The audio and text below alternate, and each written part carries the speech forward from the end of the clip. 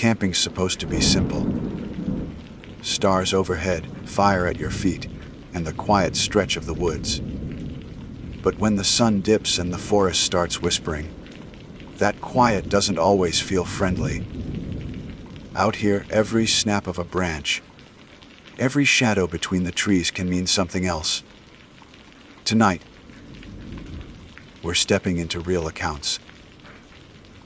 Stories from people who swore they'd never look at the woods the same way again. These are true camping scary stories.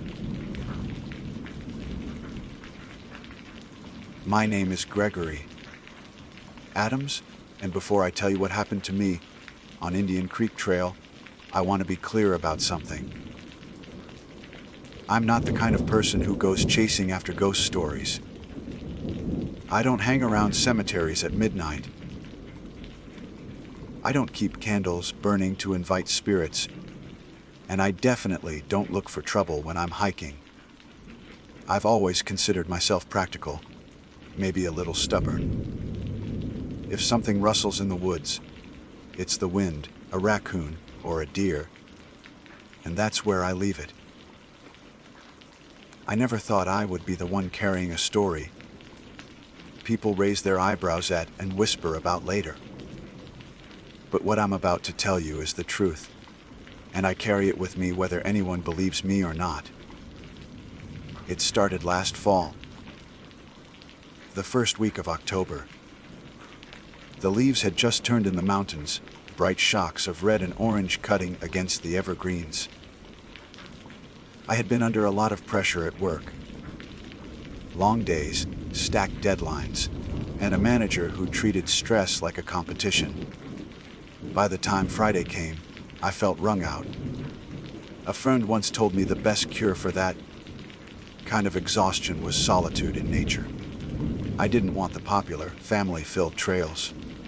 I wanted quiet. A place where the only sound was my boots on dirt and the occasional cry of a hawk overhead. That's how I ended up on Indian Creek Trail. The trail is not especially remote, but it's known for being less trafficked than the bigger names in the region. It stretches for miles through thick forests, over ridges, past streams that braid down the slopes. Some sections feel like you're walking through a tunnel of green and gold, and others open up suddenly to a view that makes your stomach drop. I had been there once before, in daylight, and I remembered the peace it gave me. That day, I packed a small bag, drove out before noon, and started my hike with the idea of staying overnight. There was a small clearing about 6 miles in that made for a good campsite. I figured one night alone with the trees would be enough to reset me. The first hours were uneventful in the best way. I moved steadily, breathing the cool air, watching the sun filter through the canopy. The trail wound along the creek for a while, and the sound of water was constant, comforting. I stopped to eat a sandwich on a fallen log, brushing crumbs off my jacket, feeling almost proud of myself for getting out there. Everything seemed perfect. That was before the whistling started. It came faint at first. So faint I thought maybe I imagined it. A few clear notes, carrying strangely well through the trees. The tune was simple, like a lullaby, and it didn't feel threatening, just out of place. I paused on the trail and turned, expecting to see another hiker coming up behind me. The path stretched empty in both directions, only the rustle of leaves moving in the breeze. I waited a minute, scanning the brush, but nothing stirred. Eventually I shook it off, telling myself it was the wind cutting through the branches in just the right way. I kept moving. Half an hour later, I heard it again. The same tune, the same few notes, lilting up and down as though someone was walking at an easy pace behind me. My shoulders tightened. This time I spun fast, my eyes searching for movement. Nothing. The trail was a ribbon of dirt framed by towering pines and maples, but there was no one there. My skin prickled. It's one thing to meet another hiker, to exchange nods or a quick greeting. It's another to feel followed and never see who's doing it. I told myself the obvious thing. Maybe there really was someone. But they'd stepped off the trail, crouched in the trees, shy about being noticed. But then, why whistle? Why let me hear them at all if they didn't want to be seen? I tried to laugh at myself. I said out loud, "Greg, you're tired. You need this break more than you thought."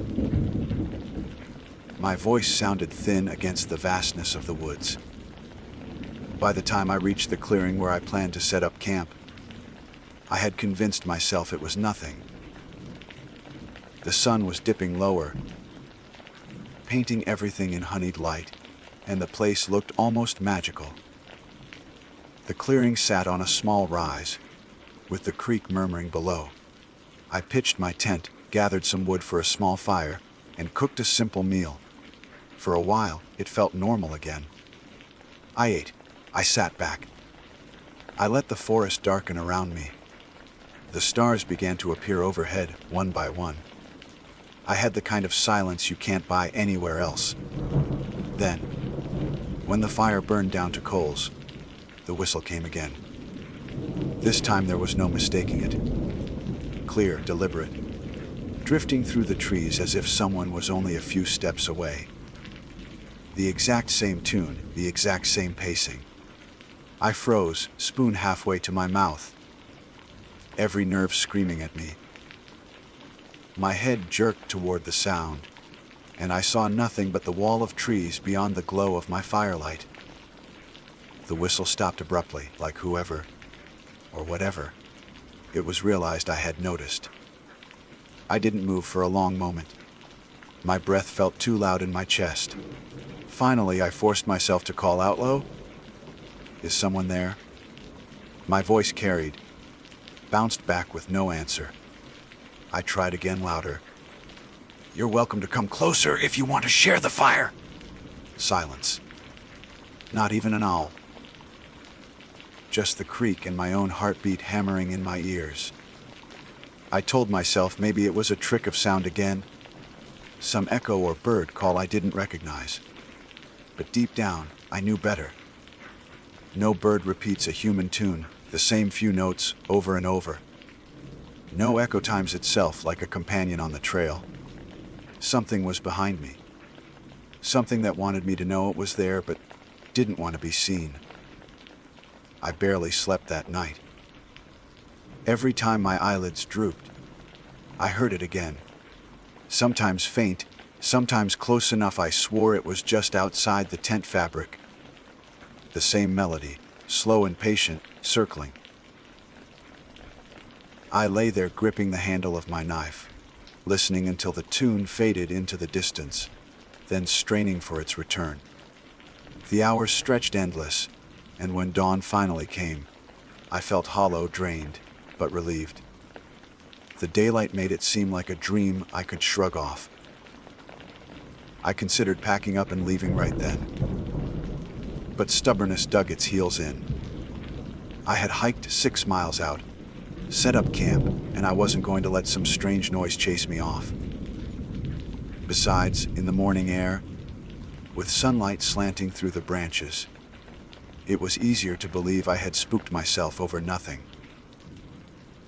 I forced myself to eat breakfast, splash my face in the creek, and act normal. I told myself I would stay one more night, and if it happened again, I'd leave at first light. The day unfolded quietly. I hiked further down the trail with just a small pack, leaving my tent in place. The woods were calm, almost welcoming, and for hours I heard nothing out of the ordinary. I began to relax, to think maybe I'd exaggerated it in my mind. The whistle didn't return, and by the time I circled back to my camp in the late afternoon, I had almost convinced myself I'd be fine. I made another fire, cooked, and watched the sunset bleed across the treetops. The forest felt ordinary again, and I felt almost embarrassed at how rattled I'd been. But the moment the sky went black, the whistling returned. The first note cut through the night like a knife. I had just settled in by the fire, letting the heat soak into my bones, when it drifted from the trees. A low whistle, soft, carrying the same tune I had heard before. My body went rigid. Every muscle wanted to spring up, to grab my pack and run, but my legs stayed glued to the ground. The sound lingered, then repeated. As if someone were pacing slowly with the edge of the clearing, keeping themselves hidden, but never too far away. I forced myself to stand. My voice cracked when I shouted, "Who's out there?" The whistle stopped, and the silence that followed pressed against me like a weight. No reply. No movement. Just the quiet hiss of the fire. I tried again. This time angrier. "Nuff! Show yourself." Still nothing. I stood there for what felt like an hour, waiting for something to step into the light. Nothing ever did. Finally, I sat back down, my knife clutched so tightly my fingers ached. My eyes darted toward the trees until they watered. The woods beyond the fire were a black wall, impenetrable. If someone stood there, I would never know. The whistling returned later, closer, circling the clearing. It would start on my left, drift behind me, then fade to my right. Every time I spun, I saw nothing. My fire burned down to embers, and I fed it more wood with shaking hands, desperate to keep the light alive. The sound toyed with me, tugged at my nerves, until I couldn't tell what direction it came from anymore. It seemed to seep out of the forest itself, as though the trees were breathing it. I didn't sleep that night either. I sat upright in my tent, blade in hand, listening until dawn painted the sky gray. When the first birds began their morning calls, the whistle finally stopped. By then, I was exhausted. I should have packed my gear and left. I told myself I would. But I lingered, stubborn or maybe just curious, trying to make sense of it. I kept thinking if it were a person, why never show themselves? Why not steal my gear, or confront me, or laugh and admit it was some sick joke? If it were an animal, why did the tune never change? The mystery gnawed at me, even as my fear begged me to leave. So instead of heading back to my car, I pushed deeper. I told myself if I hiked further, maybe I'd catch sight of whoever was behind it. I could confront them, prove to myself it was just some local messing with hikers. It was a stupid decision, one I regret every day. The trail stretched narrower as I moved on. The trees grew denser, their limbs interlocking overhead, so the light dimmed to a greenish gloom. The ground sloped upward, and my breath grew ragged with the climb. Hours passed without incident. The forest was quiet, almost too quiet. Every time I stopped to drink, I caught myself waiting, straining to hear those few notes again. It wasn't until early afternoon that the sound returned. I was crossing a small wooden footbridge over a creek when it came. A clear whistle from directly behind me. My heart lurched. I spun around fast, so fast my boot slipped on the damp wood. I caught myself on the rail, gasping, and stared back down the trail. Empty. Absolutely empty. The whistle came again, louder, sharper, from the trees on the opposite bank. My eyes scarred the undergrowth, the shadows between the trunks, searching for movement. A figure, a face, anything. There was nothing. Just water rushing beneath the bridge. "Stop it!" I shouted, voice raw. "I don't know what you want, but stop." For a moment, the forest held its breath. Then the whistle trilled once more, as calm and steady as ever, as if mocking me. That was the first time I felt something shift. Until then, I had thought of it as someone following me. Maybe a prankster, maybe worse, but human. On that bridge, listening to the tune dance from bank to bank, I realized there might not be anyone at all. The idea terrified me in a way no flesh and blood stalker could. I hurried on, half jogging, trying to put distance between myself and that sound. But it followed. Every so often, it would float from behind me, then ahead, then to the side. No matter how fast I moved, no matter how sharp I turned, the whistling was always just out of reach. By the time the sun began to sink again, my nerves were shot. My shirt clung to me with sweat. My throat was raw from yelling into the trees. I came upon a second clearing, smaller than the first, with a ring of stones where others had once built fires. I collapsed there, too tired to keep going. My hands shook as I set up my tent. I kept looking over my shoulder, expecting to see someone step out from the woods. The whistle stayed distant until darkness fell. Then it closed in again. This time it didn't circle. It came from one spot, steady, unrelenting, just beyond the ring of trees. I could hear it even over the crackle of my fire. The same 4 or 5 notes, repeated endlessly. I sat with my knees pulled to my chest, blade resting against my leg, staring into the dark where the sound was strongest. Hours passed. My fire dwindled. The whistling never stopped. I tried to shout, tried to demand answers, but my voice came out weak. Whoever, or whatever, it was didn't care. The tune went on, patient, tireless, until my eyelids drooped despite myself. I don't remember falling asleep, but at some point, I must have. When I woke, it was to silence. Pale dawn lit the clearing, and the forest was empty. My fire had died to ash. My throat ached, and my eyes felt gritty. For a few seconds, I thought maybe I had dreamed it all. Then I saw the footprints. They circled the clearing, pressed deep into the earth. Bare feet, long strides. Dozens of prints weaving around my tent, looping near the fire pit. Close enough that whoever made them could have reached out and touched the nylon wall where I slept. My stomach twisted. I backed away, knees trembling, trying to understand. The dirt was still damp with morning dew, and the prints looked fresh. I didn't eat. I didn't drink. I tore down my tent with shaking hands and stuffed everything haphazardly into my pack. I didn't care about neatness anymore. I needed to leave. The trail back felt longer than it had on the way in. Every step, I expected to hear that whistle again, but the forest stayed eerily quiet. Not even birds sang. The silence was worse than the tune. It felt deliberate, like the woods were waiting. By midday, I reached the first clearing, the place I had spent my first night. My fire ring was still there, blackened with ash. For a moment, I thought I was safe, that the thin had stayed behind.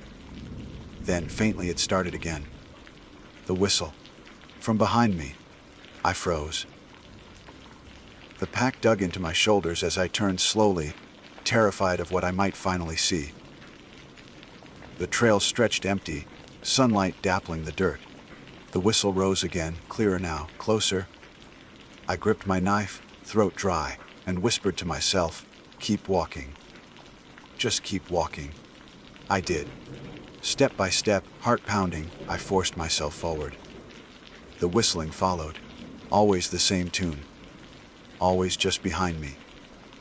By the time the sun dropped low, I knew I wouldn't make it back to the trailhead before dark. My legs ached, and my body begged me to stop. I hated the thought of another night out there, but I had no choice.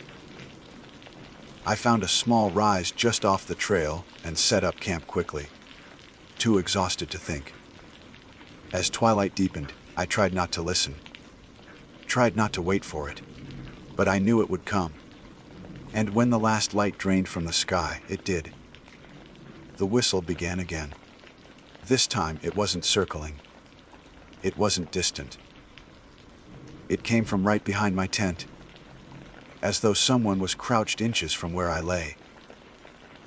The fabric shuddered with each note, vibrating faintly with the sound. I lay frozen, knife in hand, every nerve screaming at me not to move, not to breathe, as the melody played on and on in the dark. The sound was so close it felt like it was inside the tent with me. Each rise and fall of the notes vibrated through the thin nylon wall, brushing my skin like cold breath.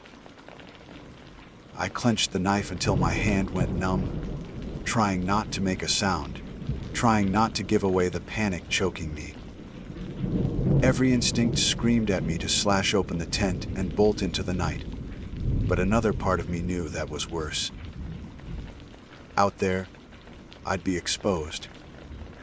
At least in here, I had a layer, flimsy as it was, between me and whatever crouched outside. The whistling went on and on, steady, patient, never wavering.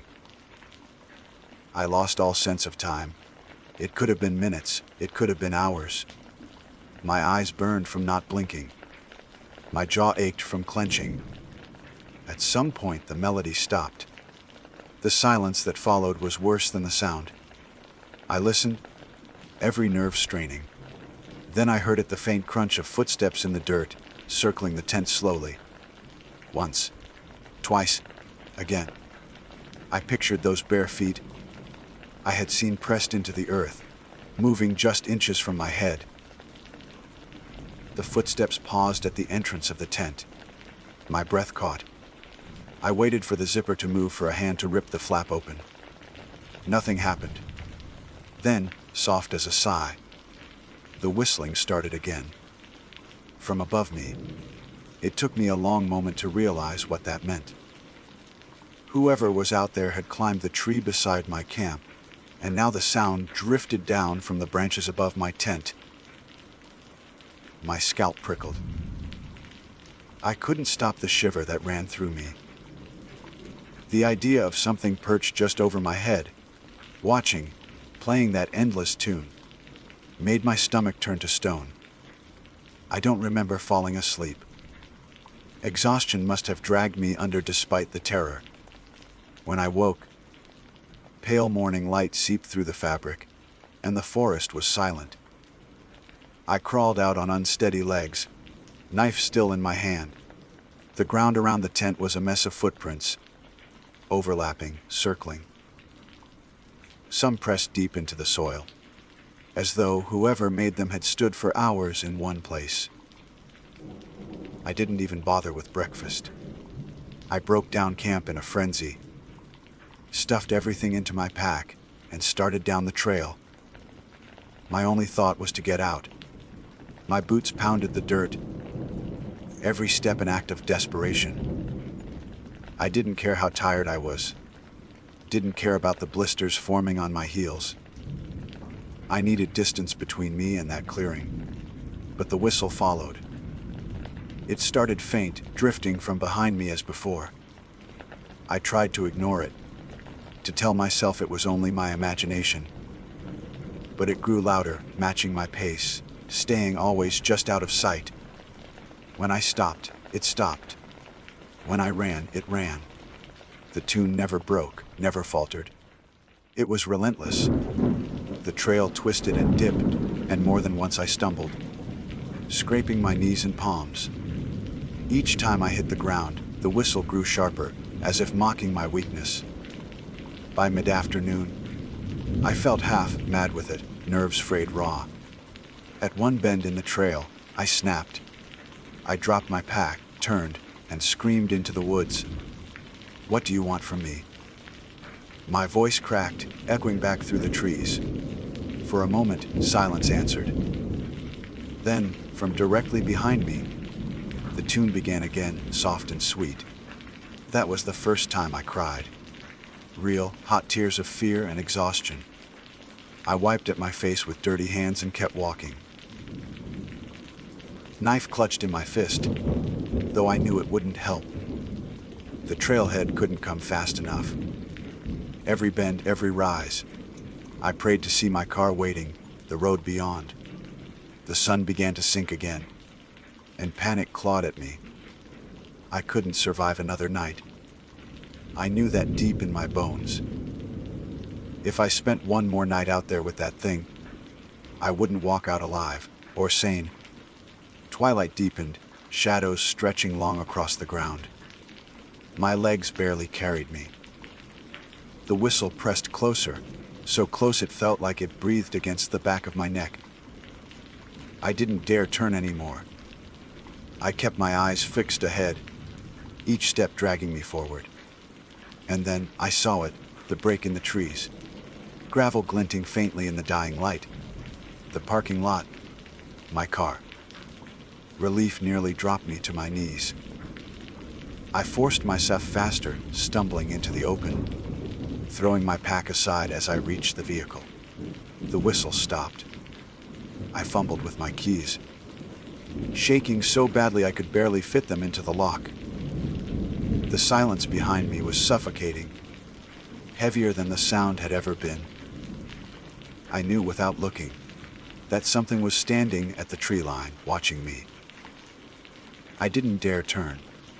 I wrenched the door open, dove inside, slammed the lock down. For a long moment, I sat there, gasping, eyes fixed on the windshield. The forest loomed in front of me, dark and endless. Nothing moved. No sound came. My reflection in the glass looked pale, hollow-eyed, almost a stranger. Finally, with trembling hands, I started the engine. The roar of it was the most beautiful sound I'd ever heard.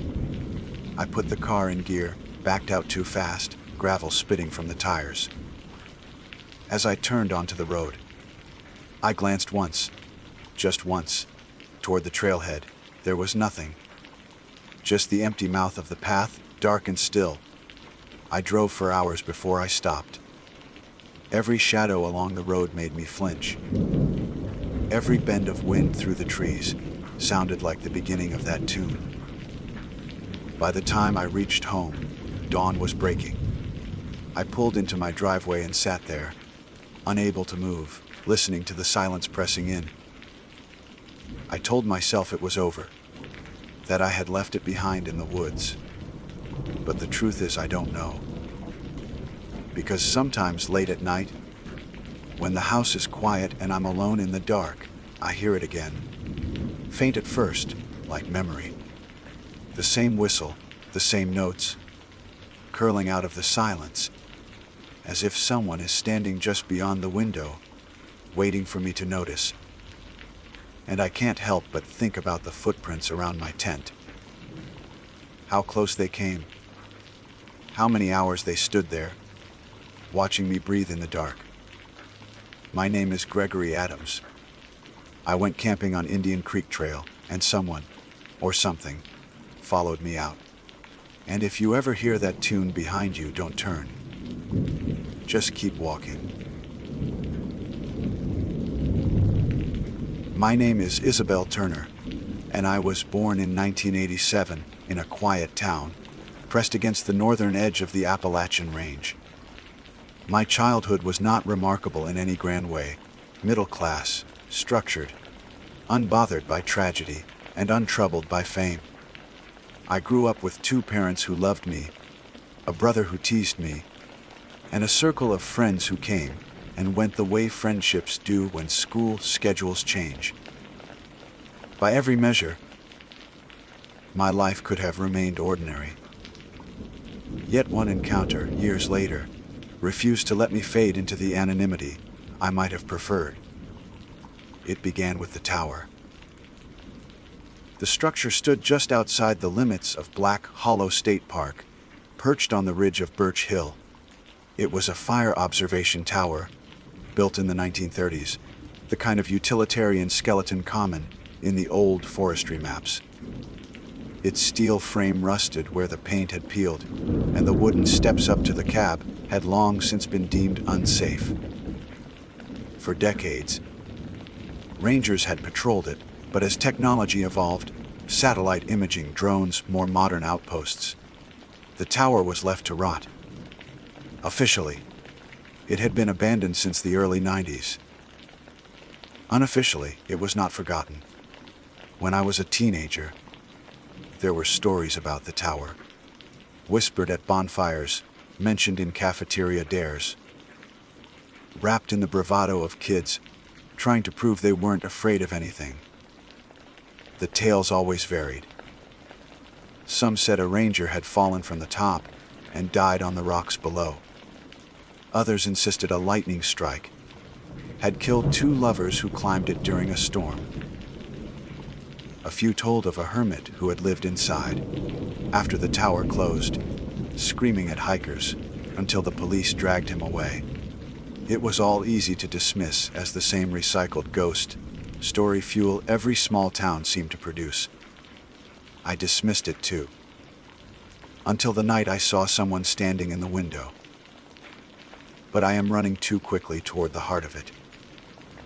To explain why I was there, and why the memory still chills me decades later, I have to start with the trip that led me to Black Hollow.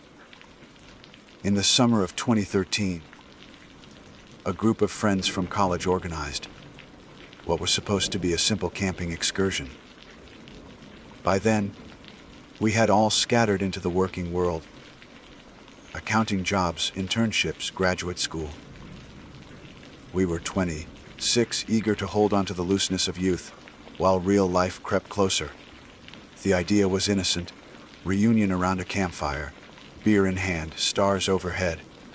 I had no reason to hesitate. The park was familiar terrain. I had visited often with my family, hiked its trails, even led a youth group through one of its campsites as a volunteer. The tower, though, was not on any sanctioned trail. It lay just far enough off the main path to be an urban legend more than a landmark. We all knew where it was. Of course, every kid within 50 miles did. But the Rangers kept it off the official maps for liability reasons, and most people left it alone. Most people, not us. The group was 6 in total: myself, Rachel, my closest friend, her boyfriend Thomas, a pair of brothers named Aaron and David, who had grown up in the same county, and Daniel, a quiet classmate who had drifted into our circle by chance.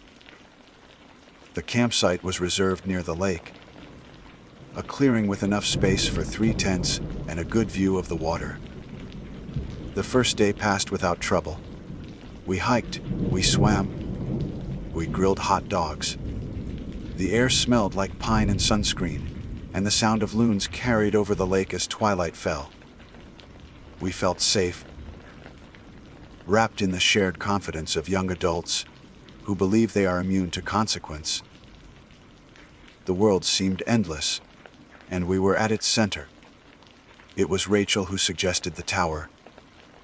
We were sitting around the fire, embers snapping, when she leaned forward with the mischievous grin I knew too well. "We should go," she said, her eyes flashing. "It's not even a mile from here. Think about it. 1 night hike, 1 look from the top, and we can say we did it." Thomas groaned. "Or we could not break our necks climbing condemned stairs." "That's part of the fun," Rachel replied. "Besides, it's tradition. My uncle swore he went up there when he was a teenager. He said, you can see the entire valley at night." I remember catching her gaze across the fire. She was daring me, the way she always did. I had been the more cautious one in our friendship, the one who thought twice while she thought never. Saying no would have been easy, but it would also have been predictable. And maybe deep down I wanted to prove I could keep up. So I agreed. Not all of us, though. Aaron and David decided to stay behind, claiming They were too comfortable with their beers and their folding chairs to bother. That left 4 of us: myself, Rachel, Thomas, and Daniel. The hike was quiet at first, our flashlights cutting narrow cones through the undergrowth. The night smelled damp, and the crunch of underfoot seemed louder than usual. I recall how the path sloped upward more steeply than I had expected, the ridge looming higher the further we climbed. At one point, an owl screeched overhead, and I felt Thomas stiffen beside me. When the tower finally appeared, it was sudden. One moment, just trees and darkness. The next, a jagged silhouette rising against the stars. Its legs of steel looked skeletal, black beams intersecting at harsh angles. The cabin at the top was a shadowed box, its windows empty, its railing broken in several places. Even abandoned, it had presence. We approached in silence. The closer we drew, the more oppressive it seemed. Every groan of wind through the metal sounded like a voice. Every creak of rusted bolts like a warning. I told myself it was just nerves. Just the natural unease of seeing a decaying structure in the middle of the woods. But there was a tug in my chest I couldn't dismiss. A primitive instinct telling me we were trespassing somewhere we didn't belong. Rachel, of course, didn't hesitate. She shone her flashlight upward, squinting. "Looks stable enough," she said, already testing the first step. Thomas cursed under his breath but followed. Daniel lingered, his face unreadable, before stepping onto the stairs as well. I was the last. The climb was slower than I expected. Each step shuddered under our weight, and the smell of rust was sharp. My hand slid along the railing, flakes of paint crumbling to dust beneath my grip. The forest receded below us, swallowed by blackness. I forced myself not to look down. By the time we reached the top, my legs were trembling, not from the height, but from the adrenaline coursing through me. The cabin was empty. Dust coated the floorboards, and one of the windows had shattered inward, scattering shards like teeth. The air was stale, tinged with mildew and the faint tang of something metallic. It was not a place that invited lingering. But the view was undeniable. The valley spread out like a map, the lake reflecting the moon, the ridges rolling into darkness, the pinpricks of distant houses. For a moment, we forgot our unease. We laughed, we pointed, we took blurry phone photos. The wind was cool, lifting strands of Rachel's hair across her face. It felt like victory, like we had claimed some secret prize. And then I saw it. At first, I thought it was a trick of light. My gaze drifted back to the trail below, the clearing where the tower's shadow stretched. In the far window of the cabin, directly across from where I stood, I saw the shape of a person, still, upright, watching. The figure was faint, framed in darkness yet unmistakable. Shoulders, head, arms. A human outline where no one stood. My heart lurched so violently, I nearly dropped my flashlight. I turned, expecting to see one of my friends playing a cruel prank. But they were all with me. Rachel at the railing, Thomas scrolling through his phone, Daniel adjusting his pack. No one was behind. No one was across, and yet the figure remained. It did not move. It did not fade. It was as though the tower itself had grown a shadow separate from our own. My throat closed. I wanted to speak, to call their attention, but some instinct pinned me silent. Naming it aloud felt dangerous, like it would make it more real. Only when Rachel laughed, oblivious, did I manage to tear my eyes away. When I looked back again, the window was empty. The descent was a blur. My hands slipped on the railing. My legs shook and the air seemed thicker than before. I could not shake the certainty that we were not leaving alone, that something unseen was climbing down with us, silent, patient, unbothered by the rules of flesh and gravity. When my boots hit the dirt at the base, relief washed over me. I did not mention what I had seen. I told myself it was fatigue, imagination, a projection of the stories I had dismissed. To admit otherwise would have broken something fragile between us. But that was only the beginning. For days afterward, I tried to convince myself nothing had happened. The mind is good at defense. It buries what unsettles it. It explains away what doesn't make sense. I told myself the figure had been a trick of the moonlight, a reflection on the glass, a hallucination caused by fatigue. That was safer than believing the alternative, that I had truly seen someone inside the abandoned tower, watching us from the window. We left Black Hollow the next morning, all of us bleary-eyed from too much whiskey and too little sleep. Rachel was loud as always. Thomas carried the gear, Daniel said little, and the brothers teased us for being reckless. Nothing outwardly wrong, and yet I felt a hollowness gnawing inside me, the way silence hums after a gunshot. It followed me home. At night, I dreamt of the tower. Always the same, the endless climb. The groan of metal, the sensation of being higher than the trees with something just out of sight. I'd wake slick with sweat, heart rattling in my ribs. Then, for several nights in a row, I woke certain someone was standing outside my window. I never found anyone there, but the certainty remained. I didn't speak of it, not to Rachel, not to anyone. To name it would have been to drag it into daylight, and daylight was the only place I felt remotely safe. I worked my job, went to the grocery store, met with friends for coffee, all while carrying the quiet knowledge that something had shifted inside me on that ridge. 2 months passed before the second incident. It was early September when I returned to Black Hollow, this time alone. I told myself it was a hike, an afternoon of exercise before the weather turned. But deep down I knew I was circling back toward what I had tried to ignore. Some part of me wanted to prove I had imagined it all. Some part of me wanted to stand at the base of the tower in broad daylight and laugh at my own foolishness. The trail was familiar, but stripped of its mystery in the sun. The forest was gold with late summer light, and squirrels darted across the path. Birds called overhead.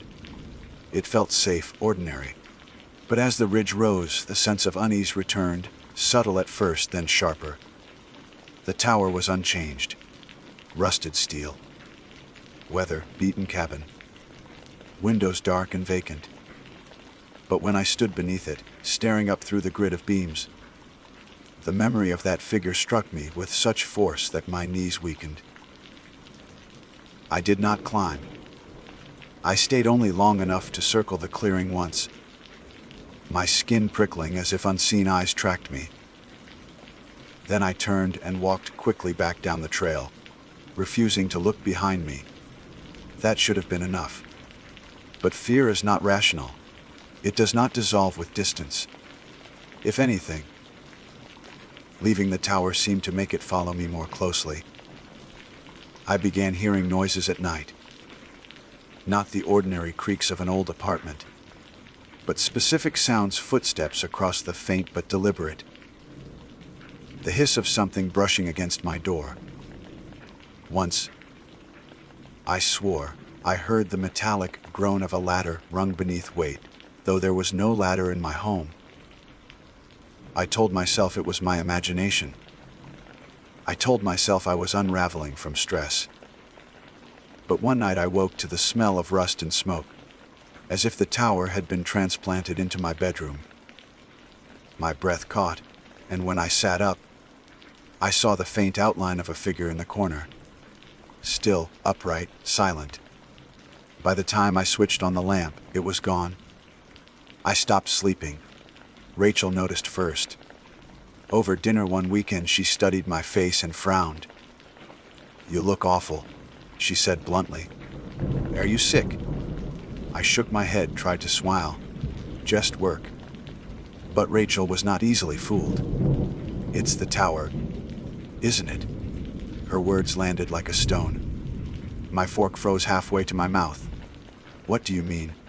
She leaned closer. "You've been different since that night." I thought maybe I was imagining it, but Thomas noticed too. "You've been jumpy. Distant. What happened up there?" I wanted to tell her. God, I wanted to pour it all out. The figure, the dreams, the footsteps, the smell of rust. But fear clenched my throat. Saying it aloud might invite it in, give it power. So I lied. Nothing happened. "I'm just tired." Her eyes narrowed, but she let it go. The truth is, I wasn't the only one. It was late October when Thomas called me out of the blue. His voice was low, uneasy. "You ever think about that tower?" he asked. I gripped the phone tighter. "Why?"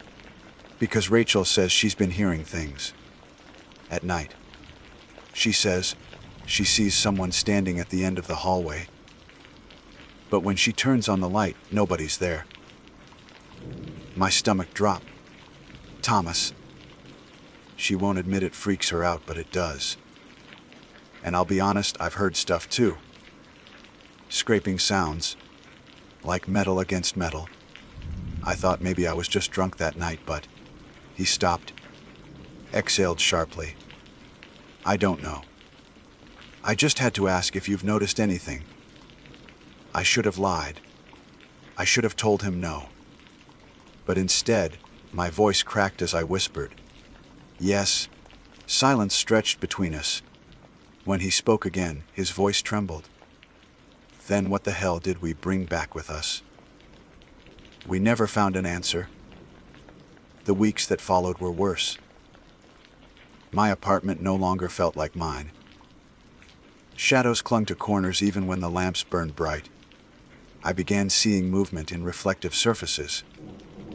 A blur in the bathroom mirror, a silhouette flickering in the darkened screen of my laptop.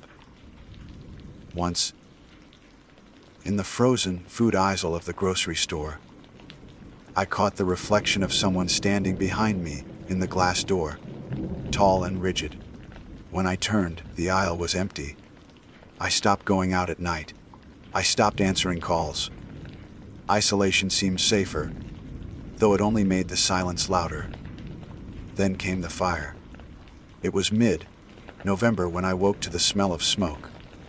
For one blinding moment, I thought my apartment was burning. But when I opened my eyes, the smoke alarm was silent, the air clear. Only the smell lingered, acrid and metallic. I sat up, heart hammering, and saw the glow. In the corner of my bedroom, faint but distinct, was the shimmer of orange light, as though a fire burned just out of sight. And within that glow, the same figure I had first seen in the tower window. Motionless, featureless, yet heavy with presence. This time it moved. Slowly it raised one arm. The motion was stiff, unnatural, like joints that had forgotten how to bend. The hand extended toward me, and though the air was cold, heat pulsed against my skin. I screamed. The sound broke whatever spell held the room. The glow blinked out. The figure vanished. I was left clutching my sheets, sobbing. The smell of smoke still thick in my nostrils. That was the night I knew running from it would never work. I called Rachel the next morning. My voice shook as I told her everything. Every noise, every sighting. For the first time, the truth spilled out of me in raw detail. She was silent for a long time. Then she whispered, "We need to go back." The words horrified me. "Back? Are you insane? If we don't, it won't stop," she said firmly. You know it as well as I do. It started at the tower. If we want answers, that's where we'll find them. I wanted to refuse. I wanted to slam the phone down and crawl back into denial. But the weight in her voice matched the weight inside me. She was right. A week later, we made the plan. Not the whole group, just Rachel and me. Thomas refused, though he confessed he had seen the figure twice himself. Daniel never answered our calls. The brothers laughed it off when we tried to explain. So it was just us, two women with backpacks and flashlights, heading into the woods in late November, when the air was brittle and the nights stretched long. We did not speak much as we hiked. The forest was dead quiet, no insects, no birds. Every step seemed to echo. The closer we drew to Birch Hill, the more oppressive the air became, as if we were walking into a different world entirely. When the tower came into view, my stomach knotted. It looked worse than before. Its silhouette jagged against the pale sky, windows like black eyes staring down. The wind through the beams wailed like a voice. Rachel touched my arm. Ready? No, I thought. But I nodded anyway. We stepped into the clearing. The air shifted instantly. The smell of rust and smoke descended like a shroud. The temperature dropped. And before we even reached the first step, I knew we were not alone. Somewhere inside the tower, something waited. The first step up the tower felt like stepping across a threshold. Not just from earth to metal, but from the world I knew into a place that did not belong to me. The air thickened, every sound sharper, every shadow darker. The forest behind us seemed to fade, swallowed by silence. Rachel went first, her flashlight beam steady. I followed, hands shaking as I gripped the rail. The metal was colder than the November air, slick with condensation that smelled faintly of rust. Each step groaned under our weight, the sound carrying up into the hollow cabin above. Halfway up, I froze. There was a sound from the top, not the wind, not the creak of steel. A shuffle deliberate, as if someone paced just out of sight. I caught Rachel's arm. Did you hear that? She paused, listened. Her jaw tightened, but she didn't answer. She only kept climbing. I forced myself to follow. When we reached the cabin, the doorway yawned black before us. My light trembled across the floorboards, revealing dust, splintered wood, the jagged outline of broken glass. Nothing human, and yet the space was not empty. The figure stood in the far corner. It was exactly as I remembered, upright, featureless, a silhouette darker than the dark around it. But now, in this close space, it felt solid, heavy. The air bent toward it, as though gravity had shifted. My chest tightened with a pressure I could not name. Rachel's breath caught. For once, she said nothing clever, nothing reckless. We both knew this was no trick of light. The figure moved, slowly. With the same stiff unnaturalness I had seen in my room, it stepped forward. One foot, then the other. The boards did not creak. Yet the sound of its movement filled the cabin, a metallic groan like steel straining under weight. I stumbled back until the railing pressed into my spine. The drop below gaped wide, a fall of 40 feet into jagged stone. My instinct screamed to climb down, to flee, but my legs would not obey. Rachel lifted her flashlight, shining the beam directly at it. The light did nothing. The shape absorbed it, swallowed it, remained as solid as ever. But in that instant, I saw details I had missed before. The outline of a uniform, a ranger's cap, the faint suggestion of straps across the chest, as if carrying an old pack, and the hands, long, blackened, fingers curled as though burned. It was not just a shadow. It had been someone once. The realization struck me with a wave of nausea. The stories we'd dismissed, the ranger who fell, the lovers burned by lightning, the hermit dragged away. How many lives had ended here? How many echoes had fused into this thing standing before us? The figure raised one arm. Slowly, inexorably, the blackened hand extended toward me. The smell of smoke filled my lungs. My vision swam. Rachel stepped between us. "Stop," she shouted, voice breaking. "What do you want?" The figure froze. For the first time, the cabin was silent except for our ragged breathing.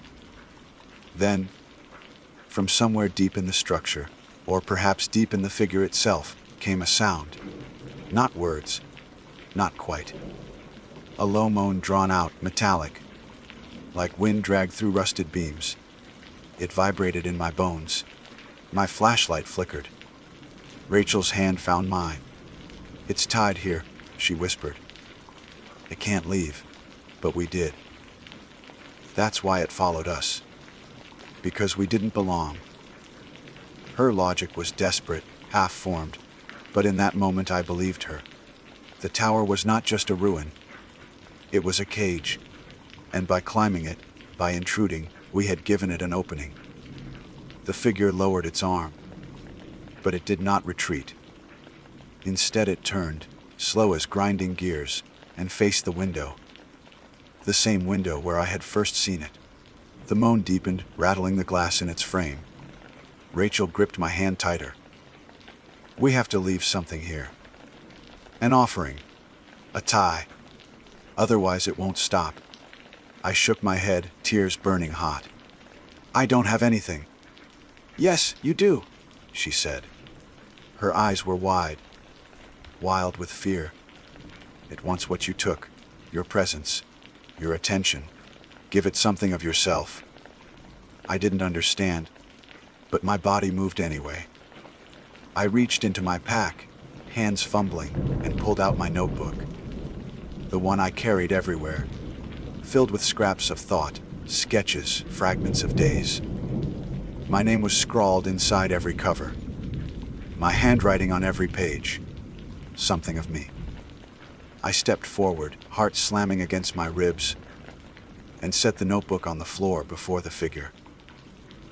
My legs trembled so violently I nearly fell. The figure did not move. It only stood looming, as the moan shifted into a sound almost like a sigh. The notebook ignited. No flame touched it. No spark. It simply glowed, edges curling, pages blackening in silent fire. The smell of smoke thickened until my eyes watered. Within seconds, the book was gone, nothing left but a smear of ash. The figure turned back toward us. For the first time, I saw its face, or the absence of one. Where features should have been was only black void, but within that void, faint orange light pulsed, as though embers glowed deep inside. Then, without warning, it stepped backward. One step, then another, until it melted into the wall itself, dissolving into the wood and steel, like it had never been there at all. The cabin fell silent. Rachel and I stood frozen, neither daring to breathe. My body shook with adrenaline, with grief for something I could not name. The smell of smoke lingered, then thinned, leaving only cold air. Finally, Rachel whispered, "We need to go." The descent was agony. Every rung felt fragile, every gust of wind a shove. My hands bled from gripping the railing too tightly. When my boots hit dirt, I collapsed, knees giving out. Rachel knelt beside me, eyes glassy but alive. The forest was still, no wind, no voices, no presence. For the first time in months, the air felt clean in my lungs. We left the tower behind us. Neither of us spoke until the trail met the road, where the world seemed to resume its natural rhythm. Cars in the distance, the faint hum of civilization. I never went back. In the years since, I have tried to make sense of what happened. Was the figure a spirit? A collection of tragedies burned into steel? A hallucination shared by two terrified women? I cannot answer. All I know is that it has not followed me since. Sometimes, though, when the nights are very still, I smell smoke. I tell myself it's nothing, that the tower keeps what belongs to it, and that I left enough of myself behind to satisfy it. But a part of me wonders if one day, when I am weakest, when the light flickers and the air turns cold, I will look up and see that figure again. Watching. Waiting.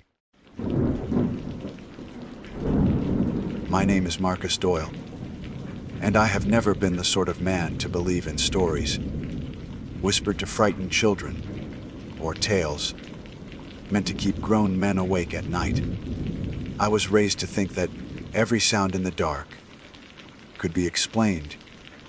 Every shadow belonged to something ordinary, and fear was simply the mind inventing threats where none existed.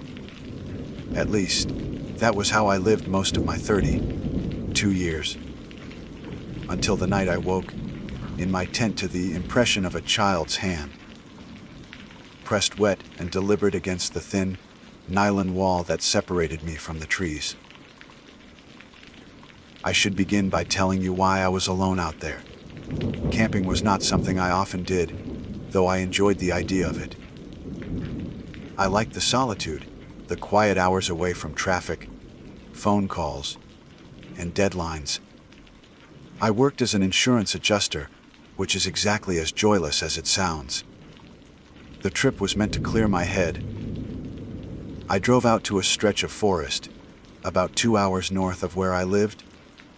Not quite popular enough to be crowded, but not remote enough to feel unsafe.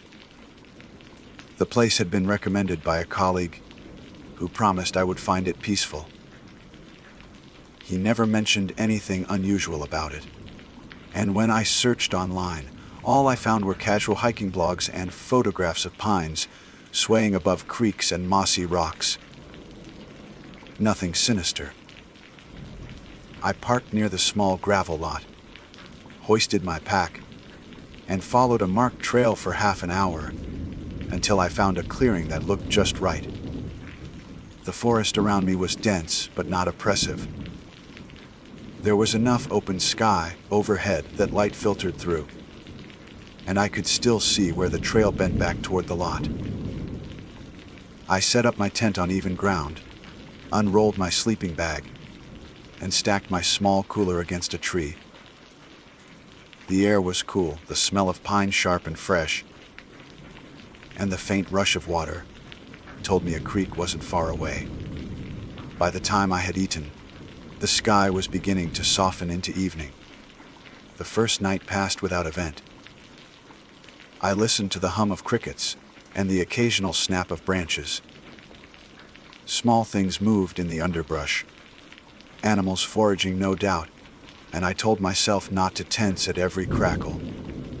Around midnight, I drifted into sleep, comforted by the steady rhythm of the night sounds. It was the second night when things began to turn. I had spent the day hiking deeper into the woods, careful to keep track of the trail markers, and returned sore but content. I cooked on a small camping stove, read a few pages from a battered paperback, and zipped myself into the tent just after dusk. The air felt heavier that evening, colder in a way that didn't match the forecast. I noticed the forest seemed quieter than the night before. The crickets were sparse, the rustle of unseen animals absent. At the time, I thought little of it. I lay down and closed my eyes, lulled by the whisper of wind through the branches. At some point in the night, I woke with the strange awareness that something was close. My eyes opened, and I saw nothing but the faint glow of moonlight bleeding through the fabric above me. Then I noticed it, the shape of a hand, small, with fingers spread wide, pressed flat against the side of the tent just inches from my face. The nylon was darkened with dampness, as though the hand were wet when it touched. My breath caught, and for a long moment I could not move. I told myself it had to be a trick of condensation, maybe my own handprint left earlier. But when I raised my hand and compared, the size was different. Much smaller. The fingers shorter, the palm rounded, unmistakably that of a child. I froze, every hair on my arms lifting. I waited, holding my breath, expecting to hear movement outside. But there was only silence. After a few minutes, I gathered courage, unzipped the flaps slowly, and peered out with my flashlight. The clearing was empty. My cooler sat untouched against the tree. The beam of light caught nothing but trunks and shadows. No prints on the ground, no broken twigs. Only when I turned back to the tent did I see the handprint again, still damp, clinging to the nylon, as if someone had pressed hard from outside. Sleep was impossible after that. I sat upright with the flashlight clutched in my hand until dawn broke pale across the forest. When I finally stepped out, the print had faded, leaving only a faint smear as evidence. I tried to laugh it off, convincing myself it was nothing. A drop of condensation, maybe, shaped oddly. My mind must have exaggerated. That morning I nearly packed up to leave, but pride kept me there. I didn't want to be the man who cut a trip short because of nerves. I made coffee, forced down a granola bar, and told myself I would stay one more night. Just one. The day passed slowly, my unease growing. I tried to distract myself by walking along the creek and photographing the mossy stones and the way sunlight broke across the water.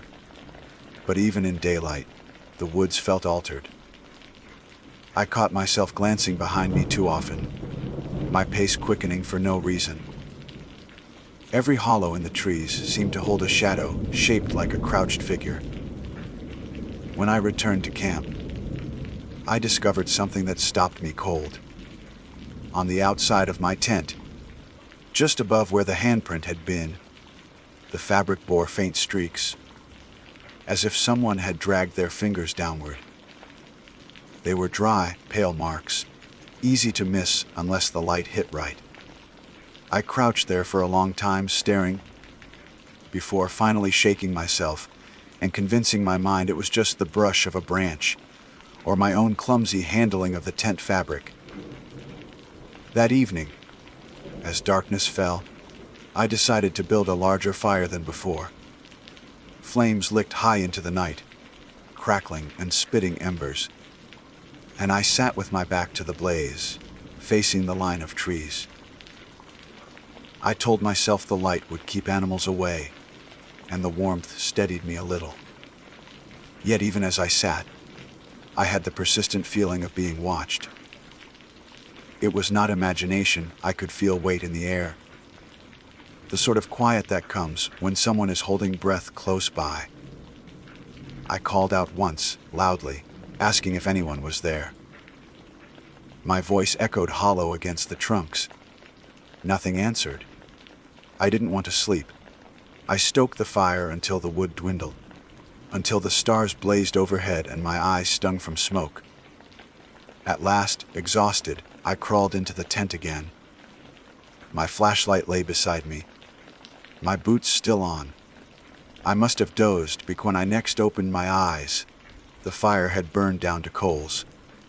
And there, clear as before, was another handprint pressed against the wall. This one was lower, near the base of the tent, as though whoever, or whatever, left it had crouched close to the ground. The shape was the same in small, childlike, but the print was smeared, as if the hand had dragged sideways across the nylon. I whispered aloud without meaning to, "Who's there?" My voice cracked in the stillness. No reply came, but I swear I heard faint movement, just beyond the fabric, a shuffle of leaves, the gentlest brush of breath. My chest tightened. This time I didn't dare unzip the flap. I remained perfectly still, eyes locked on that handprint, until fatigue and fear tangled into a strange haze. I must have drifted in and out of shallow sleep, because the next clear memory I have is of waking to the pale gray of dawn.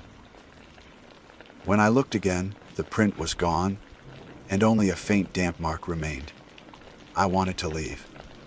Every instinct screamed at me to pack my things and walk back to the car without looking behind. Yet something in me resisted. Curiosity, maybe, or the stubbornness that had kept me here in the first place. I told myself one more night, and I would get to the bottom of it. Maybe there was a rational explanation. A trickster, some kid from a nearby town, sneaking around campsites for a laugh. The thought made me angry enough to stay. Still, as I made coffee and watched the forest brighten, I could not shake the thought of those small fingers pressing against the tent wall, wet and deliberate, like a child asking to be let inside. I spent most of that morning convincing myself that leaving was the coward's choice, though the truth was simpler. I was too unsettled to think straight. My gear was scattered, my thoughts even more so, and the woods felt like they were leaning closer with each hour. I told myself that if someone was out there, they'd slip up. If I stayed through one more night, I'd see them, confront them, and settle my mind. It was a poor excuse, but it gave me a reason not to shoulder the pack and run for the gravel lot like a spooked animal. The day crawled. I couldn't relax in camp. Every time I sat still, my ears strained for footsteps. The forest was quiet again, stripped of the easy rhythm I'd heard on the first night. I hiked a short loop trail, trying to put distance between myself and the tent, but even out there the silence followed. Birds called rarely, and when they did, their cries seemed sharp, urgent, quickly swallowed by the trees. I found myself looking for tracks on the path, half expecting to see small barefoot prints between the boot marks, though the dirt was clean except for deer hooves and the churn of rain from days before.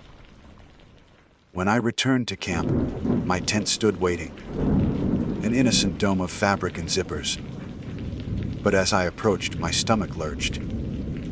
Just above the entrance flap, faint but visible, was another handprint. It was dry this time, no darker stain, just an outline as if left by dust or oil pressed from a palm. The fingers were distinct, curled slightly as if they had gripped rather than rested. I crouched and stared until my vision blurred, fighting the urge to tear the whole tent down and run. Instead, I brushed at the mark with my sleeve. The smear vanished, but the feeling clung, heavy in my chest.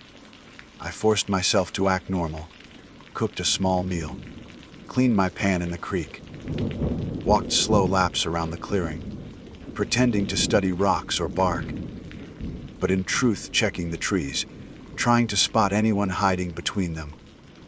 I never saw movement, yet I couldn't shake the sense that eyes followed me from one trunk to another.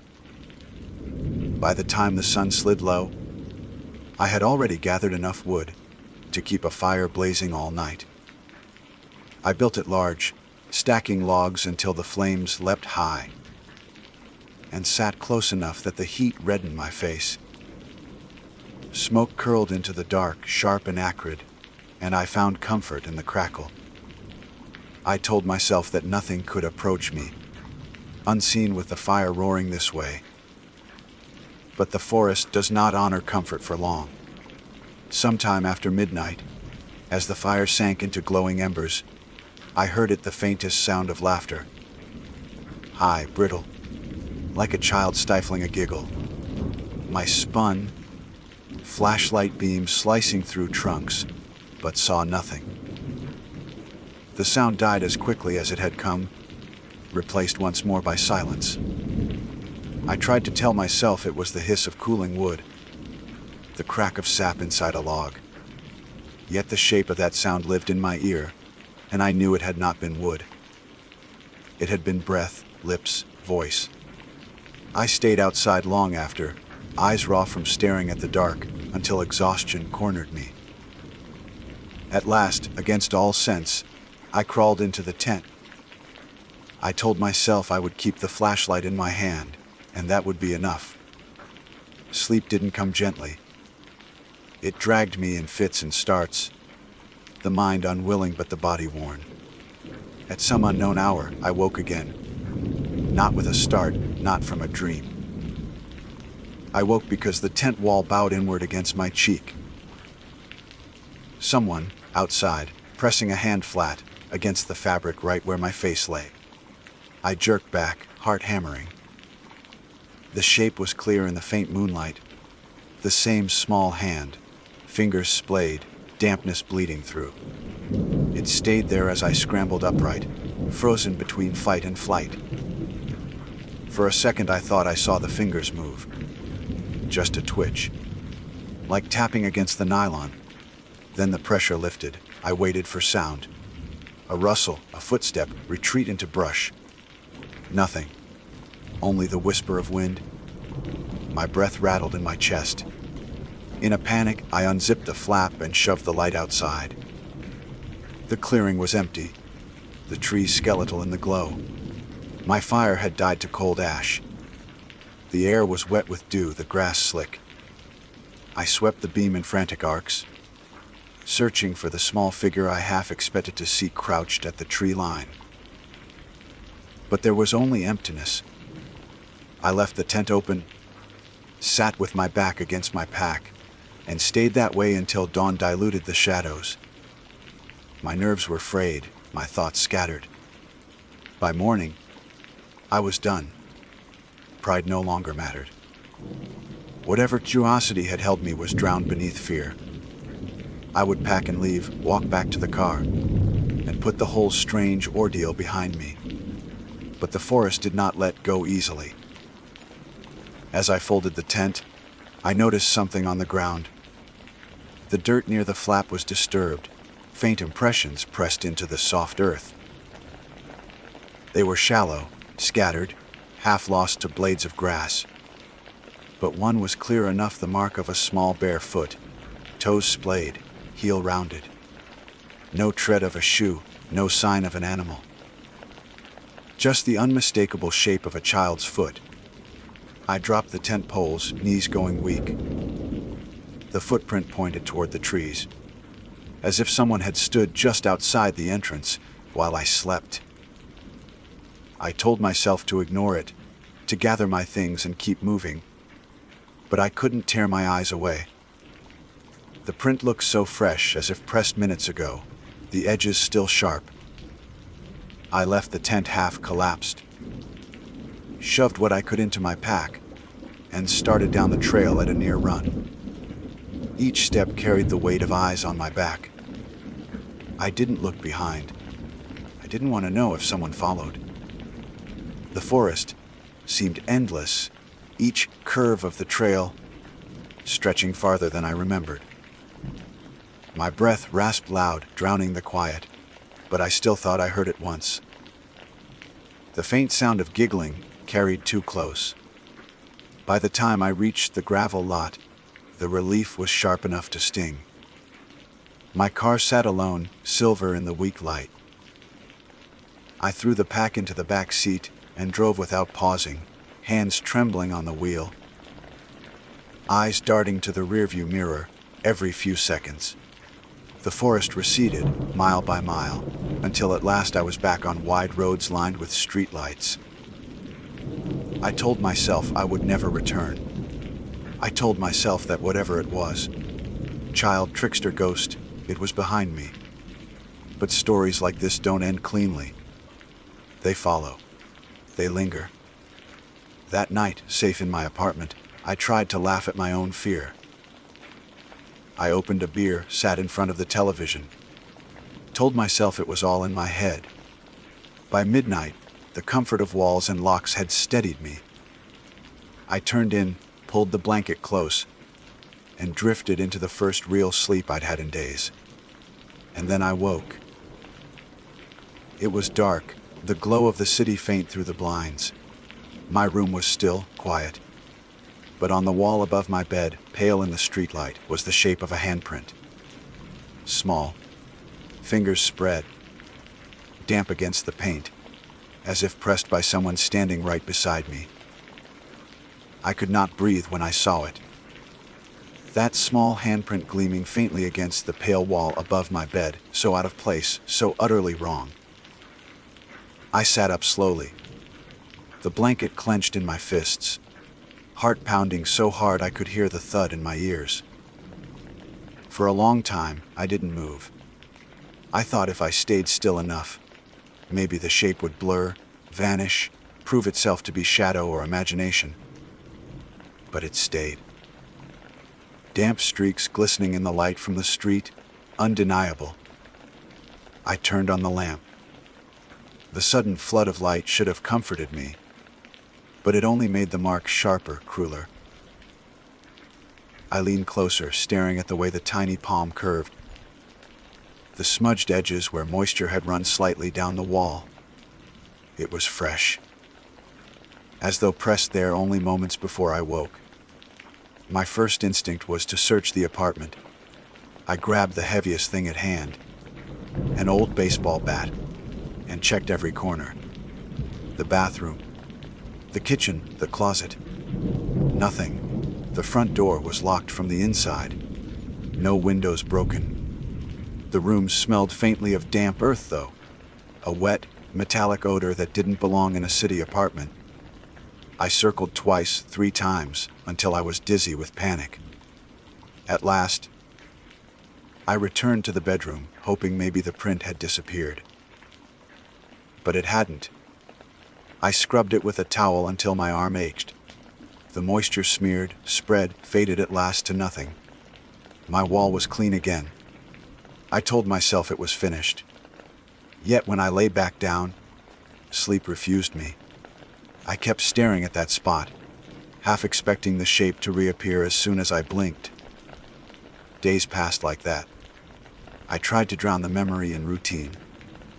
Work errands, conversations forced into normal tones. But I was not myself. I jumped at small noises, kept the lights on longer than necessary, and every evening as I turned the key in my lock, I braced for the sight of another mark waiting on the wall. And eventually, one was.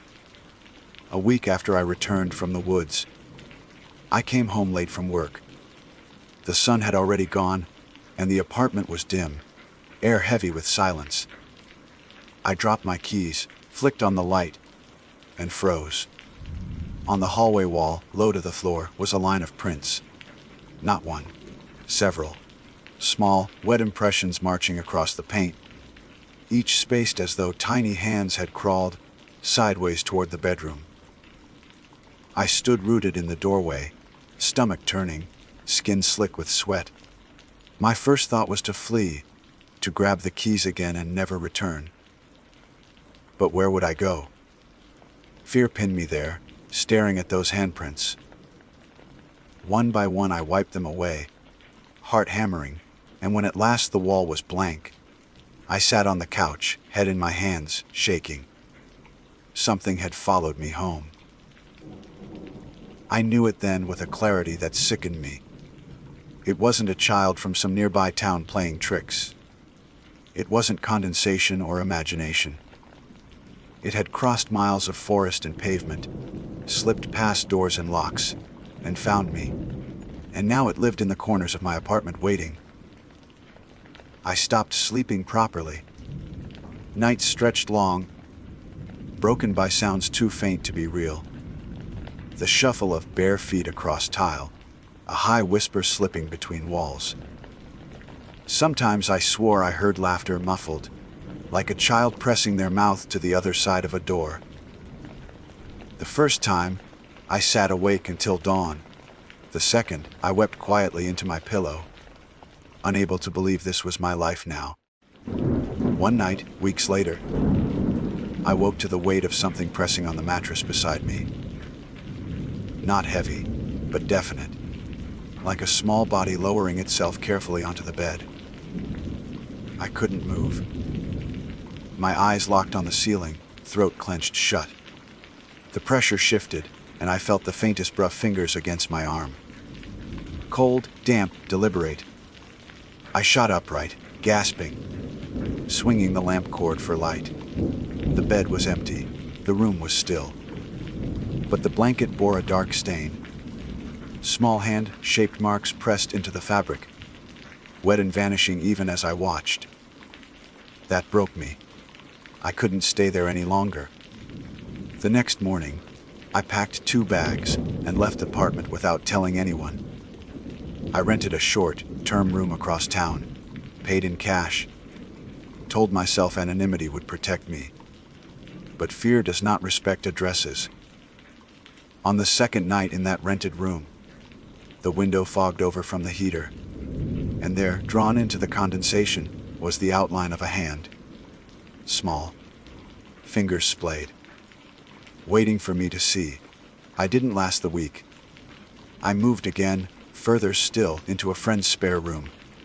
He asked nothing, only joked about me showing up unannounced with luggage and a pale face. I tried to pretend it was temporary, that I was only between places. But inside I was unraveling. It has been months now, and the prints have followed me everywhere.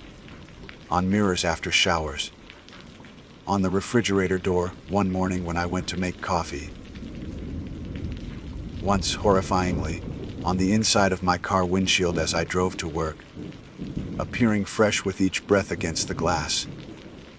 The laughter has grown bolder too. Sometimes I hear it while awake, soft and playful in the quiet of the night. Other times it rides my dreams, drawing me back to that forest, that tent, the smell of pine and damp earth pressing close. I've searched for answers. Late nights spent combing forums, reading old accounts of hauntings, folklore from the region where I camped. I found scattered mentions of lost children, of tragedies in the woods, of spirits said to cling to those who cross their ground. None gave me peace. If anything, they only made me wonder if by staying that extra night, by daring the forest, I had invited something I could never send back. I've tried prayers, charms, even speaking aloud to the empty air. Go back. But the handprints keep appearing. The laughter keeps threading the silence. Sometimes I think it is angry, punishing me for refusing to let it inside that night in the tent. Other times, I think it is only lonely, searching for warmth, for a companion to follow forever. Both possibilities are unbearable. What terrifies me most is the escalation. The prints are no longer only on walls or glass. Twice now, I've woken with faint marks on my own skin. Once on my forearm, damp smudges fading quickly. Once on my chest, just over my heart, so light I wondered if it had been a dream. But when I touched the spot, the fabric of my shirt clung wet against my skin. I don't know how much longer I can keep this secret. Friends notice the circles under my eyes, the way I startle at small things. They ask if I'm sick, if I'm drinking too much, if I need help. I laugh it off, but the truth presses heavier each day. How can I tell them that I am haunted not by guilt or memory, but by small wet hands that follow me across every threshold? Some nights, in my darkest thoughts, I wonder if the only way to end it is to return. To go back to that clearing, pitch the tent again, wait for the handprint to press against the nylon, and this time, unzip the flap. Let whatever waits outside crawl inside and finish what it began. The idea terrifies me, but it also tempts. At least then the waiting would end. I haven't done it yet. I sit here instead, writing this, hoping that by putting the words down I might weaken its hold. But even now, as I type, I feel it near. The faint sound of giggling at the edge of hearing. The smell of damp earth in a room that should only hold the scent of coffee and paper. And when I look up from the page, I see it again. On the wall beside me. A handprint. Wet. Pressed firm, as though insisting I acknowledge it. I don't know if this will ever reach anyone, or if I will even be here tomorrow to continue. But if you find yourself camping in those woods, if you wake to a handprint on your tent, don't make my mistake. Don't stay, don't wait, don't wonder. Leave at once, because once it finds you, once it lays its damp little hand against your world, it will never let go. My name is Naomi Scott, and I have never believed myself to be a person prone to wild imaginings. I was raised on reason, on order, on the quiet safety of the ordinary. I worked hard, lived quietly, and seldom strayed far from what I knew. I was not the kind of woman who chased mysteries, nor the kind who flirted with danger for the thrill of it. Yet when I look back now, I realize how thin the line is between an ordinary life and something unspeakable. I crossed that line one summer evening, at the bend of a river deep in the wilderness, where I first heard the singing. I had gone camping with two friends from college, Lydia and Marcus. We were three people who had grown restless in our city routines and wanted to escape into nature for a week. We chose a stretch of forestland, known more for its serenity than its tourist traffic, a place with little signage, no ranger station nearby, and no real paths, except the ones animals had worn into the earth. It was not reckless to go there. At least we told ourselves it wasn't. But it was remote enough that if something went wrong, help would not come quickly. The first days passed with ease.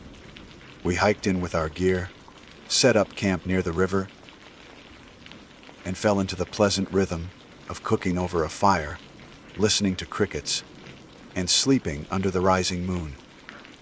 The river itself curved like a silver ribbon through the trees, broad and slow, moving, and we pitched our tent close enough to hear its water rolling in the dark.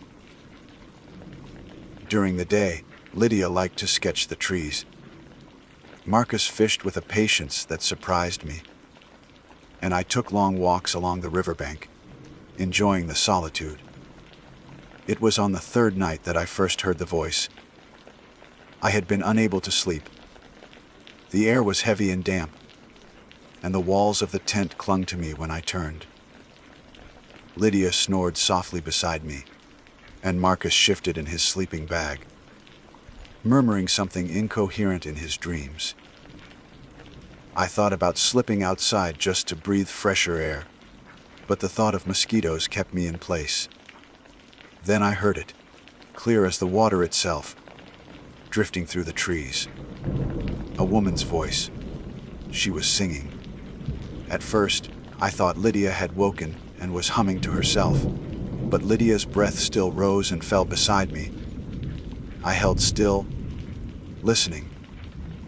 The song came faintly from the direction of the river bend, not from our camp. It was not a language I recognized, nor was it exactly a tune, but it had the quality of melody, low, rising, falling, repeating with strange precision. It was not the voice of a girl, nor an old woman.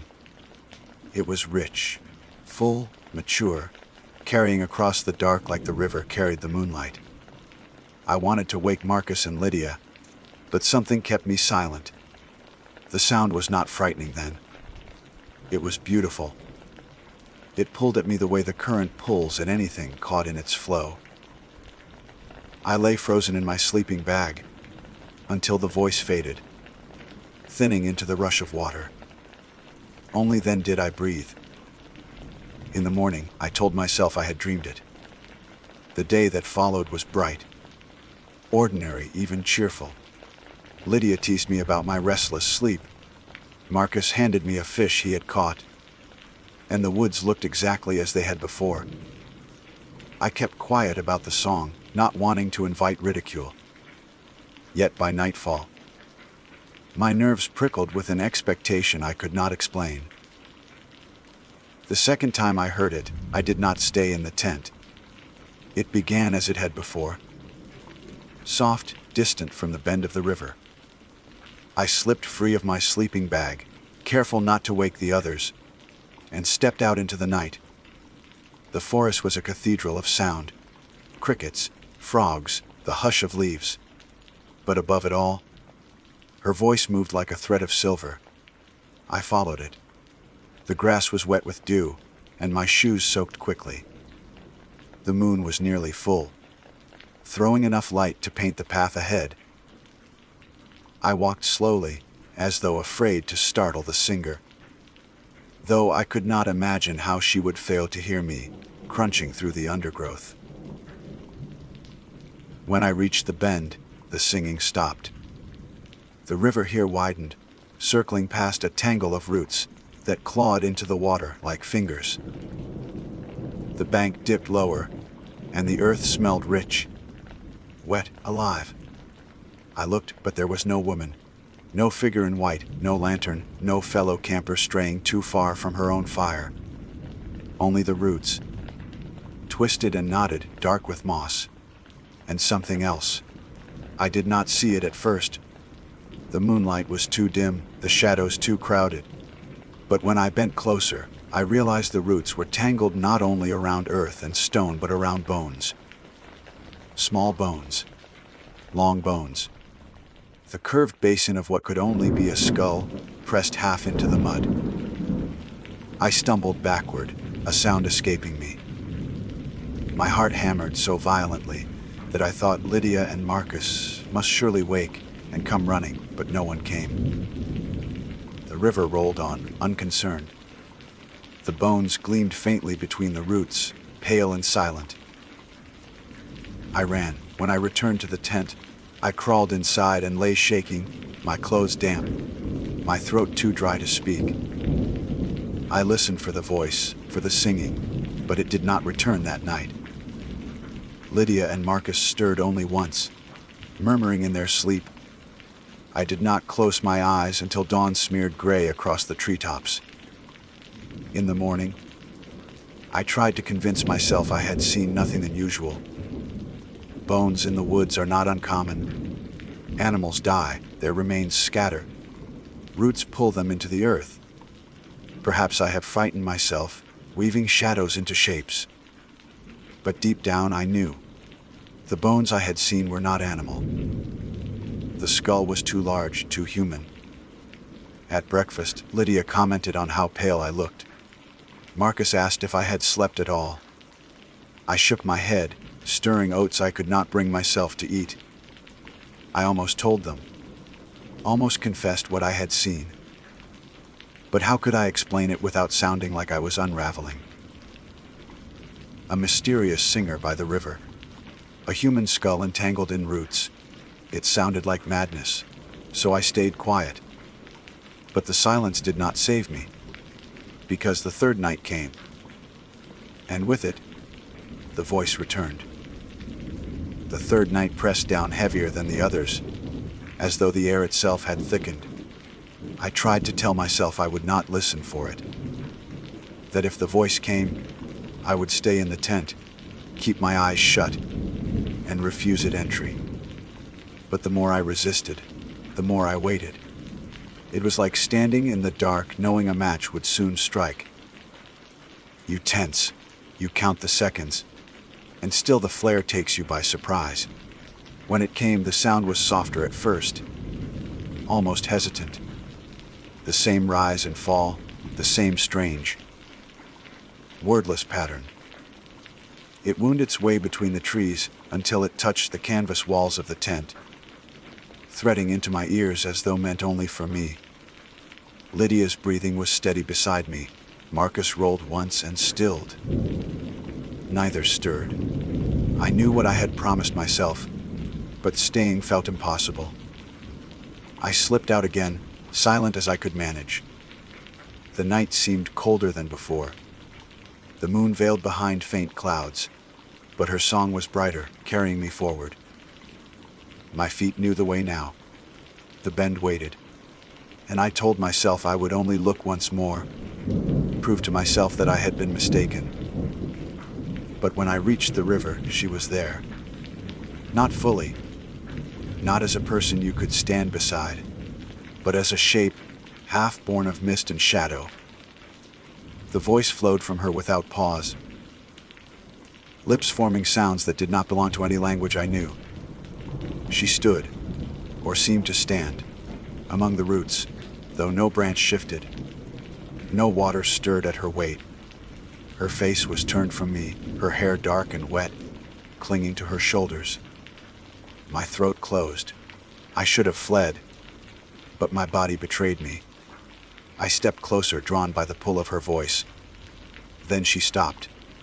The silence crashed over me, thicker than the song had been. She turned her head, and though her features blurred like smoke, I felt her gaze cut straight through the distance. Something in me broke. I spun and ran back toward the tent, branches clawing at my arms, earth slipping beneath my feet. I did not sleep. Every sound of the forest became her. Every shift of the river sounded like her voice straining through the dark. At dawn, I told them. I spoke without elegance, words tumbling in a rush. I told Lydia and Marcus everything. About the first night, the second, the bones, the figure I had seen. My voice shook as I spoke, and I hated the way I sounded, frantic, feverish, unconvincing. Lydia blinked at me, her coffee cooling in her hand. Marcus frowned, his brow furrowed as though weighing whether I was joking. "Naomi," Lydia said softly, "you've barely slept since we got here. It's making you see things. I mean, bones in the roots, a woman by the river. It sounds like a dream." I wasn't dreaming, I insisted, but even as I said it, I heard the tremor in my voice. Marcus laid a hand on my shoulder. "Maybe we should pack up, head back to the car early. If you're this shaken, there's no point forcing another night." For a moment, relief filled me. Yes, leave, go home, let the forest keep its secrets. But then Lydia spoke again, more sharply.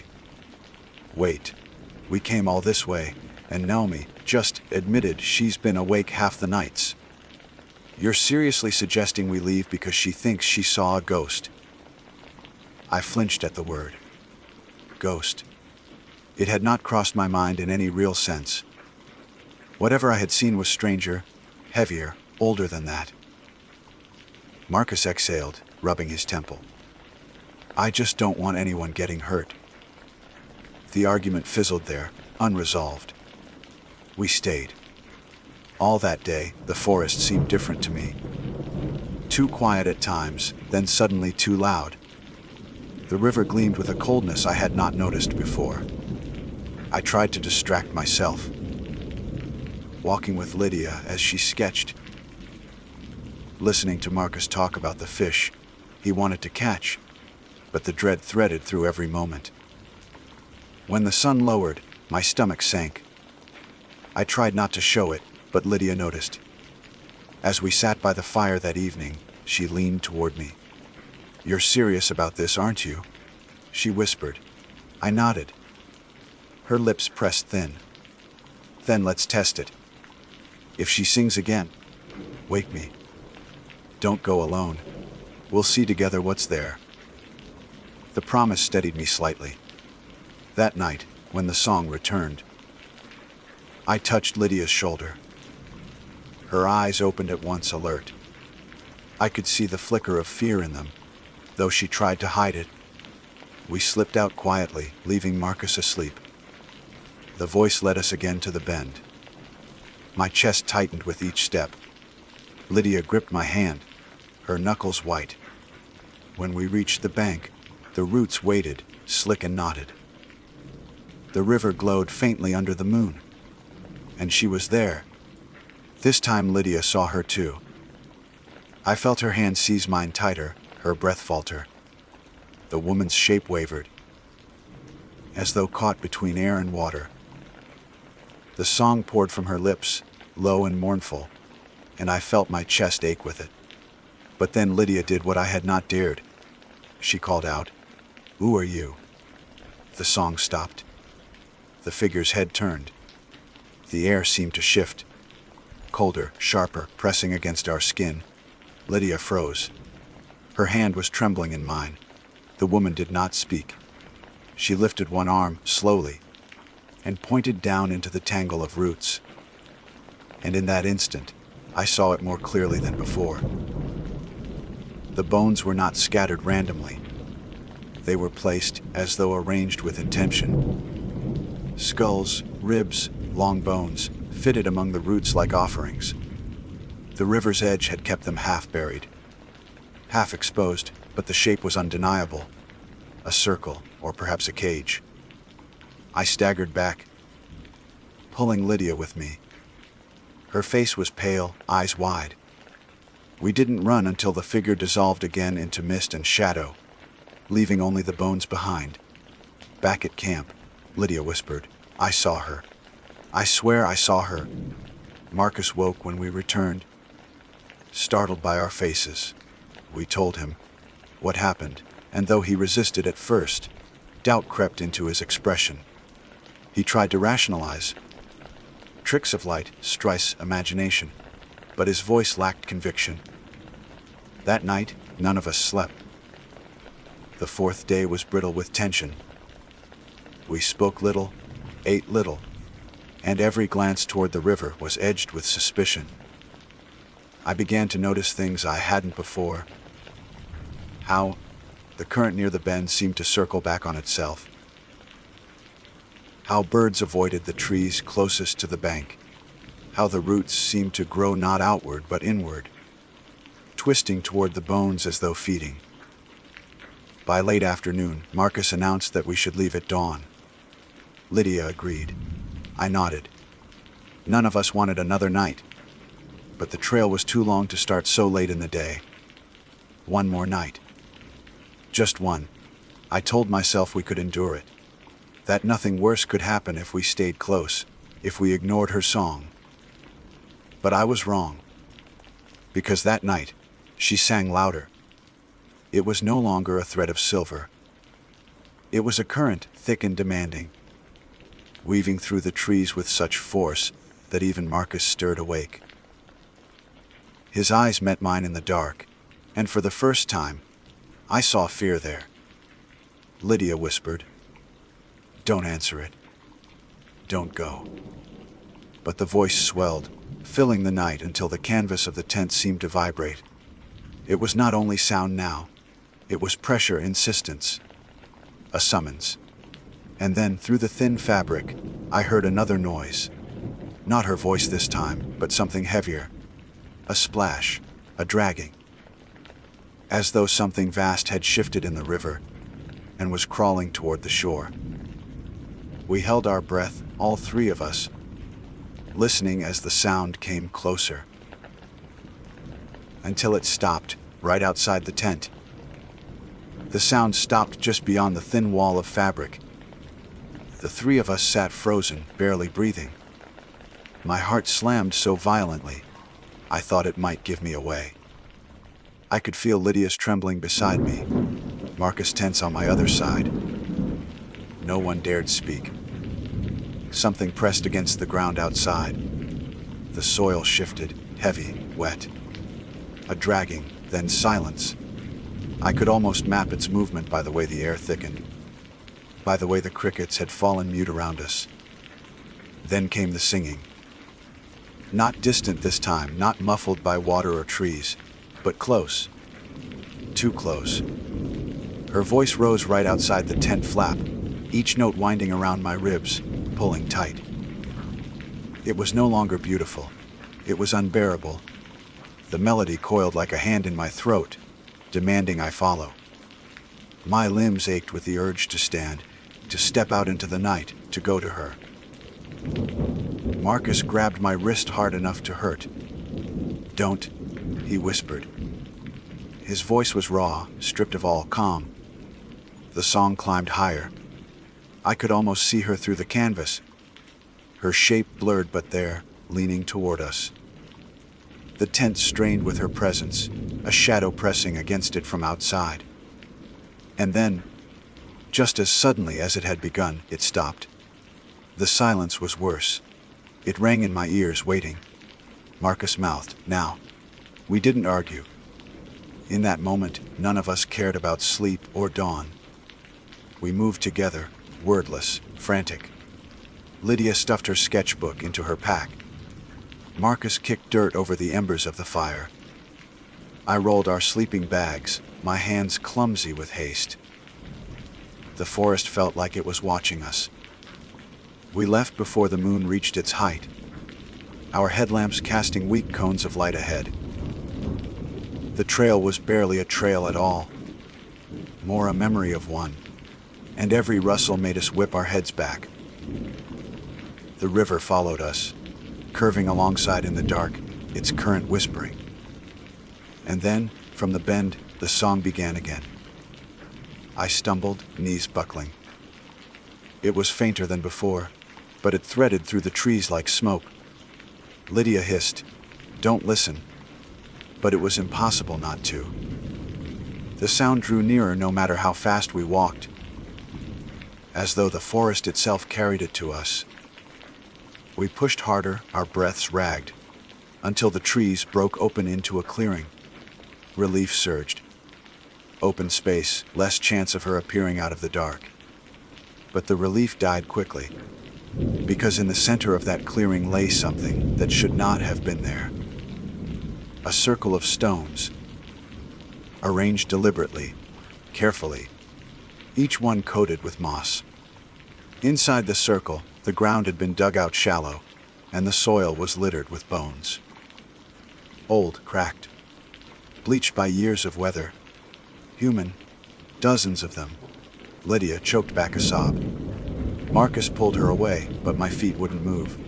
The arrangement was too precise. It wasn't decay, it was ritual. A place meant to hold, to bind, to honor, or to trap. The song swelled louder, wrapping around us. And then she appeared again. Not missed now, not half seen. She stepped from the trees, tall and lean, her face clear in the moonlight. Her eyes were black, hollow, endless. Her hair streamed wet down her back, though the night was dry.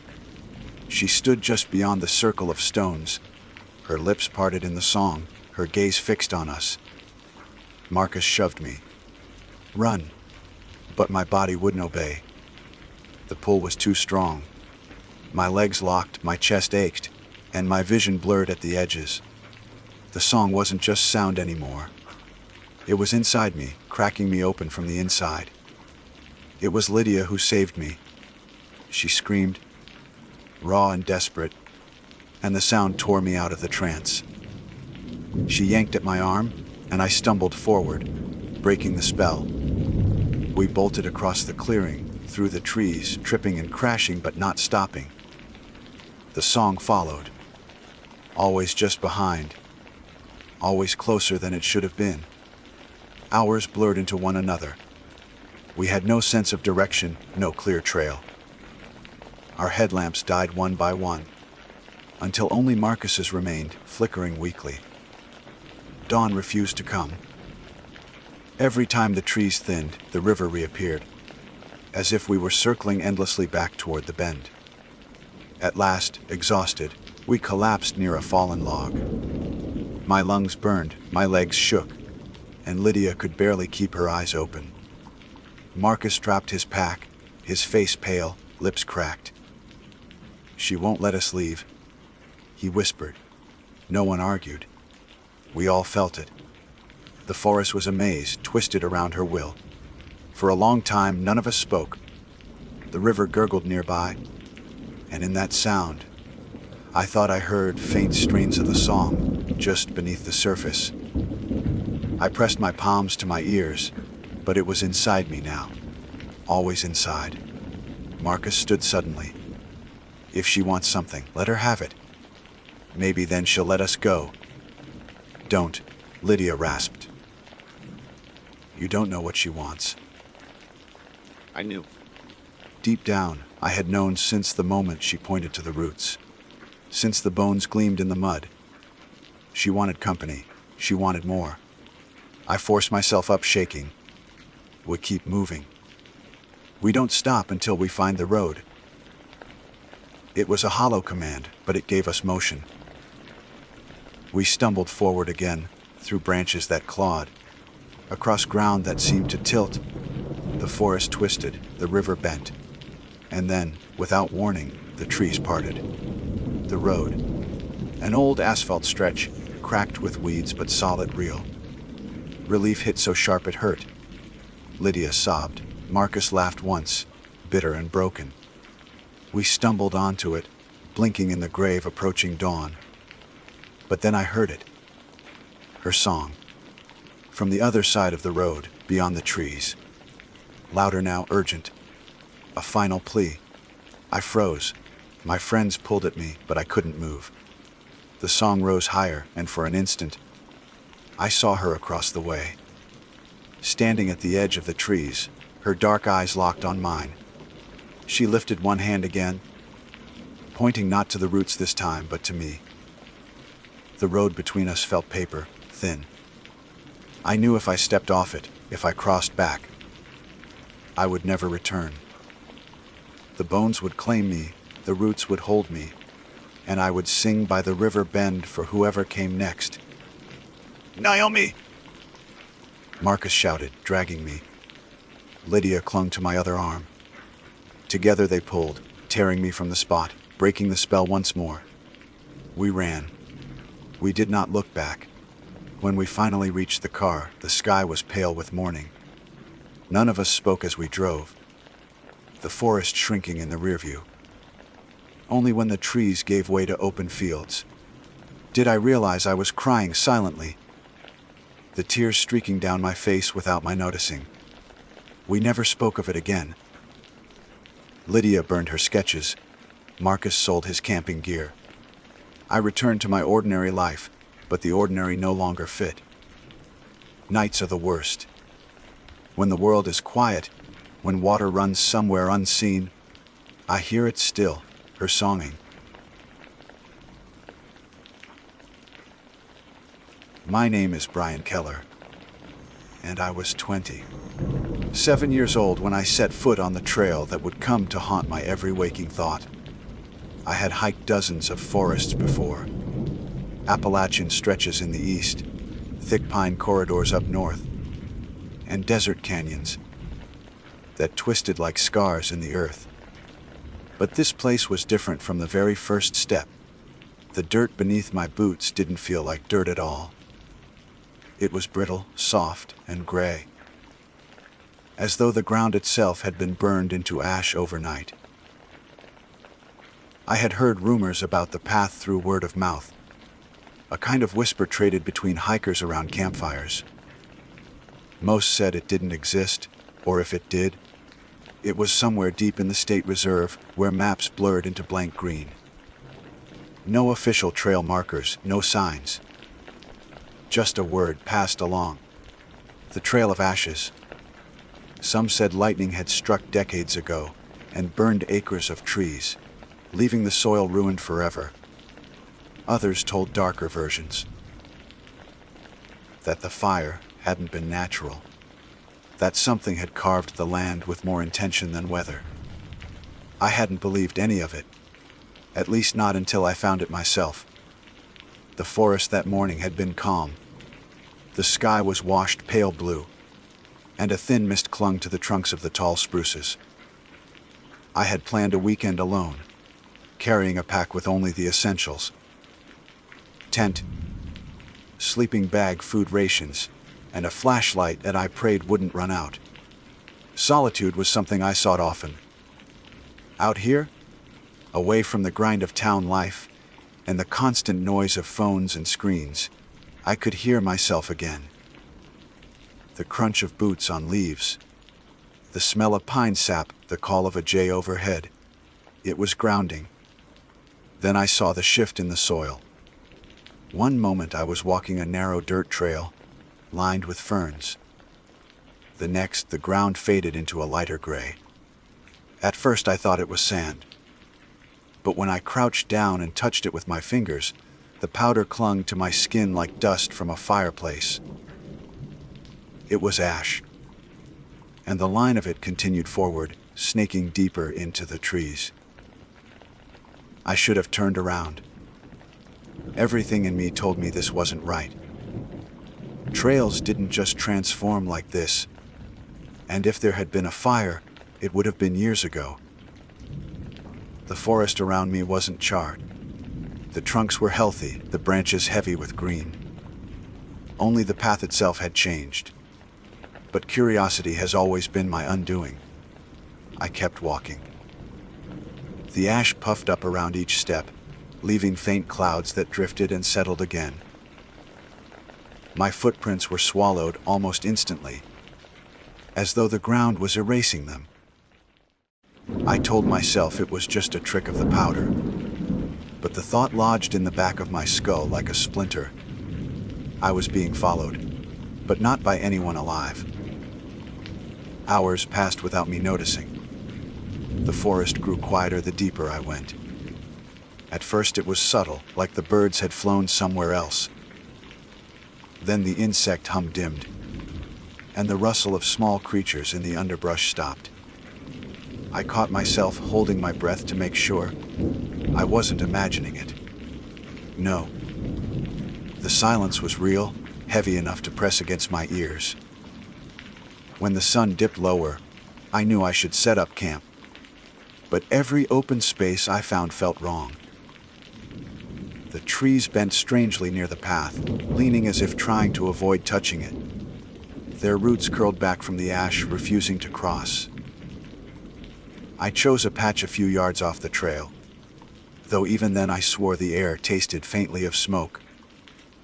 Building camp was routine. Tent up, sleeping bags spread, small fire lit with dry sticks. The flame crackled weakly, reluctant to burn.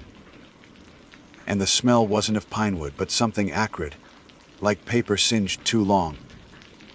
I ate quickly and sat with my back against a tree, trying to tell myself that the unease was just in my head. That's when I noticed the footprints.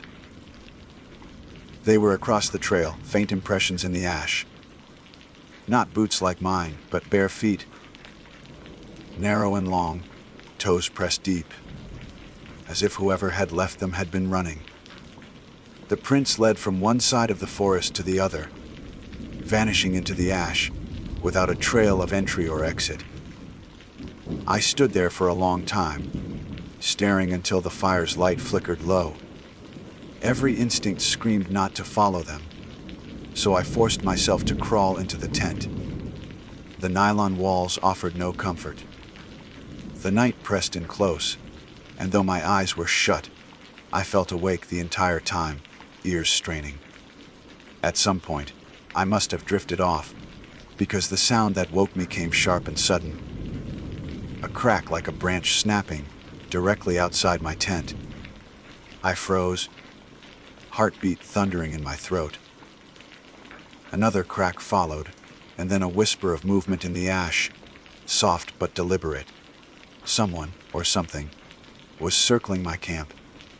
I didn't move. I didn't even reach for the flashlight. I just listened, counting each step as it slid through the powder. Slow dragging, as though the weight wasn't fully human. It made one pass around the tent, then another, then silence. Minutes stretched. My hand ached from gripping the zipper, too afraid to pull it open. When dawn finally bled pale light through the fabric, I emerged with shaking hands. The footprints were there. Bare, just like the ones I had seen across the trail, but closer now. They circled the tent in a perfect ring, pressed deep into the ash as if someone had stood outside all night, waiting. My first thought was to pack and leave. Get out before I found out who, or what, had made them. But when I checked my bearings, panic clawed up my chest. The trail stretched endlessly both ways, gray and lifeless. I couldn't tell which direction I had come from. My compass spun uselessly, the needle twitching without settling. That was when I realized the forest wasn't letting me out. I forced myself to walk anyway, choosing one direction at random. The ash grew deeper the farther I went, clinging to my boots like wet mud even though it was dry. Hours blurred together until I came across something that made my stomach twist. A backpack half buried in the powder. The fabric was faded, but not with age, more like it had been scorched. I pulled it free and found the straps charred, the metal zippers warped. Inside were a few scraps of paper, brittle and blackened, and a water bottle melted into a twisted shape. No name, no ID, just ruin. I dropped it fast, afraid it might crumble to dust in my hands. The idea that someone had been here before me was bad enough. The thought that they hadn't made it out was worse. As the light dimmed again, I felt eyes on me.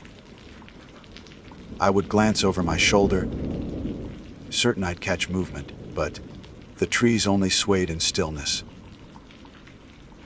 My mind replayed the sound of those dragging steps around my tent. Each time I turned, I expected to see the owner of those bare feet. That night, I didn't light a fire. I huddled in the tent with the zipper pulled tight, my flashlight off to conserve batteries. The silence pressed in heavier than before, broken only once by a voice. It was faint, almost swallowed by the ash. My name carried on the still air. Brian. I froze. It came again, closer this time. Brian. The voice was calm, almost kind, but threaded with something wrong, like someone trying too hard to imitate human tone. I clenched my jaw and stayed silent, refusing to answer. Hours crawled past, my muscles cramping, until exhaustion finally pulled me under. When I woke, the tent was open. The zipper slid halfway down, though I hadn't touched it. Ash dusted the inside floor, and a single bare footprint marked the fabric near my head. The footprint inside my tent kept me frozen for a long time. I stared at it in the thin morning light, my breath shallow, my mind refusing to accept what it meant. Whoever, or whatever, had been circling me in the night had come inside. They had stood right next to me while I slept, their toes pressed into the fabric inches from my head. I should have felt it. I should have woken. The idea that I hadn't terrified me more than the mark itself. I didn't pack carefully that morning. I shoved everything into the backpack, with frantic hands, leaving the tent poles half, collapsed in the ground littered with scraps of food. I didn't care about neatness anymore. I just wanted distance. The trail seemed longer than it had the day before. Every step stirred the ash and faint gray clouds, clinging to my legs and seeping into my lungs. I coughed constantly, the taste of smoke sticking to my tongue.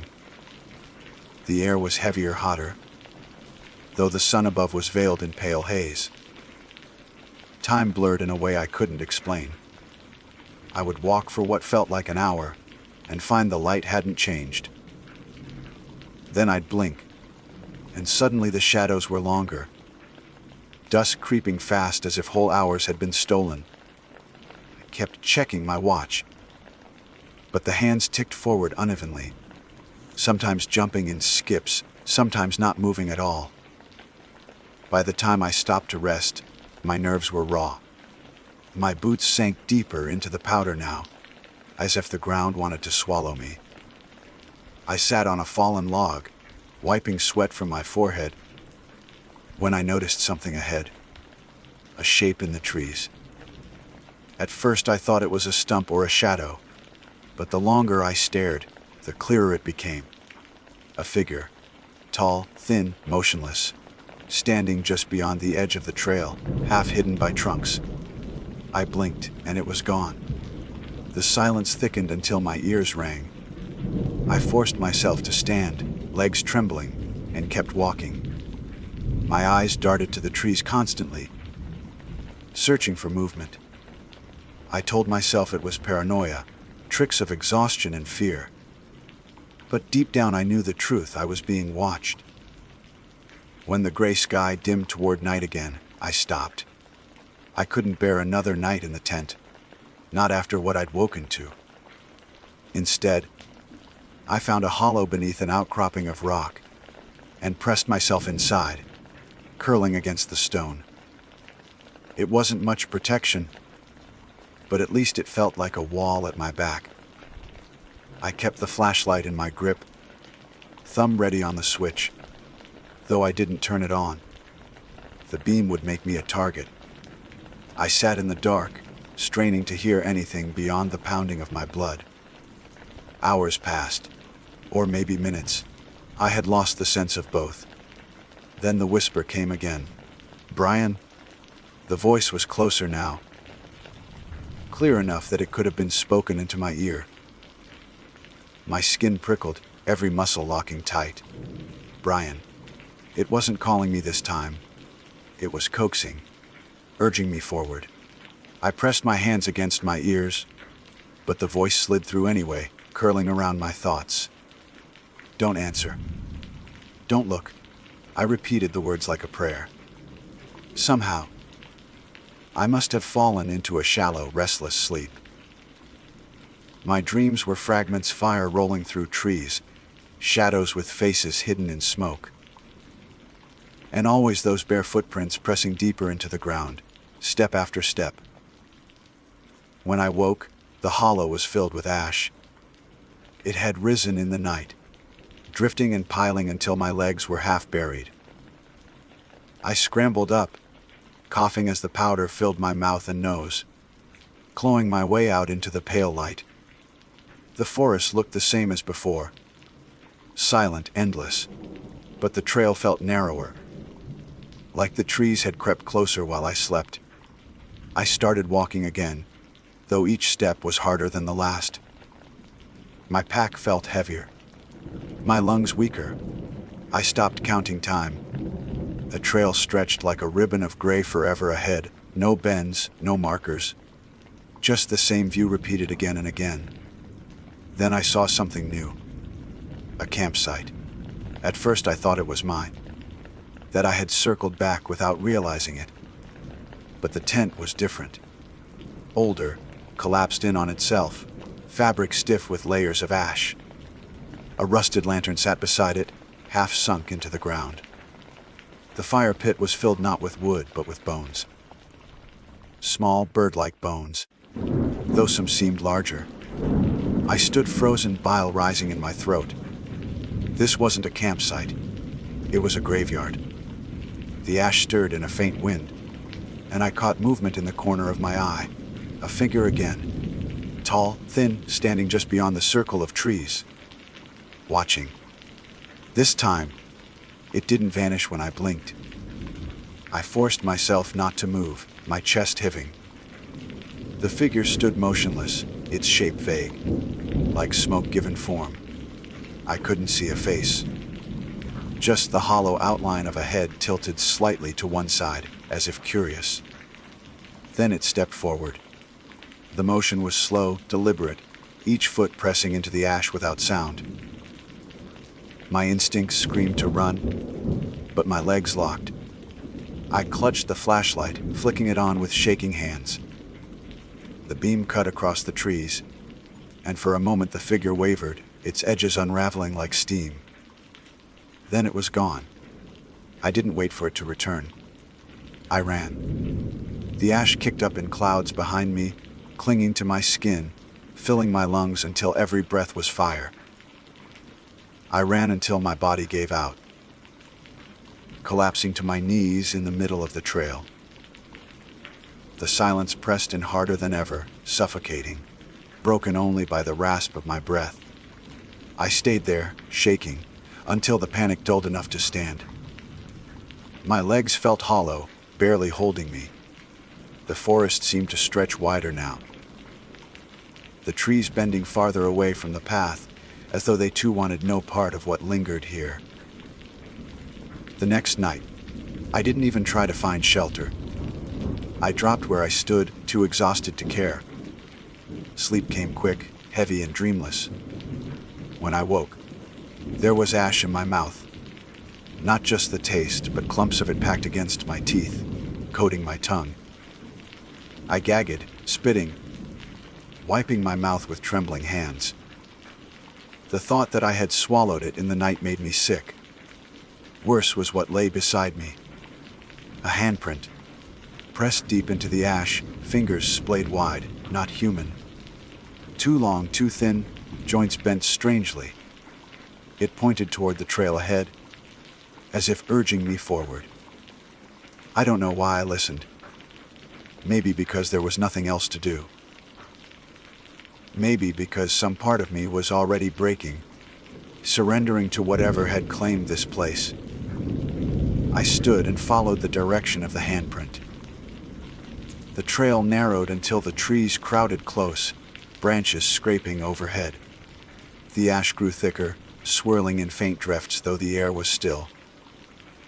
Each breath burned worse than the last. Then I heard them.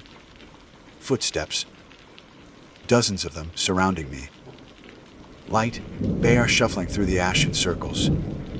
I spun in place, flashlight beams slashing across trunks, but saw nothing. Only the sound of movement closing in. Brian. The voices rose together now, not one but many. Overlapping whispers chanting my name. Some sounded male, some female, some too warped to tell. They grew louder, weaving into a constant murmur, until I couldn't tell which direction they came from. I dropped to my knees, covering my ears, screaming for them to stop. The sound cut off instantly. The silence returned, heavier than before. When I lifted my head, the trail ahead was different. It widened into a clearing, the ash spread smooth as a floor. And at the center, half buried in the powder, was a door. Wooden, blackened, with a rusted iron handle. No frame, no walls, just a door standing upright in the middle of the clearing. Every instinct told me this was wrong. Impossibly wrong, but I couldn't look away. My legs moved without my permission, carrying me forward step by step. The voices whispered again. Softer now, coaxing, guiding. Open it. I reached the door, my hand hovering over the handle. It was cold, colder than the air around it. My reflection swam faintly in the iron, distorted by the rust. I swallowed hard, my throat raw from ash, and wrapped my fingers around the handle. Behind me, the footsteps gathered. I could feel them now, circling just out of sight, dozens of presences pressing close. Waiting. I turned the handle. The handle turned with a groan, metal scraping against unseen hinges. The door swung inward onto nothing. Not a room. Not another stretch of trail. Just blackness, deep and endless, as if I had opened a window into the void between stars. A wind breathed out from it, carrying the scent of burned wood and something older, sour and sweet at once, like rot hidden under perfume. The whispers rose behind me, my name again and again, rising in a tide. I could feel them at my back, bare feet shifting in the ash, pressing closer, the circle tightening. My hand trembled on the doorframe, torn between stepping forward and slamming it shut. For a moment, I thought I saw shapes moving in the darkness beyond. Flickers of pale faces, mouths open too wide, eyes like empty pits. They surged toward me, not with speed but with inevitability, as though they had been waiting centuries for the door to open. I staggered back, but the ash beneath my boots gave way, dragging me toward the threshold. The ground seemed to breathe, pulsing under me, sucking me closer. I dug my heels in, choking on the powder. Brian. The voice was above the rest, clearer, closer, right in my ear. I spun, expecting to see someone inches from me, but there was nothing.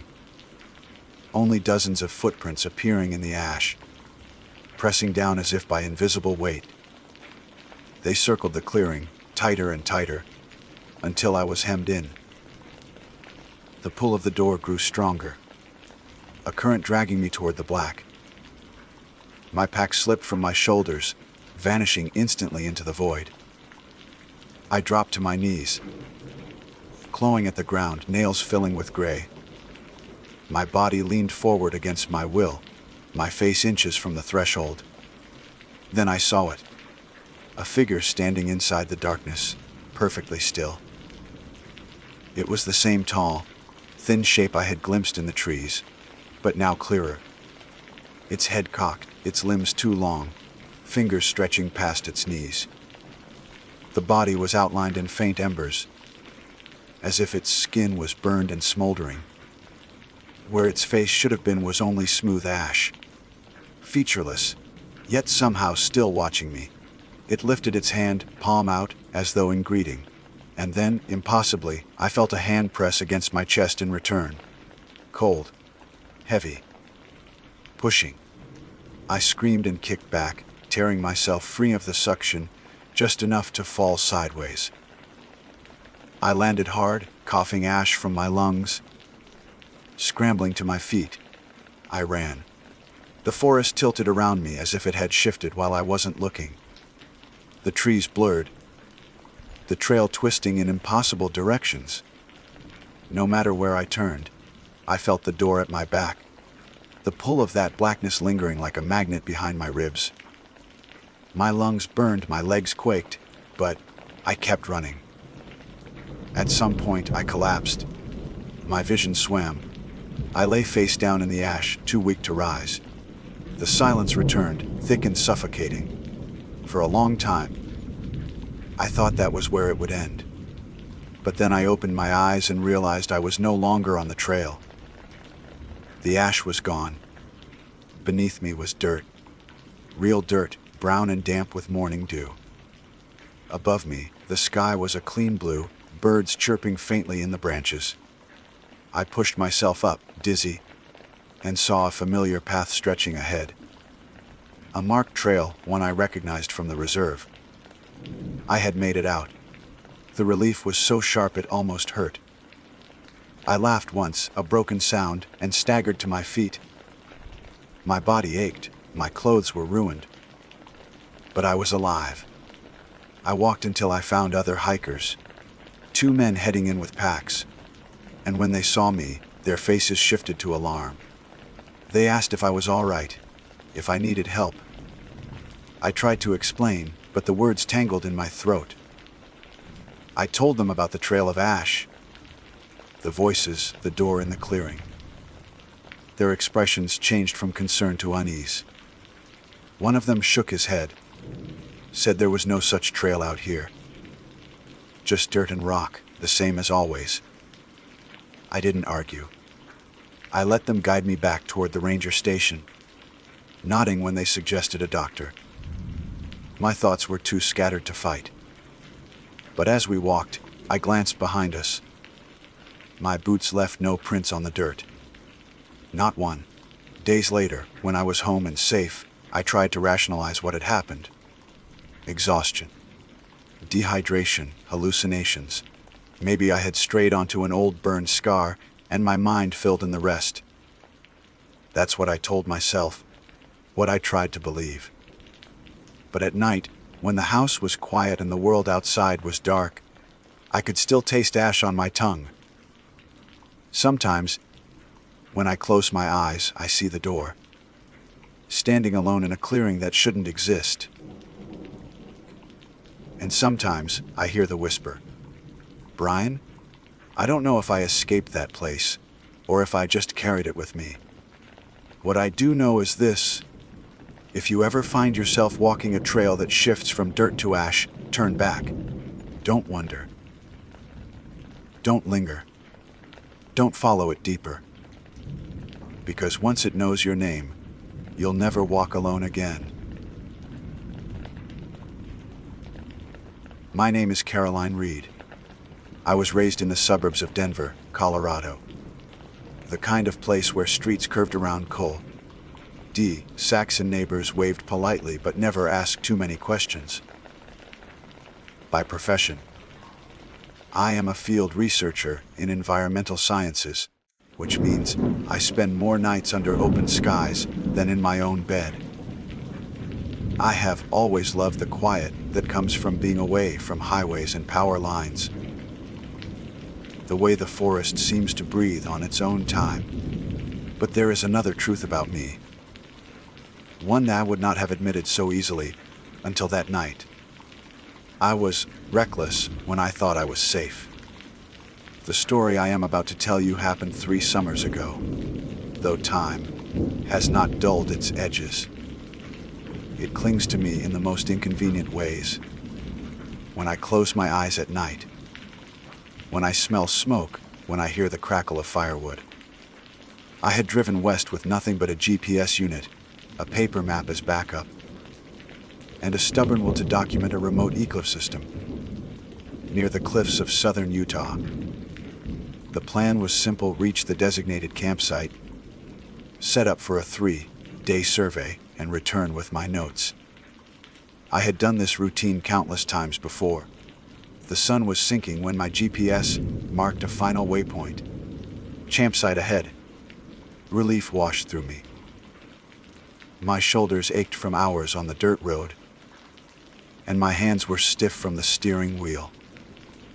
The track had narrowed until it was little more than 2 ruts cutting through the sagebrush. When I crested a small rise, I expected the usual sight. Maybe a fire ring, maybe a few rocks arranged to mark where others had stayed before. Instead, what I found made me slow the Jeep until it rolled to a crawl. The fire pit was there, a shallow circle of stones blackened with soot. But inside, instead of ash, there was a pool of fresh blood. It glistened in the fading light, dark and wet, as though something had bled out only moments before. For a long moment, I thought my eyes were playing tricks. Blood dries quickly, turns brown, flakes into the dirt. This was red, thick, reflecting the orange sky like a mirror. I sat frozen behind the wheel. Every rational thought in me shouted to leave. Back up, turn around. Put distance between myself and whatever had happened here. But I also knew my fuel gauge was dangerously low. The GPS had led me here because it was the last mapped site before the cliff line. Beyond this, there would be no road, just a sheer drop into a maze of canyons. Going back meant risking running dry in the middle of nowhere. Staying meant facing the possibility that someone had been hurt, or worse, still nearby. I killed the engine. The silence that followed was enormous, the kind of silence you feel pressing against your eardrums. No birds, no insects, no wind through the junipers. I opened the door slowly, every motion deliberate, as if sudden movement might provoke something watching. My boots crunched on gravel. The smell hit me next, coppery, sharp, undeniable. Blood has a way of seizing your stomach before your brain catches up. I forced myself to step closer. The pit was maybe 3 feet across. The blood filled it halfway, thick enough that a bubble rose lazily to the surface and popped. No footprints disturbed the dirt around it. No drag marks, no sign of struggle. Just that impossible, gleaming pool. I backed away, my throat tight. The practical side of me tried to reason. Maybe hunters had field-dressed an animal here. Maybe someone had poured out the remains of a deer or elk. But I knew the difference between animal blood and something else. I had studied biology long enough to recognize that what sat in that pit was more than any hunter could have hauled. It was too much. Far too much. Still, daylight was bleeding out of the sky. Shadows stretched long and thin. My choices narrowed with every minute. I set up camp 50 yards from the pit, close enough to keep my vehicle within reach, but far enough that I didn't have to see that circle if I turned my head. My hands shook as I raised the tent, fumbling with poles I had assembled 100 times before. I lit a small camp stove, more for the comfort of routine than hunger, but I couldn't eat. The smell of the blood carried faintly on the breeze, or maybe I imagined it. By the time darkness fell, I had convinced myself to stay awake through the night. Rationality insisted I needed sleep for the hike planned in the morning, but instinct told me closing my eyes here was a mistake. I sat with my back against the Jeep, flashlight balanced on my knee, notebook in hand. I wrote observations to keep my mind steady, the way I might during field work. At first, nothing happened. The desert night is usually alive with sound. Crickets, the distant yip of coyotes, the rustle of small mammals in the brush. But that night, silence reigned. It was a silence so complete, I began to notice my own heartbeat in my ears. Around midnight, just as my pen scratched another line, I heard it. A single splash. It came from the fire pit. I froze, breath locked in my chest. Another splash followed, like something thick breaking the surface of liquid. I raised my flashlight, hand trembling, and shone it toward the circle of stones. The beam cut across the darkness, catching the wet glimmer of red. The surface rippled, as though something beneath had stirred. I wanted to believe it was the wind, but the air was still.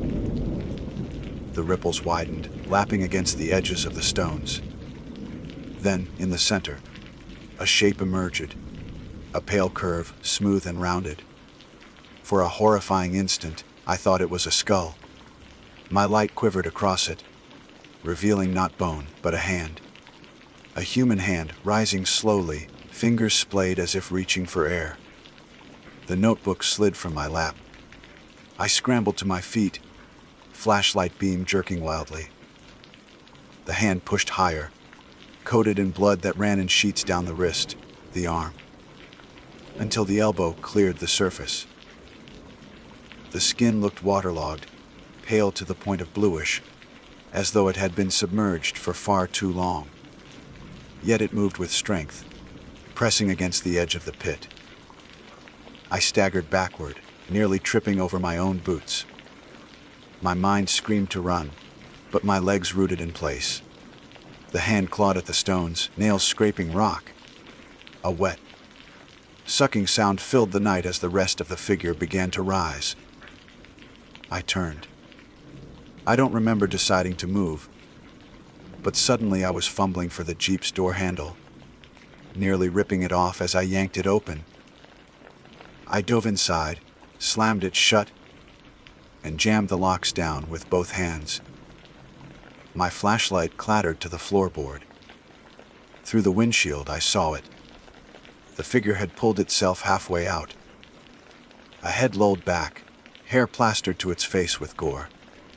Its eyes were closed, but its mouth hung open, blood streaming from between its lips, as though it had drowned in it. The body convulsed, shoulders jerking unnaturally, like a puppet pulled by tangled strings. I started the engine. The roar shattered the silence, but the thing didn't react. It kept clawing its way free, dripping and shuddering. My hands fumbled the gear shift. Gravel spit beneath the tires as I turned the wheel hard, angling away from the campsite. The headlights swept across the pit one last time, illuminating the figure fully. It was a woman, or had been once.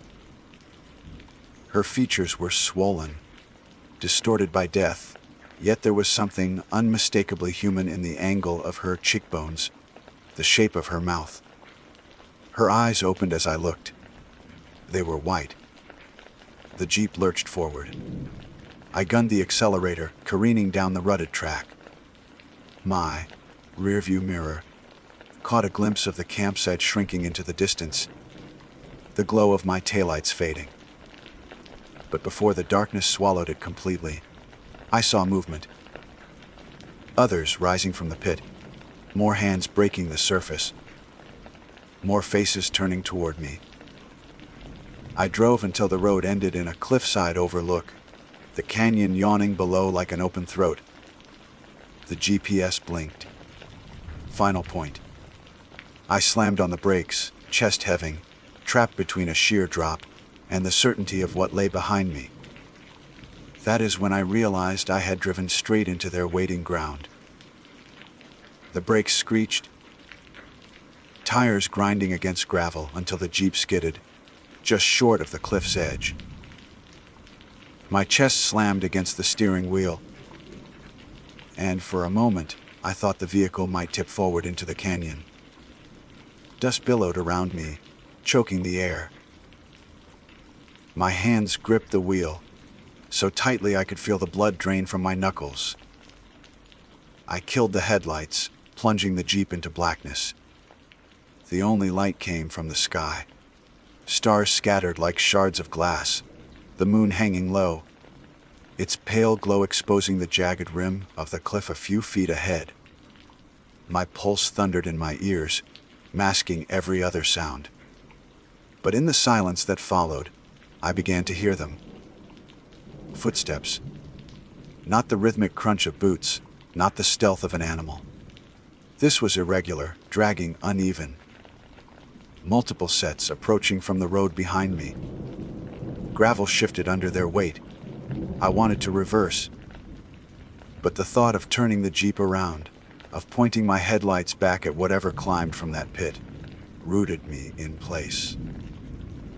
Instead, I reached down, switched off the engine, and sat in the suffocating silence. My breathing rasped too loud inside the cab. I pressed my forehead against the steering wheel and willed myself to shrink smaller, as if I could disappear inside the shell of the vehicle. The first shadow broke into view. In the pale moonlight, I saw a figure staggering toward me. It moved with the slow, jerking rhythm of something half forgotten by its body. Behind it, others emerged. 5, maybe 6 shapes, dripping, glistening, each step leaving dark stains on the dust. They did not make sounds of pain or rage. Just breath, rattling, thick and wet, as though their lungs were still full of blood. They spread out, fanning across the road, cutting off my only way back. My fingers fumbled for the keys. I turned them in the ignition, and the Jeep roared back to life. Headlights flared. For a heartbeat, I wished they hadn't. The beams illuminated their faces, each one distorted, skin bloated and pale, eyes either clouded or missing altogether. Mouths hung slack, and yet each one seemed to move with purpose, drawn to me with certainty. I slammed the Jeep into reverse, wheels spinning. The back tires skidded toward the canyon rim, sending rocks tumbling into the abyss. Panic seized me. I could feel the ground giving beneath the rear axle. I wrenched the wheel, gunned the accelerator, and the Jeep lurched sideways, fishtailing before it caught the track again. My heart battered against my ribs like it wanted out. The figures reacted, not quickly, not with human speed, but enough. They turned as one, heads jerking toward the sound of the engine, and began advancing. I floored it. The Jeep barreled forward, bouncing over ruts, headlights carving a trembling path through the dark. I aimed for the sliver of road between them and the pit, praying the vehicle's momentum would hold. As I closed the distance, one of them stepped directly into the beam of my lights. A man, or what had been one. His jaw hung at a crooked angle, and when his mouth opened, blood poured down his chest. He lifted his arms as though to embrace the vehicle. I screamed, swerved, clipped him with the side mirror, and kept going. The mirror snapped back, dangling, but I didn't stop. The Jeep roared past the circle of stones, and my peripheral vision caught a glimpse. I will never scrub from memory. The pit was still full, rippling, hands clawing upward in a frenzy. More bodies pressed at the surface, as though the blood was a doorway, and they were lining up to enter this world. I drove blind for what felt like forever. The track blurred, my eyes darting between the road and the rearview mirror. Dust choked the beams of my headlights, but nothing pursued with speed. When I dared a glance behind, I saw them. Still there, still moving, their pale shapes receding into the distance, yet somehow, impossibly, not falling away as they should have. It was as if the space between us never widened, as if they belonged to the night itself. At last, the road forked. The GPS blinked weakly on the dash, its screen fractured from rattling across the rough terrain. Left led deeper into wilderness. Right angled back toward the faint memory of civilization. I chose right. The Jeep lurched onto the turn, rocks clattering beneath it. That's when the sound began. At first, I thought it was the tires, but then I realized it was coming from above, from the roof. A slow drag, like wet fingers pulling across the metal. My stomach dropped. I gripped the wheel, refused to look up, refused to acknowledge it. But the sound grew louder, moving from the back of the Jeep toward the windshield. Then, with a sudden metallic thud, something struck the glass. Blood smeared across my vision. A face pressed against the windshield, upside down, features distorted by the glass. Eyes rolled white, mouth gaping wide enough to split the skin at the corners. It slammed again, the entire vehicle shuddering under the impact. I swerved violently. The body slid off, vanishing into the dust. My chest heaved, lungs burning, but I didn't stop. The road narrowed, trees crowding closer, branches scraping the sides. My headlights caught movement between the trunks, shapes flitting, keeping pace, always just beyond the edges of the beam. The GPS died with a final blink. The dash went dark. My only guides were the headlights and the unrelenting instinct to keep moving.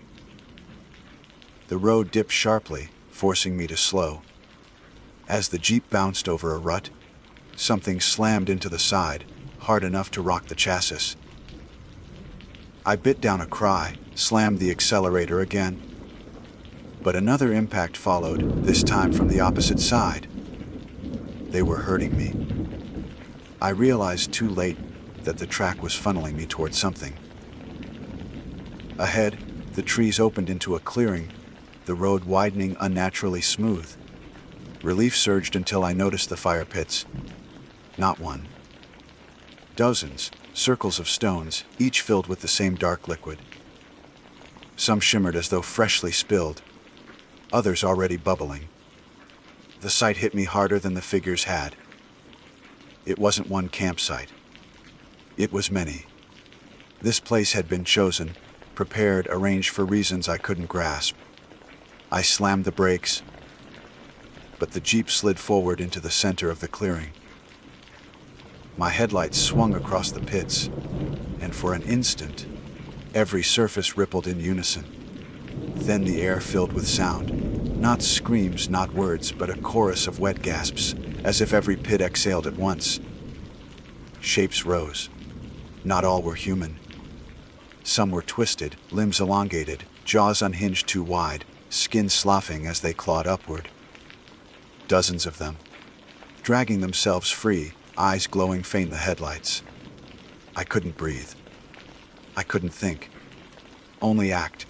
I spun the wheel, floored the accelerator, and the Jeep shot toward the far end of the clearing.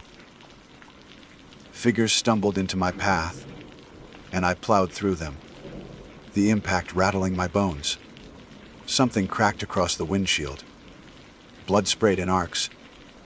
I kept going, engine screaming, until the road reappeared like a miracle. Branches whipped against the vehicle as I tore down the track, the clearing falling away behind me. But the sound followed, the rattling breath, the dragging steps, the unnatural chorus of movement.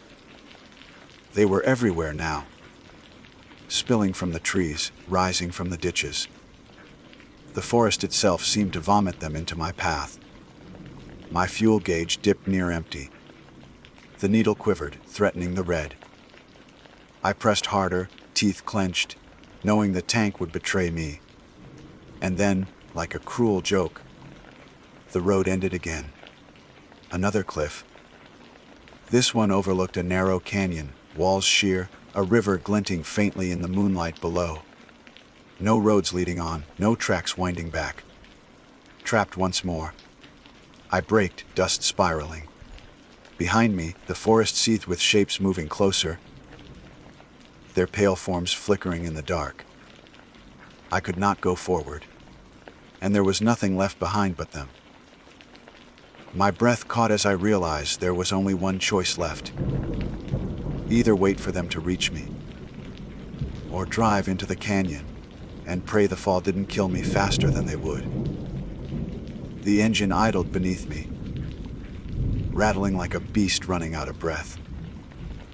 My hands slipped on the steering wheel from sweat, my pulse hammering so loudly it drowned out the world. The canyon yawned in front of me, endless black with a shimmer of silver far, below where the river caught the moonlight. Behind, I could hear them, shapes moving through the trees, dragging, stumbling, closing in. The scraping of bone and stone, the wet sound of bodies that should never have moved. The Jeep trembled, its headlights casting a thin, desperate beam across the void. I leaned forward, staring down the cliff. The drop wasn't something a sane person would take. Even if the fall didn't kill me, the water might, or the rocks, hidden beneath. But waiting meant letting them reach me. I saw again the white eyes, the slack mouths, the arms reaching. Death was certain one way. The canyon at least held the illusion of chance. I pressed my palms against the wheel and whispered, "God help me," though I hadn't prayed since I was a child. Then I floored the accelerator. The Jeep leapt forward, tires shrieking. Gravel exploded beneath me, the cliff edge rushing. For one breathless second, I thought maybe the ground would hold me back. Maybe the earth itself would save me. Then weight vanished. The vehicle launched into emptiness, suspended, wheels spinning uselessly in air. My stomach dropped. Time tore itself apart. The fall was a howl in my ears, a scream of metal and wind, and the roar of the river rising. The Jeep hit hard, nose first, glass shattering, the world folding into chaos. My body whipped against the restraints, pain flaring bright. Then water swallowed us. Cold slammed into me like fists. The windshield gave way, and the river surged in, filling the cabin. My lungs seized. I fought with the belt, fingers clawing at the buckle until it snapped. The Jeep tilted, sinking fast. I kicked, forcing my body through the gap where the glass had blown out. Darkness pressed from all sides, bubbles tearing from my mouth. For a heartbeat, I thought the river wanted me too, that it would drag me down and hold me, until I joined the chorus of the lost. But instinct shoved me upward. My chest burned, vision tightening, until at last I broke the surface. I gasped, the night sky spinning above. The current yanked me, dragging me downstream. I tried to swim, but the water spun me like a leaf, slamming me against hidden rocks, scraping my arms raw. Somehow, I clung to a jagged boulder and hauled myself half onto it, coughing, retching, chest on fire. I lay there, shaking, river spray hitting my face. For the first time since the nightmare began, silence stretched around me. No footsteps, no rattling breaths, only the river. I almost believed I had escaped. Then on the Sar bank, lit by the weak shine of the moon, figures gathered. Dozens of them. Their pale bodies slick with blood that the river should have washed away. They stood at the water's edge, motionless, their faces tilted toward me. Some swayed, heads lolling, but none stepped into the current. The river was a barrier they would not cross. I clung to the rock until dawn painted the canyon walls in pale orange. My body ached with bruises, but the sight of sunlight was a drug. The figures were gone, vanished as if they had dissolved into mist. I dragged myself to the bank, crawled onto the sand, and lay there staring at the sky until I could move again. My gear, my notes, my jeep, all gone. I had only the clothes on my back, torn and heavy with water, but I was alive. The canyon was vast, carved by time, with no sign of roads or trails. The only direction was forward, following the river downstream. Hours bled into hours as I stumbled along the bank. Sometimes I thought I heard echoes behind me. Shuffles. Splashes that didn't belong to the current. But when I turned, nothing was there. The sun's warmth steadied me, but dread lingered like a second shadow. By late afternoon, I found the remains of a campsite. Not official, not marked, but a rough clearing with a circle of stones at its center. My chest tightened. I forced myself closer, heart pounding, but the pit was empty. Just ash and charred wood, as if someone had burned a fire there long ago. No blood, no ripples. Relief broke over me so hard I laughed out loud, though the sound cracked like glass. I collapsed beside it, too tired to move on. My body screamed for rest, against every instinct. I decided I would spend the night there. Better a normal fire pit than pushing my broken body further. I gathered driftwood, struck a spark, and coaxed a flame into life. The fire's crackle soothed me, its warmth a fragile shield. Darkness came. Stars thickened overhead. The river whispered beside me. For a while, I let the sound lull me, eyes closing, body sinking. Sleep tugged at me, insistent, heavy. Then I woke to the smell. Copper. Thick. My eyes flew open. The fire pit glowed faintly, but the flames were wrong. They burned low. Not orange, but deep red, like coals soaked in liquid. My stomach flipped. The stones glistened. The ash had vanished, replaced by a slow, spreading pool of blood. I staggered back, heart battering. My firewood was gone, swallowed. The blood shimmered in the pit, rippling as though something beneath stirred. A voice broke the night. Caroline, my name, spoken in a wet, gurgling rasp. It came from the pit, from beneath the surface. The sound froze me more than any figure could. No one here should have known my name. No one here should have called it with such terrible intimacy. I turned to run, but the river blocked one side and canyon walls caged the other. The only path led forward, into deeper wilderness. Behind me, the blood churned.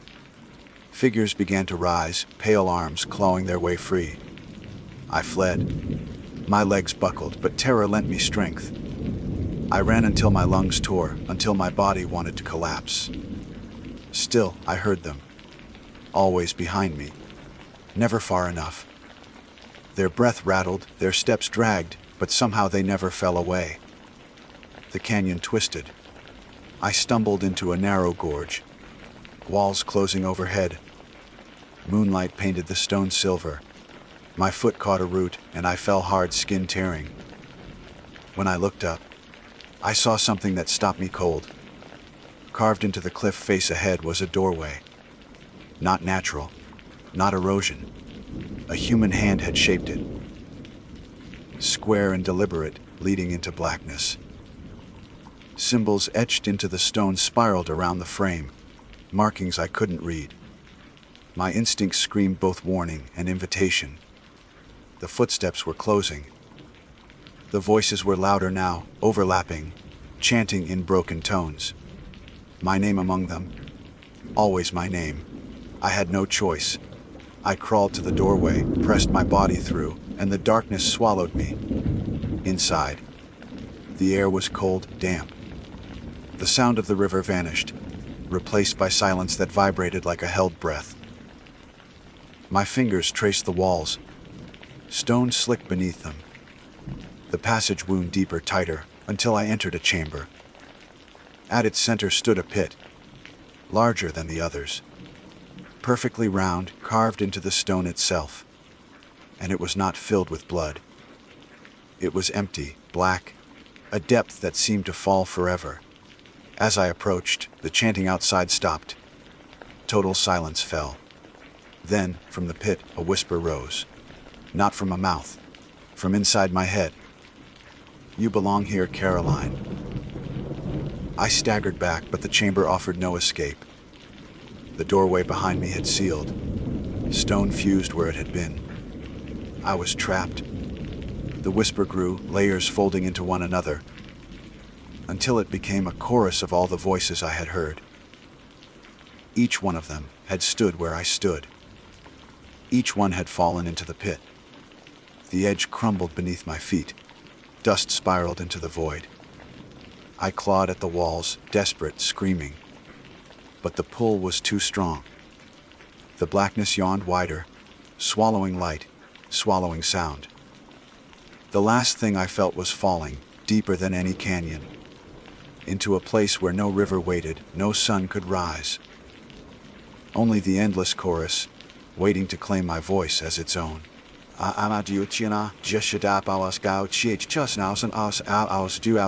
never woken from that fall. Whether you believe me alive to write these words, or lost forever in that pit, is a question I can't answer for you. I only know this: if you ever find yourself driving through the wilderness, if your GPS marks a campsite ahead, if you see a circle of stones, keep driving. Because some campsites were never meant for the living. My name is Victor Hale. I am a cartographer by profession, though most would call me a glorified mapmaker. I chart wildlands, remote stretches of forest, forgotten trails, places where the satellites fail, and compasses start to twitch. For the past 15 years, I've worked almost exclusively in the Appalachian region, spending months alone with only a backpack and a waterproof notebook for company. The solitude never bothered me. In fact, I preferred it. That was until I encountered something in the Monongahela forest that made me question not just my profession, but the fabric of what I believed to be real. It happened in early October, the year before last. The kind of cold that crept in around then wasn't sharp yet, just steady, enough to fog your breath in the morning and whisper through the branches at night. I had been assigned a contract to help update a series of topographical maps for the Monongahela National Forest. Most of the region had already been digitized, but there were pockets, dense, hilly terrain, that hadn't seen a human in decades. I was dropped off at a ranger outpost, 3 miles from the nearest road, and from there, I hiked in with my gear, expecting to be out of contact for at least a week. The first few days were uneventful, almost meditative.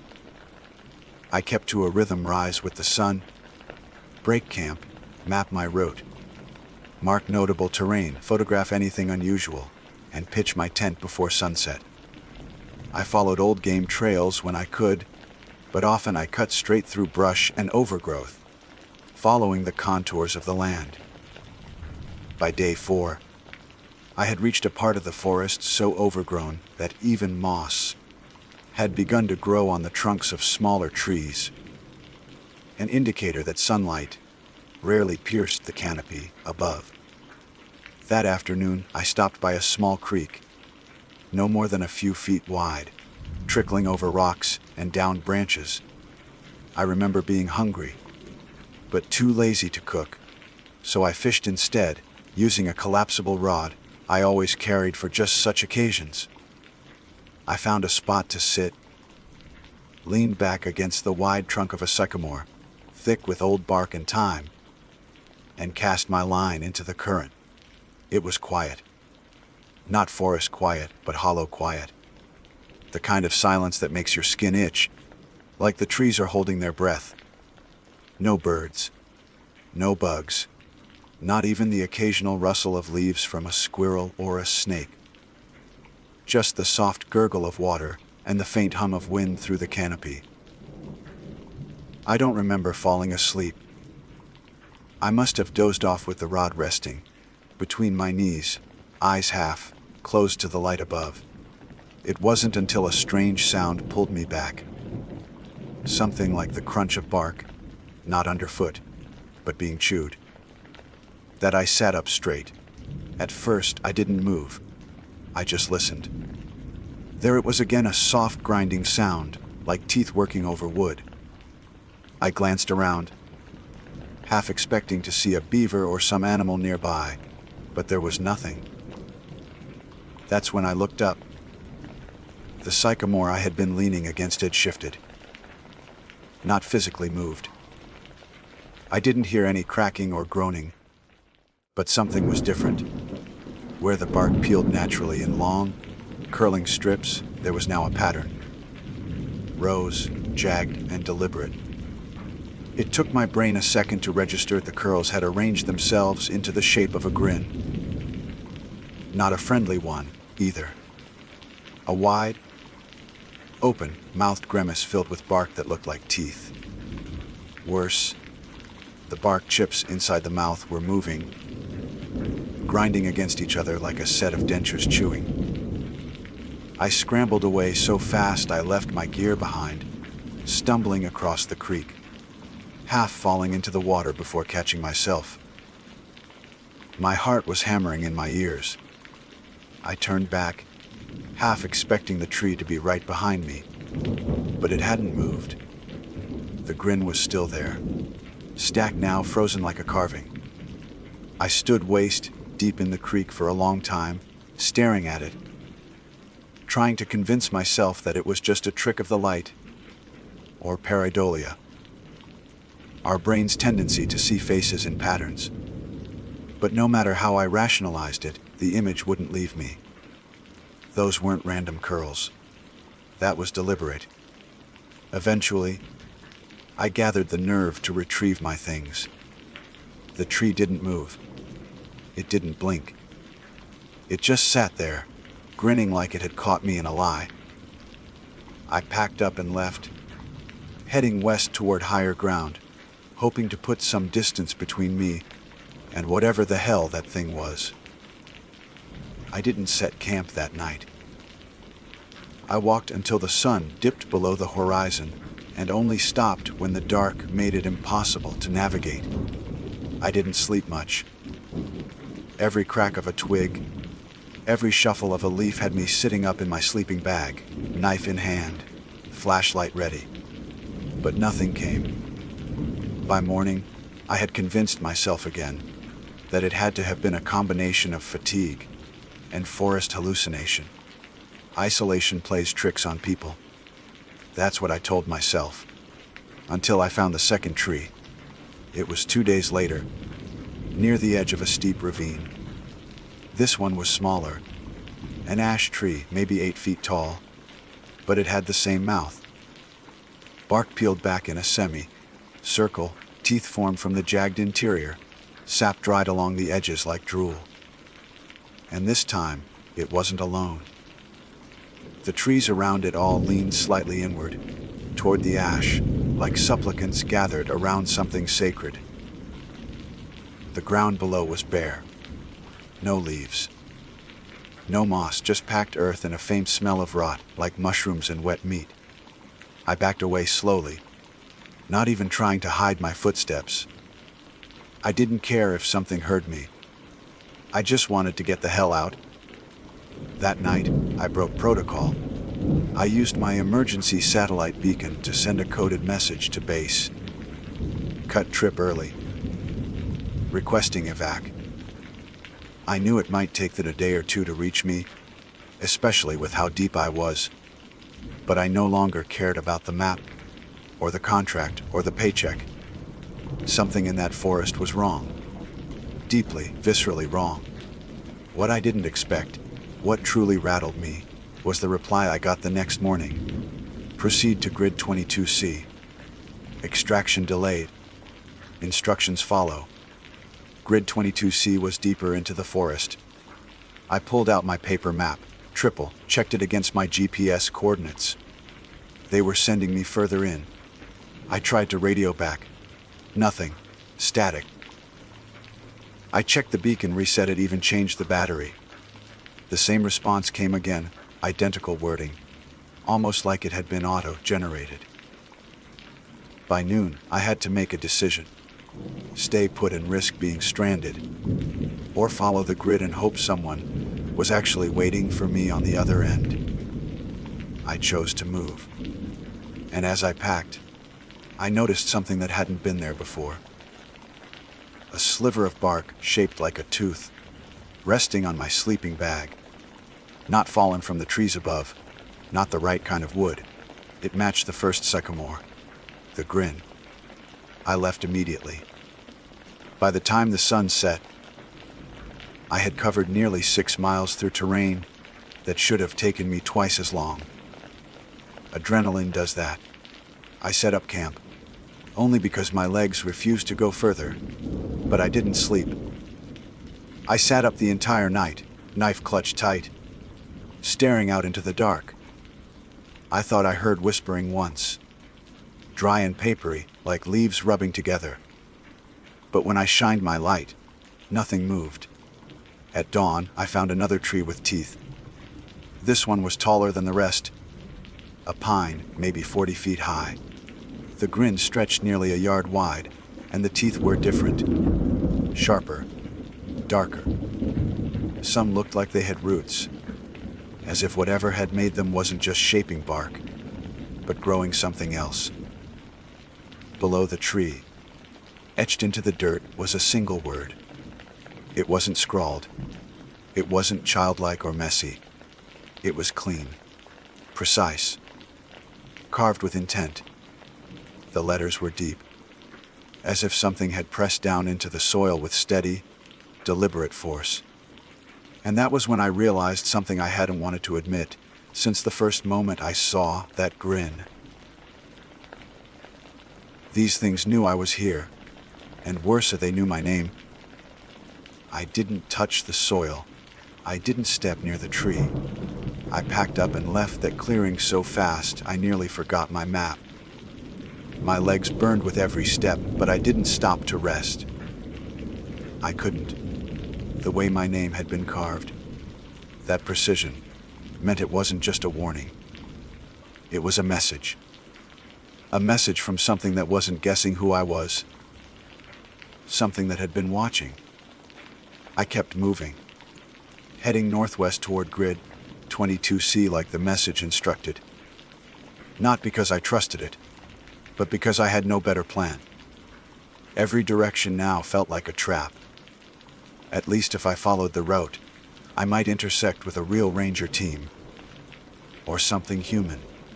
But as the hours wore on, the forest changed. It wasn't subtle anymore. First came the absence of decay. No fallen trees. No dead leaves underfoot. Everything alive stayed alive, and everything dead looked like it had been cleaned up, scooped away. The forest floor was bare in places, unnaturally smooth.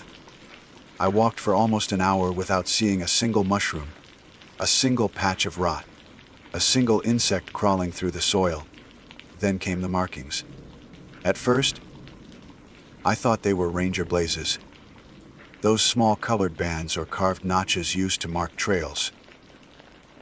But these were different. They weren't painted. They weren't cut by knives. The markings had been grown, raised ridges in the bark itself, circular patterns with interlocking teeth shapes. Like nature had developed its own way of warning hikers to turn around. By late afternoon, I passed a stump. Normal at first glance, just an old tree cut long ago. But the rings inside weren't right. They didn't spiral naturally. They twisted inward in sharp angles, curling toward the center like a vortex. In the very middle, the heartwood was gone. Hollowed out, deep and black. I don't know what compelled me to look inside. Curiosity, maybe. Or maybe I wanted to prove to myself it was just rot. It wasn't.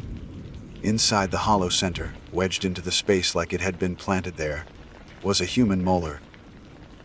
Brown with age. The root was intact.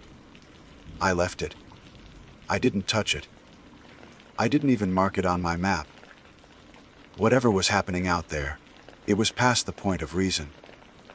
I wasn't exploring anymore. I was surviving.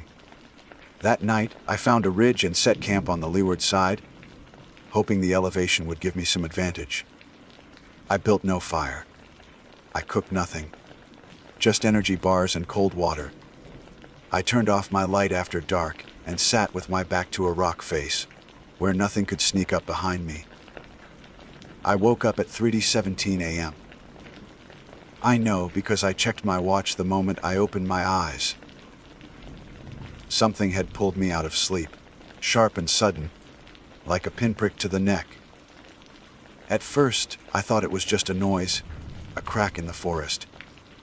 Then I realized it wasn't a noise that woke me. It was a smell. Pine sap and wet bark, mixed with something sour, like meat left in the sun. I didn't move. I didn't breathe. I just listened. That's when I heard it. Not close, not loud, but there, breathing, not from an animal, not a deer, not a bear, something deeper, slower, like lungs that didn't belong in a body anymore.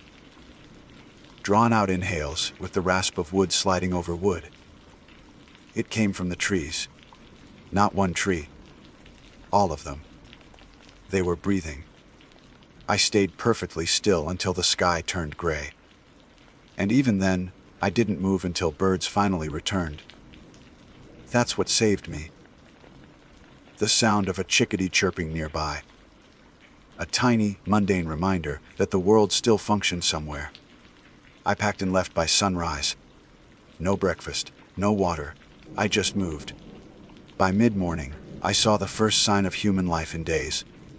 It was a trail camera. Old model, half covered in moss, bolted to a tree trunk with rusted metal. I ran to it like a man starving, hoping it meant someone had been through recently. But when I looked closer, my heart dropped. The tree it was attached to had teeth. They were subtle this time. Smaller. The mouth was barely noticeable unless you stood directly in front of it. But it was there. And more than that, the lens of the camera had been swallowed.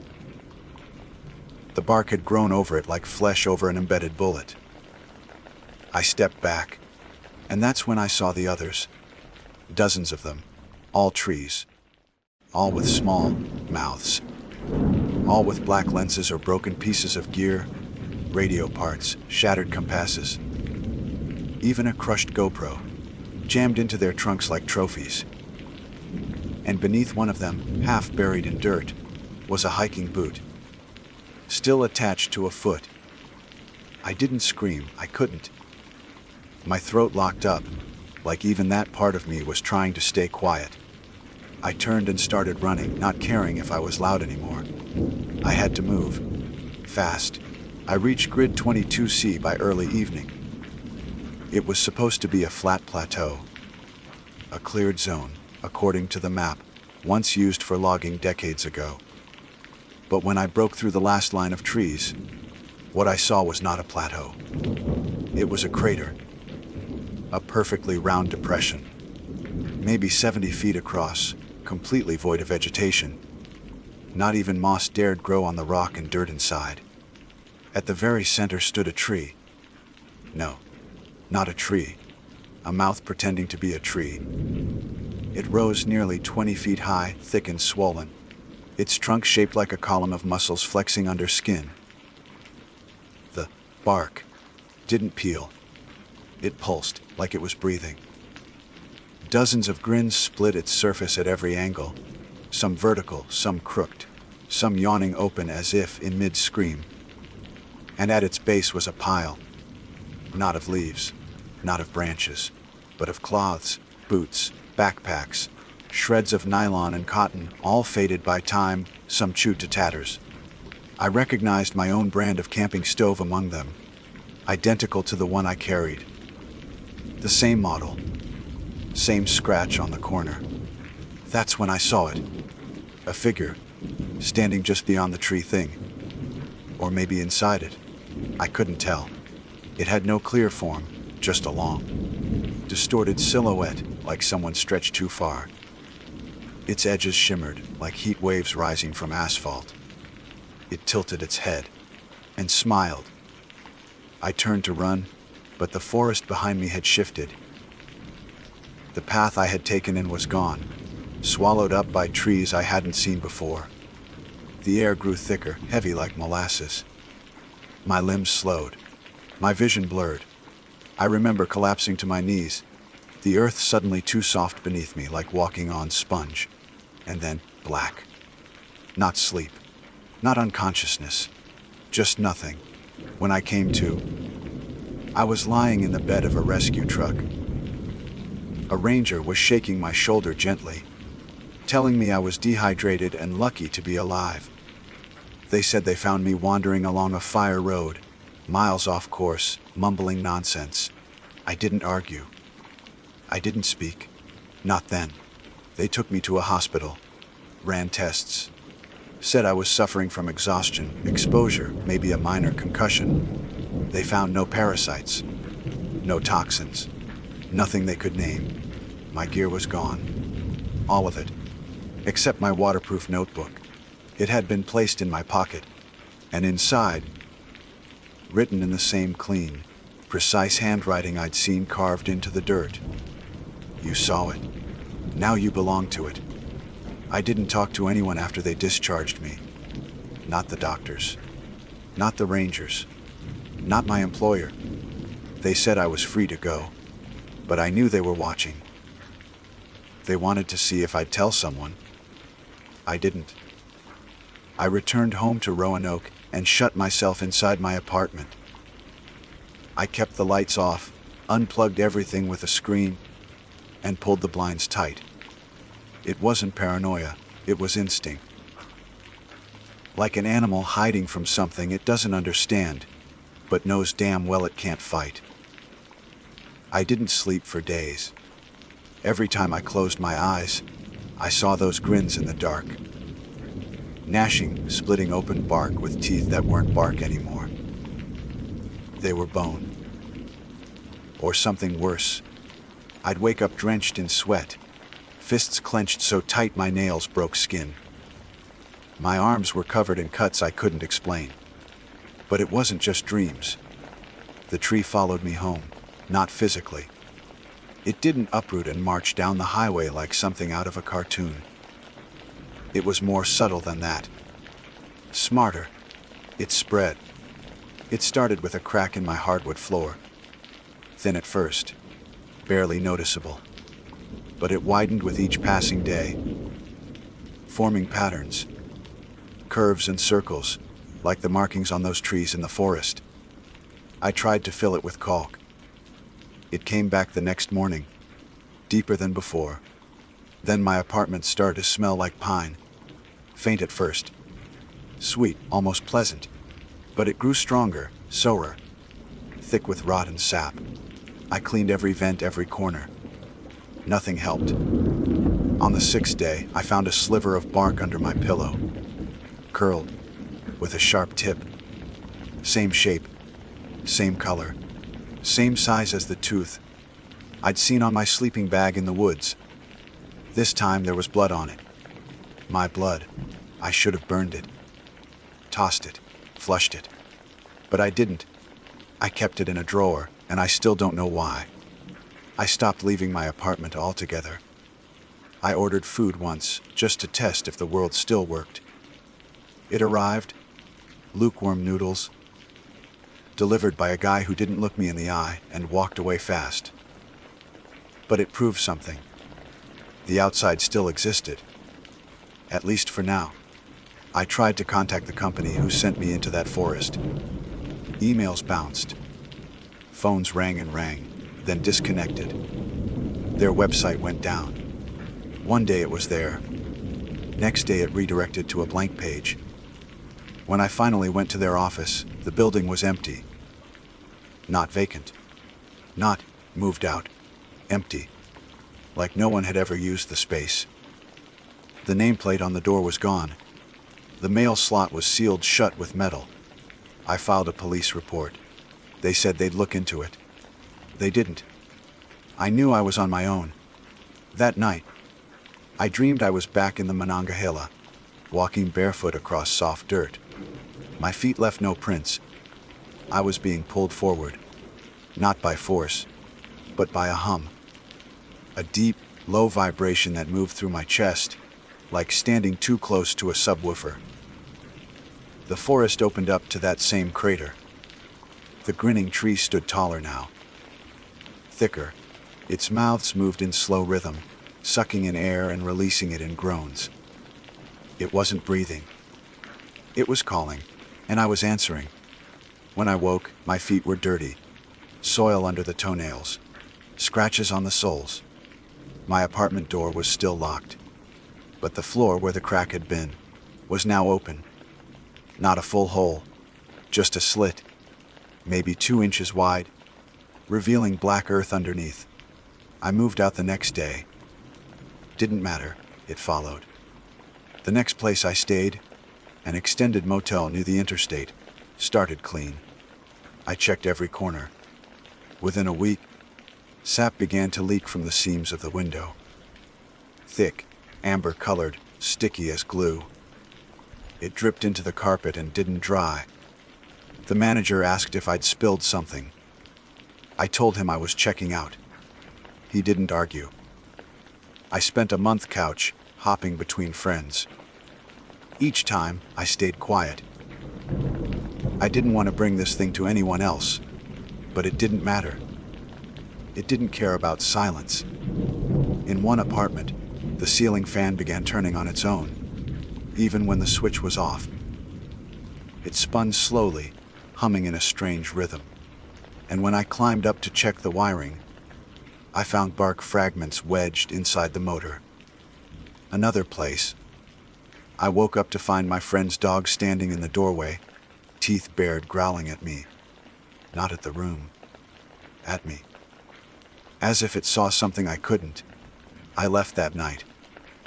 I ended up in a cabin I built myself, deep in the Blue Ridge, on land no one visits. No roads lead in. I bring my supplies by foot, solar for power, radio for emergencies only. No mirrors. No screens. Just silence and wood and time. But even here, it hasn't stopped. The woods around the cabin don't move, exactly. But they breathe. At night. The trees sway when there's no wind. Branches stretch just a little too far. Leaves fall in patterns. Circles, always circles, with teeth along the edges. Sometimes, when the moon is gone, I see something standing at the edge of the clearing. Not a person. Not even a shape I can describe. Just a tall shadow among taller shadows, mouth wide open in a grin it doesn't close. And I know it's waiting. I've tried fire. Burned the bark I kept. Burned old gear. Burned parts of the trees around my cabin. It always comes back. Sometimes in dreams. Sometimes in sound. The worst was the radio. I was listening to static one night. Just the hiss and crackle of nothing. Comforting, in a way. A reminder that not everything has been replaced, And then, out of the static, came a voice. Low, whispering, not human. It said, "Victor, we remember." I threw the radio into the creek that night. It floated for a while, then sank. The next morning, it was on my porch, dry. I don't know what this thing wants. I don't think it kills, not in the way we understand death. I think it gathers, collects, marks. I think the trees are its body, its mouth, its memory. Every branch a finger, every grin a record of someone it touched. And I think once you see it, really see it, it doesn't let you go. You become part of the forest, even if you're miles away, even if you leave the woods behind. I used to be a man who made maps. Now I'm a landmark on one. A fixed point in something older than language, older than bones. Sometimes I wonder how many others it has. Sometimes I wonder if the trees in your backyard ever blink when you're not looking. And sometimes I wonder if it's growing inside me too. I've started to feel something beneath my skin. It itches, it pulls, like bark curling from within. And every night I hear it whispering through the branches. Smile. My name is Caroline Reed. I was raised in the suburbs of Denver, Colorado. The kind of place where streets curved around cul-de-sacs and neighbors waved politely, but never asked too many questions. By profession, I am a field researcher in environmental sciences, which means I spend more nights under open skies than in my own bed. I have always loved the quiet that comes from being away from highways and power lines. The way the forest seems to breathe on its own time. But there is another truth about me, one I would not have admitted so easily until that night. I was reckless when I thought I was safe. The story I am about to tell you happened 3 summers ago, though time has not dulled its edges. It clings to me in the most inconvenient ways. When I close my eyes at night, when I smell smoke, when I hear the crackle of firewood.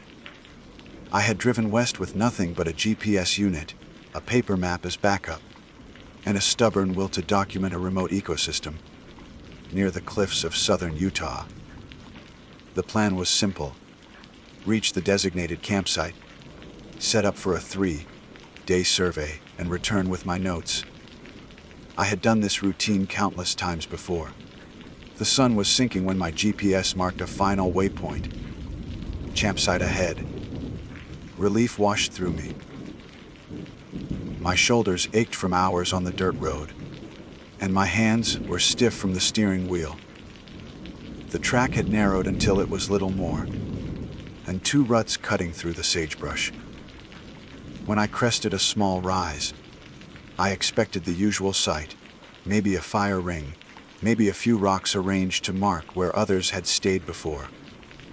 Instead, what I found made me slow the Jeep until it rolled to a crawl. The fire pit was there, a shallow circle of stones blackened with soot. But inside, instead of ash, there was a pool of fresh blood. It glistened in the fading light, dark and wet, as though something had bled out only moments before. For a long moment, I thought my eyes were playing tricks. Blood dries quickly, turns brown, flakes into the dirt. This was red, thick, reflecting the orange sky like a mirror. I sat frozen behind the wheel. Every rational thought in me shouted to leave.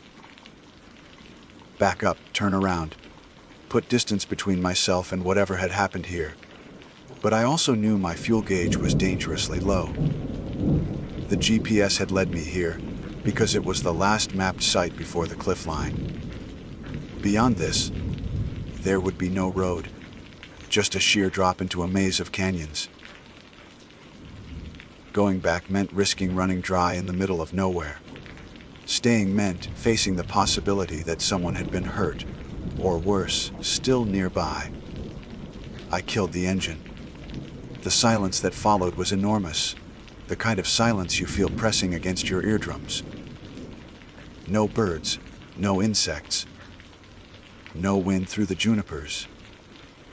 I opened the door slowly, every motion deliberate, as if sudden movement might provoke something watching. My boots crunched on gravel. The smell hit me next, coppery, sharp, undeniable. Blood has a way of seizing your stomach before your brain catches up. I forced myself to step closer. The pit was maybe 3 feet across. The blood filled it halfway, thick enough that a bubble rose lazily to the surface and popped. No footprints disturbed the dirt around it. No drag marks, no sign of struggle. Just that impossible, gleaming pool. I backed away, my throat tight. The practical side of me tried to reason. Maybe hunters had dressed an animal here. Maybe someone had poured out the remains of a deer or elk. But I knew the difference between animal blood and something else. I had studied biology long enough to recognize that what sat in that pit was more than any hunter could have hauled. It was too much. Far too much. Still, daylight was bleeding out of the sky. Shadows stretched long and thin. My choices narrowed with every minute. I set up camp 50 yards from the pit, close enough to keep my vehicle within reach, but far enough that I didn't have to see that circle if I turned my head. My hands shook as I raised the tent, fumbling with poles I had assembled 100 times before. I lit a small camp stove, more for the comfort of routine than hunger, but I couldn't eat. The smell of the blood carried faintly on the breeze, or maybe I imagined it. By the time darkness fell, I had convinced myself to stay awake through the night. Rationality insisted I needed sleep for the planned in the morning, but instinct told me closing my eyes here was a mistake. I sat with my back against the Jeep, flashlight balanced on my knee, notebook in hand. I wrote observations to keep my mind steady, the way I might during fieldwork. At first, nothing happened. The desert night is usually alive with sound. Crickets, the distant yip of coyotes, the rustle of small mammals in the brush. But that night, silence reigned. It was a silence so complete, I began to notice my own heartbeat in my ears. Around midnight, just as my pen scratched another line, I heard it, a single splash. It came from the fire pit. I froze, breath locked in my chest. Another splash followed, like something thick breaking the surface of liquid. I raised my flashlight, hand trembling, and shone it toward the circle of stones. The beam cut across the darkness, catching the wet glimmer of red. The surface rippled as though something beneath had stirred. I wanted to believe it was the wind, but the air was still. The ripples widened, lapping against the edges of the stones. Then, in the center, a shape emerged, a pale curve, smooth and rounded. For a horrifying instant, I thought it was a skull. My light quivered across it, revealing not bone but a hand. A human hand, rising slowly, fingers splayed as if reaching for air. The notebook slid from my lap. I scrambled to my feet, flashlight beam jerking wildly. The hand pushed higher, coated in blood that ran in sheets down the wrist, the arm, until the elbow cleared the surface. The skin looked waterlogged, pale to the point of bluish, as though it had been submerged for far too long. Yet it moved with strength, pressing against the edge of the pit. I staggered backward, nearly tripping over my own boots. My mind screamed to run, but my legs rooted in place. The hand clawed at the stones, nails scraping rock. A wet, sucking sound filled the night as a figure began to rise. I turned. I don't remember deciding to move, but suddenly I was fumbling for the Jeep's door handle, nearly ripping it off as I yanked it open. I dove inside, slammed it shut, and jammed the locks down with both hands. My flashlight clattered to the floorboard. Through the windshield, I saw it. The figure had pulled itself halfway out. A head lolled back, hair plastered to its face with gore. Its eyes were closed, but its mouth hung open, blood streaming from between its lips as though it had drowned in it. The body convulsed, shoulders jerking unnaturally, like a puppet pulled by tangled strings. I started the engine. The roar shattered the silence, but the thing didn't react. It kept clawing its way free, dripping and shuddering. My hands fumbled the gear shift. Gravel spit beneath the tires as I turned the wheel hard, angling away from the campsite. The headlights swept across the pit one last time, illuminating the figure fully. It was a woman. Or had been, once. Her features were swollen, distorted by death. Yet there was something unmistakably human in the angle of her cheekbones, the shape of her mouth. Her eyes opened as I looked. They were white. The Jeep lurched forward. I gunned the accelerator, careening down the rutted track. My rearview mirror caught a glimpse of the campsite shrinking into the distance, the glow of my taillights fading. But before the darkness swallowed it completely, I saw movement. Others, rising from the pit, more hands breaking the surface, more faces turning toward me. I drove until the road ended in a cliffside overlook, the canyon yawning below like an open throat. The GPS blinked. Final point.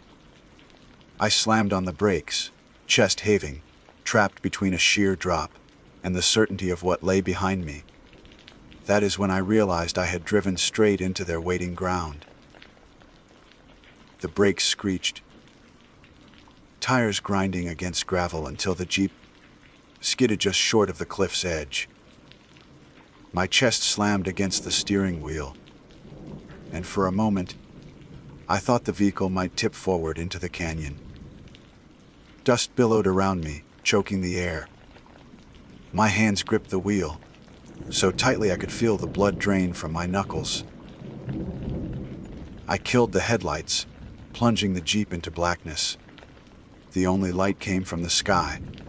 Stars scattered like shards of glass, the moon hanging low, its pale glow exposing the jagged rim of the cliff a few feet ahead. My pulse thundered in my ears, masking every other sound. But in the silence that followed, I began to hear them. Footsteps. Not the rhythmic crunch of boots, not the stealth of an animal. This was irregular, dragging, uneven. Multiple sets approaching from the road behind me. Gravel shifted under their weight. I wanted to reverse, but the thought of turning the Jeep around, of pointing my headlights back at whatever climbed from that pit, rooted me in place. Instead, I reached down, switched off the engine, and sat in the suffocating silence. My breathing rasped too loud inside the cab. I pressed my forehead against the steering wheel and willed myself to shrink smaller, as if I could disappear inside the shell of the vehicle. The first shadow broke into view. In the pale moonlight, I saw a figure staggering toward me. It moved with the slow, jerking rhythm of something half forgotten by its body. Behind it, others emerged. 5, maybe 6 shapes, dripping, glistening. Each step leaving dark stains on the dust. They did not make sounds of pain or rage. Just breath, rattling, thick and wet, as though their lungs were still full of blood. They spread out, fanning across the road, cutting off my only way back. My fingers fumbled for the keys. I turned them in the ignition, and the Jeep roared back to life. Headlights flared. For a heartbeat, I wished they hadn't. The beams illuminated their faces, each one distorted, skin bloated and pale, eyes either clouded or missing altogether. Mouths hung slack, and yet each one seemed to move with purpose, drawn to me with certainty. I slammed the Jeep into reverse, wheels spinning. The back tires skidded toward the canyon rim, sending rocks tumbling into the abyss. Panic seized me. I could feel the ground giving beneath the rear axle. I wrenched the wheel, gunned the accelerator, and the Jeep lurched sideways, fishtailing before it caught the track again. My heart battered against my ribs like it wanted out. The figures reacted. Not quickly. Not with human speed, but enough. They turned as one, heads jerking toward the sound of the engine, and began advancing. I floored it. The Jeep barreled forward, bouncing over ruts, headlights carving a trembling path through the dark. I aimed for the sliver of road between them and the pit, praying the vehicle's momentum would hold. As I closed the distance, one of them stepped directly into the beam of my lights. A man, or what had been one. His jaw hung at a crooked angle, and when his mouth opened, blood poured down his chest. He lifted his arms, though, to embrace the vehicle. I screamed, swerved, clipped him with the side mirror, and kept going. The mirror snapped back, dangling, but I didn't stop. The Jeep roared past the circle of stones, and my peripheral vision caught a glimpse I will never scrub from memory. The pit was still full, rippling, hands clawing upward in a frenzy. More bodies pressed at the surface, as though the blood was a doorway, and they were lining up to enter this world. I drove blind for what felt like forever. The track blurred, my eyes darting between the road and the rearview mirror. Dust choked the beams of my headlights, but nothing pursued with speed. When I dared a glance behind, I saw them, still there, still moving, their pale shapes receding into the distance, yet somehow, impossibly, not falling away as they should have. It was as if the space between us never widened, as if they belonged to the night itself. At last, the road forked. The GPS blinked weakly on the dash, its screen fractured from rattling across the rough terrain. Left led deeper into wilderness. Right angled back toward the faint memory of civilization. I chose right. The Jeep lurched onto the turn, rocks clattering beneath it. That's when the sound began. At first, I thought it was the tires, but then I realized it was coming from above, from the roof. A slow drag, like wet fingers pulling across the metal. My stomach dropped. I gripped the wheel, refused to look up, refused to acknowledge it. But the sound grew louder, moving from the back of the Jeep toward the windshield. Then, with a sudden metallic thud, something struck the glass. Blood smeared across my vision. A face pressed against the windshield, upside down, features distorted by the glass. Eyes rolled white. Mouth gaping wide enough to split the skin at the corners. It slammed again, the entire vehicle shuddering under the impact. I swerved violently. The body slid off, vanishing into the dust. My chest heaved, lungs burning, but I didn't stop. The road narrowed, trees crowding closer, branches scraping the sides. My headlights caught movement between the trunks. Shapes flitting, keeping pace, always just beyond the edges of the beam. The GPS died with a final blink. The dash went dark. My only guides were the headlights and the unrelenting instinct to keep moving. The road dipped sharply, forcing me to slow. As the Jeep bounced over a rut, something slammed into the side, hard enough to rock the chassis. I bit down a cry, slammed the accelerator again, but another impact followed, this time from the opposite side. They were hurting me. I realized too late that the track was funneling me toward something. Ahead, the trees opened into a clearing, the road widening unnaturally smooth. Relief surged until I noticed the fire pits, not one, dozens. Circles of stones, each filled with the same dark liquid. Some shimmered as though freshly spilled, others already bubbling. The sight hit me harder than the figures had. It wasn't one campsite. It was many. This place had been chosen, prepared, arranged for reasons I couldn't grasp. I slammed the brakes, but the Jeep slid forward into the center of the clearing. My headlights swung across the pits, and for an instant, every surface rippled in unison. Then the air filled with sound.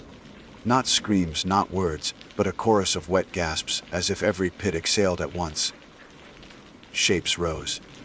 Not all were human. Some were twisted, limbs elongated, jaws unhinged too wide, skin sloughing as they clawed upward. Dozens of them, dragging themselves free, eyes glowing faint in the headlights. I couldn't breathe. I couldn't think. Only act. I spun the wheel, floored the accelerator, and the Jeep shot toward the far end of the clearing. Figures stumbled into my path, and I plowed through them, the impact rattling my bones. Something cracked across the windshield. Blood sprayed in arcs. I kept going, engine screaming, until the road reappeared like a miracle. Branches whipped against the vehicle as I tore down the track, the clearing falling away behind me. But the sound followed. The rattling breath, the dragging steps, the unnatural chorus of movement. They were everywhere now, spilling from the trees, rising from the ditches. The forest itself seemed to vomit them into my path. My fuel gauge dipped near empty. The needle quivered, threatening the red. I pressed harder, teeth clenched, knowing the tank would betray me. And then, like a cruel joke, the road ended again. Another cliff. This one overlooked a narrow canyon, walls sheer, a river glinting faintly in the moonlight below. No roads leading on, no tracks wending back. Trapped once more. I braked, dust spiraling. Behind me, the forest seethed with shapes moving closer, their pale forms flickering in the dark. I could not go forward, and there was nothing left behind but them. My breath caught as I realized there was only one choice left. Either wait for them to reach me, or drive into the canyon and pray the fall didn't kill me faster than they would. The engine idled beneath me, rattling like a beast running out of breath. My hands slipped on the steering wheel from sweat, my pulse hammering so loudly it drowned out the world. The canyon yawned in front of me, endless black with a shimmer of silver far, below where the river caught the moonlight. Behind, I could hear them, shapes moving through the trees, dragging, stumbling, closing in. The scraping of boat and stone, the wet sound of bodies that should never have moved. The Jeep trembled, its headlights casting a thin, desperate beam across the void. I leaned forward, staring down the cliff. The drop wasn't something a sane person would take. Even if the fall didn't kill me, the water might, or the rocks hidden beneath. But waiting meant letting them reach me. I saw again the white eyes, the slack mouths, the arms reaching. Death was certain one way. The canyon at least held the illusion of chance. I pressed my palms against the wheel and whispered, "God help me," though I hadn't prayed since I was a child. Then I floored the accelerator. The Jeep leapt forward, tires shrieking. Gravel exploded beneath me, the cliff edge rushing. For one breathless second, I thought maybe the ground would hold me back. Maybe the earth itself would save me. Then weight vanished. The vehicle launched into emptiness, suspended, wheels spinning uselessly in air. My stomach dropped. Time tore itself apart. The fall was a howl in my ears, a scream of metal and wind, and the roar of the river rising. The Jeep hit hard, nose first, glass shattering, the world folding into chaos. My body whipped against the restraints, pain flaring bright. Then water swallowed us. Cold slammed into me like fists. The windshield gave way, and the river surged in, filling the cabin. My lungs seized. I fought with the belt, fingers clawing at the buckle until it snapped. The Jeep tilted, sinking fast. I kicked, forcing my body through the gap where the glass had blown out. Darkness pressed from all sides, bubbles tearing from my mouth. For a heartbeat, I thought the river wanted me too, that it would drag me down and hold me until I joined the chorus of the lost. But instinct shoved me upward. My chest burned, vision tightening, until at last I broke the surface. I gasped, the night sky spinning above. The current yanked me, dragging me downstream. I tried to swim, but the water spun me like a leaf, slamming me against hidden rocks, scraping my arms raw. Somehow, I clung to a jagged boulder and hauled myself half onto it, coughing, retching, chest on fire. I lay there shaking, river spray hitting my face. For the first time since the nightmare began, silence stretched around me. No footsteps, no rattling breaths, only the river. I almost believed I had escaped. Then the far bank, lit by the weak shine of the moon, figures gathered. Dozens of them, their pale bodies slick with blood that the river should have washed away. They stood at the water's edge, motionless, their faces tilted toward me. Some swayed, heads lolling, but none stepped into the current. The river was a barrier they would not cross. I clung to the rock and painted the canyon walls in pale orange. My body ached with bruises, but the sight of sunlight was a drug. The figures were gone, vanished as if they had dissolved into mist. I dragged myself to the bank, crawled onto the sand, and lay there staring at the sky until I could move again. My gear, my notes, my Jeep, all gone. I had only the clothes on my back, torn and heavy with water. But I was alive. The canyon was vast, carved by time, with no sign of roads or trails. The only direction was forward, following the river downstream. Hours bled into hours as I stumbled along the bank. Sometimes I thought I heard echoes behind me, shuffles, splashes that didn't belong to the current. But when I turned, nothing was there.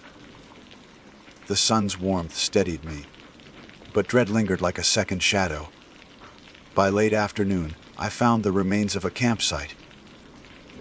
Not official, not marked, but a rough clearing with a circle of stones at its center. My chest tightened. I forced myself closer, heart pounding, but the pit was empty. Just ash and charred wood, as if someone had burned a fire there long ago. No blood, no ripples. Relief broke over me so hard I laughed out loud, though the sound cracked like glass. I collapsed beside it, too tired to move on. My body screamed for rest. Against every instinct, I decided I would spend the night there. Better a normal fire pit than pushing my broken body further. I gathered driftwood, struck a spark, and coaxed a flame into life. The fire's crackle soothed me, its warmth a fragile shield. Darkness came. Stars thickened overhead. The river whispered beside me. For a while I let the sound lull me, eyes closing, body sinking. Sleep tugged at me, insistent, heavy. Then I woke to the smell. Copper, sharp, thick, my eyes flew open. The fire pit glowed faintly, but the flames were wrong. They burned low. Not orange, but deep red, like coals soaked in liquid. My stomach flipped. The stones glistened. The ash had vanished, replaced by a slow, spreading pool of blood. I staggered back, heart battering. My firewood was gone, swallowed. The blood shimmered in the pit, rippling as though something beneath stirred. A voice broke the night. Caroline. My name, spoken in a wet, gurgling rasp. It came from the pit, from beneath the surface. The sound froze me more than any figure could. No one here should have known my name. No one here should have called it with such terrible intimacy. I turned to run, but the river blocked one side, and canyon walls caged the other. The only path led forward, into deeper wilderness. Behind me, the blood churned. Figures began to rise, pale arms clawing their way free. I fled. My legs buckled, but terror lent me strength. I ran until my lungs tore, until my body wanted to collapse. Still, I heard them. Always behind me. Never far enough. Their breath rattled, their steps dragged, but somehow they never fell away. The canyon twisted. I stumbled into a narrow gorge. Walls closing overhead. Moonlight painted the stone silver. My foot caught a root and I fell hard, skin tearing. When I looked up, I saw something that stopped me cold. Carved into the cliff face ahead was a doorway. Not natural. Not erosion. A human hand had shaped it. Square and deliberate, leading into blackness. Symbols etched into the stone spiraled. Around the frame, markings I couldn't read. My instincts screamed both warning and invitation. The footsteps were closing. The voices were louder now, overlapping, chanting in broken tones. My name among them. Always my name. I had no choice. I crawled to the doorway, pressed my body through, and the darkness swallowed me. Inside, the air was cold, damp. The sound of the river vanished, replaced by silence that vibrated like a held breath. My fingers traced the walls.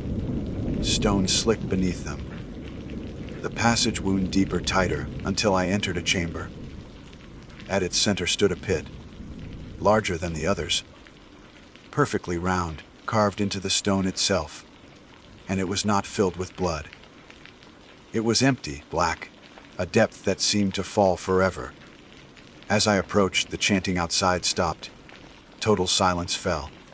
Then, from the pit, a whisper rose. Not from a mouth, from inside my head. "You belong here, Caroline." I staggered back, but the chamber offered no escape. The doorway behind me had sealed. Stone fused where it had been. I was trapped. The whisper grew, layers folding into one another, until it became a chorus of all the voices I had heard. Each one of them had stood where I stood. Each one had fallen into the pit. The edge crumbled beneath my feet. Dust spiraled into the void. I clawed at the walls, desperate, screaming. But the pull was too strong. The blackness yawned wider, swallowing light, swallowing sound. The last thing I felt was falling, deeper than any canyon, into a place where no river waited, no sun could rise. Only the endless chorus, waiting to claim my voice as its own. I have never woken from that fall. Whether you believe me alive to write these words, or lost forever in that pit, is a question I can't answer for you.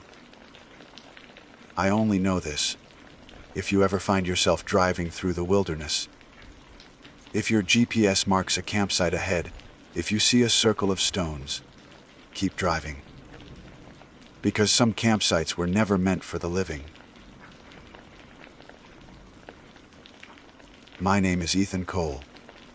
I'm 28 years old, a software engineer from Portland, Oregon. I consider myself practical, logical, maybe too careful sometimes.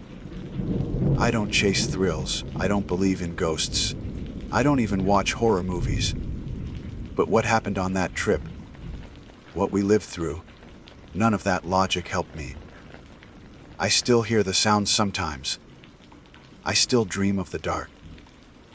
It was late September, just when the air starts to turn sharp in the evenings, and the Pacific Northwest shifts from golden autumn into the wet, quiet creep of winter. That's when Dan called me. Dan Ramirez, 31, a professional photographer, my closest friend since college. He'd been talking for years about doing a deep woods hiking trip, really off grid, no cell towers, no marked trails. Just us in the forest. "Come on," he said. "We'll hit Eagle's Crest. Stay 2 nights. I'll bring the gear. You bring your boring. Uptight energy so I don't fall off a cliff or get eaten by a bear." I hesitated, as I always do, but I'd been working 60-hour weeks for the past few months, and something about the idea of getting out of the city, really out, sounded right. Stupid, but right. Dan also invited his cousin Maya, 25, grad student, outdoorsy to the bone, and her boyfriend, Tyler. I didn't know Tyler. Dan barely did either. That should have been a red flag. But he had a car, apparently knew the area, and was good hang, according to Maya. That was enough for Dan. We left early Friday morning. Tyler drove. His Jeep was stuffed with gear: sleeping bags, tents, flashlights, bear spray, a water filter pump, and more freeze-dried meals than we'd ever need. The plan was to hike in about 6 miles, past the Eagle's Crest trailhead, then cut off the main road, and follow an old logging road into the hills, where Dan swore there was a hidden ridge with an incredible view and no foot traffic. We got to the trailhead around 10 a.m. The sky was washed out blue, air crisp, perfect hiking weather. I remember thinking this might actually be a good idea. For the first few hours, it was uneventful. We laughed. Maya pointed out animal tracks. Dan took photos of moss, covered stones like he was shooting for National Geographic. Tyler walked in front most of the time, always a few steps ahead. He didn't talk much. He didn't smile much either. He had that restless energy, like he was always looking for something better, just beyond the trees. Around mile 5, he pulled out his phone and said he knew a shortcut. "There's an old fire access trail that'll shave an hour off," he said.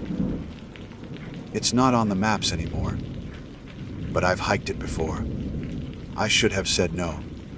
The trail we were on was clear, marked, and well traveled.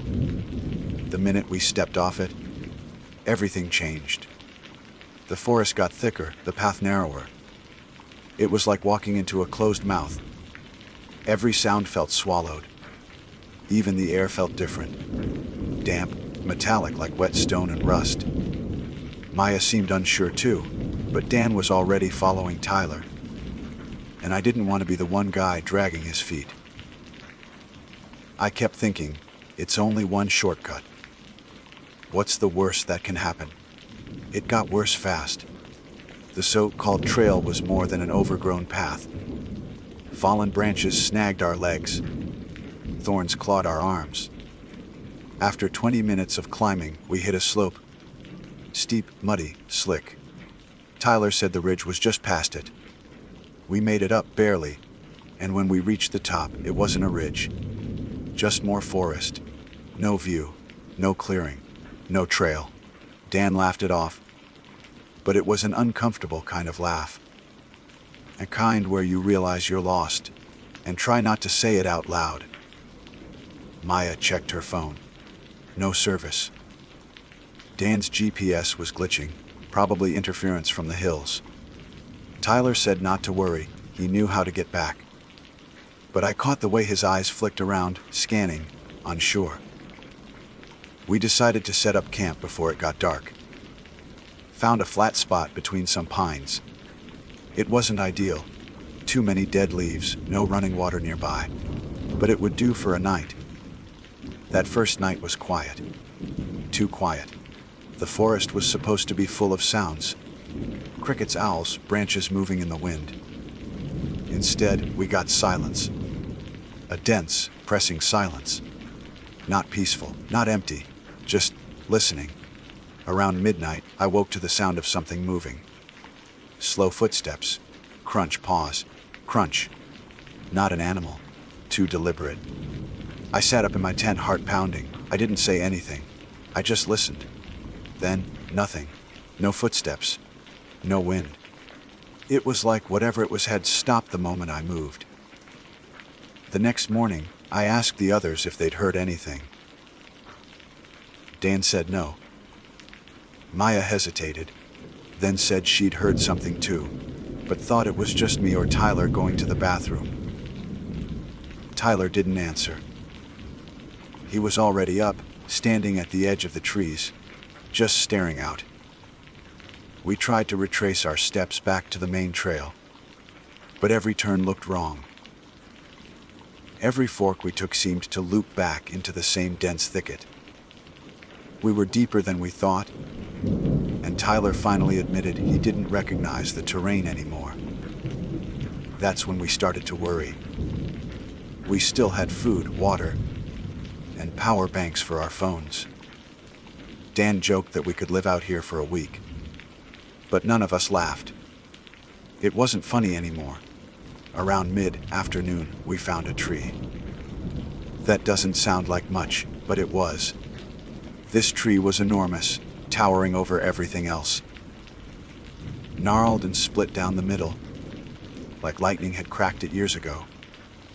But what stood out wasn't the tree. It was what was carved into it. Symbols, dozens of them. Circles, line shapes like runes or glyphs, not graffiti, not random, old, deep, weathered. Dan took a photo, then immediately deleted it. Glitched my screen, he muttered. Weird. I told him to leave it alone. Meyer agreed. Tyler touched the carvings. Ran his fingers along them like he was trying to read something. That night, everything felt off. The woods weren't silent anymore. They were a lateral sound, but not natural sound. Clicks. Snaps. A low humming, just at the edge of hearing. I couldn't sleep. None of us could. I saw shadows outside my tent. Shapes that didn't move like animals. Then Tyler screamed. We bolted out of our tents. Tyler was on the ground, thrashing like something had grabbed him. His hands clawed at his neck, mouth open in a silent scream. Dan reached him first, shouting his name, trying to pull him up. Maya was frozen. I grabbed my flashlight and aimed it straight at him. There was nothing there. No animal. No attacker. Just Tyler, wide-eyed, choking on air. Tyler! What is it? Dan shook him hard. Talk to us. Tyler's breathing slowed. He blinked, coughed, then shoved Dan away like he didn't recognize him. His eyes were glassy, darting around the trees like something was still out there. It was in my tent, he said, voice low and cracked. It came in. I saw it. What did you see? I asked. He didn't answer. Just got up and walked to the edge of camp, muttering, we need to leave. We need to get out of here. We should have packed up and left right then. But it was 2 a.m, pitch black, and we had no idea which direction to go. We had agreed earlier not to wander in the dark. That decision might have saved us, at least for the moment. Nobody slept after that. We sat by the cold fire pit, wrapped in blankets, listening. The forest never went quiet again. It groaned and clicked and whispered, like the trees themselves were watching. When the sun finally broke through the branches, it brought no relief. Just pale, tired light that made everything feel more wrong. Tyler refused to speak to anyone. He was pale, sweating, and twitching like he was coming off a drug. Dan said he might be dehydrated. Maya said it was probably a panic attack. I didn't know what to think. But I knew something was wrong with him. Something deeper than fear. We packed fast. No breakfast. No jokes. We started walking. North, we thought. Tyler said he remembered a stream we'd crossed the day before, and if we could find it, we could follow it back toward the highway. He walked ahead again. None of us wanted him to, but he moved too fast to stop. It was like he had something to prove, or something to escape. An hour in, we found the stream. It should have been good news, but the water was black. Not muddy, not full of silt, black like oil. Dan dipped a stick into it. When he pulled it out, the wood was stained. Not just wet, stained. We didn't drink it. Tyler didn't even slow down. He walked across a log bridge like he couldn't even see it. That's when Maya pulled me aside. "I don't think he's okay," she whispered. "Something's wrong with him." "Really wrong," I nodded. I'd seen the way Tyler had been glancing over his shoulder. The way he kept rubbing his arms like his skin didn't fit right. Dan had noticed too. He called for a break, said we needed to regroup. But Tyler ignored him and kept walking. Then we heard the crash. Branches snapping, a thud, then silence. We ran.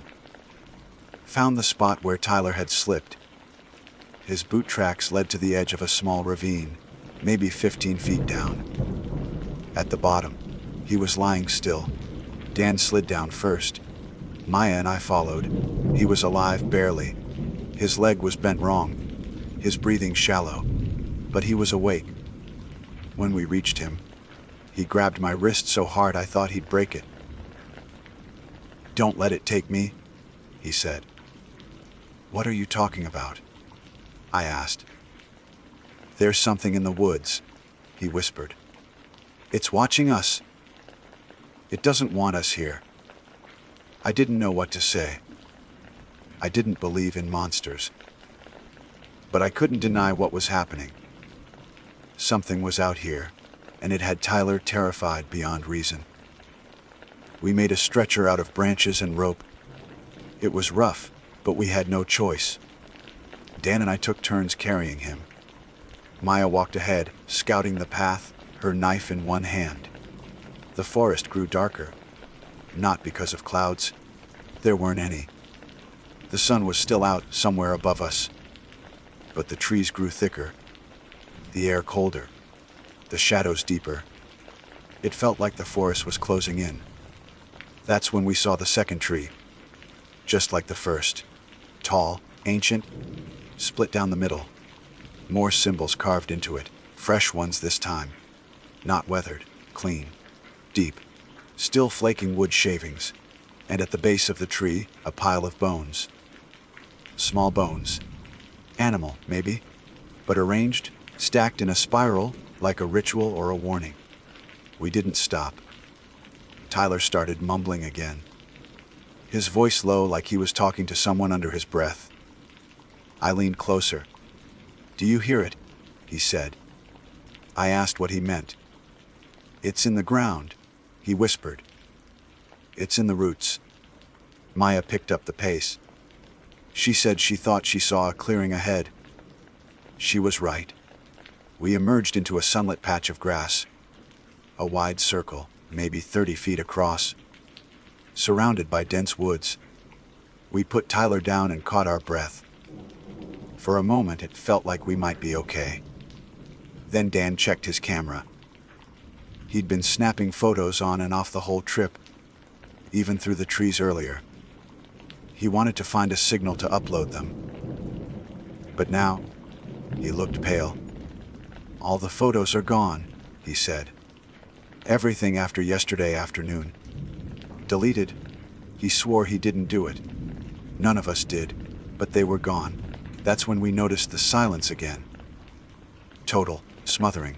No wind, no birds, no bugs. Then the trees at the edge of the clearing moved. Not the leaves, the trunks. Shifted slightly. As if something massive had brushed past them. Just out of sight, we froze. And then we saw it. A figure, just for a second, at the far edge of the clearing. Wrong. Like a shadow standing upright, too thin, too long. Gone as soon as we blinked. Maya raised her knife. Dan grabbed a rock. I reached for the bear spray. But Tyler sat up on the stretcher, eyes wide. "It's here," he said. It followed us. We ran. We didn't talk. We didn't look back. We just moved, crashing through undergrowth, ducking branches, slipping on roots. I heard Maya fall. Dan pulled her up. Tyler screamed behind us, then went silent. We made it maybe a quarter mile before collapsing near a ridge. No sign of Tyler. No idea where we were. I wanted to go back for him. I did. But Dan said we wouldn't make it if we did. Maya was crying, holding her knife with white knuckles. I felt sick, cold, hollow. And then, from the trees behind us, we heard footsteps. Not animals. Footsteps. Getting closer. We stood there frozen. The footsteps behind us weren't rushed or panicked. They were slow, steady, purposeful. Crunch, pause. Crunch. Dan motioned for us to move, but Maya couldn't. She was gripping my arm so tight it hurt. Her breathing was shallow. Mouth open but no sound coming out. I leaned in and whispered, "We have to go." She didn't respond. I had to shake her. The footsteps stopped. We waited. Then, from behind the trees, a voice. Tyler's voice. But it wasn't right. It was off. Too calm, too clear, too detached. Like someone reading his voice from a script. It called. "Where are you?" Dan stepped back. That's not him. Maya was crying now, silent tears streaking down her dirty face. I grabbed both of them by the shoulders and pulled them up the ridge. We scrambled, slipping in the dirt, grabbing roots and rocks. We didn't stop. Not even when we heard the voice again. Ethan. It said my name. That was when I knew Tyler was gone. At the top of the ridge, the terrain opened slightly. More trees, but spaced just enough to see slivers of sky between them. There was a smell now, like rotten wet metal. It clung to everything. I gagged, covering my mouth with my shirt. Dan checked his GPS again. Still nothing. Our phones were dying one by one. Mine was at 5%. Maya's had already gone black. Dan's blinked and shut off 10 minutes later. We were on our own. We moved quietly now, like prey. No one spoke. No one looked back. The forest was different, older. The trees were twisted in ways that didn't make sense. Some grew sideways. Others bent into arches over the path, as if forming a tunnel. At some point, the path just stopped. No warning. No sign. 1 second we were walking a clear route, and the next we were in a field of ash and dead leaves. Trees burned down to stumps. The ground black and brittle underfoot. And in the middle of it all, something. It looked like a hut at first. Made of sticks, bones, strips of cloth. But as we got closer, we saw it wasn't built. It had grown. The wood was alive, pulsing slightly, stitched together with veins of moss and hair. Dan pulled me back.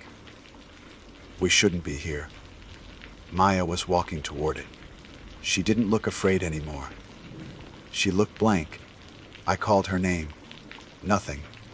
She reached the edge of the structure, touched one of the hanging strips of cloth. It moved, twitched like it had a nervous system. And then something inside the hut stirred. A whisper, soft and urgent. Dozens of voices overlapping, not speaking words, just breathing sound. Dan grabbed Maya's arm, yanked her away. She screamed. Fought him, but he held on. We ran again. The hut groaned, like it was waking up. We kept going, cutting through brush and bramble, bleeding from thorns, stumbling over rocks. I lost track of time. An hour. 2. It didn't matter. At some point, the forest thinned. We saw a light ahead, faint, orange, flickering. A cabin. I thought I was hallucinating, but it was real. A small wooden cabin, windows boarded, smoke rising from a crooked chimney.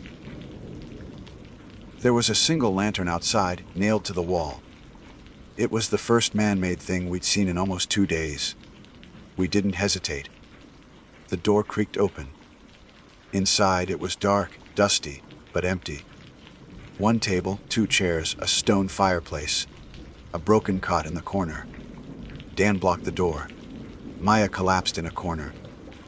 I lit the lantern and set it on the table. We didn't talk. We couldn't. It was like our voices didn't work anymore. I stared at the fire. Dan stared at the door. Maya stared at nothing. That's when I noticed the writing. On the walls, faint at first, then clearer. Scratched into the wood thousands of times over, the same 4 words, Diot, Lus, to IT, all caps. Carved in shaking, desperate strokes. Over and over again. Dan read it too. His mouth moved silently. He looked at me, then at Maya. And that's when the knocking started. Not on the door, on the walls, from outside inside. From under the floor. Knock, knock, knock, slow, measured. Maya started humming. Some tune I didn't recognize. A lullaby. No, not a song. A chant. I snapped, shouted her name. She didn't stop. Dan grabbed her, shook her, slapped her. Nothing. Her eyes were open but empty. Like someone had hollowed her out from the inside. The knocking got faster. Knock, knock, knock, knock. The walls shook. The door burst open, and nothing was there. Just black forest. But the air moved like something had entered. The lantern went out. And then I heard it again. Tyler's voice. Right behind me. Ethan. Let me in. I turned and there was no one. But Maya was gone, just gone.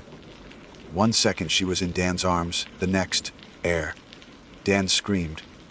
I pulled him back, slammed the door. Nailed it shut with pieces of the broken cot. Every second felt like hours. Then silence. Real silence. No knocking. No breathing, no forest, nothing. We sat in that cabin until morning. When the sun rose, we opened the door. The forest was still there, but changed. Lighter. Warmer. Birds chirping. Like nothing had happened, we walked. Didn't say a word. Just walked. 3 hours later, we hit a gravel road. An old man in a rusted pickup found us. He didn't ask many questions, just gave us water and called for help. We never found Maya.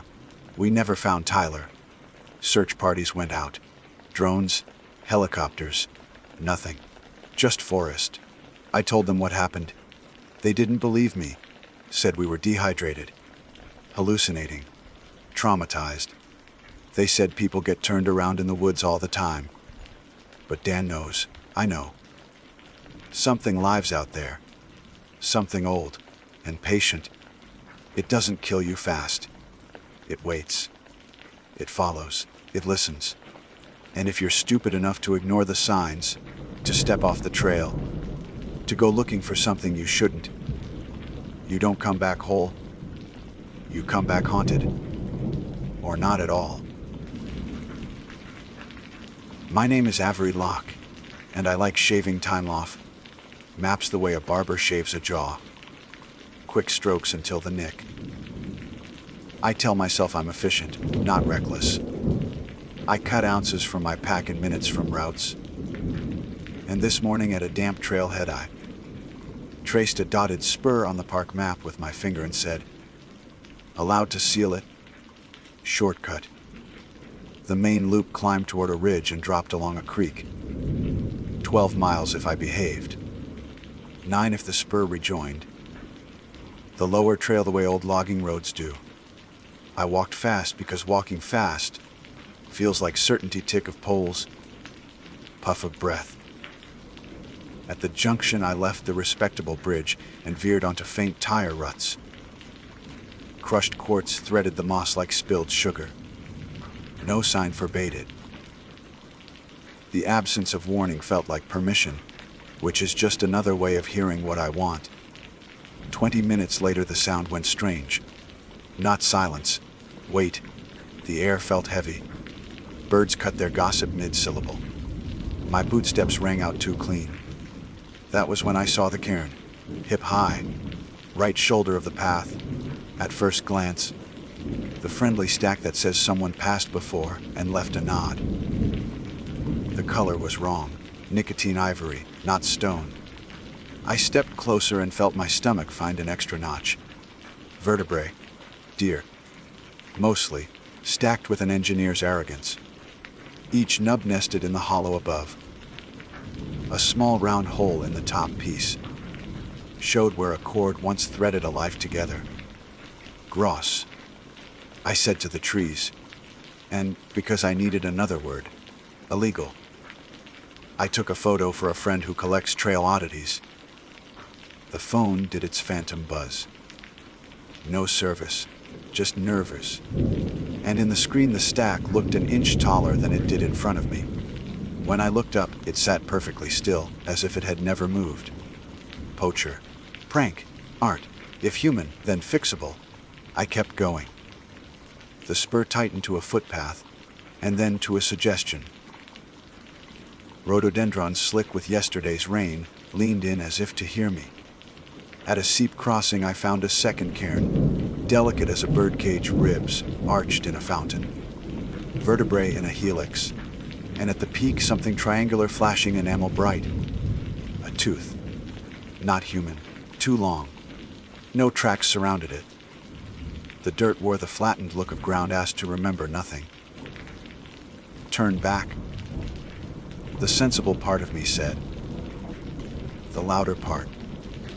The one that thinks I'm the exception that proves every rule, said keep going. You're already halfway through the bad idea. I obeyed the louder part. I noted a legend-bright boulder, a lightning-struck pine, a pair of cedars. I took out my actual compass and watched the needle settle, because redundancy is the only superstition I allow. The third cairn stood in a clearing where the sky looked stretched thin. Bones weren't stacked here so much as arranged. A spiral of vertebrae lay on the ground, all the little knobs pointing inward to a hollow. Set neatly in that hollow was the bright edge of orange fabric tied around the sawed tip of an antler. My bandana. I'd tied it at the trailhead. When the wind picked up, I tucked it under my shirt. My hand flew to my throat now and found bare skin. The knot cinching the fabric in the clearing was the knot I tie when I think. Twice around, tug for luck. I had not felt a hand. No one had passed me. The spiral pointed at the bandana like an arrow. Something in the shade clicked teeth together, a quiet metronome.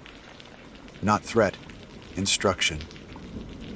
I stood still until stillness felt like offering my back, then bent, took the bandana, and backed away.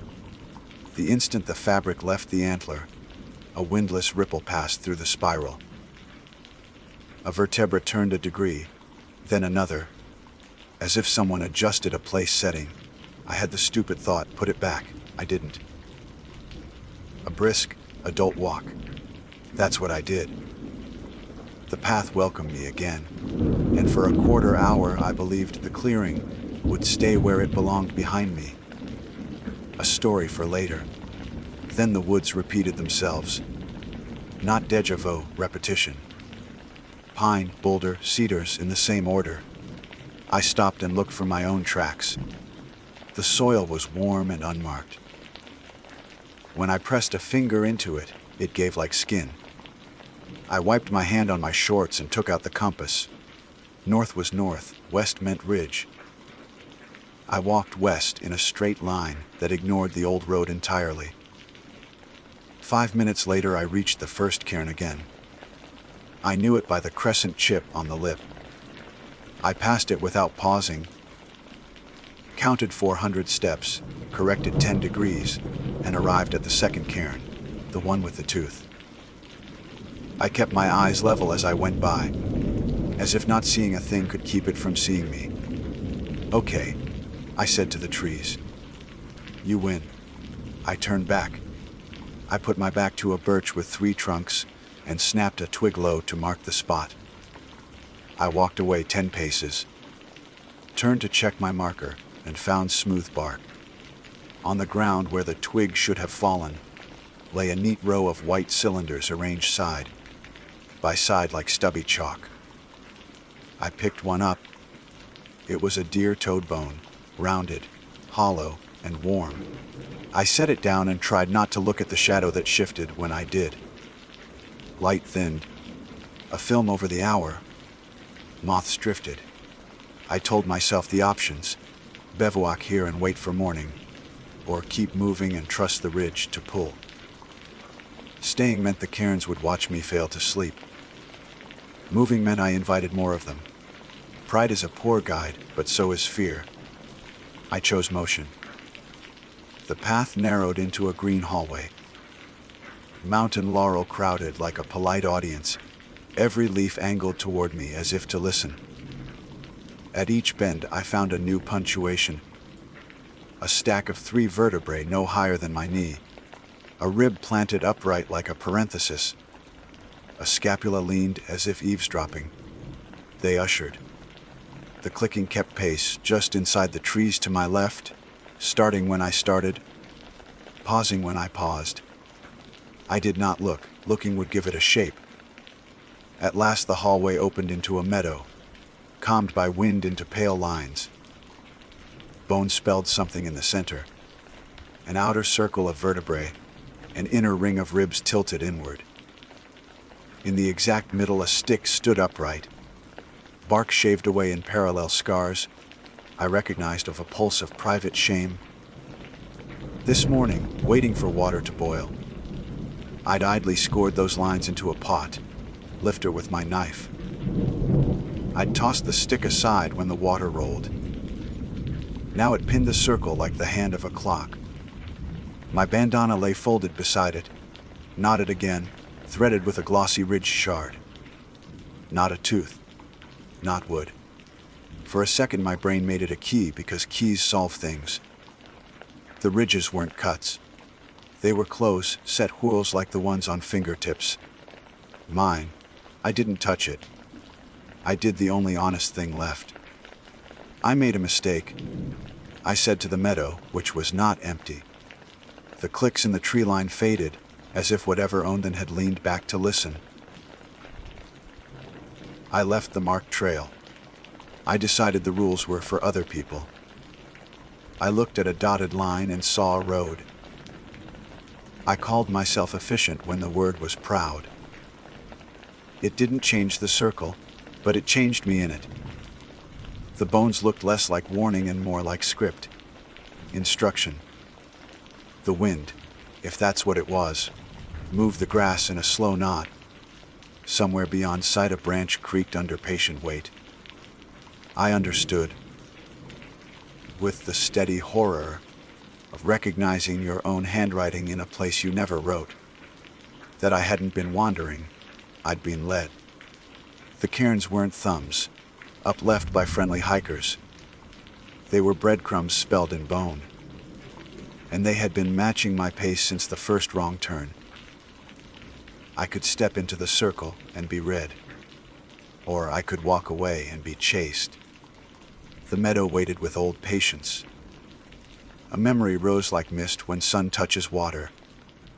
My father's voice when I was 11, hand on my pack strap, saying rules aren't cages, they're guardrails. And you only notice them after you plow through one. That year he showed me a deer skeleton in winter woods and named the pieces: atlas, axis, lumbar, sacrum, until bone sounded like instruction. I laughed at the names then. Now they came back without asking. Atlas, axis. Turn your head. Choose. The clicking in the trees kept a slow count, as if it would keep counting whether I moved or not. Even the wind seemed to hold its breath and wait for me. I stepped forward. I stepped into the circle before I could talk myself out of it. The bones didn't rattle, they adjusted. Ribs leaned a degree.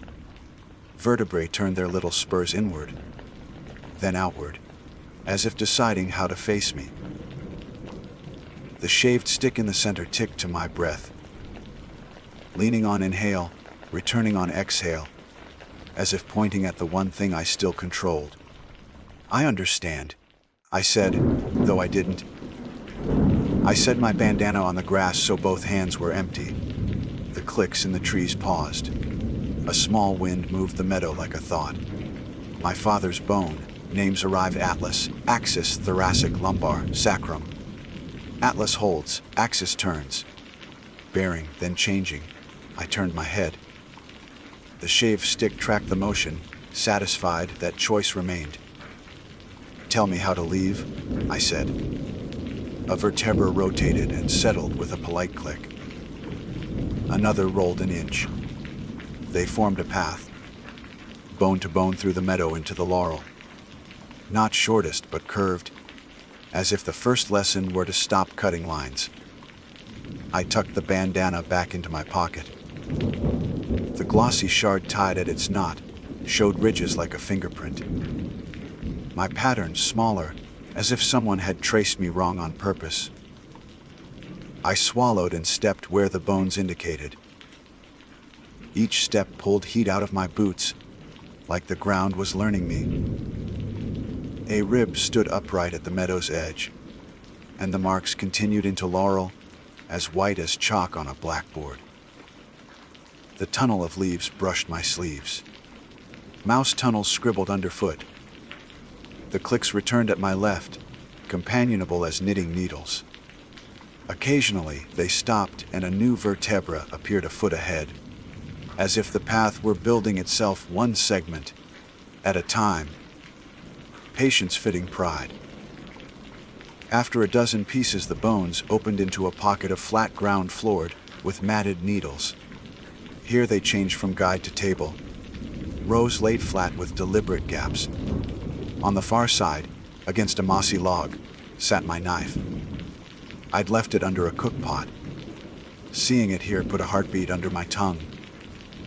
"Not yours," I told the air, because saying so felt necessary. A vertebra clicked the smallest no. The blade was cleaned of soot. The rows formed a simple puzzle.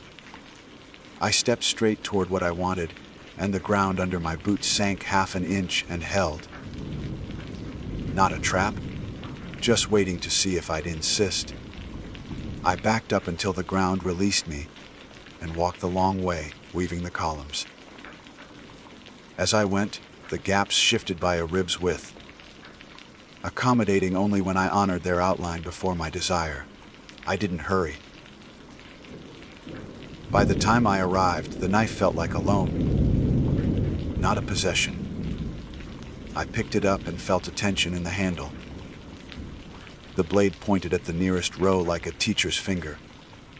"No cutting," I said, refusing whatever bargain waited, and set it in the grass. A vertebra turned to face the sky, another joining it, as if looking up with me. The space beside me brightened the way a thought does when someone names it. "Long way," I said. "Every time." The clicks approved. I left the clearing the long way, bandana heavy in my pocket like a receipt. Cool replaced warm. The smell shifted from leaf to mineral. Water kept its voice behind its teeth. A creek ran clear over stone glossed by time. Ribs stood upright in the shallows. A vertebra lay on a flat rock midstream, a small bridge if I trusted it. The current spoke its own convinced murmur. I stepped to the rock, then to the vertebra. It held. On the far bank a stick lay among wet leaves, and the water had written fine ridged lines into its shaved side. I picked it up and felt the groove of a thumb I hadn't pressed. The stick made a small sound like a book deciding to close. Fine, I thought. Nothing I leave returns unchanged. That's the toll. The forest waited as if I'd made a small apology that deserved acknowledgement. The vertebrae clicked a low approving run. I followed. Time unknotted. I walked until my legs forgot the complaint they'd been offering since noon. A strip of faded blue plastic tied around a branch, trail crew flag, broke the spell. Past it, dirt packed into ruts with human geometry. Footprints over footprints, a consensus of direction. The old logging road. Fear and relief came in the same size.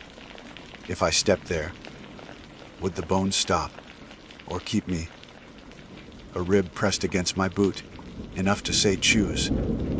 I looked back at the curve of bone I'd followed, then at the road. The flag's date was last year.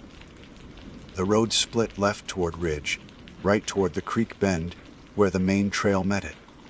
I lifted my compass because redundancy is respect, and let the needle settle.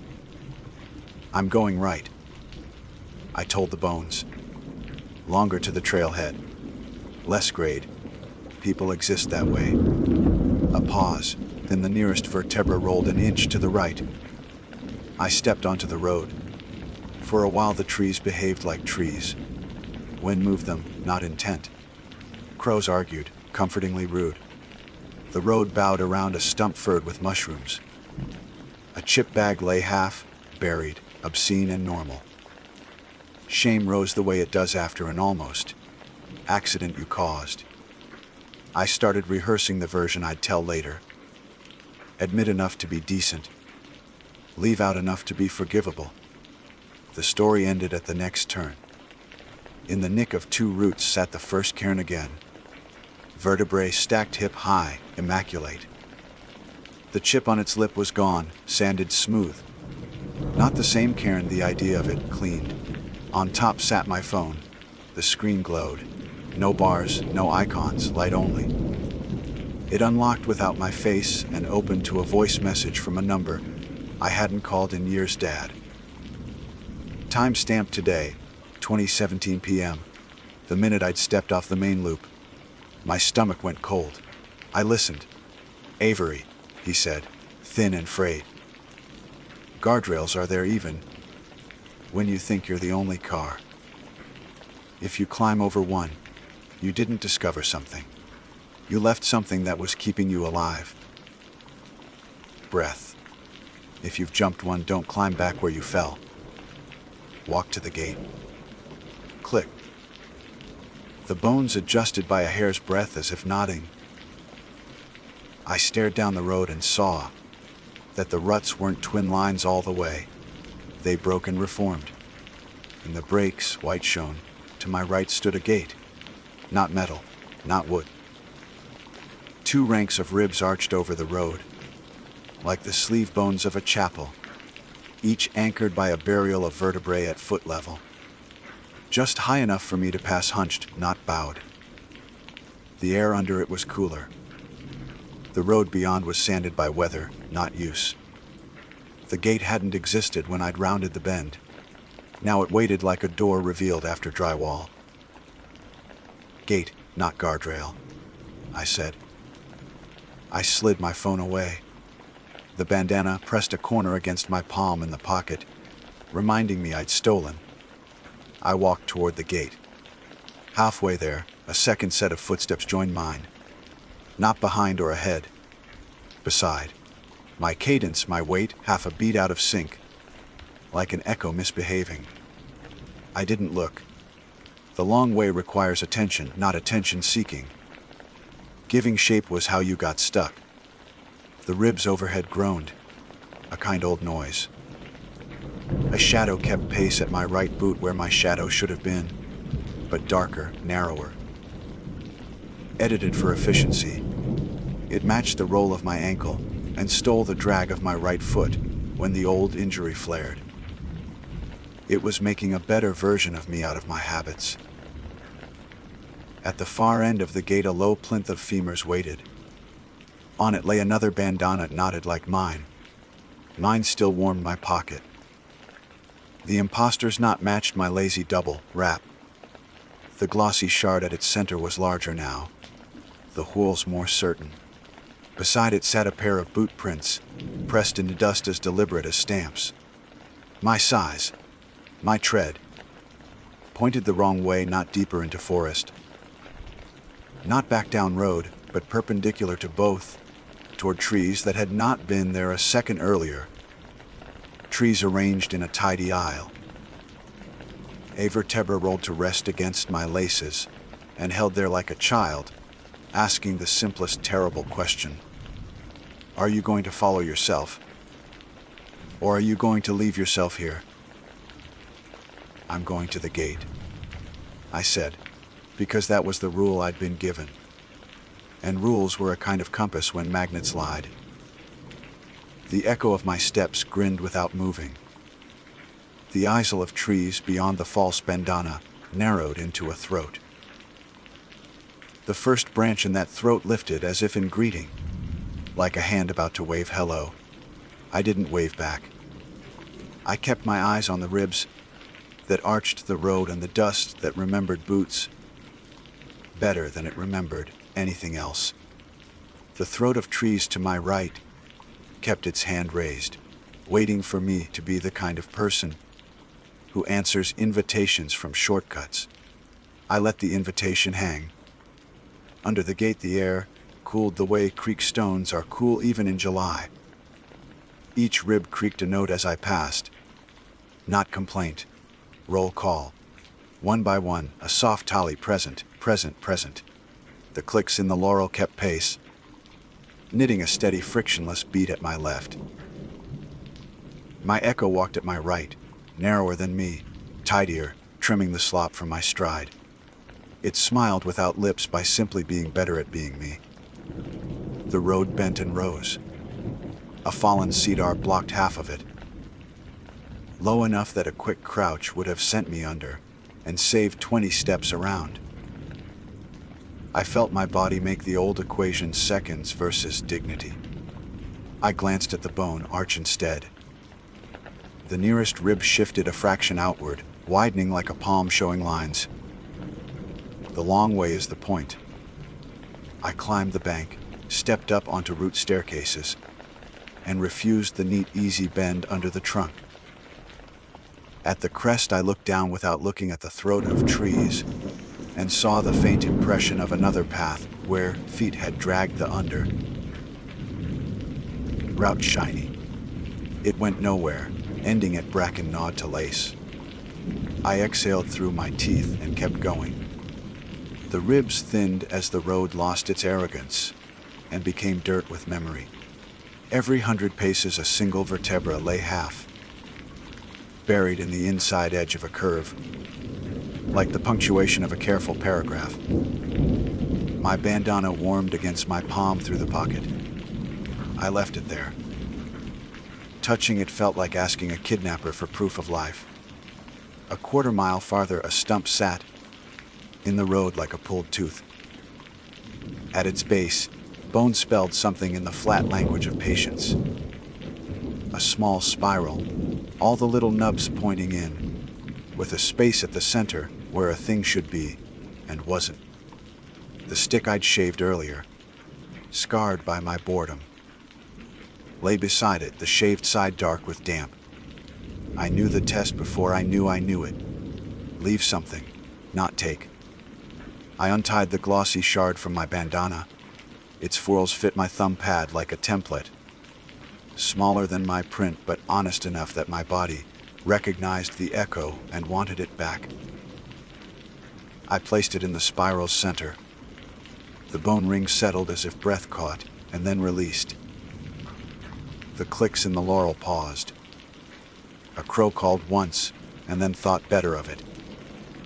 When I picked up the bandana again, it felt lighter. I tied it to my pack strap with a different knot than I'd used all my life. Not the lazy double wrap. A figure 8 that won't jam under load.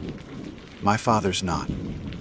The echo at my right copied the tie a beat, later with a quiet hiss of fabric. I refused to look. Giving it a face would give it the right to use mine. The road narrowed into an old cut with gravel pressed into the dust like a night sky.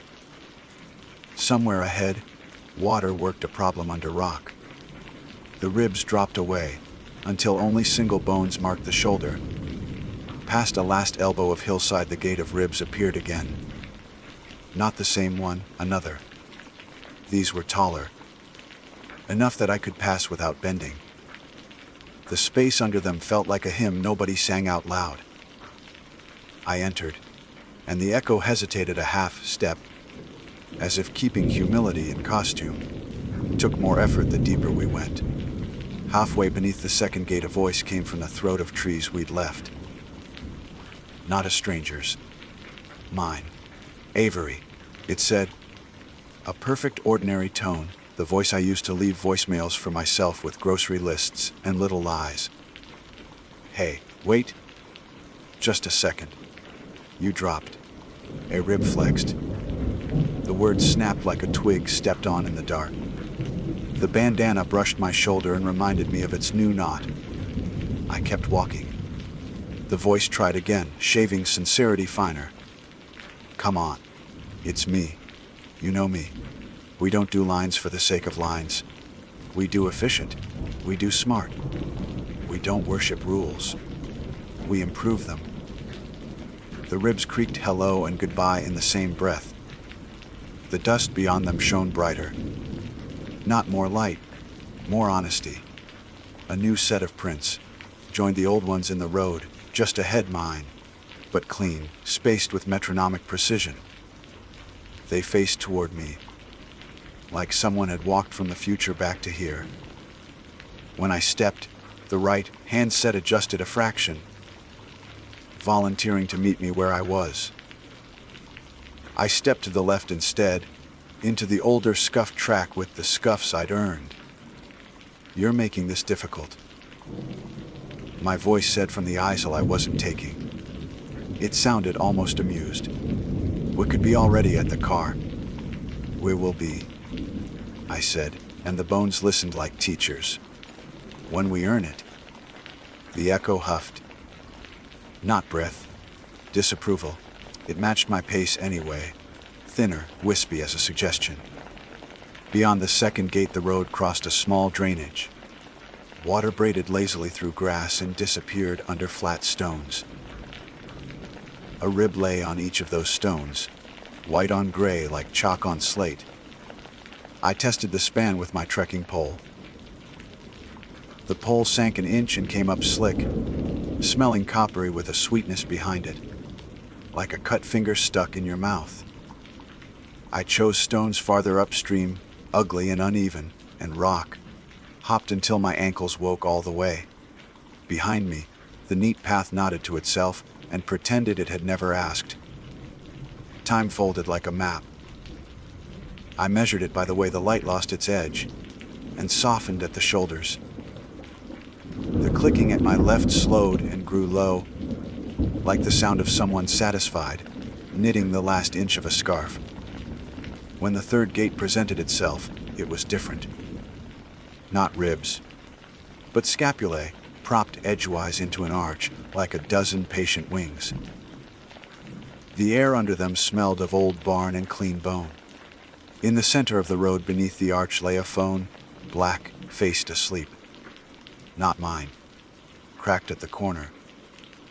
Spattered with the kind of sap that never quite comes off. The lock screen woke to a wallpaper photo. 2 kids in red jackets in front of a trailhead sign, each holding a dog by a leash looped loosely around a wrist. The battery read 1%. In the top, left no service. In the top, right tune 17 p.m. The minute my father's message had worn in my ear like a worry stone. I'm not touching it, I said to whatever curated this course, though the truth was I wanted badly to. Being the person who returns lost things is a shape I fit too easily. The scapulae hummed a notch up in pitch, the way a kettle sings just before the boil. A single vertebra rolled from the shoulder of the road, bumped the phone once, and came to rest like a doorstop. The screen brightened and a text preview flashed. Where are you? You were supposed to. Then the phone died. Gate, I said again, and stepped through. The forest changed its grammar on the far side. Sentences grew longer. The undergrowth leaned less. The trail wasn't a road anymore so much as a held idea. Here, here, here. The bones stopped appearing underfoot and began to appear at decision points only. Small ribs hung in the crook of two branches, like white commas.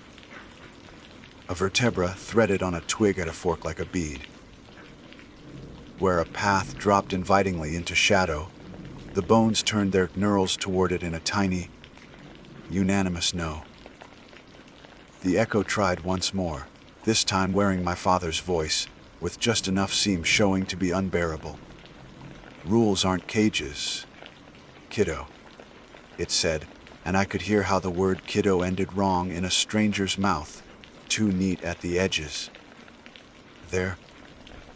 Guardrails," I said before it could complete the theft.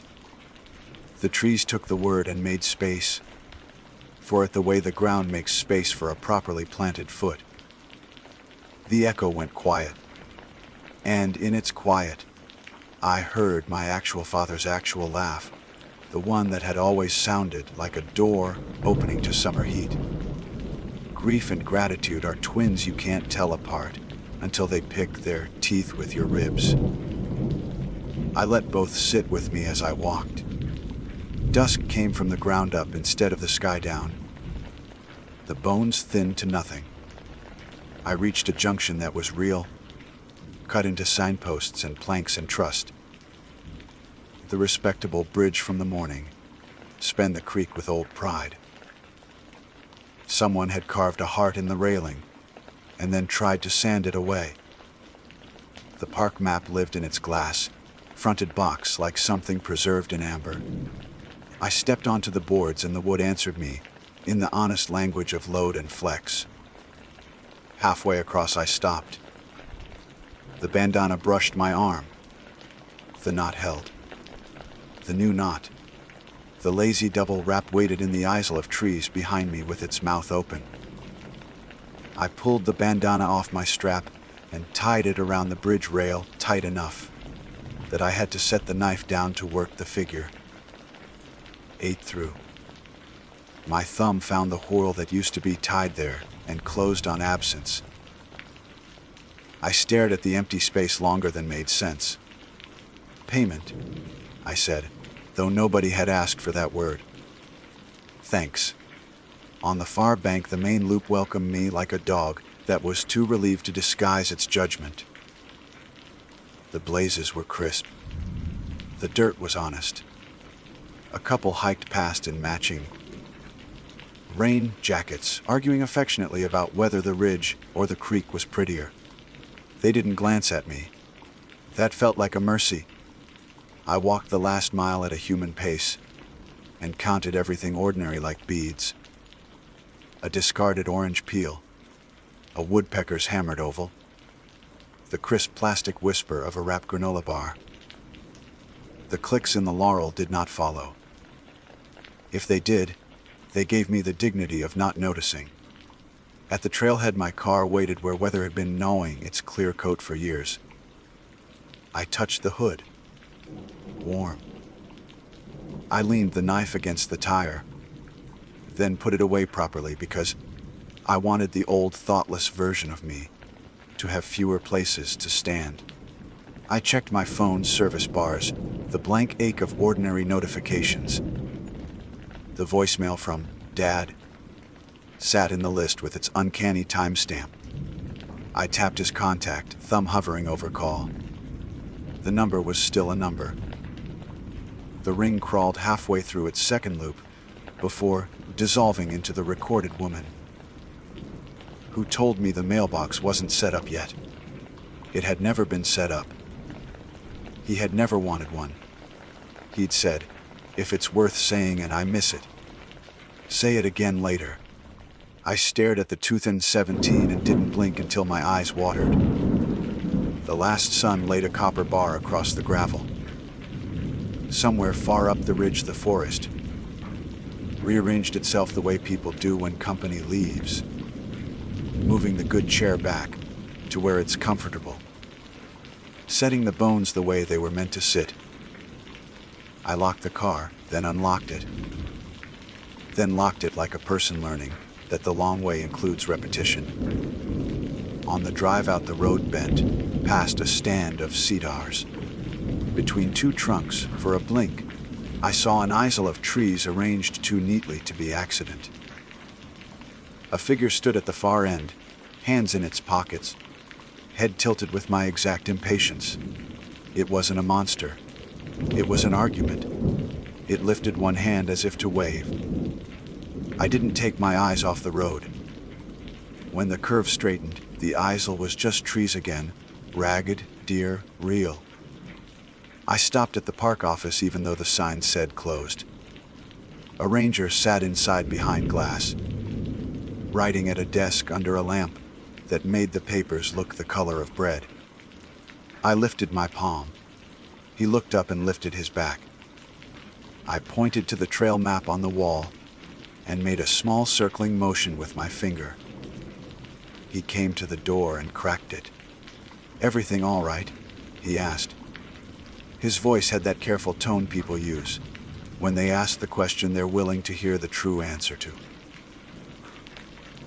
"I took a spur," I said. "Didn't belong. I got back. I stopped before I said bones." The gate belonged to the kind of understanding that collapses under fluorescent lights. "Could you do me a favor?" On the posted map, "Could you scratch the dotted line a little thinner?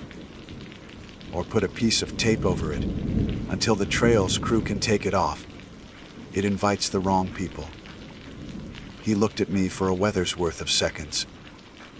Then he nodded, took a roll of blue painter's tape from a drawer, and tore a strip with his teeth. He opened the door fully, and we stood shoulder to shoulder while he smoothed the tape over the spur with his knuckles. "Guardrails," he said. To the tape or to me, I couldn't tell. "Yeah," I said. "Guardrails." Back at the car, the bridge sat in my mind like a rib. The knot in my bandana would hold through winter and into spring. Someone would find it and read it the way you note. You weren't meant to, but that tells you how to stay alive anyway. A small thing you might scoff at until it's the only thing. I started the engine. The radio woke and filled the car with the ugly mercy of commercials. I turned it down and drove at the speed limit all the way to the highway, a pace I'd once thought of as wasteful, and now understood as a way to arrive intact. That night at home, shoes still muddy by the door, I laid my gear out and gave each piece back its shape. I washed the pot, the knife, the spoon. I tied and untied the figure. Ate not until my hands could do it without looking. I took the printed map from my pack and with a black pen, traced the main loop dark and forgiving, then crossed out the dotted spur with a single firm line. A silly, private ritual. Maybe nobody would see it but me. Maybe that was the point. When I turned out the light, I lay awake listening without earbuds to a house trying its honest best to be quiet. Pipes clicked. The fridge purred. Outside, the wind moved through. The shrubs are the sound of pages turning. For a breath, I heard knitting needles on the far edge of sleep, and a version of me waiting in a forest aisle, efficient and lonely as a metronome. I rolled to my side and let the sound fall behind me, the way footsteps fall behind when you choose the long way and commit to it. In the morning, I packed the car with a new habit clenched between my teeth like a sprig of mint. On my way past the park, I stopped at the bridge. The bandana had picked up dew. The knot was soaked and tightened more by water. I left it there. Guardrails don't work if they move every time you want them to. On the way back to the car, a kid in a red jacket ran ahead of his parents and cannoned into my knee with the cheerful oblivion of children. He bounced back, laughed, and shouted to the adults, "Trail splits up there, but I think left is longer." "Left is fine," I said, not to him, because I wasn't his guardrail, but to the part of me still tempted by tidy easels. The parents thanked me for being a solid object. I nodded and kept going. At the trailhead bulletin board, someone had pinned a photo, a spiral of stones with a bandana in the middle, a warning scrawled beneath in black marker. P.O.T. ISTURB. The stones weren't stones. The photo didn't know that. The warning did. I brushed the corner of the page with my thumb and left it for better eyes. On the drive home, 217 lived in my phone like an hour you can visit but not keep. I didn't delete it. You don't delete guardrails. You learn where they are, and you tell the truth about the ditch beyond. You keep an honest pace. You let bones keep their language. And you don't pretend the long way is less frightening, just because it is correct. I said my name out loud once, like a map key, and let it be enough. Then I took the long way around the next bend, on purpose, and watched the road return the favor by still being there when I arrived. My name is Harper Vale, and I tell myself I'm cautious, right up until a sign suggests I shouldn't be. It was late afternoon when I reached the mod out. One of those square gravel aprons at the end of a salt-stained road where the world thins into reeds and water. A laminated notice zip tied to the kiosk said Bardak Welch Shlaki Sabasidi and Siandi Habishaitat Restoata Ion. Someone had underlined closed with a chisel tip and drawn a dramatic stick, figure falling through planks into cartoon ooze. The chain across the entrance sagged like it had been lifted and set down too many times. The marsh beyond was a green quilt stitched with black water, and the boardwalk skating across it looked like a paragraph. I was going to read whether or not I'd been invited. 2 weeks, I said, because inventing a deadline makes rules feel negotiable. 3. I stepped over the chain. The first 20 yards were the gray of old driftwood. Screws stood proud in places where the boards had swelled. The handrail cable hummed, faintly when the wind poured along it. The soft single note you get from taut wire that wants to be a song when you don't. Red-winged blackbirds shouted conch, la, re from cattails. A slap of color in a day otherwise washed clean to tonal greens. Dragonflies stitched the air. Somewhere a heron grunted like a smoker clearing her throat. The marsh smelled like wet coins and crushed herbs, and the tiny fart of methane you pretend you didn't hear. It was gorgeous in a way that makes you excuse things you shouldn't. The first give came at board 68. The planks were numbered with a stenciled hand, white paint worn thin by soles and sun. 67 solid, a sensible thud underfoot. 68. A spongy bow, the kind that tells you the stringer underneath has gone soft. I stepped light and kept moving. Behind me, the board rebounded with a sound too wet for wood alone, a gentle glurp that felt interested. The closure made sense, I told myself. Wood over water rots. Nails forget their job. The tide sneaks fingers under things and tugs. The marsh service would tear out a section, replace it with new seasoning bright lumber, and the meadow would forgive us for the foot. Traffic, we insist, is educational. I've volunteered on projects like that. I know the drill: tap the boards, listen for hollow versus honest, flag the ones that lie, haul them out and hand screws up in a bucket to a person who has a better relationship with power tools. A yellow strip of caution tape hung limp from the handrail a little further on, half sucked into a crack as if someone, or something, had tried to eat it and given up. A ranger's laminated badge had wedged itself between two planks, old photo fog. badge name scarred to a blank by salt. I lifted it and left it where it was. "You'll come back for that?" I told the air, and hated the way my voice sounded like I was soothing myself. The blackbird chorus went quiet like a radio switched off. I stopped because that kind of silence isn't weather. It's message. Ripples moved the surface in a direction that didn't match the wind.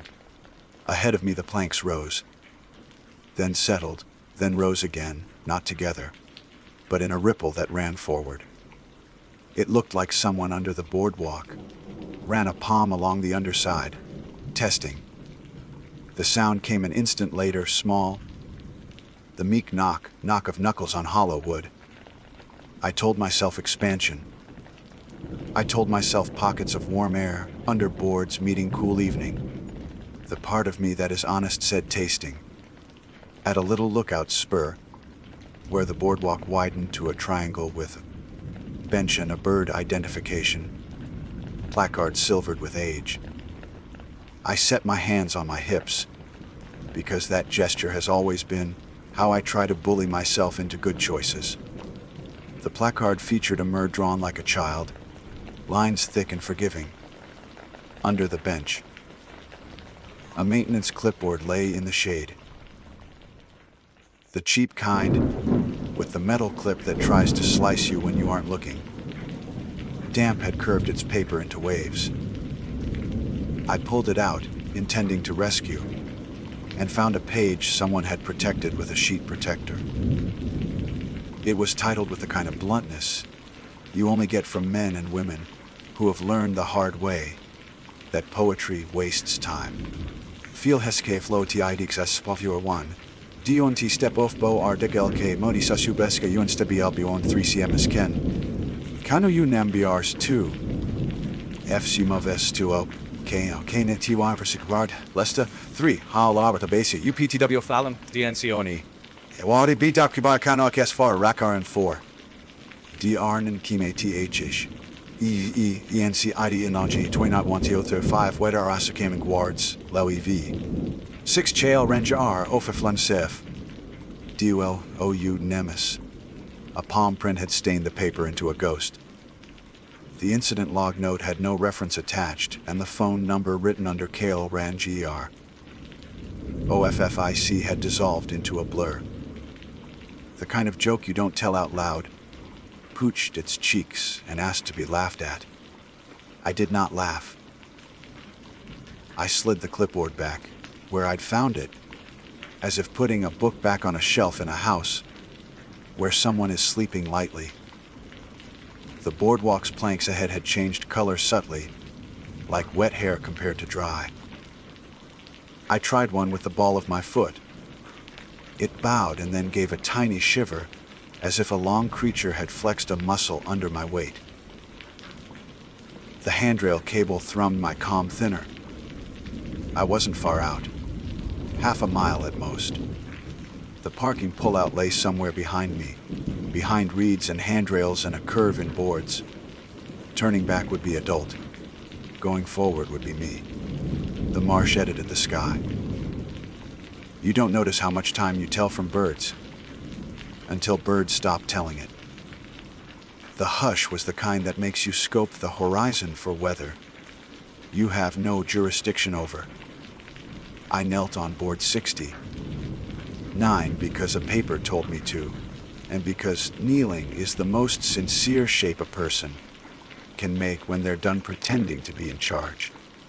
I knocked twice, knuckles light, the way you do on a nursery door. The board answered. 2 small thunks that were not echoes.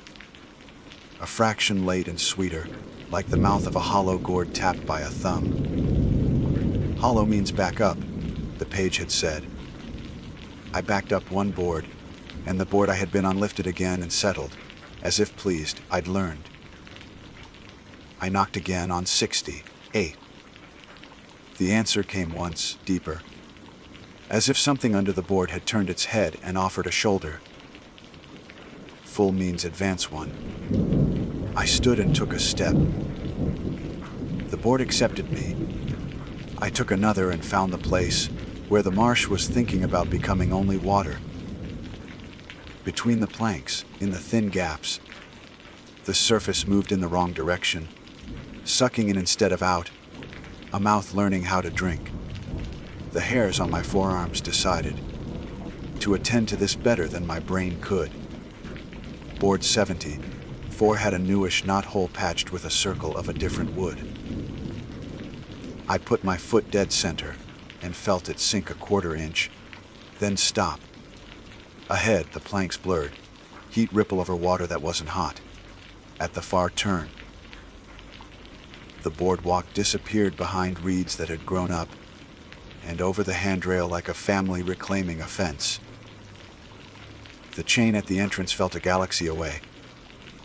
I took my phone out, told myself it would be rude not to let someone know what I was doing, and watched the signal bars show me what I already knew. The marsh had opinions about my connections to the larger world. Behind me, something exhaled through reeds. A soft, patient susurration like a person who had been waiting to be noticed inhaling. Now that they had been, I did not turn. Eyes participate. I kept my eyes on the numbers, on the grain of the planks, on the screws that had backed themselves, out to be little shining reminders that time is a competent carpenter. At another rest triangle, the bench's boards had darkened into a color you normally only see on tongues. On the bench, a half-empty bottle of bug spray lay on its side. The liquid inside had separated, clear on top, opaque underneath, skinning itself. I picked it up and put it back upright. A small patch of bench stuck to my palm and left a faint print that did not belong to me. The maintenance page's line, 5, tapped the back of my head. If water is making words, leave. I didn't know what counted as words. I tried the knocking again. Kneel. 2 taps. Wait. The return came like an older version of my knock, tired, trying to remember the first joy. I backed up. The marsh accepted the obedience and gave me back a breath that didn't feel borrowed at an ugly rate. Something moved under the boards not far ahead. Not a fish. It had the measured roll of a shoulder, then another, the way large mammals displace water. The planks ahead rose, one after another, a neat domed wave moving toward me. When it reached board 80, it stocked and sank as if whatever swam under had settled its belly on the braces and decided to nap. A bubble of methane popped and the smell of eggs pretended to be funny. I cocked my head and listened. The marsh has a grammar. Right then it repeated a single clause, a stay, stay, stay. I whispered, I hear you. My voice landed on the handrail cable and ran away from me toward a cluster of cattails, like a thin dog. I didn't like the way it sounded out there.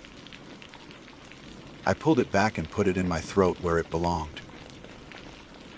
The placards were losing their pictures. A gull's shape turned into a white smear. A rail's neat lines ran like mascara. In the smudges, another set of shapes insisted on being noticed. Parallel scrapes along the board edges, like something had dragged a comb along them from beneath. Here and there a screw showed fresh bite marks. The slot shaved to a shine. I thought of teeth when I didn't want to, and of beaks when I tried to be kind. Full tot advance 1. I told myself, reading off a script I'd stolen. I tested board 80 with my knuckles, and the answer came without delay 1-2. Just the way I gave them, no patience in it at all. The maintenance note had been very clear about exact. If the return knocks match exactly, do not proceed. We see incident log 2019-03. I didn't know 2019-3, but the dread that collected around a parenthetical like that is universal.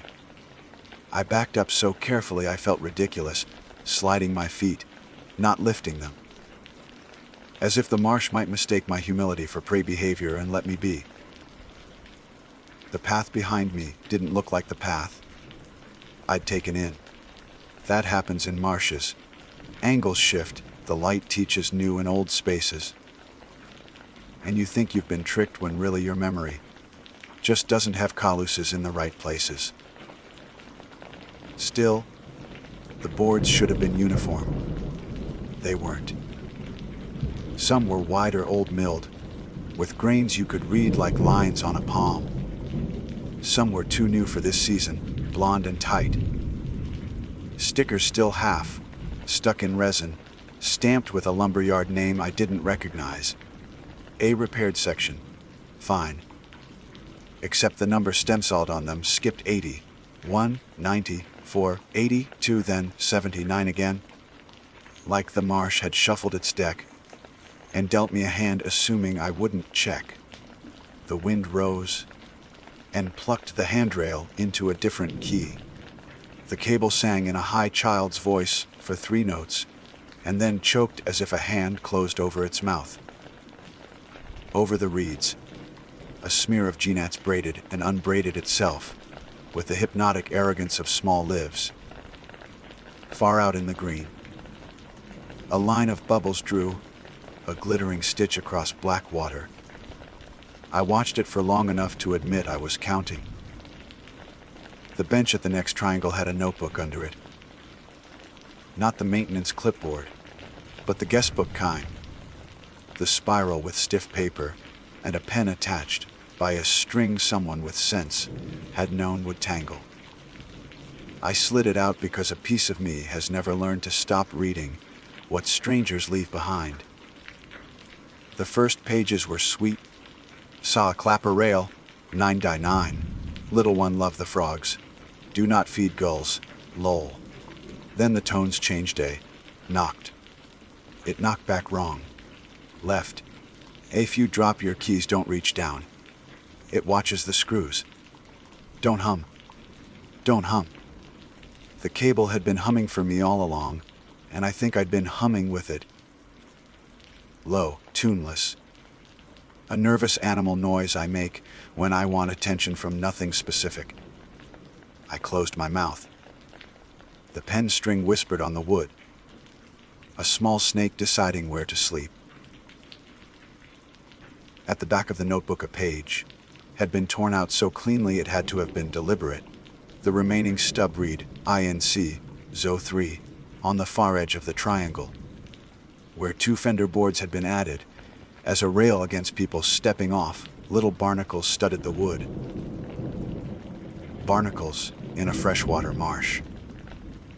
I ran a finger over one and felt not shell but resin. Little cylinders of clear stuff poured and hardened around pebbles. From beneath, a slow pressure pushed back against my finger that was not water pressure. I snatched my hand away, like a child scolded for touching a stovetop. I had been walking this, and it had been walking me. Less poetically, I had tested, and it had also tested. I had knocked, and it had knocked back. I had decided rules were for other people, and the marsh had translated that into its grammar, and given me a pronoun I didn't like. My name is Harper Vale, and I thought ignoring a chain would keep me young. The marsh had a better idea, it would keep me longer.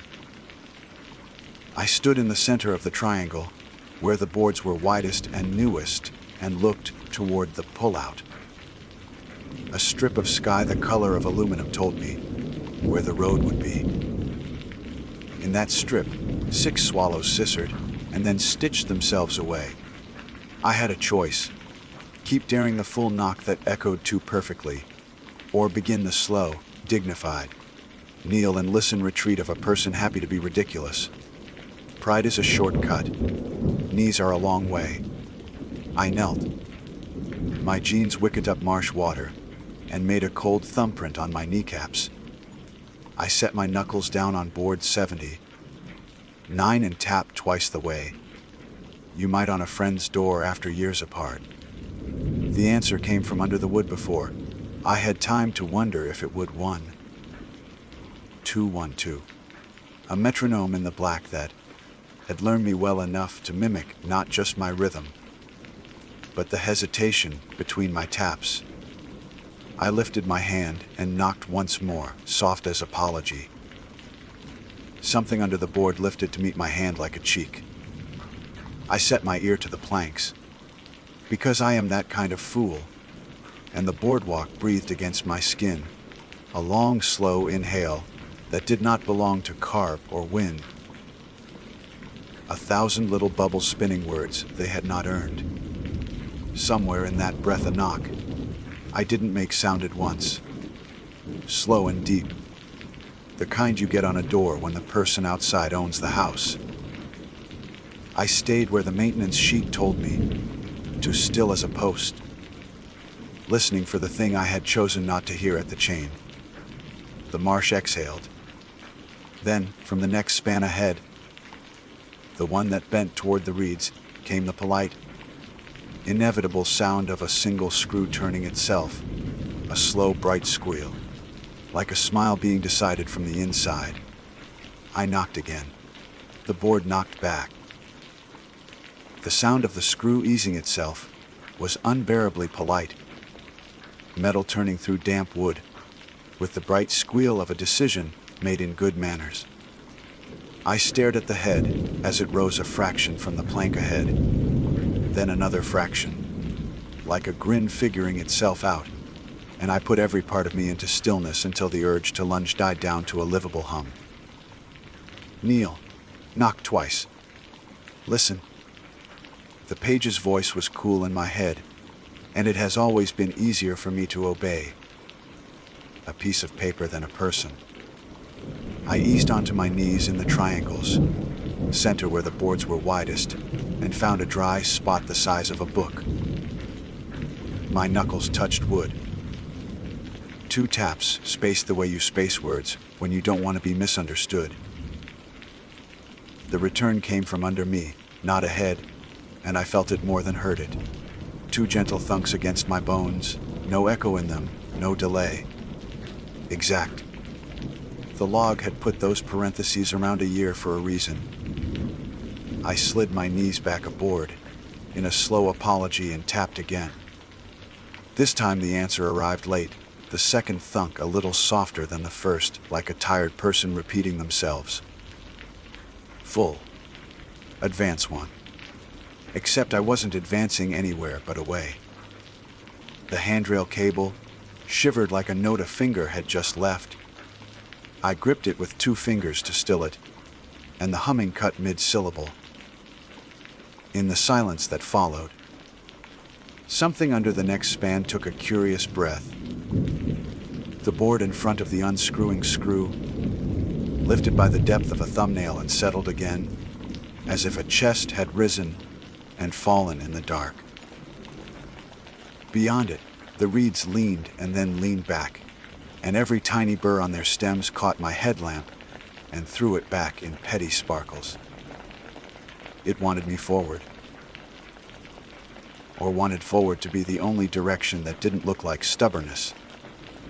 The numbers on the planks behind me still misbehaved: 80, 1, 90, 4, 80, 2. Then the repeated 70, 9 I'd already knelt on. My damp knee print a dark scallop at its edge. I backed onto it anyway, sliding my feet to keep my weight lazy, and knocked in a new rhythm because I needed to learn what the marsh knew about me. 2 quick, 1 slow. The answer came 3 slow. Then a tiny wet pop from between boards that, as amusement in the language, I was trying not to invent. I stopped treating it like a conversation. Conversations ask for names. The page had begged me not to do that. Instead, I tried the thing I do to test myself. When I'm sure I'm being a show, off I change patterns without thinking them through. I tapped once, then twice so close together the sound ran, then 3 with equal space, then nothing. The reply under the boards flubbed the middle. The third thunk arrived half a heartbeat late and thin. as if whatever lay under had expected my arrogance and not my patience. Not exact. Good. I gave the board behind me a little weight.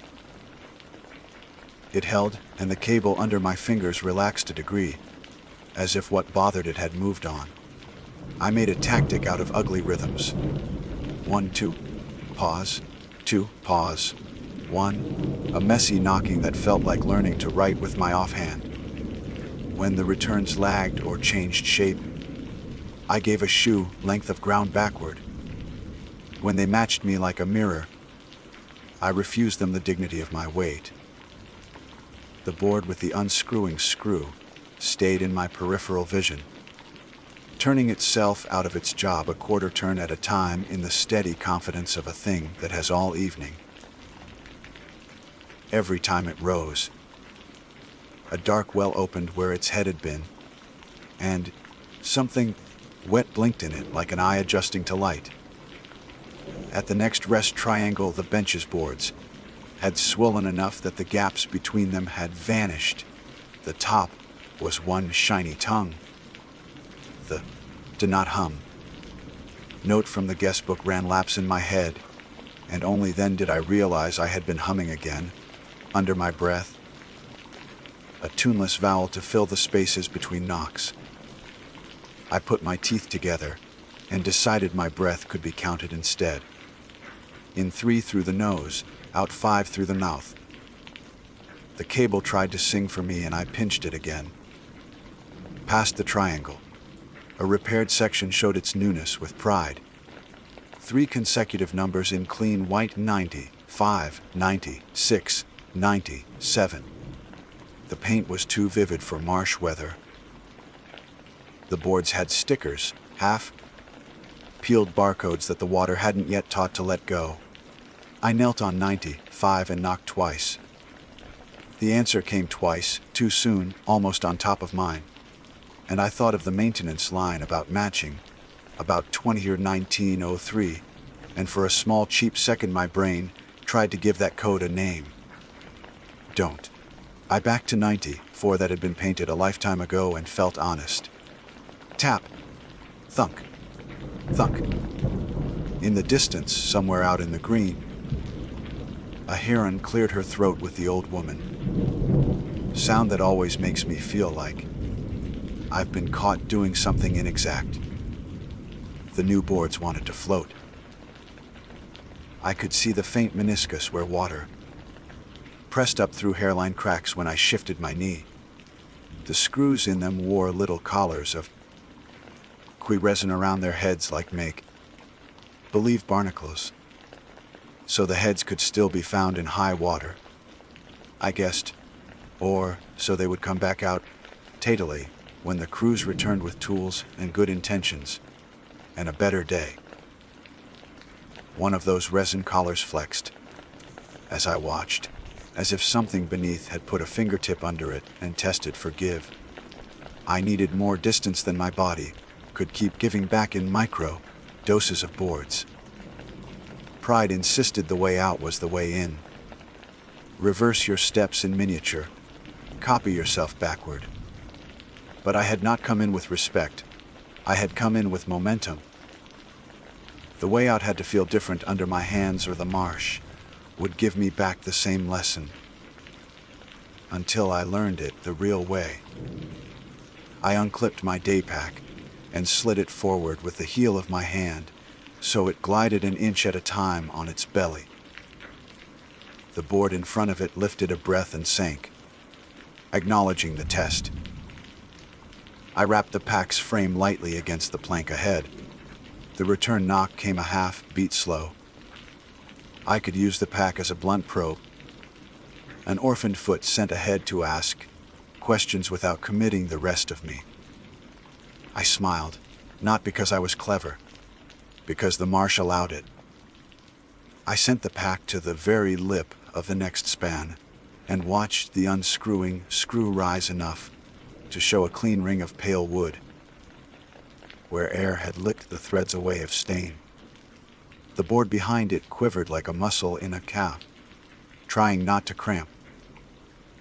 I reeled the pack back with its strap tried the other side of the triangle, where the boards had old metal plates bolted over seams like scars.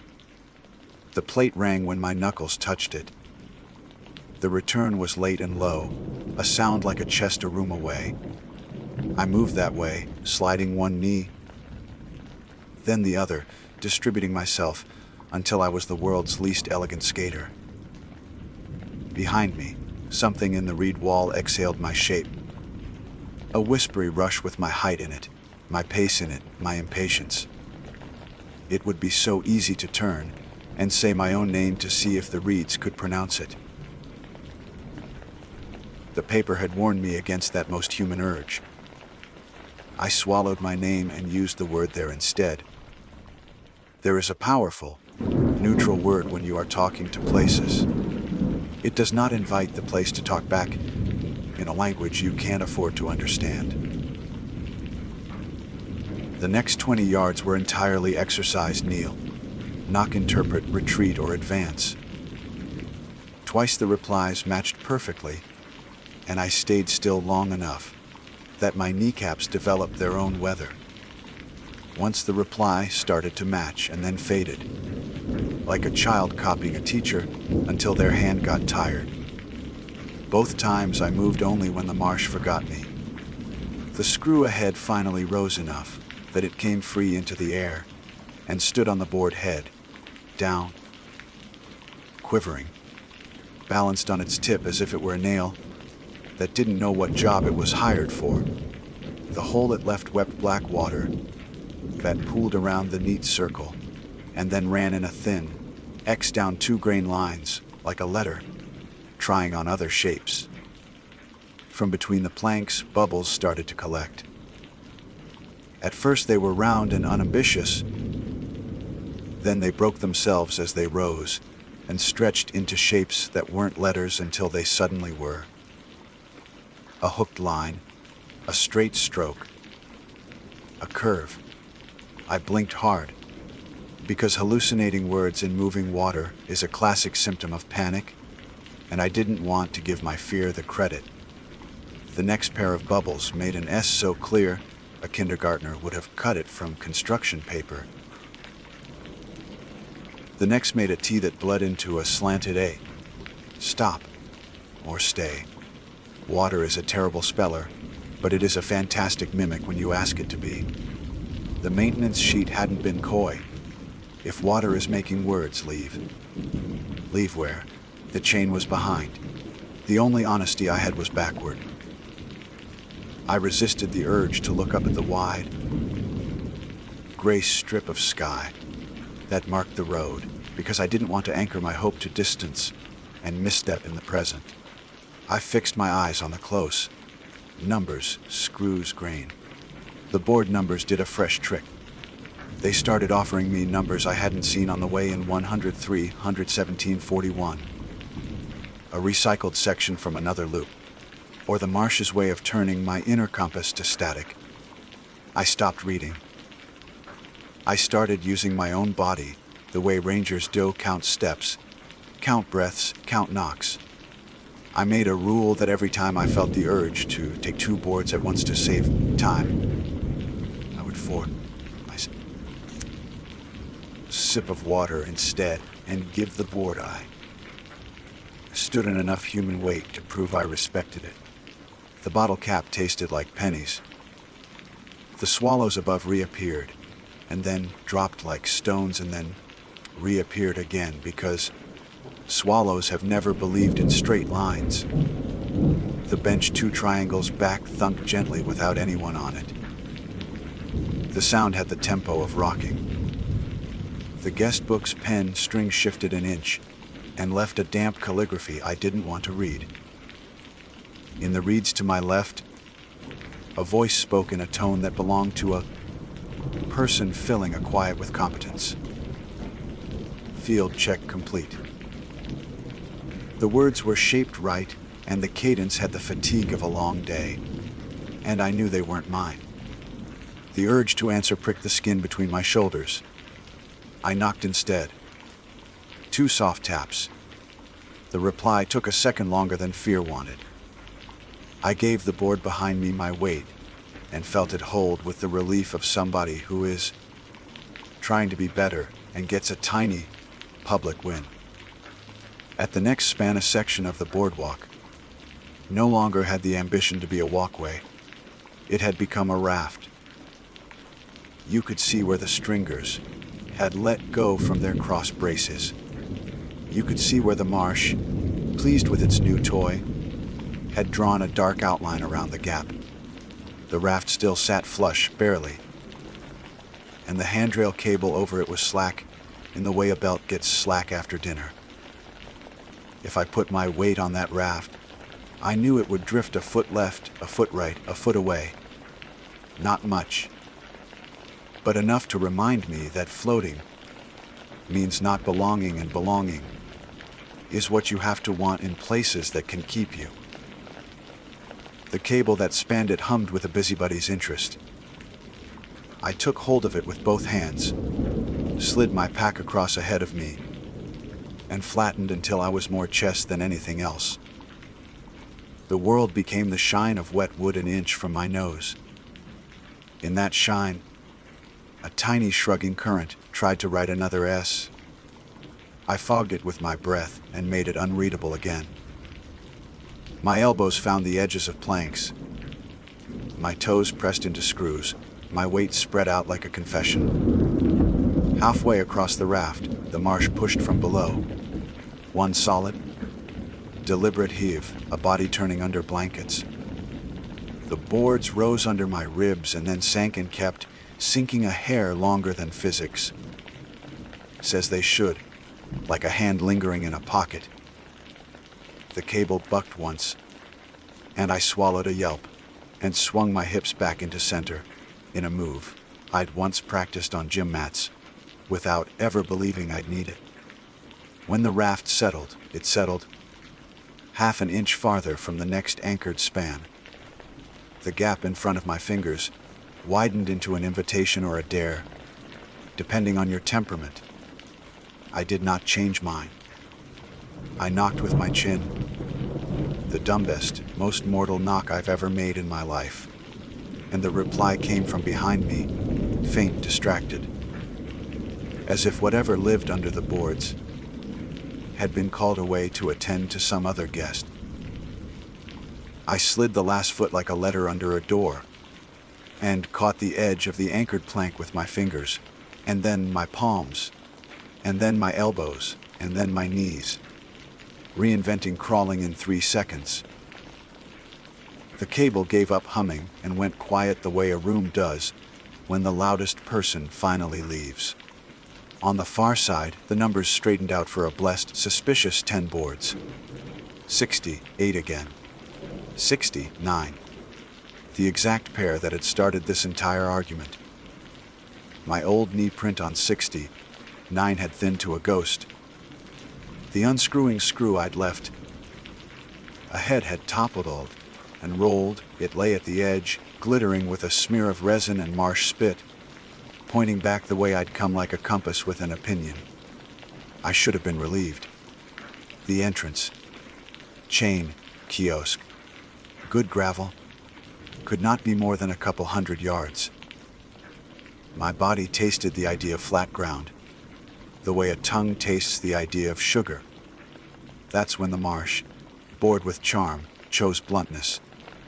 From under the boards to my right came a sound like a big hand slapping black water once. The same to my left. Reeds bowed in slow applause as something long moved through them on both sides, keeping pace. Ahead, 3 screws lifted in the same instant. 3 perfect silver heads rising together from board 70, 2 like teeth peeking from gum. Behind me, a single knock sounded on wood I wasn't touching. Not echo, not mimic. A knock that belonged to the house. I moved because the only rule I had left said move. When the place clears its throat. My knees found their old grooves. My palms learned their old prayer. The chain would be around the next bend or the one after. The kiosk poster would be tooth, yellow in the last of the day. and the thing under the boards, whether it was an animal with patience or water with a curriculum, would complete whatever lesson the incident log had tried to name. Today, if I stayed for the closing remarks, I came around the bend with my head too low to see far, chin close to planks, breath counting, and found a final platform wide as a small room. The chain hung across the far throat of it. The kiosk beyond had a new sheet of tape, the boardwalk map where the spur had been. The gravel lot reflected the sky like a shallow pan. 2 steps, 10, 20. I felt the platform under my knees the way you feel the good floorboards in your own hall. In the center of the platform, the maintenance clipboard lay open, a fresh page under the clip in crisp plastic. The top line read INCID Report of 2019-03. Below it, Matice Karsbo RDBL Grespo Diiki and Siraid, ADSTA. OBCRVR Kaladot Fel Nam, Do Naut. The rest of the page had been scarred by water and fingers, until only the indent of writing remained. A palimpsest you could only read by sliding your hand over it and pretending your skin had eyes. The chain between me and the gravel twitched, not wind. A small, deliberate tug from below, from the place where the marsh keeps its wrists and ankles. The padlock lifted against gravity an inch, then 2, then let itself down with the patience of a teacher, waiting for a student's last wrong answer before handing back the test. Behind me, under the platform, a chorus of small, wet mouths opened and shut together in a tidy, terrible run of clicks that counted me off like a metronome because my feet were about to be the music. 1, 2, 3, 4. 1, 2, 1. I stood without standing. My weight remained on knees and hands, because some part of me had finally understood what humility weighs and how to carry it. I reached for the chain. It lifted to meet me smiling from the inside. The chain lifted until the padlock's weight became a suggestion instead of a fact. I didn't touch it. Hands are how you make bad promises. I kept my knees planted on the wide center boards and felt for the screw heads at the edges with my palms, the way a person running their fingers along a fence finds its staples by memory. Kneel. Knock twice. Listen. I tapped the platform in front of the chain with the side of a fist, so small the sound stayed in my bones. The answer came from beneath and slightly to the left. Late, then softer. Full, but restless. I shifted my weight backward the way you. When a dog is thinking about your sandwich. The chain dropped a half inch and the padlock kissed the post with a quiet, performative clink. Not yet. I told it. Because saying not yet is a way of keeping your mouth out of your name. The maintenance clipboard lay open like a flattened animal. I slid it toward me with 2 fingers and flipped the page with the back of a nail, so the plastic didn't stick to my skin. Under INCID Entity Rapar 2019-03, the indents ran on in tall, slanted strokes. I tilted the plastic until headlamp glare revealed a few more ghosts. Stage responses do not echo visha at roshesi shara edh tedid neman a device e lo ck chain igh do notifidi ck. Someone had underlined do not feedback twice so hard they'd torn the paper. Lock chain high. The chain was already high. The post cap wore a hole where a hasp could be set. No hasp, just intention. The chain twitched again, impatient now, and I realized the tug didn't come from the posts. It came from the weight of the chain itself, where it dipped into shadows under the platforms. Something below had taken a gentle purchase on it and was testing.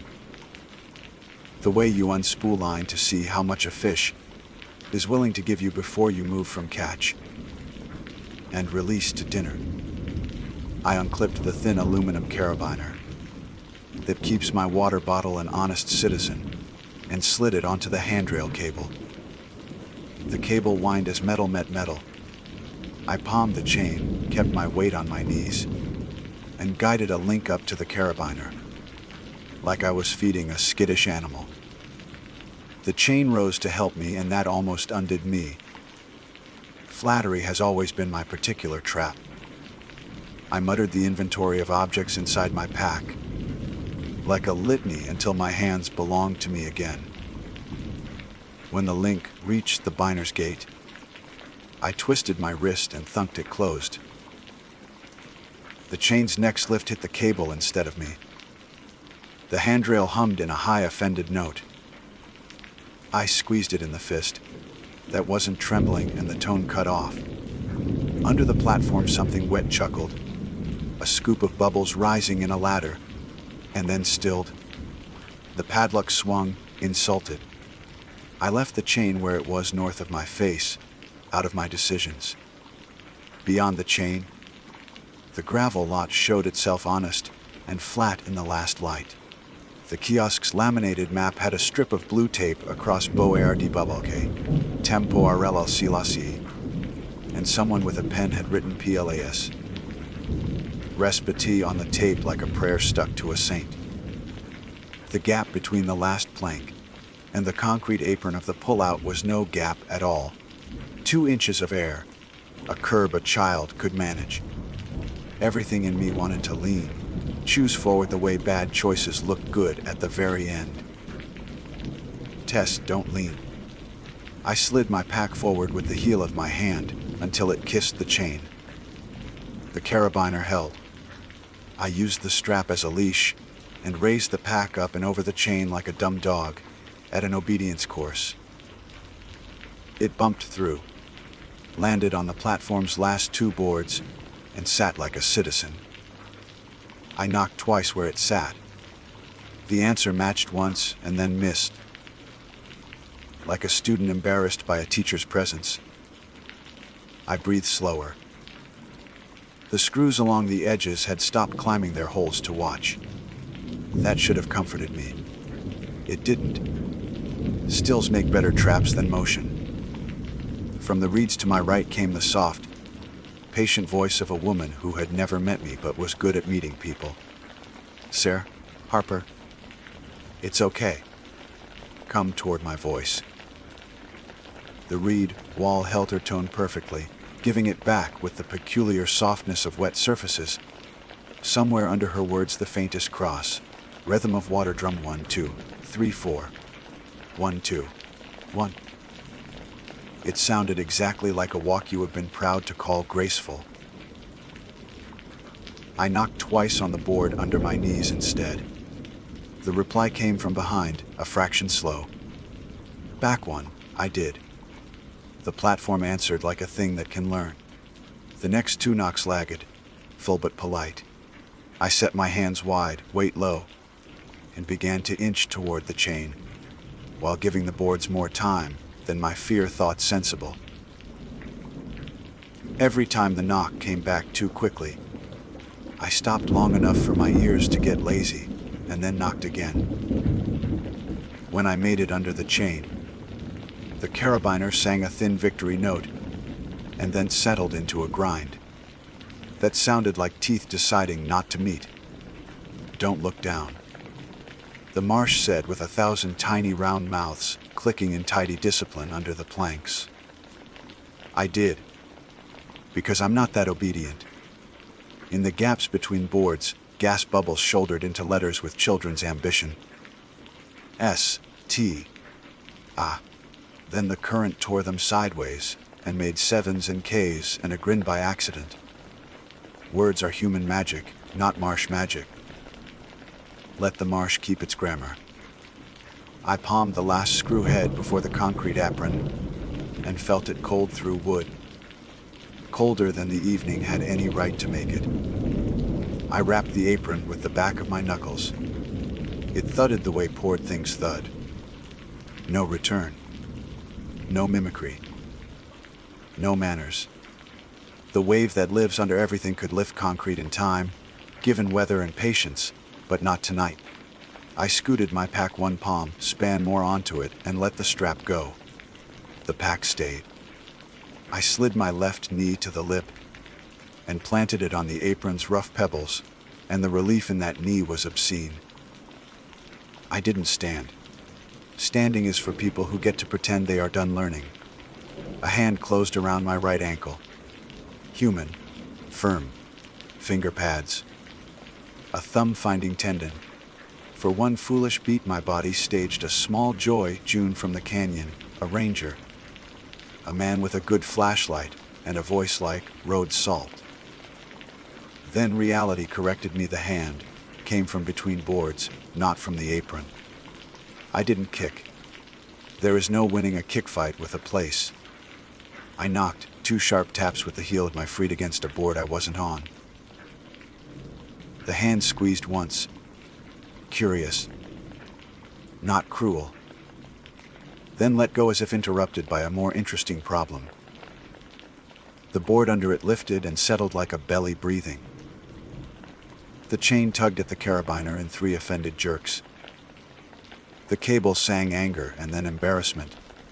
I slid the rest of me onto the concrete like a man rolling out of a bad bed and put my palms flat on poured stone. Cold held. My skills were briefly relevant again.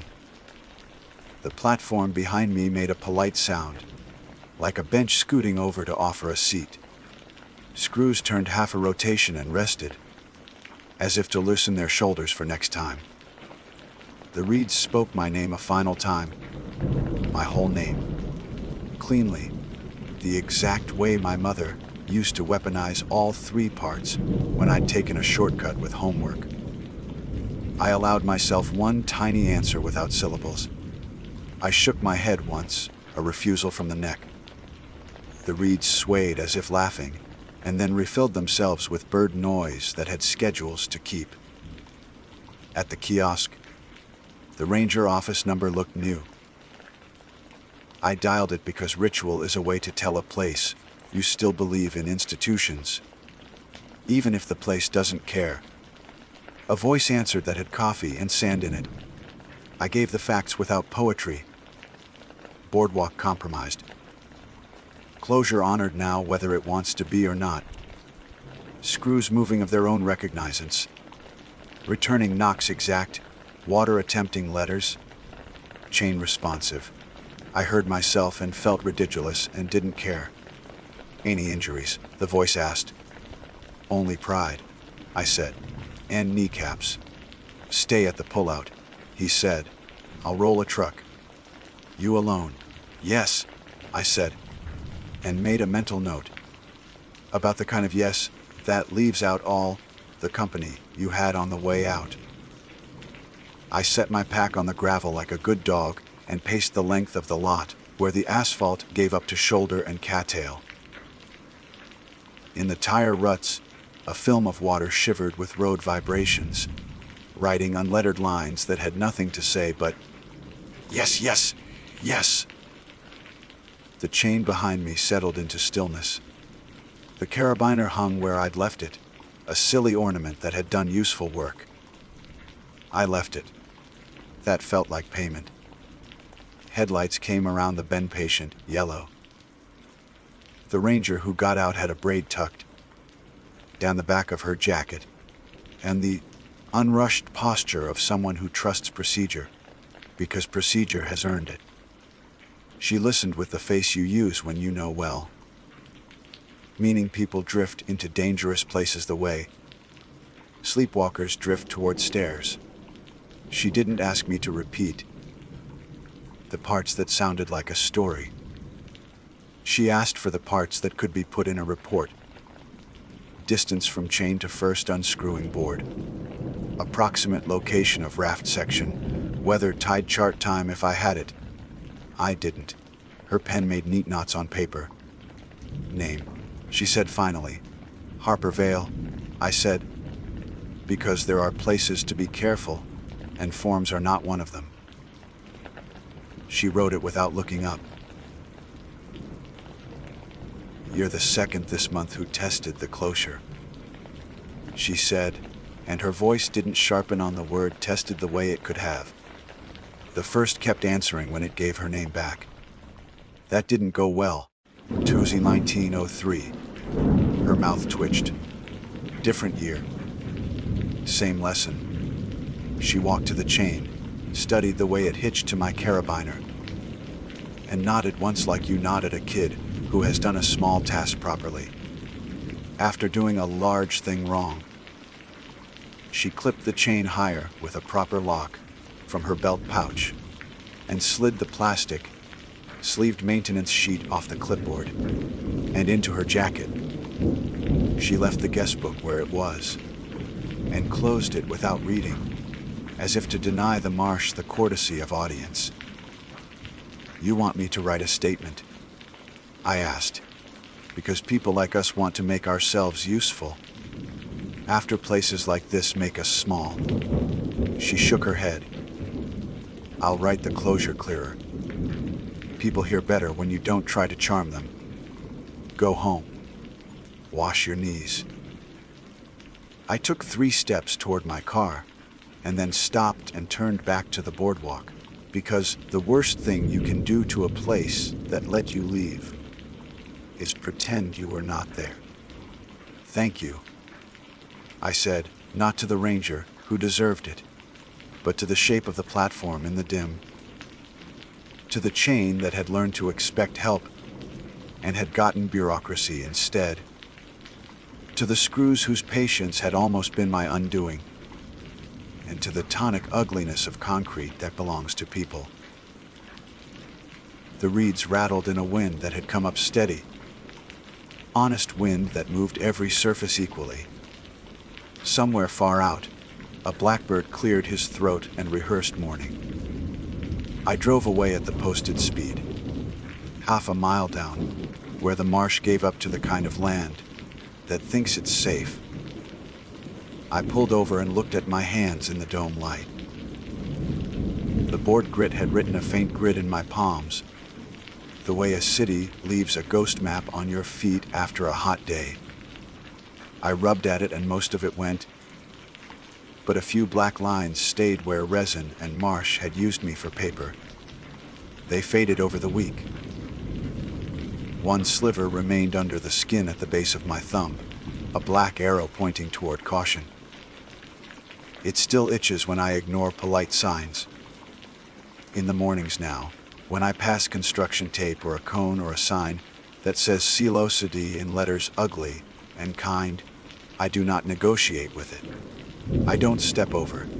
I don't peek around. I don't hum. If I must knock, I knock on my own table at home. Twice, waiting between, and let emptiness answer with silence the way it is supposed to. I haven't gone back to that marsh. I don't plan to. Someone will rebuild the boardwalk with new scringers and better screws, and a closure that doesn't look liftable. The water will continue the only job it has, which is to return everything to flatness with the patience of a god and the attention span of a child stacking blocks, just to kick them down. Red, winged blackbirds will go back to throwing their flags around like politicians, and the guest book will collect real birds again, and some bored teenager will write promposal trash on the bench and then carve it deeper with a key. All of it true. Sometimes, when I set a mug down on my kitchen counter a little too hard, I hear the exact timbre of my knuckles on wet wood, and a breath later another sound. A soft, late echo in my own bones, as if something under me is trying one last time to feed back what I fed it first. I do not answer. I let the rules have me, because they were trying to even when I thought I was immune. If the surface moves, kneel. If the return matches, don't proceed if the water makes words leave. And I do not say my name into reads anymore, not even in jokes. Names are invitations. The marsh taught me how to RSVP. The chain stays high in my mind, locked to something stronger than a carabiner. I leave it there for the next version of me who will want to lift it and sail in, because sailing in is a habit I have not quit yet. When I feel the urge, I think of a screw turning itself out of a job with the smug confidence of a thing certain you'll help, and I put my hands on the table instead and knock twice, and then wait. When nothing knocks back, I call that mercy. When something does, I call the number posted and let someone in his job at his answer. The marsh gets to sing to itself. I get to go the long way around. My name is Jonah Pike, and I have an ugly little superstition about battery. Lights go out when you don't deserve them. Spare cells weigh grams. Sure, but I prefer to bank lumens, walk by feel, and reward myself with brightness at a summit like a kid saving the best bite for last.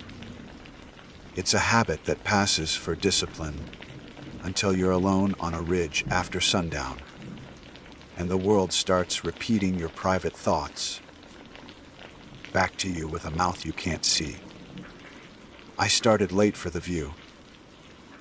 That's the part I'd tell a ranger the proper way, with a self-deprecating shrug. The ridge cut a long gray underline between two basins, a mile of broken quartz and dwarf spruce. And I wanted sunrise from the far knob, with the survey marker dented by lightning. The map made it look like a long, lean S, easy enough if I stayed high. A wind from the west calmed the shoulder, high crumholes into a polished wave. The air tasted like cold pennies. I told myself those were good omens, and that my headlamp would stay off until the last 100 yards to camp. Both because batteries are a currency, and because darkness is a kind of honesty when you think you know a place. The first cue that the ridge had other plans was what went missing. Not sound. Ridge wind always steals the vowels from the world, but order. Far below, the creek wrote its white sentence through the trees, and then it didn't. The wind eased, but the quiet that followed wasn't rest. It was the weight a room takes on when someone has stopped talking in the middle of a confession. Keep the pace, I said, because I narrate to myself when I'm spooked. It makes me feel like I'm the only one in here. The sentence dribbled off the end of my breath and came back to me from the right, my good ear. 2 heartbeats later. Keep the pace. Not echo. Softer, steadier, with a slight smile in it I didn't like. I stopped. My pack straps creaked. My right boot ticked against a loose flake. The ridge stopped creaking a fraction after I did. Wind went on being wind, indifferent. Silence arranged itself neatly at my side, like someone taking a seat without asking if it was taken. You're tired, I told myself. Audio pareidolia. The mind makes shape out of noise, because shape feels safer than shrug. I chalked a small X on a flat slab with the carpenter's pencil I keep in my hip belt pocket for notes. I took 5 steps along the spine, counted them aloud like a coach. 1, 2, 3, 4. 5. The numbers hopped into the dark and returned as if carried back by a child who'd learned to say them better than me. When I turned to check the slab, the X glowed weakly in starlight. A second X, fainter, newer, sat 5 paces ahead of it, diagonal by a hair. The way I slant when I write standing up. I don't scare easy. I scare eventual. I went eventual now, switching my headlamp onto low. The world shifted from suggestion to bone. The beam drew a careful cone over lichen and granite and the bleached twig of a tree that had been lightning's last word. 2 yards ahead, the ridge path etched itself in dust and mica spark. In that dust prints, mine. Same lug pattern. A broken chevron V with a missing block on the left heel. I'd been meaning to replace since last winter. Depth deeper than my last step should have made. Fresher than mine by a gloss I could read, even in that small light. The way new scars are pinker than old. I swung the beam in a slow arc. To the left of those prints, a second set. To the right, a third. Staggered forward, like a chorus line where every dancer wears my boots and has my stride but presses harder into the world, as if the ground had said yes to them more than it had to me. 5 sets in all, fanning slightly where the ridge broadened, converging where it pinched. Ahead, the path narrowed to a rock ribbon. All 5 sets marched toward the ribbon with careful, smug intent. "Coot," I said to air that didn't need humor. I backed up 1 step. The prints did not recede. I took off my glove and felt an old callus at the base of my thumb with my forefinger.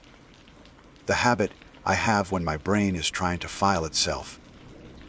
The headlamp beam brightened a fraction.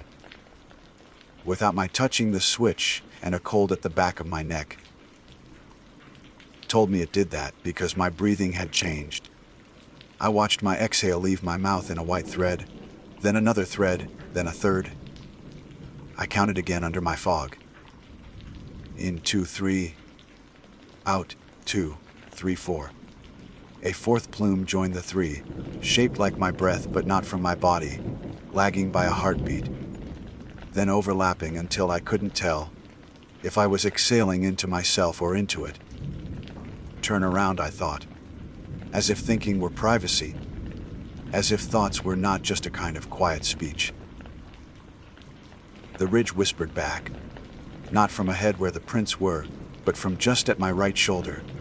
Turn around, not advice, a quotation. "Okay," I said, because saying okay to no one can break a spell, if you believe the movies. I palmed the carpenter's pencil again, drew a circle around one right print, then notched the circle with a diagonal slash like a traffic sign.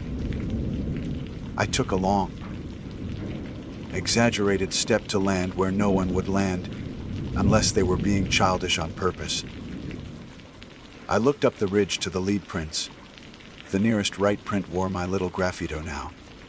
Circle slash, already there. The pencil lines grayer than mine by half a shade, as if they dried for a minute I hadn't lived. I laughed. It sounded like someone else winning an argument with me.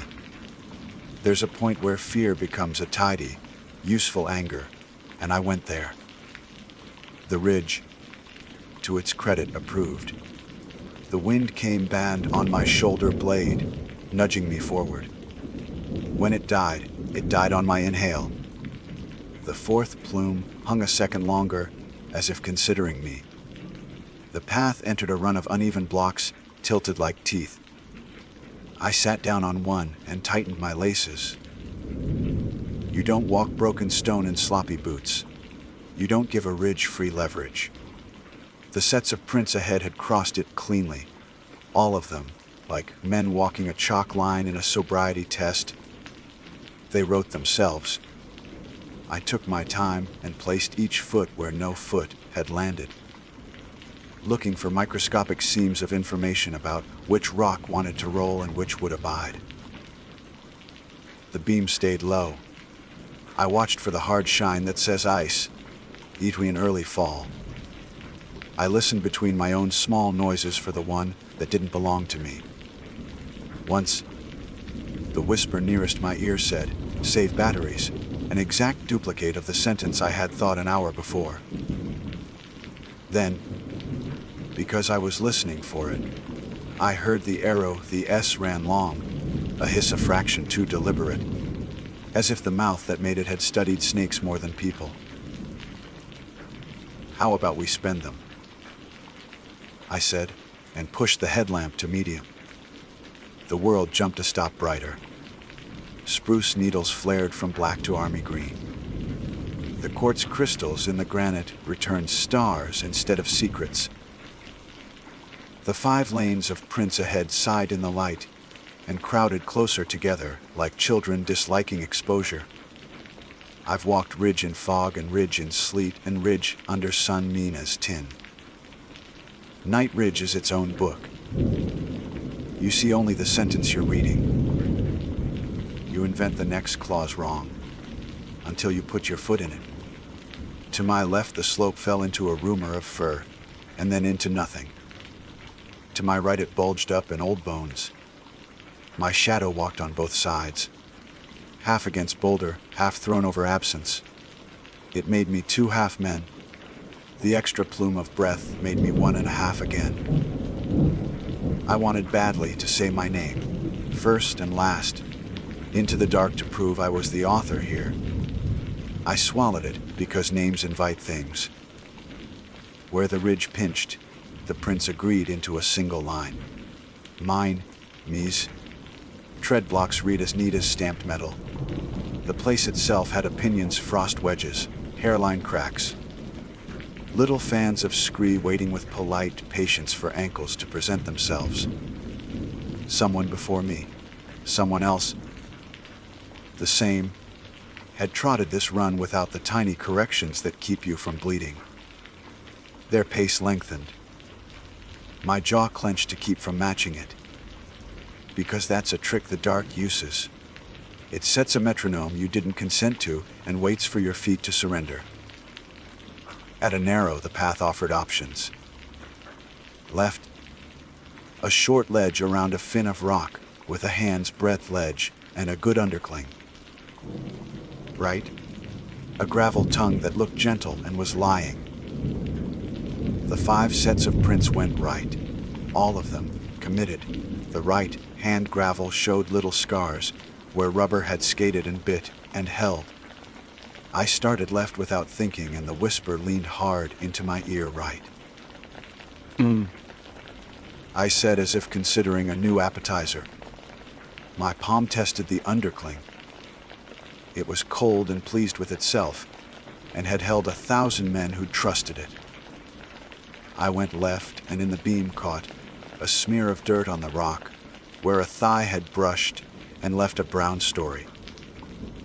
The smear print had a faint crotchet in it, the fabric of my trail pants. I stopped and looked back at the gravel. The right hand wrote, "Received the ghost of my left." Turn as if it were still on the table. A light hush in dust where a foot might have skimmed but didn't. I wasn't walking alone anymore. I was being herded by a committee of better Joes. Good, fine. Ridgelines like students with answers. You chaperone or you become one of them, and end up lost with your own hand in the air. Past the fin, the ridge buckled and flattened. In a low spot, a shallow pan of old snow held on in a depression like a ghost of weather.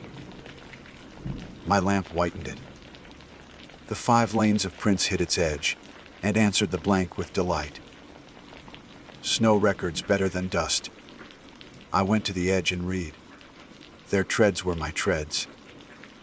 The chevron, the missing block at the left heel. The tiny crescent chummock gone from the outside edge of the right foot, where I'd cracked a lug on talus in June. Deeper than mine by a finger width. Fresher edges crisp enough to shave with. One set detailed to a fault.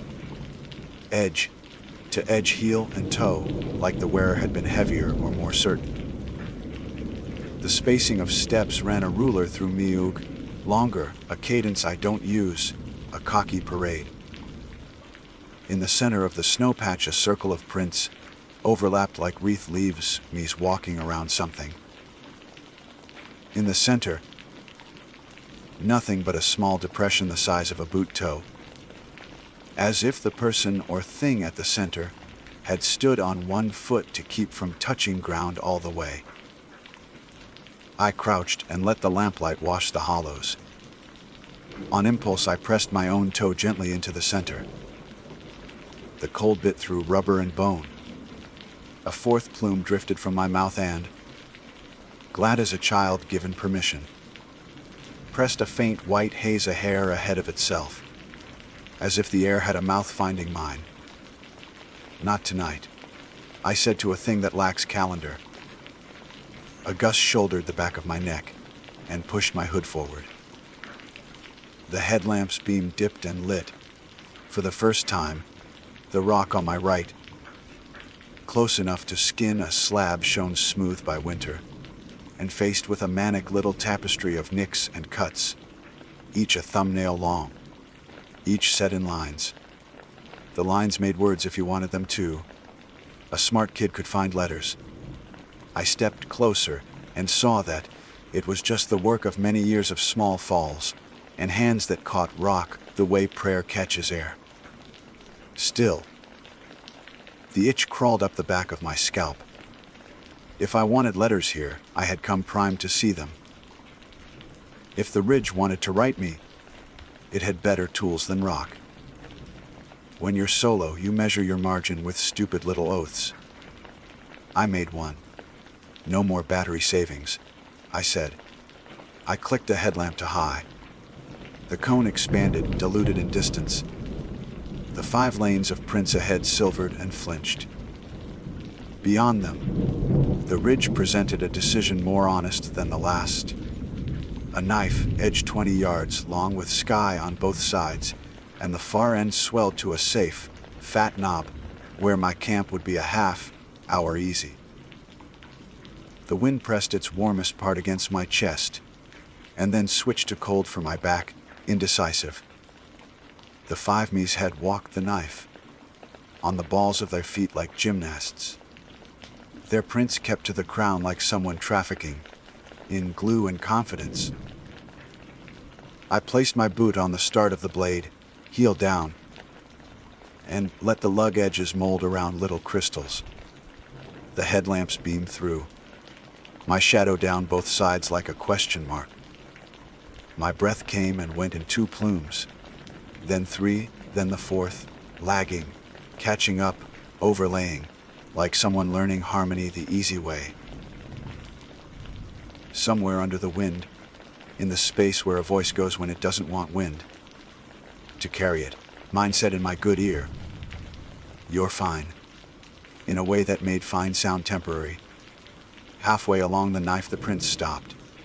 All 5 sets. They didn't stumble or skim or splay. They ended, ahead of the end. Bare rock showed the shallow scrapes left by quartz crystals where a boot toe might have nudged. To either side, down the slopes, no scuffs, no slides. It was as if 5 men in my boots had decided they knew how to walk on light and had chosen it. "Show off," I said through gritted teeth. The headlamp's beam trembled, and I made my legs honest again with a little knee bend that took the shake out. I did not look down. Down existed. Down had arguments to make, they could wait. I measured the next step in fractions midsole to crown, crown to crown, crown to knob. The 4th plume grazed my cheek warm as bandana breath, and I had the purely childish impulse to bite it. The wind calmed with the suddenness of a person stopped mid, complaint by a new thought. In the pause, something I'd been ignoring spoke plainly. The tiny zipper, teeth rattle of my chest strap's loose end against nylon. It had been there all night, a hush scratch at the edge of hearing. It had a twin now, an answer rattle a half, beat behind and a hair lower, as if from a strap on a chest a hand's breadth shorter than mine. I pressed the loose tab into my sternum, and the second rattle went on for 3 ticks, and then quit, embarrassed. I kept pressure there, until the knob came up under my feet, and the long, stupid courage of the knife became the easier courage of plain dirt. The knob wore grass the color of old rope. In its center, the survey cap waited with its old lightning dent, a shallow dish that had filled with rain and dust and made a private little bog. Around the cap, 5 clean prints fanned like a badge. Beyond them, a 6th, just one, stood by itself, toes aimed at a patch of darkness not more than a boot length away. I lifted the lamp and the patch wasn't shadow. It was a hole the start of an old prospect. Maybe a trial dig from the 1930s that never paid. No fence, no cairn, nothing but grass bent wrong, and a ring of stones that might have been made by people, might have been made by frost. The hole breathed cold. Not the night's cold, down's cold. The kind that smells like old rope and pennies and the damp of things that prefer a lid. The single print at its lip carried every D-tread like a confession. The grass bore the gentlest pull inward, a suggestion that a body had leaned and considered. I angled the lamp and saw, on the hole's far lip, the smallest crescent of disturbed duff, the exact shape a boot leaves when someone has already, carefully, cleverly, put weight there to check that the other side would hold when the time came. My breath counted by itself. In, 2, 3. 2, 3, 4. The fourth plume arrived late, then not at all, then brushed my ear from the hole's direction, as if something down there had decided to help me with the timing. The whisper from my right should have come then, with its polite mimicry, but it didn't. The ridge had stopped repeating me. It was waiting to see which sentence I wrote next. I could set camp 10 yards back, tie outlines to dwarf spruce, sleep with my light within reach like a sinner keeps a Bible on a nightstand. I could skirt the hole and take the long, scrubby descent to timber, burning battery and pride and miles until dirt road turned into the kind of gravel that forgives. I could kneel and say, my first and last out loud here, where the survey cap made government claim on ground, and see which part of the night answered. I cut the headlamp to medium, because high felt like shouting. I stepped off the knob until the little bog around the cap was not at my feet, until the hole was not in my forward anymore but my periphery, where things belong until they earn center. The 5 sets of prints that weren't mine made their own circle, grinning, while the one that reached the lip towed inward the way a coin does just before you flick it into a jar. I listened for the zipper rattle and didn't hear it. I listened for the extra exhale and got only my own pulse in my ears, small and stubborn and very alive. I stood there with a battery I'd finally allowed to be used, with light I'd earned in the longest possible way, with my name quiet where it belongs. Behind me, down the knife, something made the soft sound of rubber, convinced of itself, and then stopped at exactly the place where the 5 sets of prints had stopped, which is where I learned that waiting is not the same as being alone. I stood still long enough to feel the hole breathe, and me not breathe with it. Light to medium, not off again. That was the first rule I made. The second don't let the ridge keep the beat. If it wanted a metronome, it could count itself. I slid one hand into my hip belt and touched the little round compass there, the cheap one I keep clipped as a joke at myself. The needle settled, jittered, then committed.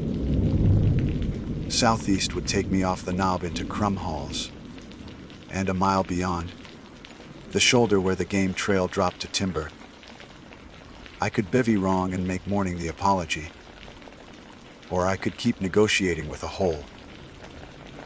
I took 3 big steps back from the prospect's lip, wide enough that I had to place my feet where no boot, mine or my copy's, had settled. My lamp caught the survey cap and turned it into a blind eye. The 5 circles of prints around it read like a medal pinned on a fool. The lone print at the lip didn't blink or blush. It simply waited for the next sentence. Not writing that one, I said. The sentence came back from my right ear, half later in a slightly sweeter voice. Not writing that one. I didn't answer. I turned my shoulder to the hole, so it had to work to stay in my peripheral, and started down off the knob into the dwarf spruce. The first 10 feet were plain dirt, tufted with ropey grass. Then came the lichen, slick stones, and the bent little trees that have spent a century making do. I chose the line I would have called ugly in daylight, through the thicker growth, over the gnarled knees of roots that wanted skin, with hands as much as feet. The prince tried to help, on the bare patches where the wind kept a skin of dust. Fresh tread marks, shouldered into being astride ahead, angling toward a smooth ramp that looked like kindness. I stepped over them onto knotted duff and a slant of bark. The ramp answered my neglect by slipping a single pebble toward my ankle like a late invitation. I set my boot on a mat of reindeer moss, felt it compress and hold, then spread my weight with palm, and me the way you do when you decide being ridiculous is cheaper than being carried. Southeast, my small compass argued. The needle quivered the way a chihuahua warns you it has a soul. The whisper at my right suggested, with the warmth of someone who loves you too quickly, southwest. I gave the needle the dignity of my trust and moved in the bearing it favored, counting out loud in a cadence that would have made a marching band stare 1, 4, 9, 16. Square numbers when your brain wants beats, prime breaths when your body wants even. The fourth plume of exhale drifted in on the wrong numbers and bumped my cheek with the pout of a metronome denied. Past a low rib of rock I found a shallow run of scree, the sort of pantry a ridge keeps for unbalanced men. The prince, mine, but better, showed there in a clean diagonal. Long confident strides down, and right to a saddle the map in my head agreed existed. I felt the pull of it in my calves, the siren of saving 20 minutes. I palmed a stone and pushed it into the slope. It skated, snicked against others, hissed to the bottom with a sound like consonants, whispered behind a teacher's back. I watched what moved. A thin tongue under the top layer coursed as if on ball bearings. A trap, not a path. I went left into crumholes that slapped me on principle. Branches clawed my jacket with the pettiness of old shrubs. I let them. You can't bully stunted spruce into liking you. They approve of resignation. The whisper tried again with one of my old sentences. Save batteries. How about we spend them? I said, because a bully also approves of being told no in the right tone. I thumbed the headlamp to high, the good coins dumped on the table. The beam punched a hole in the little forest and showed me the next 6 honest handholds. It also showed me something I hadn't wanted, a sliver of movement ahead and right, barely within the cone. Not animal. Me, not a face, not a ghost. A segment. My right arm from elbow to gloved, palm slipping through a seam in the boughs. Fingers parted in the exact old habit I have when reaching for purchase. My glove was cleaner. The sleeve wasn't scuffed at the cuff where mine was. The arm vanished when the beam slid off it, and my ribs opened in a wild, stupid grin that wasn't amusement. It was the relief of giving a thing a shape, and forgetting that shape is just a better mask. I stopped and made a rule that learned from the last one. When the ridge offers me an improved version of me doing a thing with ease, I will do a worse thing, slowly, and be alive for it. 3 points on the wood. The boot placed where bark is gray with lichen, not black with polish from traffic. Count wrong. Breathe wrong. Come away with needles in my hair. Let the spruce get their tithe. The prints soaked in dust like teenagers. On a bare patch. They overlapped themselves so perfectly. that the ground gleamed with a fat black shine. I stepped in the duff to the side and sank to the ankle into something that smelled like 10 winters.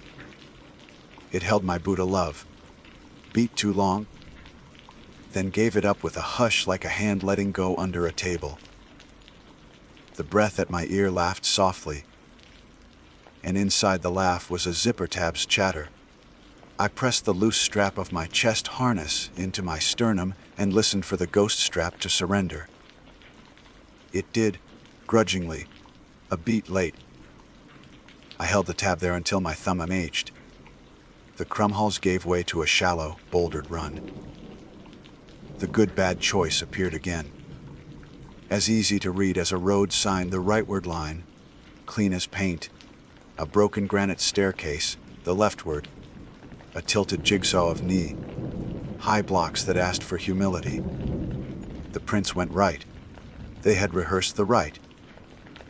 They made the staircase look like memory.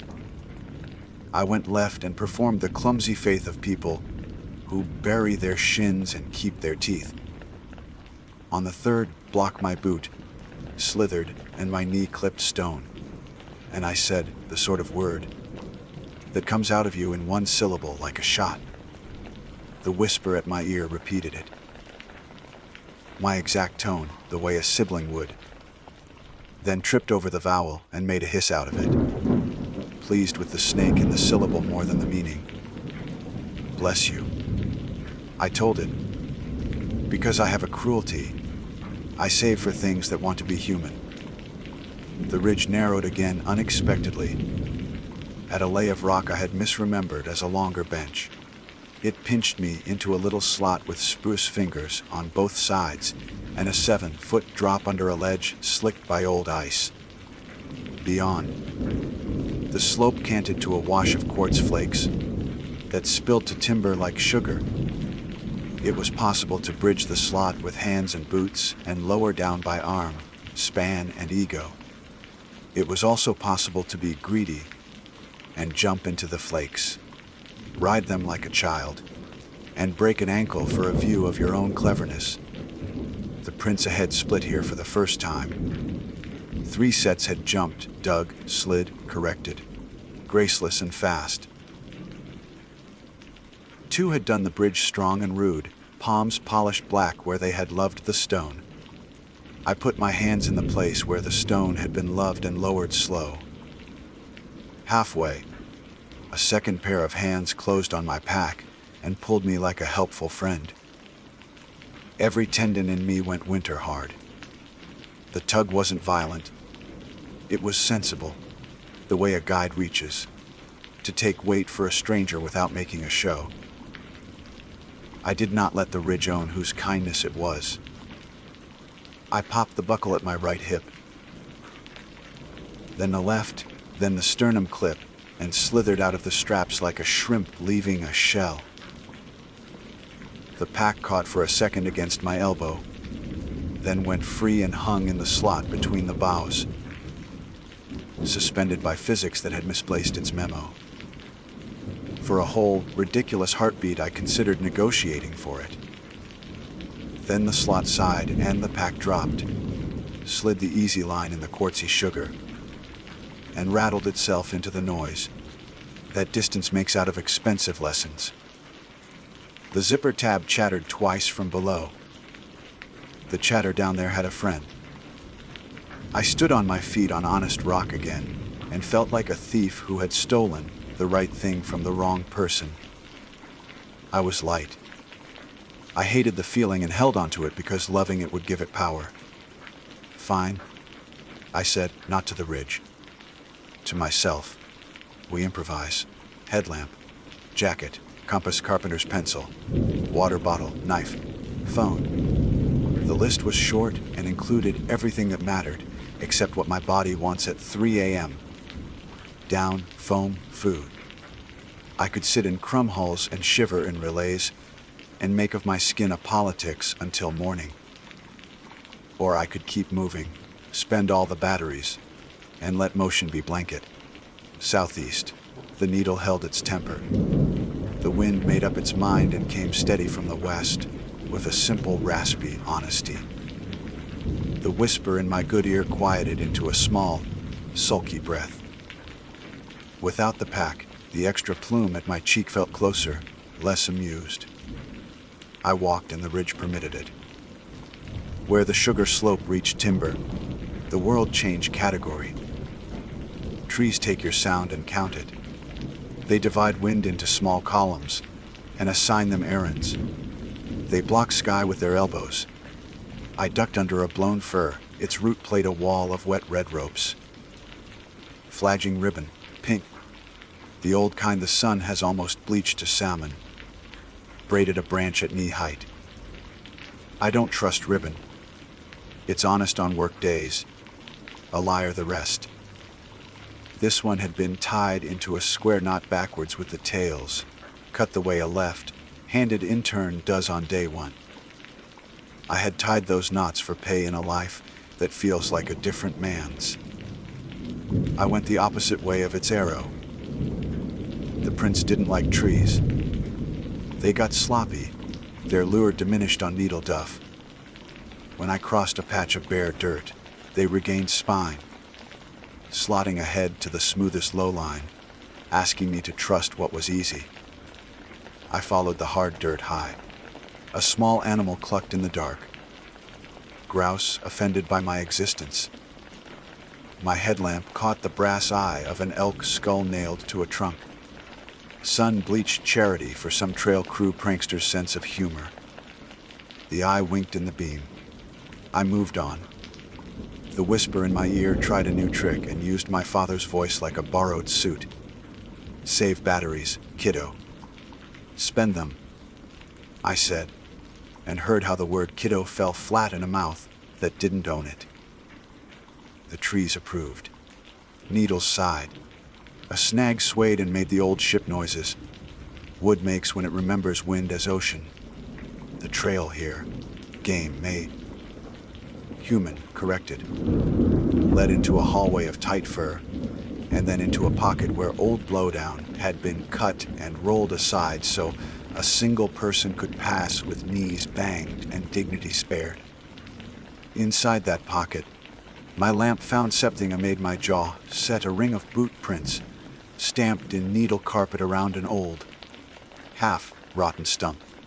My boot, my missing lug. Knew they were mine because I had not stood there. The ring was tight, a classroom desk circle.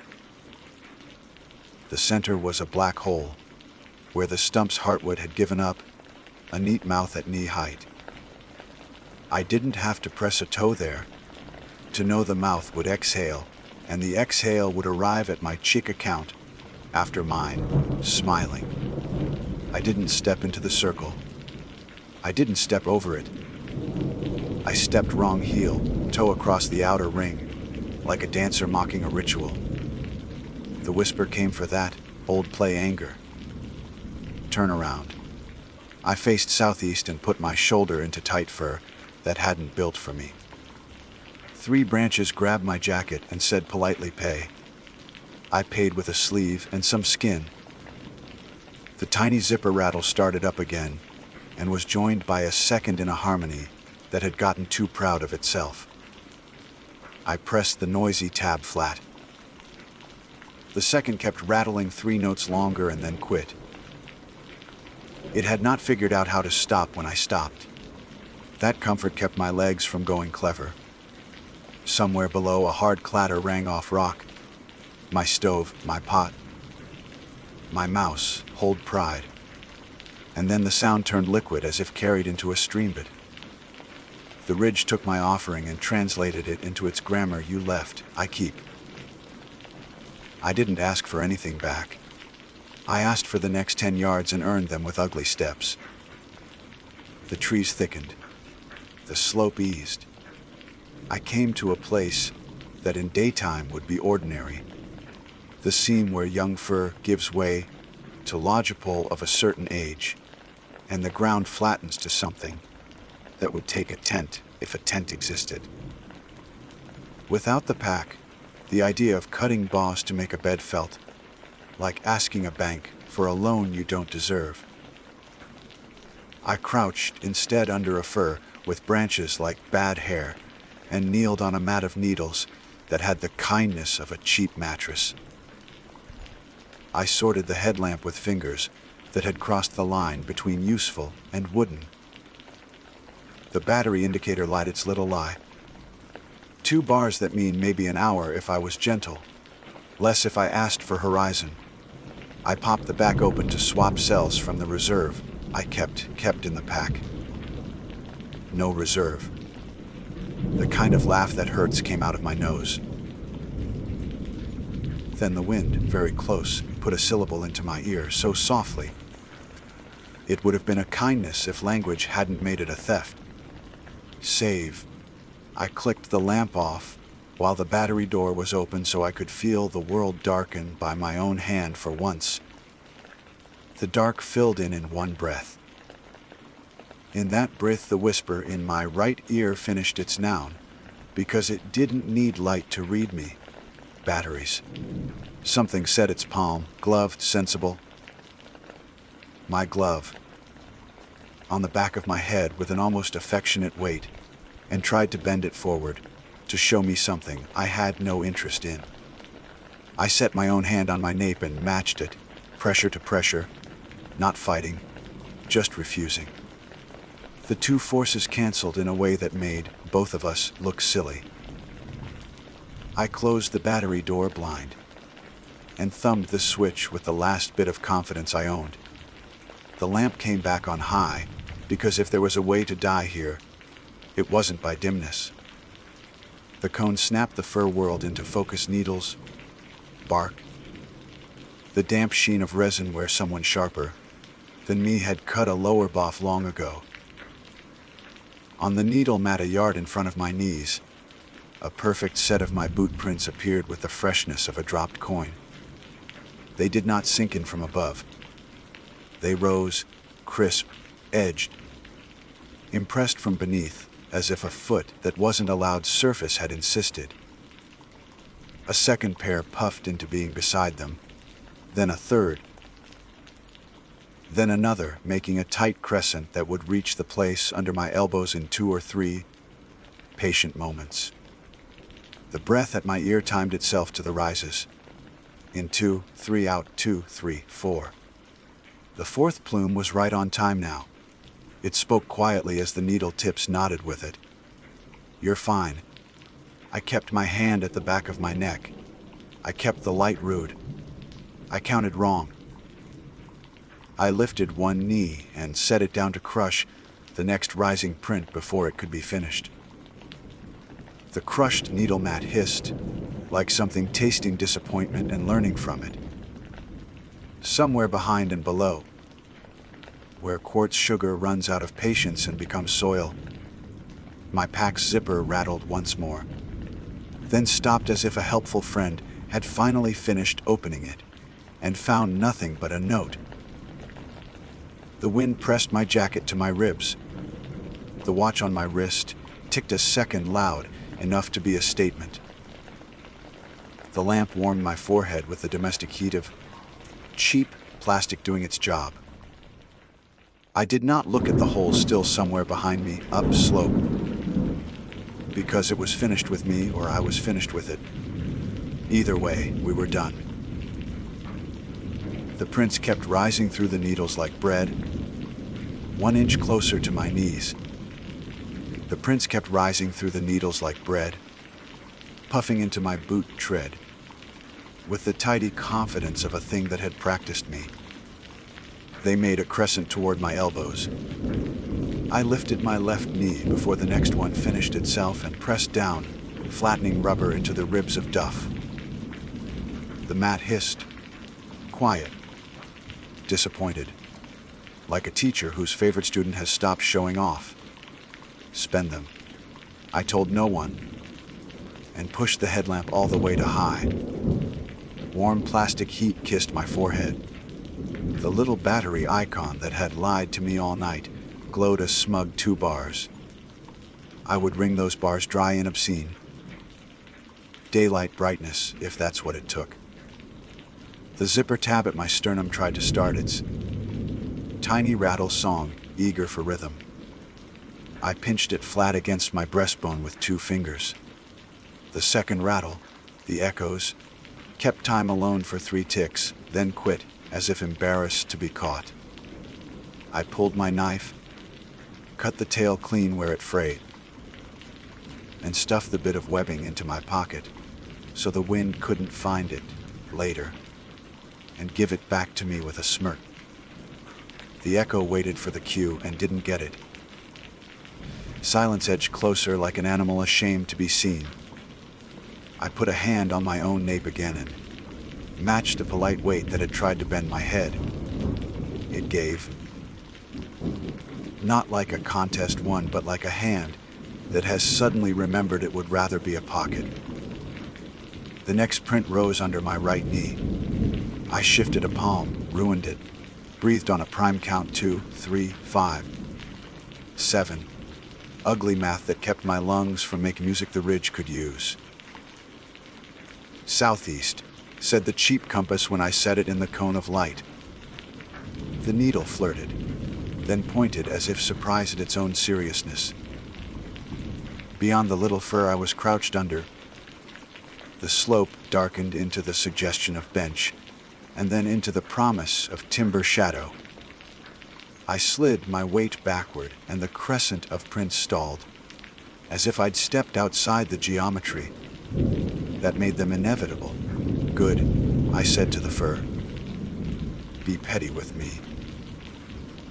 It accepted the compliment with a resin breath that smelled like school glue and the inside of old violin cases. I crabbed out from under the branches and stood into a crouch that wasn't bravery and wasn't surrender. The needle swung, flirted again, then held. I gave the hole up, sloped the dignity of my back. The breath at my ear timed itself to me again, as if eager to forgive. You're fine, it said, copied perfectly from my own earlier lie, and laid the 4th plume on my cheek like a warm coin. Temporary, I answered, out loud, because my voice is one of the few things I own. The reply came temporary, but it stumbled on the second syllable, made the porridge vowel too long, as if it loved the sound more than the meaning. That was enough to sour any comfort it meant to make. The crumholes accepted me with pinprick insistence. Every twig seemed to have taken a small course in law enforcement. I gave them skin and thread and didn't negotiate. On open dust patches, the prints appeared ahead, clean, persuasive, drawn toward ramp and ribbon. I stepped into needle dim instead, grinding my soles into 1,000 tiny spines that had no interest in memorizing me. The night tested new angles. The whisper softened to my father again, kiddo and all, but he never dragged S. He chewed them like cigarettes.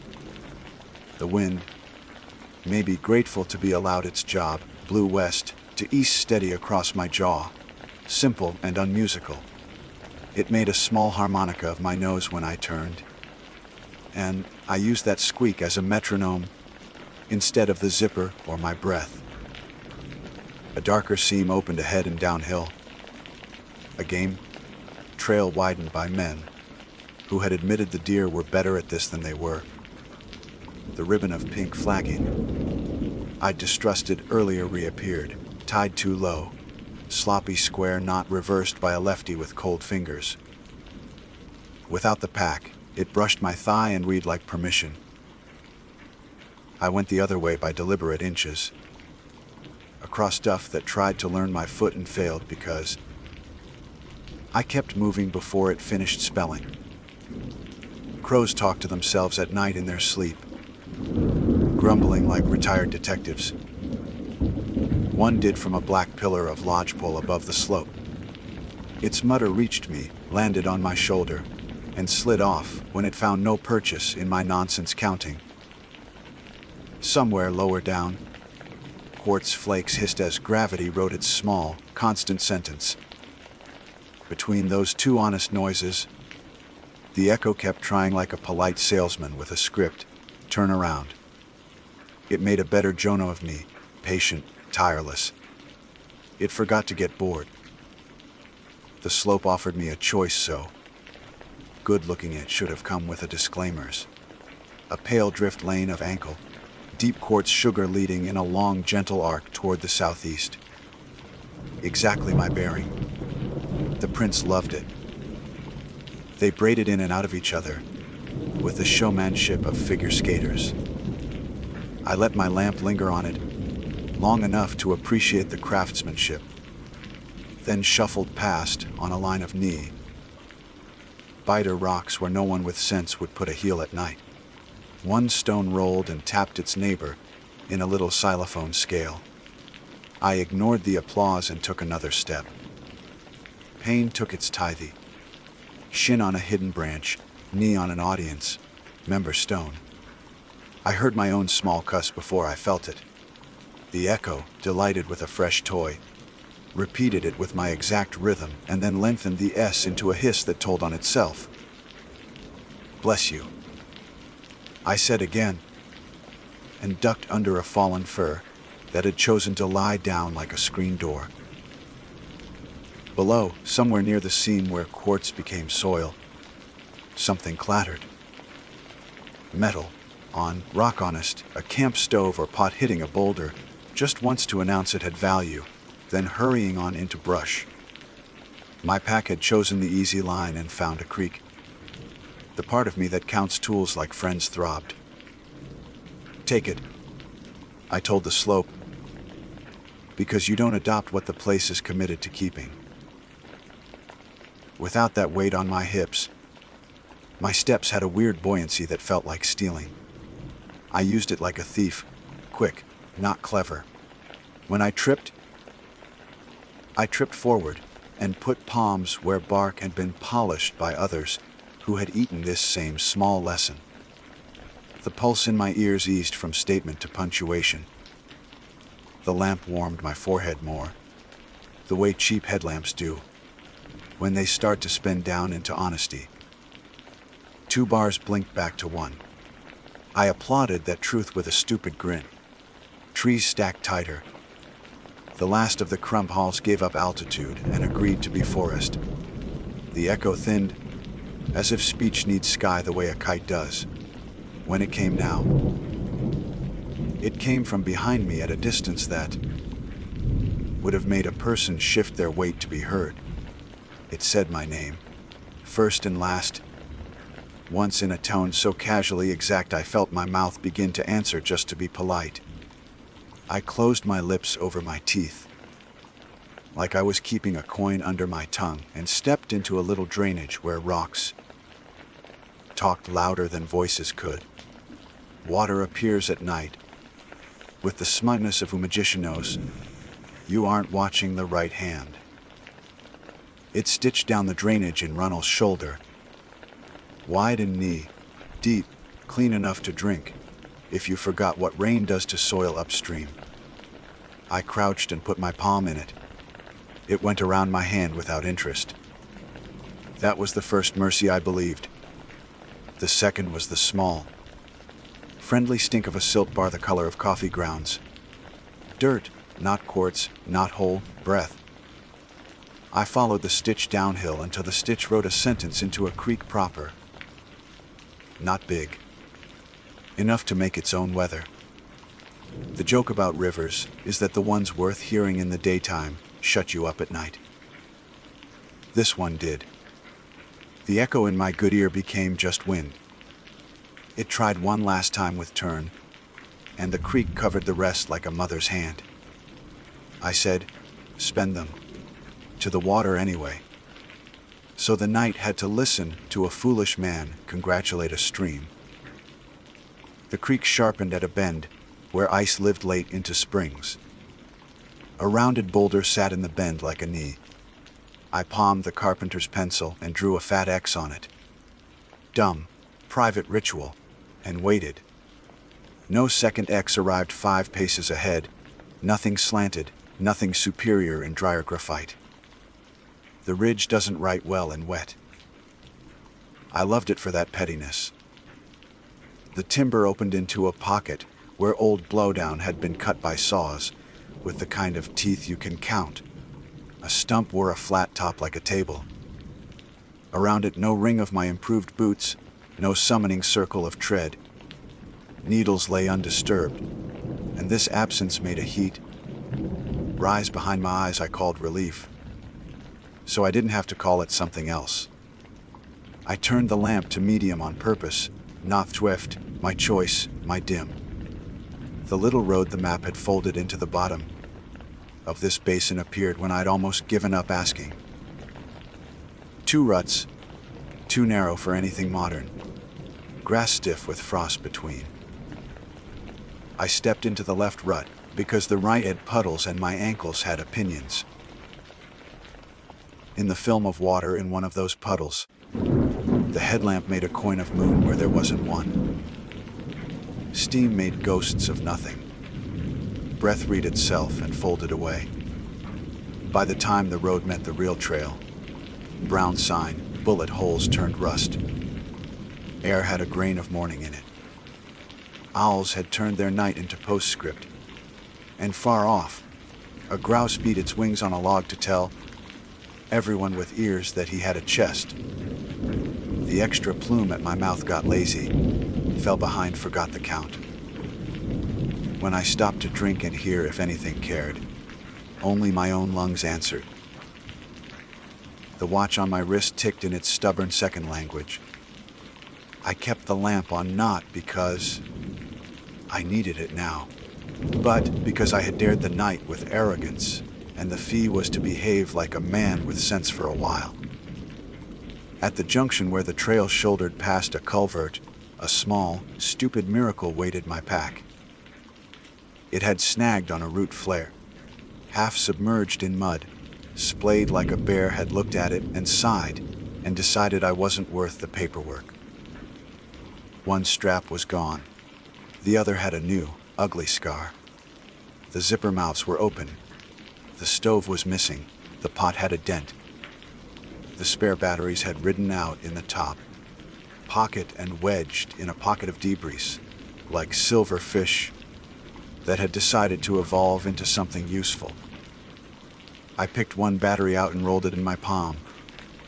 The temptation to call it luck disguised itself as gratitude. I let both sit in the same chair. Thanks. I told the route, the creek, the principle of friction. I slotted the cell into a pouch on my belt, where I could feel its weight knocking my hip. I left the pack itself. The forest had written on it. It belonged to the page now. The last mile to the trailhead was honest tread, and the smell of creosote from posts that would never be called beautiful. The sky above the last dark pines graded into a color you don't get a name for in normal conversation. A truck door slammed somewhere, far off, the kind of human punctuation you can mistake for a gunshot if you've decided the world means you specifically harm. It didn't. It was just morning doing its chores. At the parking pullout, frost had made every windshield into privacy glass. My car squatted under a brush of needles like an old dog who had slept outside and holds no grudge. I touched the hood. Cold, of course. I put the knife back where it belonged and fished a roll of fresh cells from the glove box, because the man I had been had left them there for the man who had needed them and had pretended not to. I loaded 3 into the lamp in the full light of a gentle dumb dawn and left the burned ones on my dashboard like teeth. On the trailhead kiosk, the laminated map showed the long S ridge in innocent contour lines, and the prospect hole was an absence, as holes often are on paper. I took the carpenter's pencil out, wrote in the white border in block letters a school kid could read Neno AGHT RIGE. Spien BTREs. Then I put the pencil back because it's a tool, not a souvenir. When I opened my door, gravel popped under my boot and made a little run of clicks that would have read like counting a few hours ago. Now it was just geology clearing its throat. I sat. My shirt had a stripe of resin across the chest, where the fur had autographed me. It smelled like a childhood summer I have no right to claim anymore. The knot of cut webbing in my pocket pressed my thigh. I kept it. Not as a trophy, as a piece of a conversation I had refused to have on someone else's terms. On the drive out, the knife edge flashed between trunks once like a grin you don't trust. It was just rock. Far along it, in that same blink, something stepped onto the crown in the way that my prince had implied. I felt, rather than saw, the small conviction of rubber on quartz, and the quick decision to go light where I had stayed heavy. Then the trees closed ranks and the road curved, and morning had the decency to put me in a different sentence. Days later, I still hear my old superstition's voice, now and then cocky in the glove box of my brain's save batteries. I answer it out loud in the kitchen, or the garage, or on a dirt switchback before dusk with a word that has acquired edges spend. I cut straps that want to sing. I tie off tail ends that like to chatter. I count wrong when the trail starts to make music for me. I don't walk ridges at night anymore, unless I have the kind of reason you can speak into a ranger's face without blushing. When I do, I hike with my lamp immodestly on, and when the world offers the easier line, polished, persuasive, practiced by men who wear my boots in their sleep, I step into duff instead and make a new clumsy way that belongs to ankles, lungs, and names kept in mouths. Once since, in early snow on a different day, I found my tread ahead of me in a sun patch, edges crisp as an invitation. I stepped around it, off into sage that slumped under my weight, and heard the faintest imitation of a zipper from a direction with no chest. I smiled because I had paid for that music. It ran 3 notes, then stopped. It will try again. I let it. Trying is its job. Mine is to remember the lesson the ridge taught, like it wanted to keep me right your own beat, and spend what lights you have while you have them. Don't save batteries anymore. I arrive. My name is Rowan Cates, and I brought a flask to a mountain that had already said, in 10 different dialects, not tonight. People talk about a whiskey blanket like it's kindness. It's not. It's a filter you hold over weather, until the weather is interesting instead of a rule. I packed mine anyway. 4 fingers of rye and brushed steel, a gift from a friend who enjoys my stories more than my survival. At the trailhead, the avalanche bulletin stapled the kiosk had the color of cheap ketchup. Cedar LE, with arrows leaning toward HIGH for lee slopes and wind-loaded bowls. Somebody had circled, persistent weak layer, with a blunt pencil, and added a smiley face like a dare. Recent crowns chewed the distant gullies into poor dentistry. The creek hissed under snow bridges thin as patience. I read the sheet the way a person browses a fire alarm instruction card while ordering dessert. The ridge I wanted to sleep on was a long white shoulder shaped by a wind with grudges. Above treeline, in January, everything up there looks newly invented. Cornices grown like bad ideas, sastrugi hardened into ribs that hurt to name. I wasn't on skis. I don't earn that word. I was on snowshoes, the cheap hinge kind that make you arrogant for exactly 2 hours. In the parking lot, 2 backcountry skiers, with beacons on their chests and the quiet, churchy demeanor of people who've corrected my mountains more than once clicked into bindings and gave me the sort of appraising look men in good marriages give strangers in bars, sympathy disguised as indifference. You solo, The older one asked. Only one flask, I said, showing the steel like a child shows homework. He didn't laugh. He gestured with his pole toward the lee. Wind's been loading from the west all day. Heard a whoomph on the last approach. Shooting cracks like film scratches. You know. I nodded as if my knowledge extended beyond a pair of YouTube videos and the memory of a safety seminar where I'd had a hangover. I said the phrase people say when they want to keep their plan. I'll stay on the ridgeline. That's where the cornices are, he said, and his partner added, and the wind slab. We're going to tree line laps, the younger one said, which is skiers for would rather be bored than dead. They shuffled off, skins hissing like polite snakes. I should have turned and followed the green. I put the flask where I could reach it instead. The first hour was honest. Old snow, sun, crusted. Still oxygen in it. My breath went in white stitches and came out ragged, and the rhythm of the shoes. Lift, plant, squeak made a companion of me. The trees thinned to bristle. The wind climbed into my clothes and made its case. Along the ridge, where the west side was scarred to blue, Icebone, the lee to the east, had grown soft pillows that looked like comfort. And you know exactly what comfort does to people who show up bragging about efficiency. I stayed high. Sharp ridgeline. The bulletin had said, avoid cornice edges. The cornice edges avoided me the way a dog avoids a collapsible fence. Politely, until it doesn't. A slow in the far bowl let go. A white sigh, small, unambitious. Sloughs are like toddlers, the first is cute. The sixth knows your schedule. I planted my poles and listened.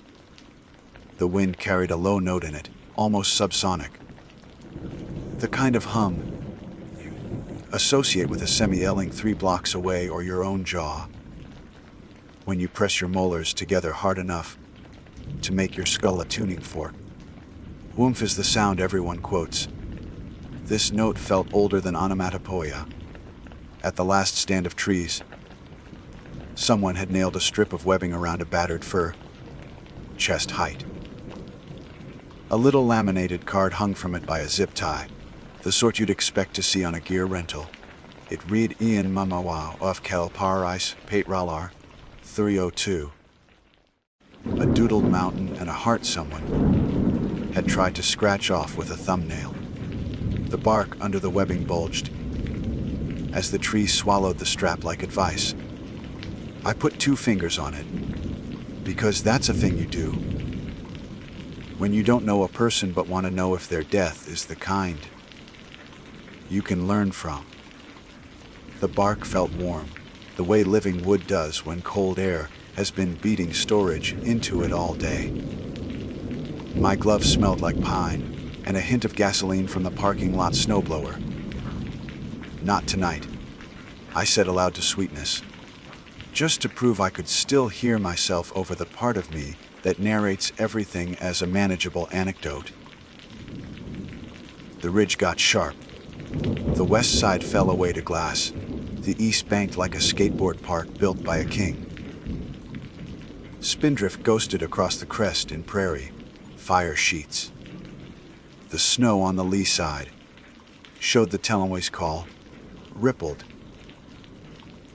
Pretending I don't know the word.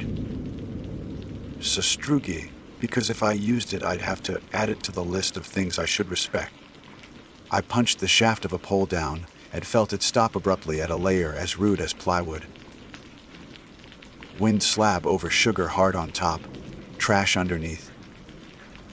I told myself I would travel on top of the ridge, like a careful drunk walks curbs in summer. Add a little wind scoop out of the main blast. I kicked out a platform for a bevy. Chest deep on the windward side, soft on the lee. The kind of soft that makes a man tell himself, I'll just step there this once. I built a low wall because walls are charming, melted snow because water is a good job for hands, and slept the stove into life to pretend I am my own evangelist of competence. Down the ridge, a cornice hung its white lip into the gulch like a man leaning too far from a balcony for a photo. Even the wind shrugged at it like, "Go on then." The flask lived in the kangaroo pocket of my parka, an animal I was not brave enough to name. I unscrewed it and poured a finger into the snow, as an offering to whatever drinks offerings. The white ate it and flashed a color like old urine for a second, then closed its mouth. I took a swallow the way you sip medicine you won't admit you need. Rye's little scratch ran its fingernail down my throat and turned the cold into a story about resilience. That's the trick. Whiskey puts quotation marks around weather. You forget to read the sentence. By sunset, the sky had filed itself to a blade. The mountains across the bowl sat brick dark. Spindrift wrote cursive above the ridge and erased it, and wrote it again. Somewhere far off. A cornice gave a polite shrug and slid, and the sound arrived low in my ribs. A cough, a correction, like the mountain gently clearing its throat before it says the hard thing. The hard thing arrived after full dark. Stars came down close enough to sponsor you. The wind quit for the length of a polite breath, and in that breath the snowpack sang. Not a whoomph, not a crack. A sustained sub-bass vowel you felt in your ankles and teeth, like a cello note trying to be a sermon. Somewhere under me a week later remembered that it was 1,000 little beads pretending to be community, and decided to be beads again. I set the stove windscreen with shaking gloves. I set the flask down on the closed cell pad next to my hip like a small saint. The flame made a low blue coin in the dark.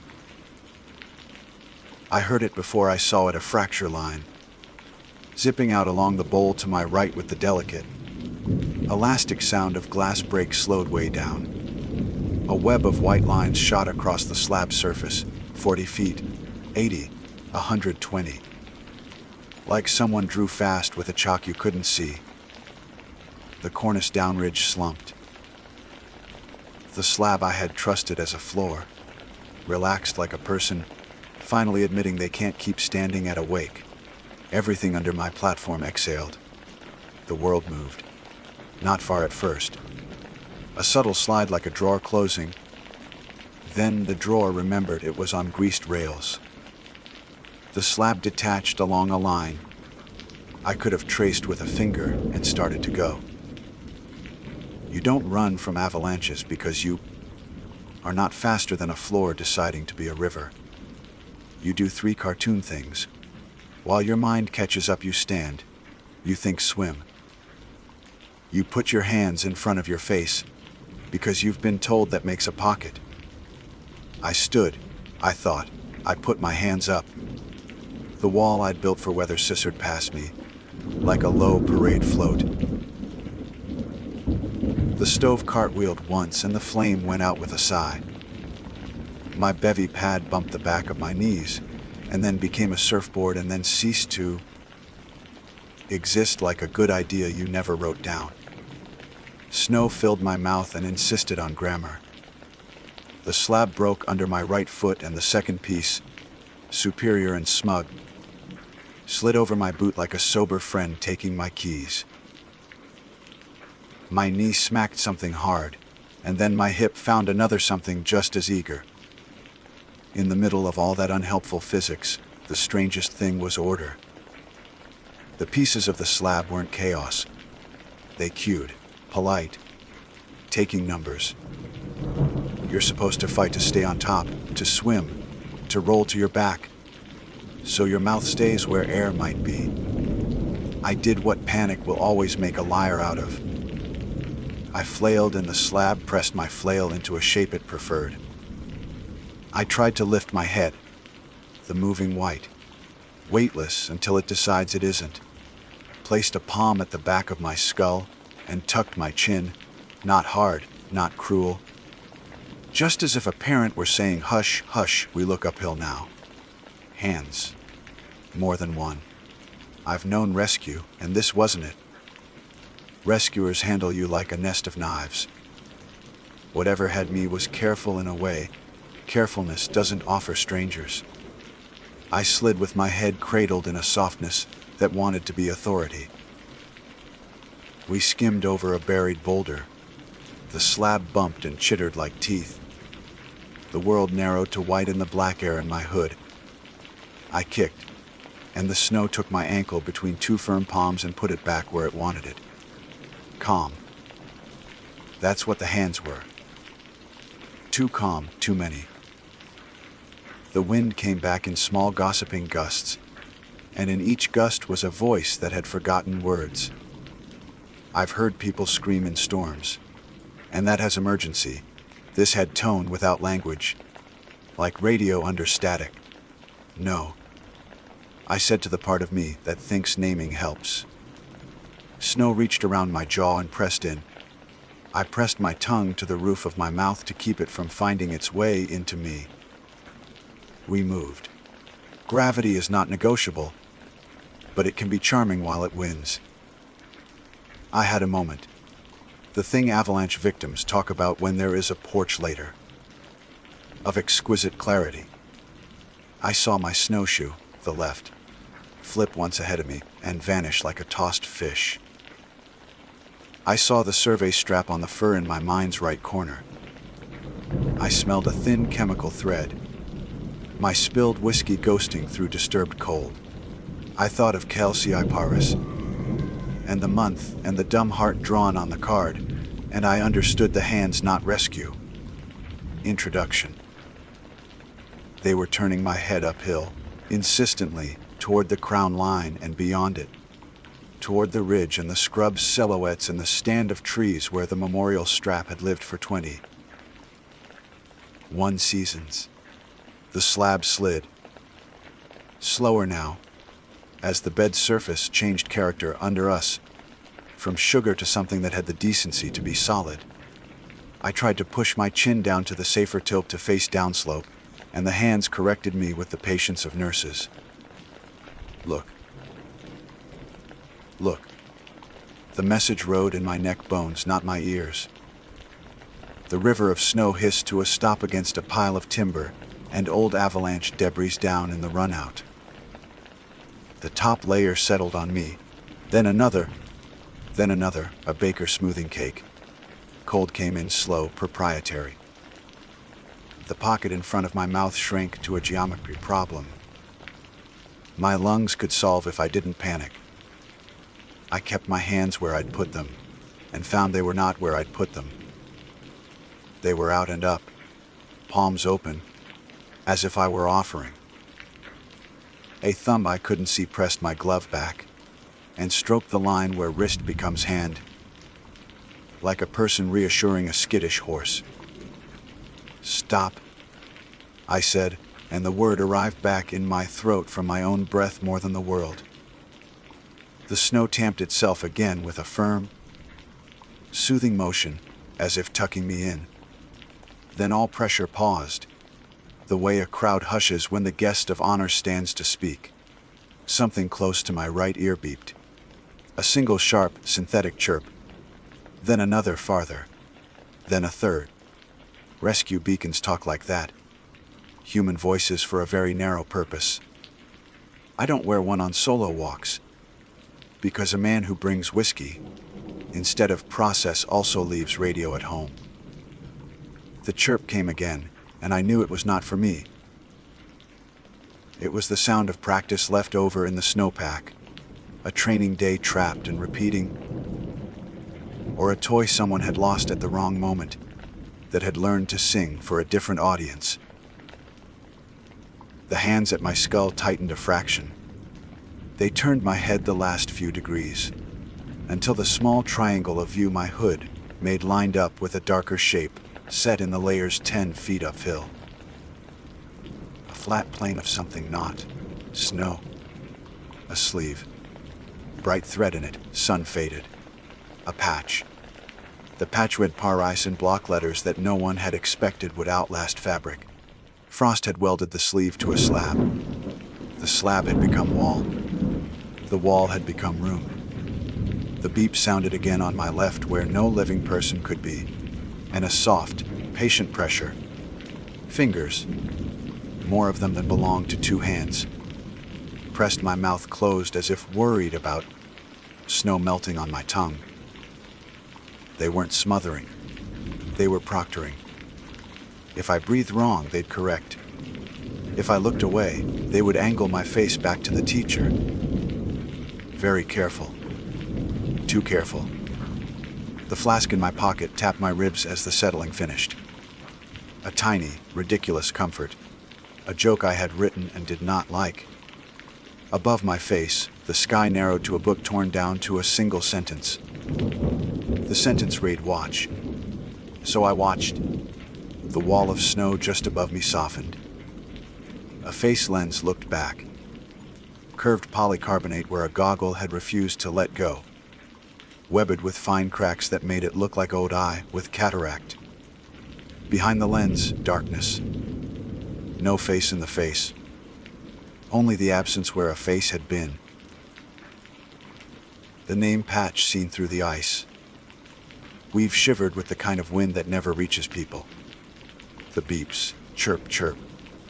Time not to saving but to remembering. Okay, I said into the small air my mouth had been allocated. The hands eased a hair, not permission. Acknowledgement. The mountain had finally gotten me oriented. My chin stayed up. My teeth clicked together like tiny cups. In the cold silence between beeps, something brushed the bare bit of skin where my balaclava had ridden up. And in that brush was the feeling you get when someone sees themselves in you and doesn't know whether to warn you or to welcome you. Snow finds your heat with or without whiskey. It does its slow thief work and takes the edges first. The flask weighted my ribs like a petty coin.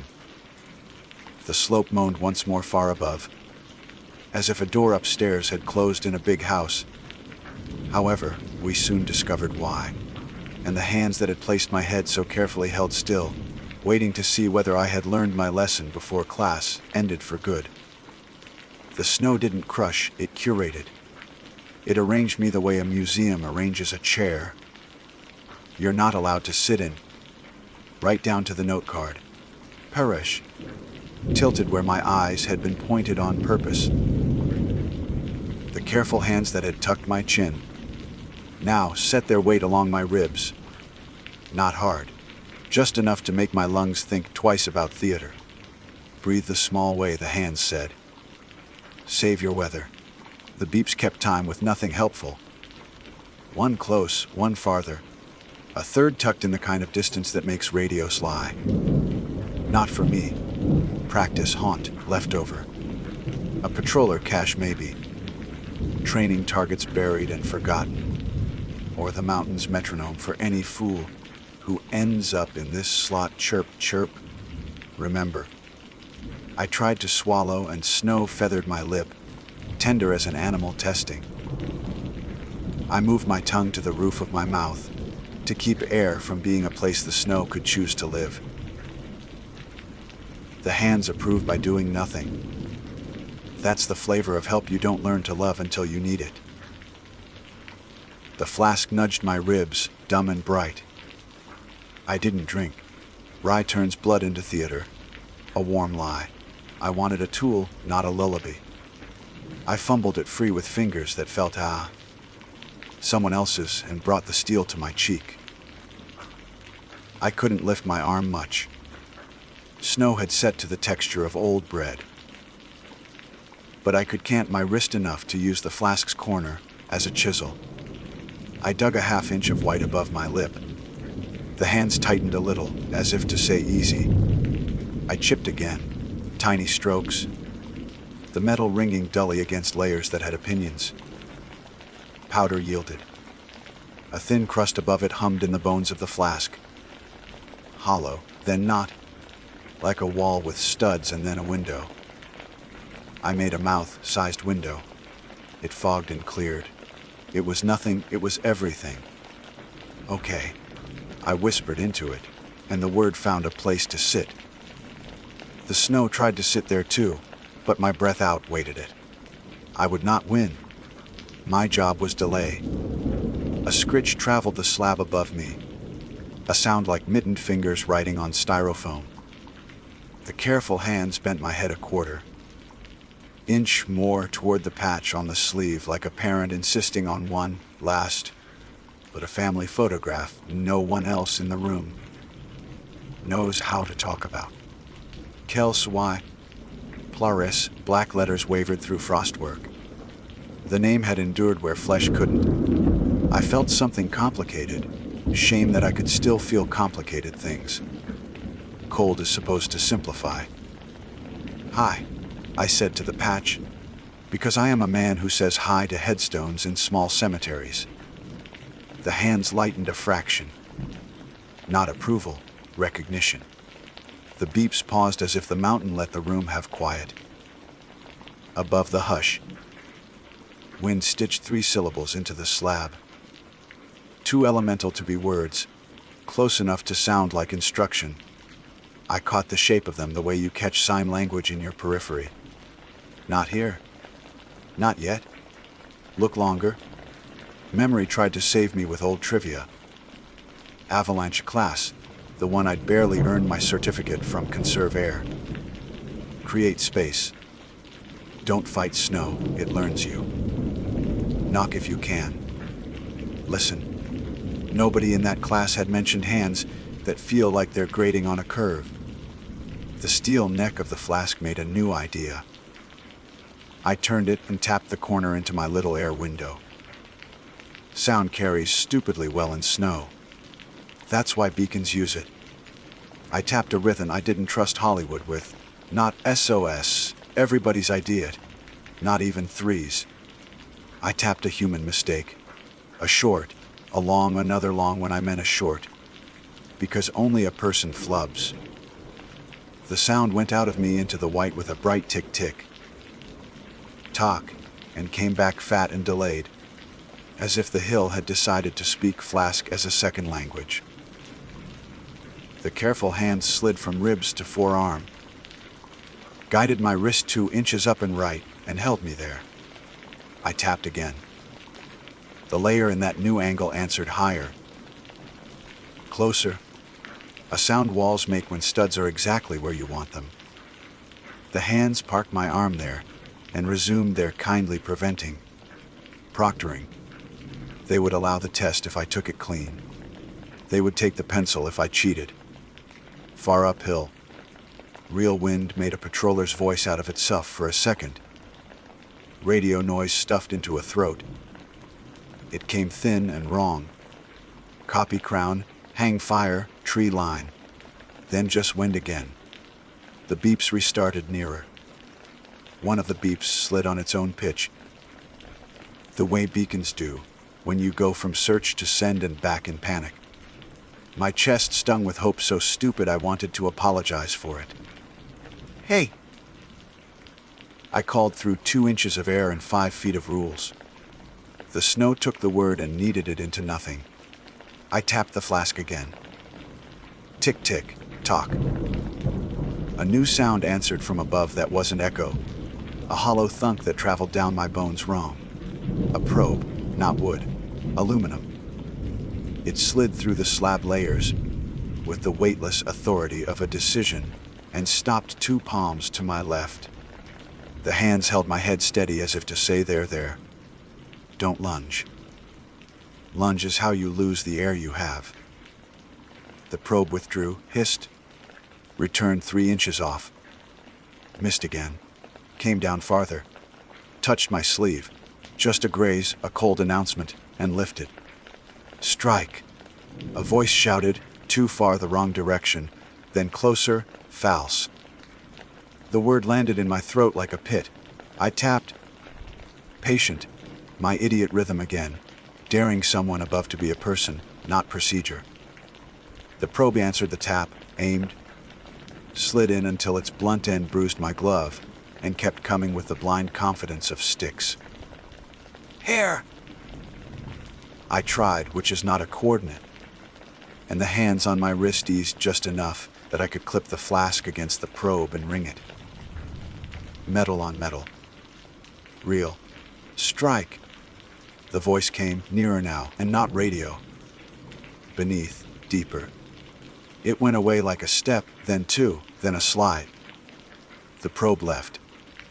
The world pressed its mouth to my window and waited, the way a cat does at a mouse hole. The hands resumed their weight on my ribs.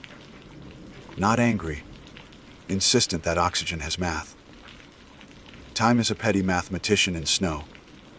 I counted breaths until a line of heat crept across my cheeks. Not warmth. Acid, the kind of burn cold makes when it wants you tired. The flask trembled a little in my grip with a frequency my muscles couldn't own. Panic is a tuning fork for cowards and geniuses. I set it down on my sternum. Like a saint, again, not because I believed, but because it gave the hands something to share the job with. Noise came different after a while. Not prods, shovels. Shoveling in good snow is a sweet, efficient sound. In set avalanche debris, it's dentistry. Scrape, bite, clunk. Scrape, bite, cuss. More than one shovel, too, maybe three. Voices collapsed into the hill and broke up until all I could hear were vowels. One of the vowels belonged to the older skier from the lot. I recognized the way he said, "Goddamn," as a single, affectionate syllable. The other voice tried to be calmer. They argued like men who have practiced liking each other under stress, which is the only way it becomes a skill. Kelsey Line, the older voice said, unmistakable through snow now. Don't like being here. It was both apology and superstition. The careful hands did something new then. They lifted, not away, up. They pressed the back of my skull and angled my chin a sliver until the goggle lens and name patch filled my slit of view again. The beeps timed with it. Chirp, chirp, watch. The slope above us made a settling sigh. Tiny local, like an old man in his chair letting his shoulder blades find home. The hands held me steady through it. Class isn't dismissed, said their touch. Class is passing around a photograph. All right, I said to the patch in the dry old voice I reserve for picture frames. I see you. The hands eased. For 2 breaths, 3. They were not hands, they were afterimage. Like sunlight off glass you still see with your eyes closed. The shovel noise got louder, then farther, then, suddenly, on me. A blunt blade kissed my shoulder and skittered. Got him. A young voice yelped, then corrected himself into procedure. Subject. Here. The point bit in, dragged, then stopped on the same layer that had rung for my flask. Hard pan, the older voice said. Layer like plywood. Cut around. Don't pry his ribs into jelly. Snow moves the way people need it to, if people are smarter than ego. A trench opened where my legs should be. Air came ragged and rude, smelling like men and nylon and the particular quiet of headlamps. Something grabbed my glove and squeezed it as if handshakes applied at depth. The thumb landed exactly on the tendon that announces you're human. A person, not the snow. The careful hands did not object. They were there and not there, attending, allowing. Talk to me, the young one said into my hole, voice pitched to reassure dogs and children. Name? Rowan, I said, and it sounded like an alias. My first name only. The ridge had already been offered my last in another vocabulary. Rowan, you're under a foot, too. Of set slab. He made the number be small with his tone, like a man who has coached bad news into a lie. We're going to peel it, not yank. You good on air? Small, I said, because I wanted him to know I'd learned something tonight. He laughed in the way you do when grief ducks under a table for a second to let humor pass. "All right," he said. "Small it is." The first slab slice came with a sound like duct tape leaving a wall. Snow above my cheeks folded a little and didn't crush. The hands at the back of my head, those teacher hands, went with it, patient, never quite letting go. A shovel face slid past my shoulder. A gloved knuckle thumped my jaw with the accidental intimacy rescue strategies create. I wanted to argue with every finger and let them all in anyway. "Watch the face," the older voice said. "Give him a pocket, not a lecture." He worked the blade with a kind of tenderness that belongs to carpenter men who have lost friends to large, white, simple machines. "You're in the Kelsey channel," he added to me, not cruel.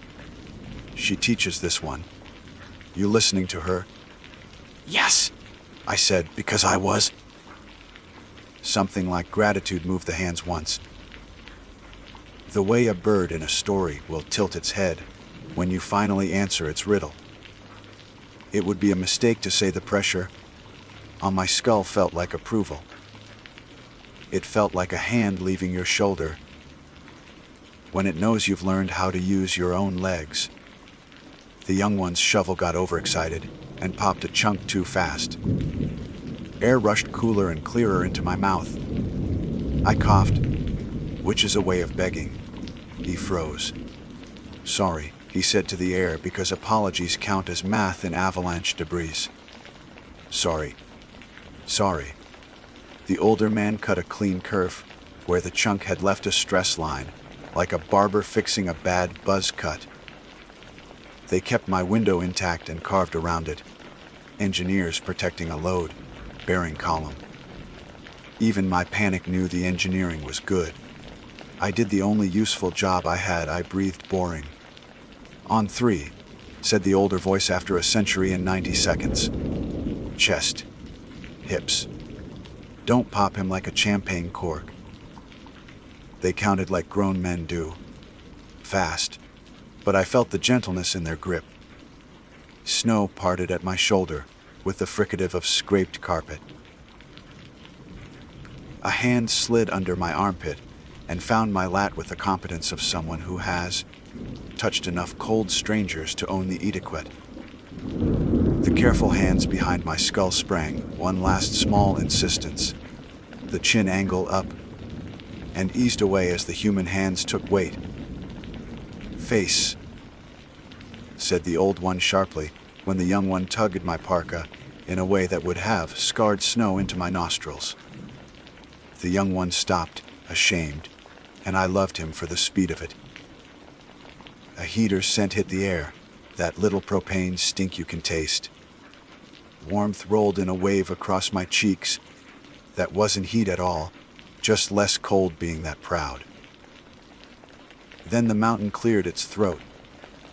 It wasn't big, not compared to the thing that had put me here. A small hangfire slab above, somewhere let go with a sugary sigh, and the whole runout settled a finger breath, as if a giant had shifted weight in bed. The shovels froze. The hands on me became sculpture. The ghost beeps faltered, then found their little pitches again. Something in my neck that had been someone's responsibility 10 seconds ago went back to being mine. The careful hands behind my skull pressed one more fraction on the good angle, and then left me the way people leave a room. A weight that has stood up and walked away without making a show. "Easy," the older one breathed. "Easy." "Rowan," the young one said, voice pitched lower now, as if talking to a skittish horse.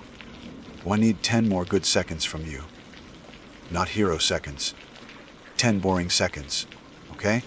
"Okay," I said, because I understood boring now. The shovel carved under my hip.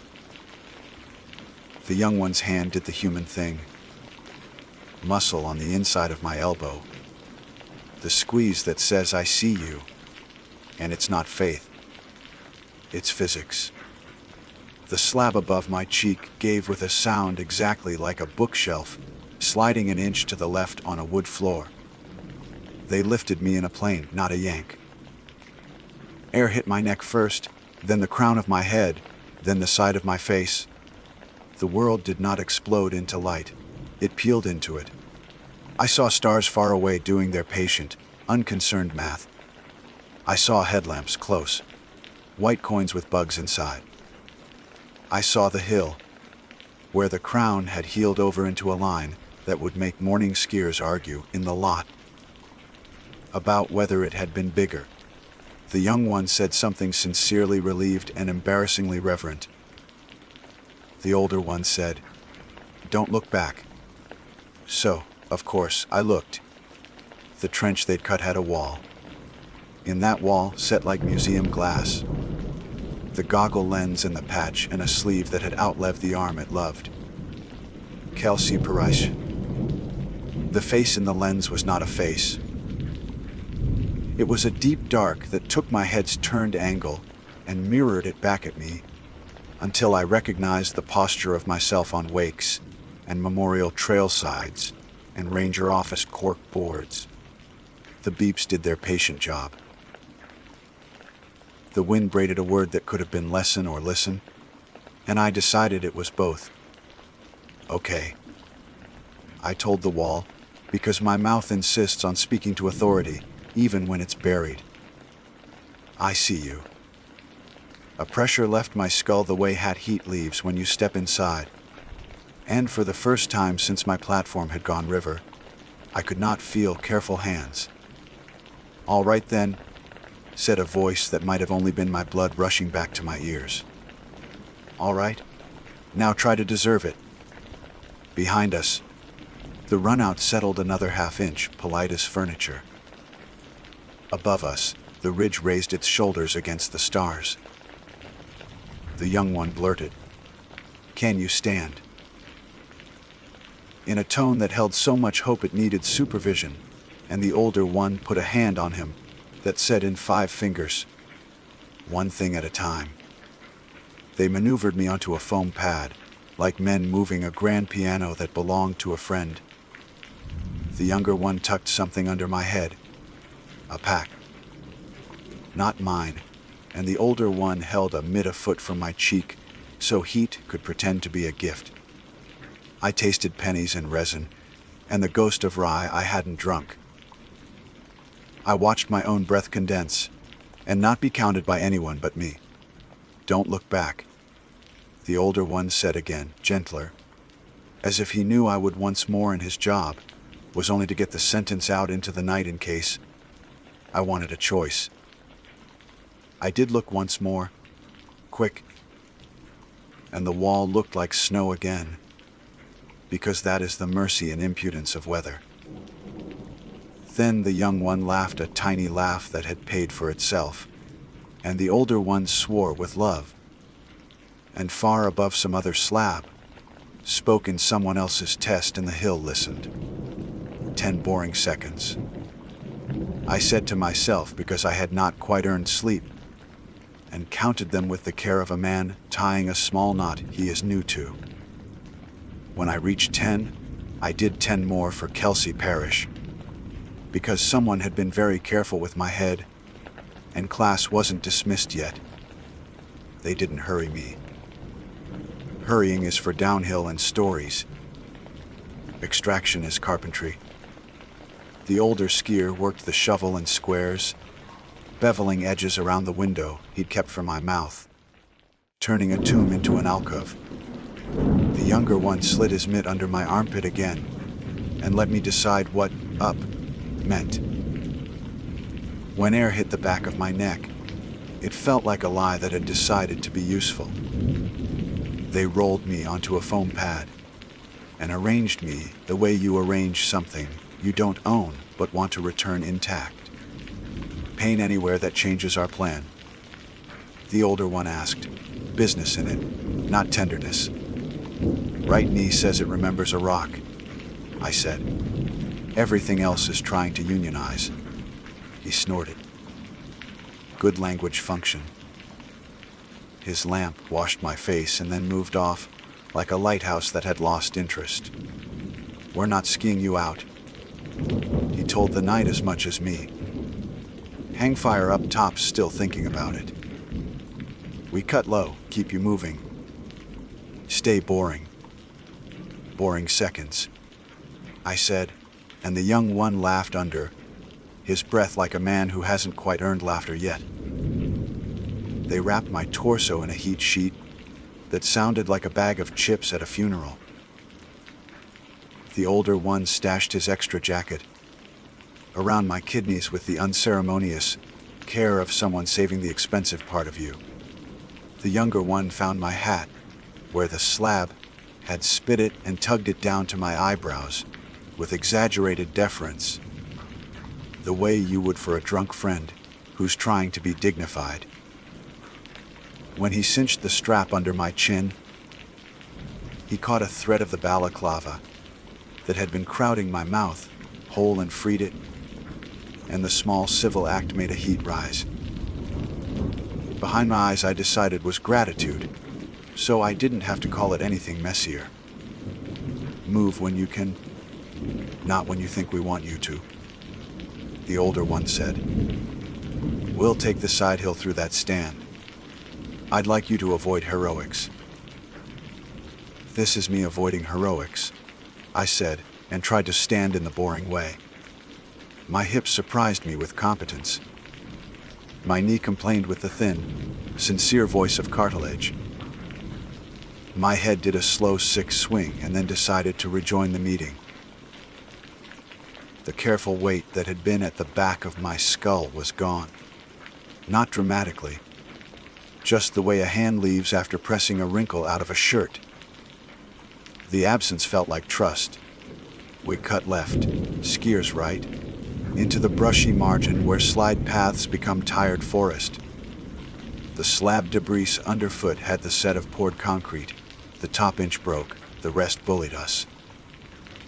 The older one stepped first, punching a rhythm into crust that my clumsy snowshoes could copy.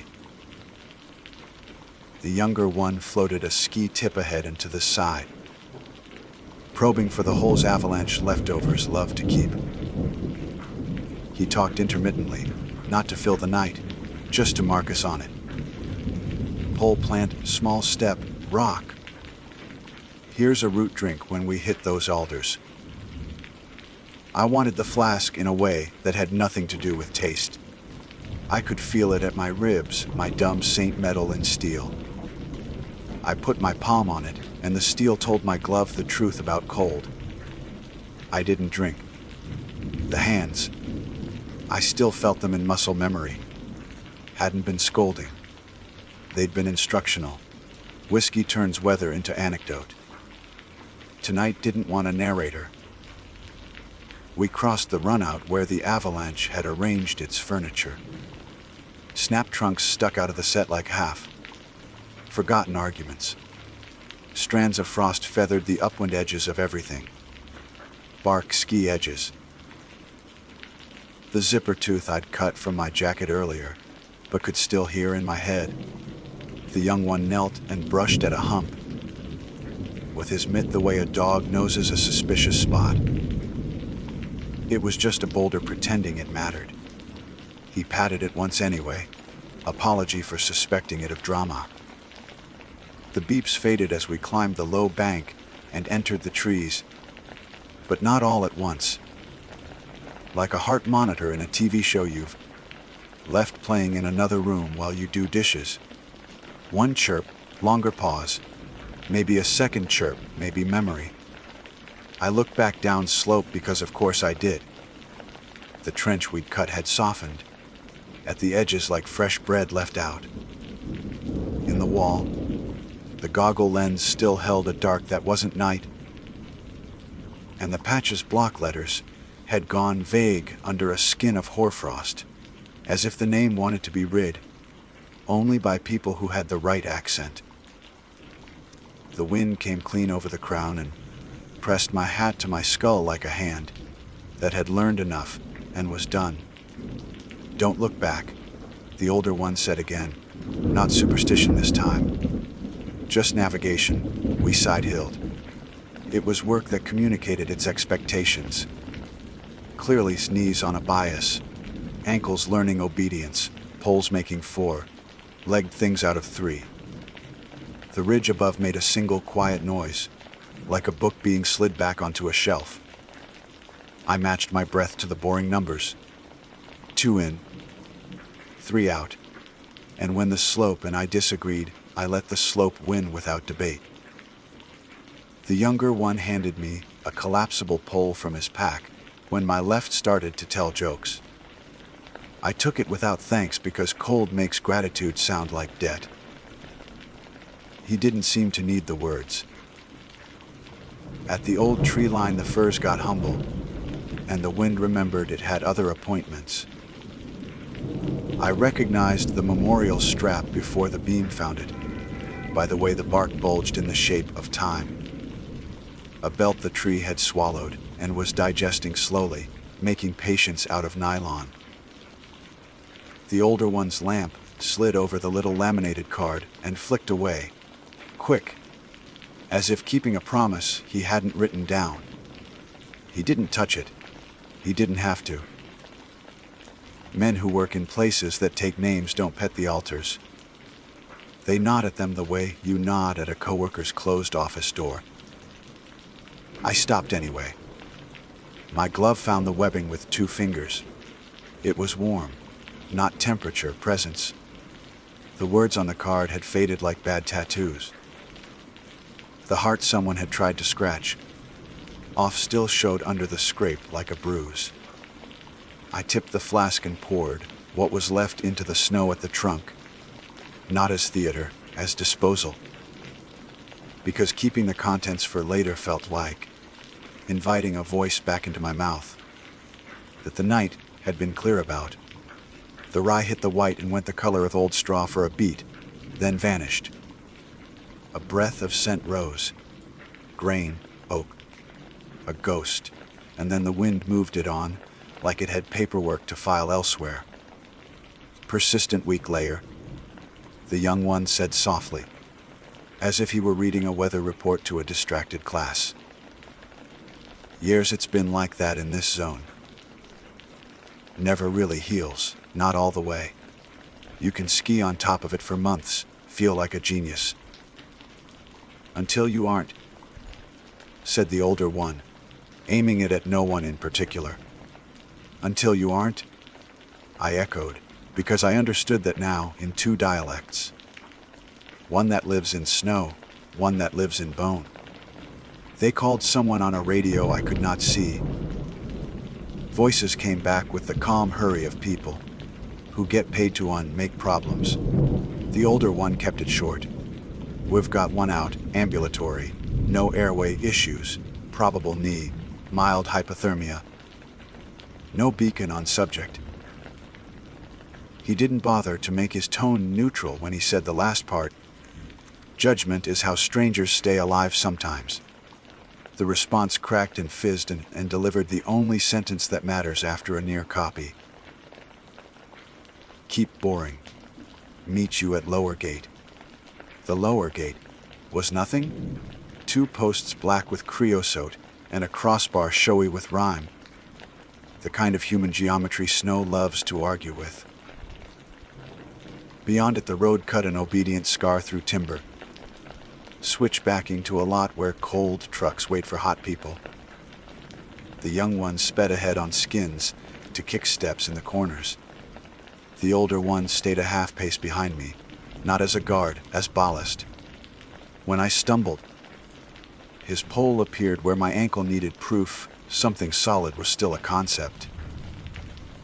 Once, when my head started to list again, his hand landed at the hood seam, not controlling, a reminder of where vertical lived. Name, he said after a while.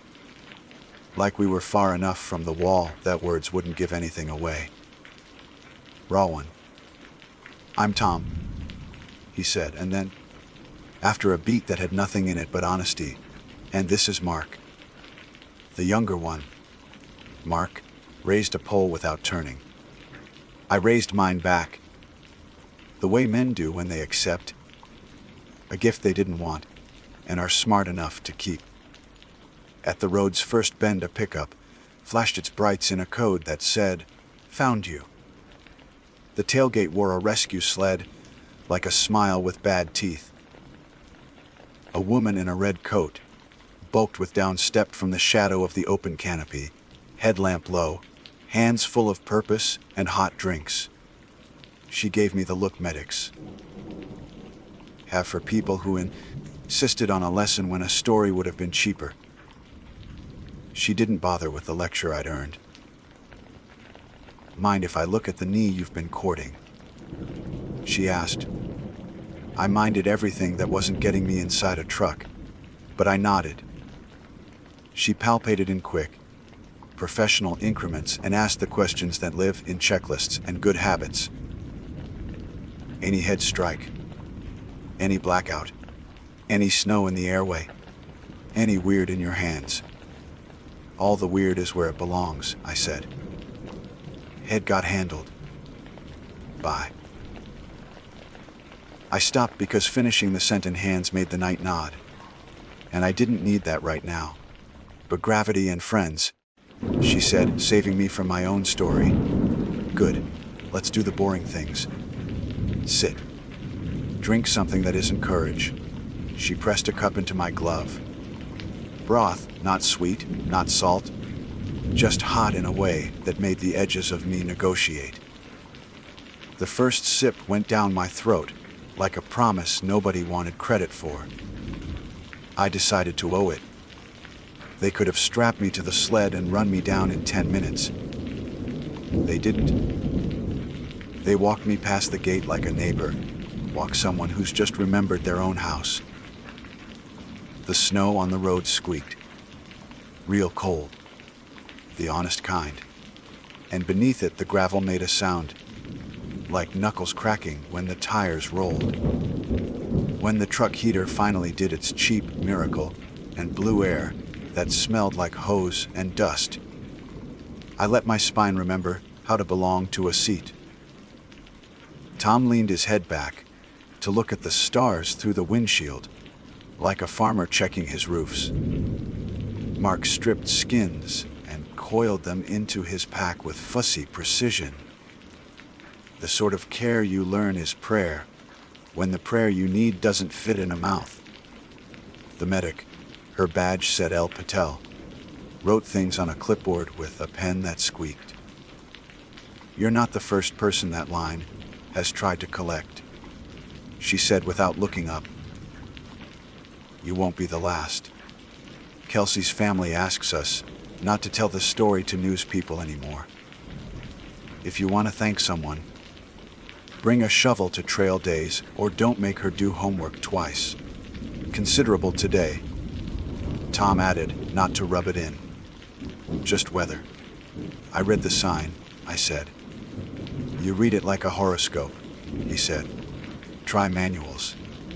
I nodded because I didn't have the energy for pride. I'm sorry, I offered, small, for all the people who have to carry strangers out of rooms they built themselves. Don't be sorry, Patel said, tearing tape with her teeth to snug an ace wrap around my knee. Be boring. We like boring. Boring people tip with labor. They left me at the lot with the kind of goodbye you reserve for coworkers at the end of a shift you didn't enjoy but survived. Tom touched 2 fingers to the brim of a hat, so old it had learned his head. Mark bumped my shoulder with his mitt and missed on purpose so it wouldn't feel like a hug. Patel gave me a card with 3 numbers on it and a line beneath IFYOU go busike, tel somo and go ahas 20yory. I put it in the wallet slot where bad habits used to live. At my car. The dome light came on like a forgiving God and made everything look cheap and precious. My breath fogged the glass and wrote nothing.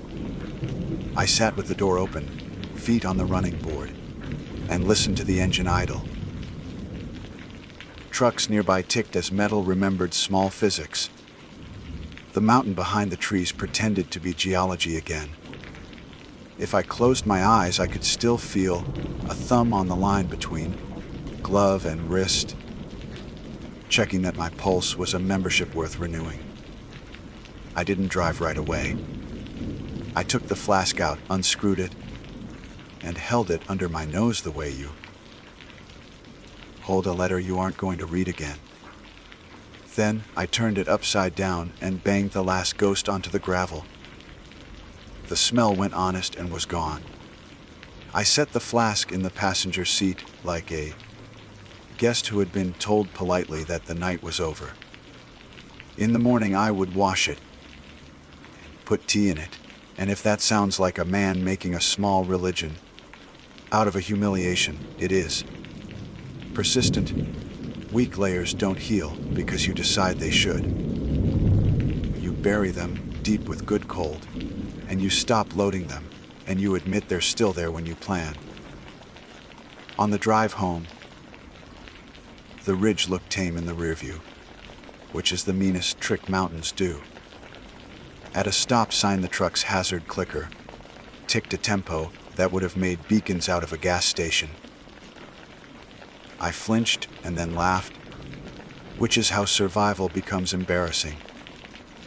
Far above the tree line, a line I couldn't see anymore had mended itself, just enough to keep a shape for morning. The memorial strap would make its slow way into bark.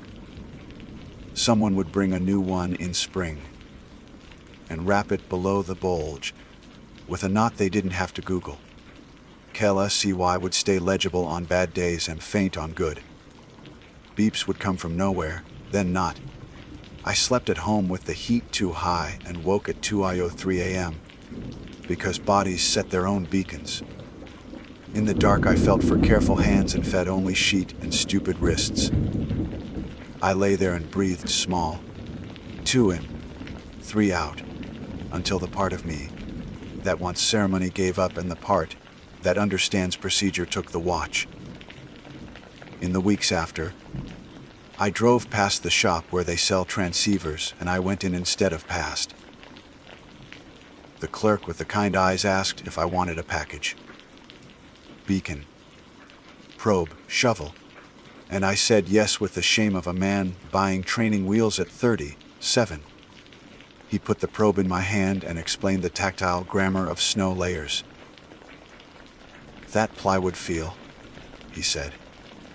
That's your middle word. Learn it. I took the class I should have taken years ago and let a 22-year-old quiz me without resentment. I put the card Patel had given me on my fridge with a magnet shaped like a trout. I haven't been back to that ridge. I don't plan to. Not at night. Not in considerable. Not with my old confidence strapping my head into position. If I hike above tree line now, I do it with paperwork in my pocket and oxygen in my plan. When someone at a trailhead makes a joke about whiskey blankets, I do not lecture. I hold up my tea and say, small heat, and let them hear me if they want to. When I pass memorial straps, I don't pet them. I nod, like a coworker at a closed office door. Sometimes after a snow day, when the plow goes by my street and pushes a ridge into my driveway, the wall it leaves has layers in it. Slick on top, coarse in the middle, old tire dirt at the base. I press 2 fingers into it and feel for plywood and window and the space where a person could watch. I only keep my fingers there long enough to remember. Then I shovel in squares, bevel the edges, and carry the snow to the place it can lie down without becoming a teacher. Every so often, at the edge of sleep, a single synthetic chirp visits the house from no appliance I own. It's nothing. Heat shifting. A battery in a smoke detector somewhere on the block. A timer ending on a stranger's stove. It rides up my neck like a thumb and asks with an authority that isn't mine learned. I answer the way I know how. I breathe boring. I look uphill in my mind without letting my chin be held. I count 10 small seconds, then 10 more. Then I let go of the story about brave and hold on to the one about careful. I used to pour jokes on weather. Now I try to deserve the hands that turned my head the right way long enough to be found. I'm not special. I'm ambulatory. That's enough. When the ridge clears its throat again, I hope I'm already somewhere else, busy being dull. If I'm not, I'll listen for the patch under the snow and do what good students do: watch, breathe small, and keep my mouth free of words until the shovel arrives. Not hero seconds, boring ones, the kind you can stack into a life. July 20th, my dearest sister. I hope this letter finds you well, nestled in the familiar comfort of home. I am writing this not from a place of peace, with the scent of pine drifting through my window, but from a state of profound and unsettling fear that has taken root in my very soul. I am quitting my summer job. I cannot, in good conscience, or for the preservation of my own sanity, spend another night within the historic, timbered walls of the Old Faithful Inn. When I first arrived, Yellowstone was a dream. You saw the pictures I sent. The impossible turquoise of the Grand Prismatic Spring. The bison moving like ancient, shaggy mountains across the plains. The sheer, untamed majesty of it all. The inn itself felt like an extension of that grandeur. A monument of logs and stone built to honor the wilderness it inhabits. It stands as a cathedral of timber, its lobby rising to a dizzying height of 7 stories.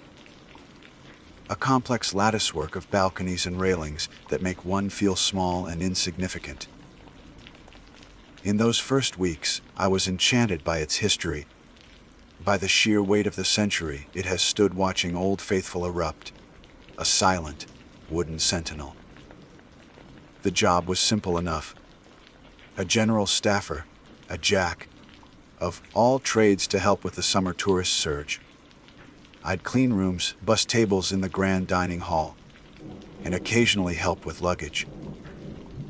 The pay was decent and the location was unparalleled. But there's a difference, Sarah, between history and a haunting. History is the story of what was. A haunting is what refuses to let go. You know the story I told you on the phone. The one the senior staff tells with a wink and a nudge for the tourists. The tale of the headless bride. They say that back in the roaring 20s, a wealthy young woman from a prominent New York family married a man of whom her father vehemently disapproved. He was handsome, charming, but utterly penniless. To escape her family's wrath, they eloped and came to Yellowstone for their honeymoon, a grand adventure in the Wild West. They checked into a suite in the original, Auld House, wing of the inn. The story goes that the groom was not just poor, but a degenerate gambler, and he had married her solely for the dowry he believed he would receive. When he discovered her father had cut her off without a cent, a furious argument erupted. The next morning, a maid found the bride's body in the bathtub. Her new husband and her head were gone. It's a gruesome, ghoulish tale, perfect for spicing up a campfire or a late-night tour. The staff treats it as a local legend, a bit of macabre fun. Listen for her crying in the halls, they'll say. Don't be surprised if the elevator moves on its own. It's just her, looking for her groom. It is not fun, Sarah. It is not a story, it is real. My first few weeks were normal. The work was tiring, but the scenery made up for it. Then the small things started. Things you could easily explain away. Things you dismiss as a product of an old building and an overactive imagination. I was doing a late, night cleaning sweep on the second floor of the old wing.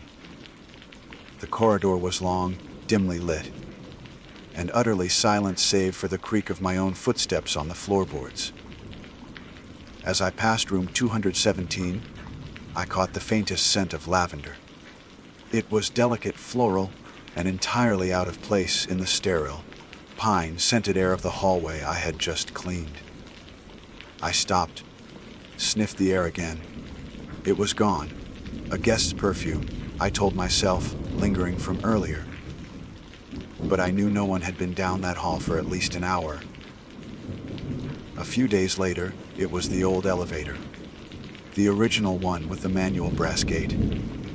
I was standing at the front desk in the main lobby, sorting mail. It was nearly 2 a.m. The great hall empty and echoing. I watched as the floor indicator above the elevator, a beautiful antique brass arrow, began to move. It swung from lobby to 2, then paused. Then it swung to 3. It did so with a silent, deliberate grace. There was no whir of cables, no groan of machinery. The doors slid open with a soft sigh, revealing an empty car. A draft of cold air, colder than the night outside, washed over me. The night manager, a gruff but kindly man named Arthur, saw me staring. "Old girl has a mind of her own," he grunted, not looking up from his paperwork. Been doing that for 50 years. But the rationalizations began to wear thin.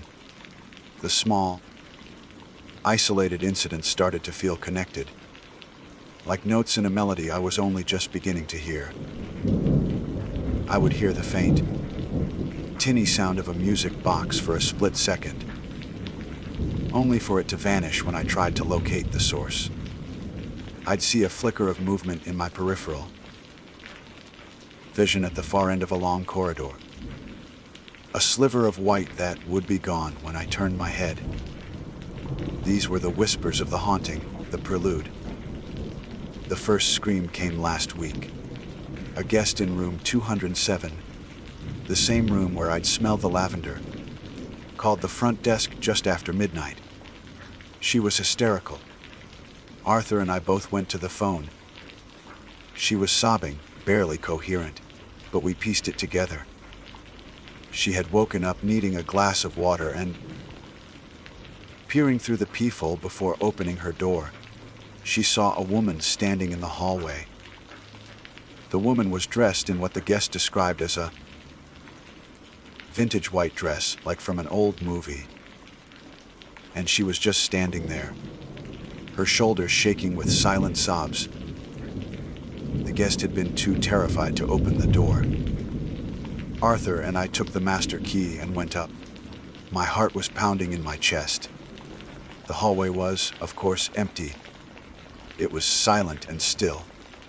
Arthur knocked on the guest's door, spoke to her in calming, measured tones, and assured her it was likely just a nightmare, a trick of the mind in a strange new place.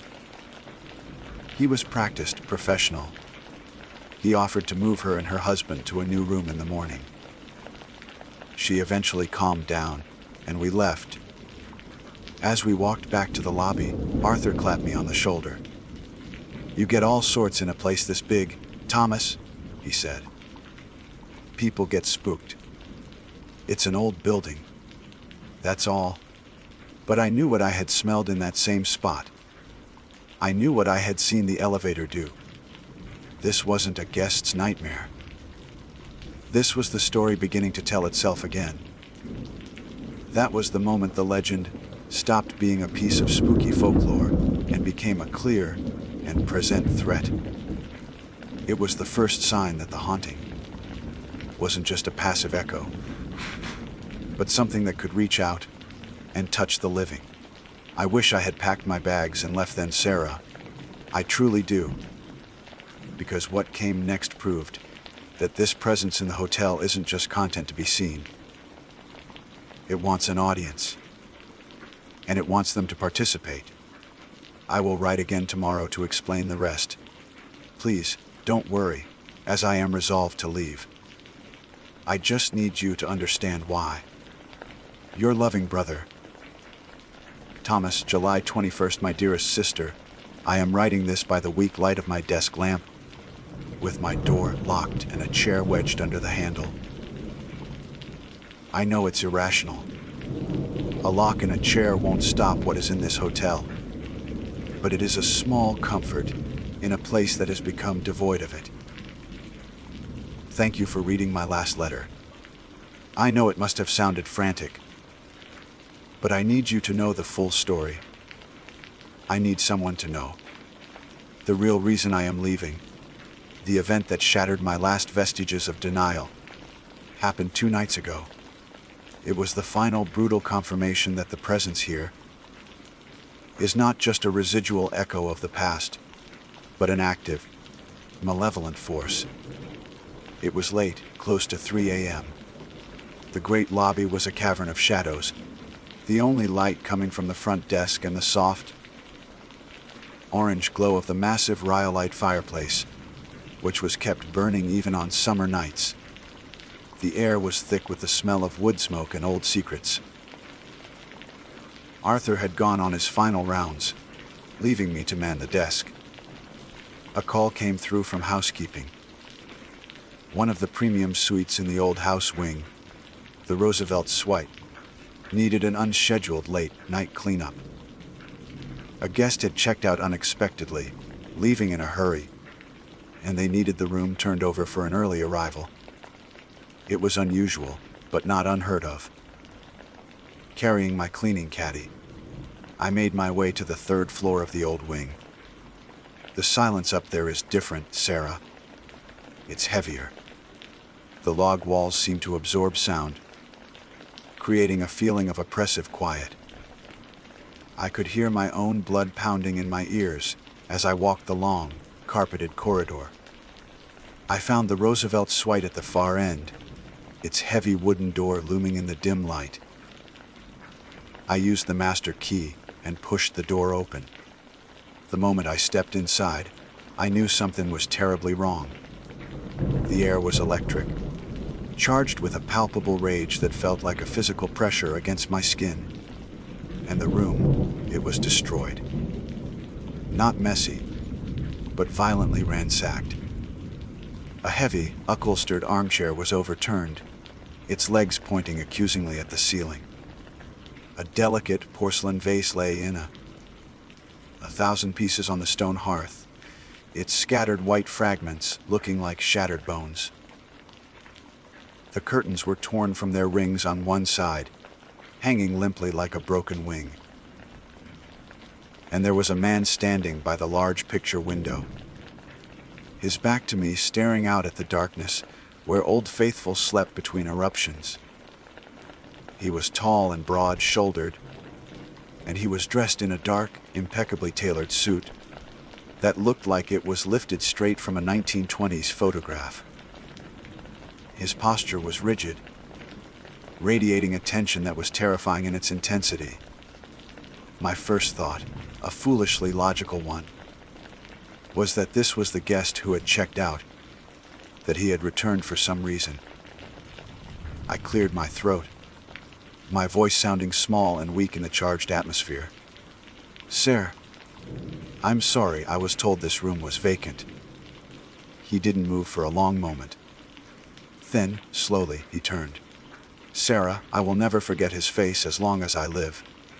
He was handsome in a severe, chiseled way, but his features were twisted into a mask of pure, unadulterated fury. His eyes, a piercing, cold blue, were blazing with a hatred so profound it seemed to burn. His lip was curled back in a snarl. This was not just anger. It was a rage that had curdled over decades, a poison that had steeped for a century. "Get out," he snarled. His voice was not a shout, but a low, guttural growl that seemed to vibrate through the floorboards. It was a sound of absolute command, laced with the promise of violence. "This is a private matter. This is between me and my wife." I didn't need to be told twice. My body reacted before my mind could even process the anachronism of his clothes or the sheer impossibility of the situation. a primal fear, the kind you read about but never experience, took over. I dropped the caddy. It clattered to the sound that seemed shockingly loud, and I ran. I didn't just walk quickly, I fled. My feet pounding on the carpet, my breath catching in my throat. I didn't look back. I couldn't. I found Arthur just as he was returning to the lobby. I must have looked like I'd seen a ghost, which, I suppose, I had. I was gasping for air, babbling about the man in the suite, the trashed room.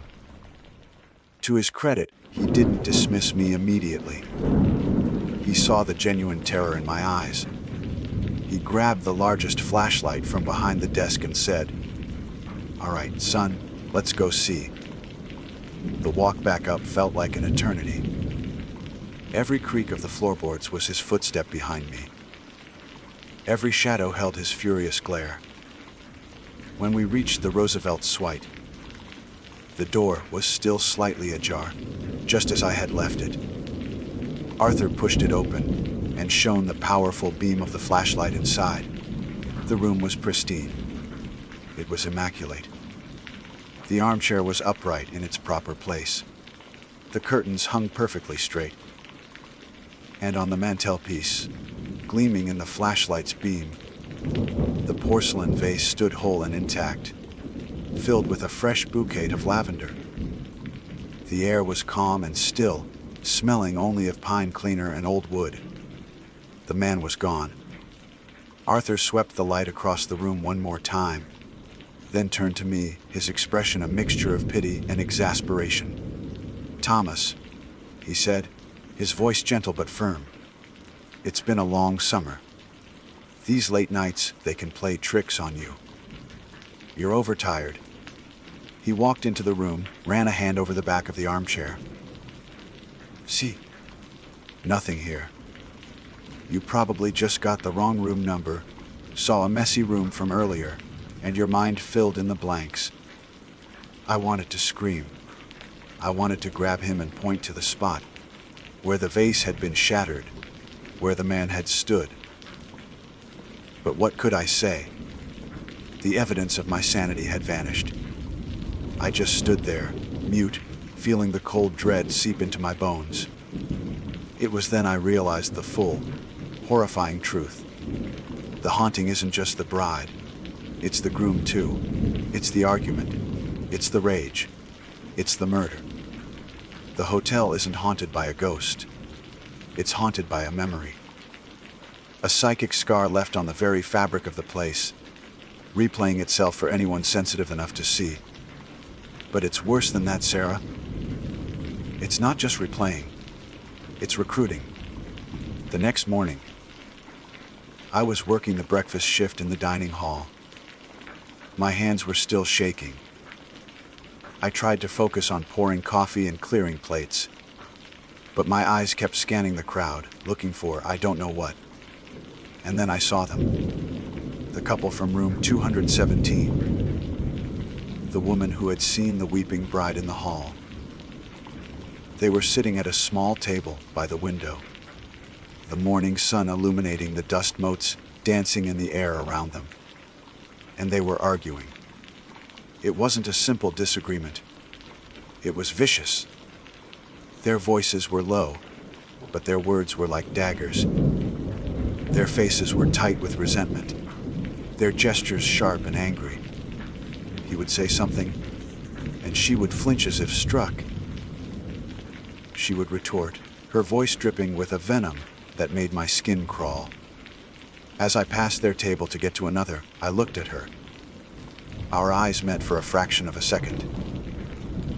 And in that moment, I felt a chill so profound, it went straight through my soul. Her eyes, which had been filled with terror just 2 nights before, were now hard and cold.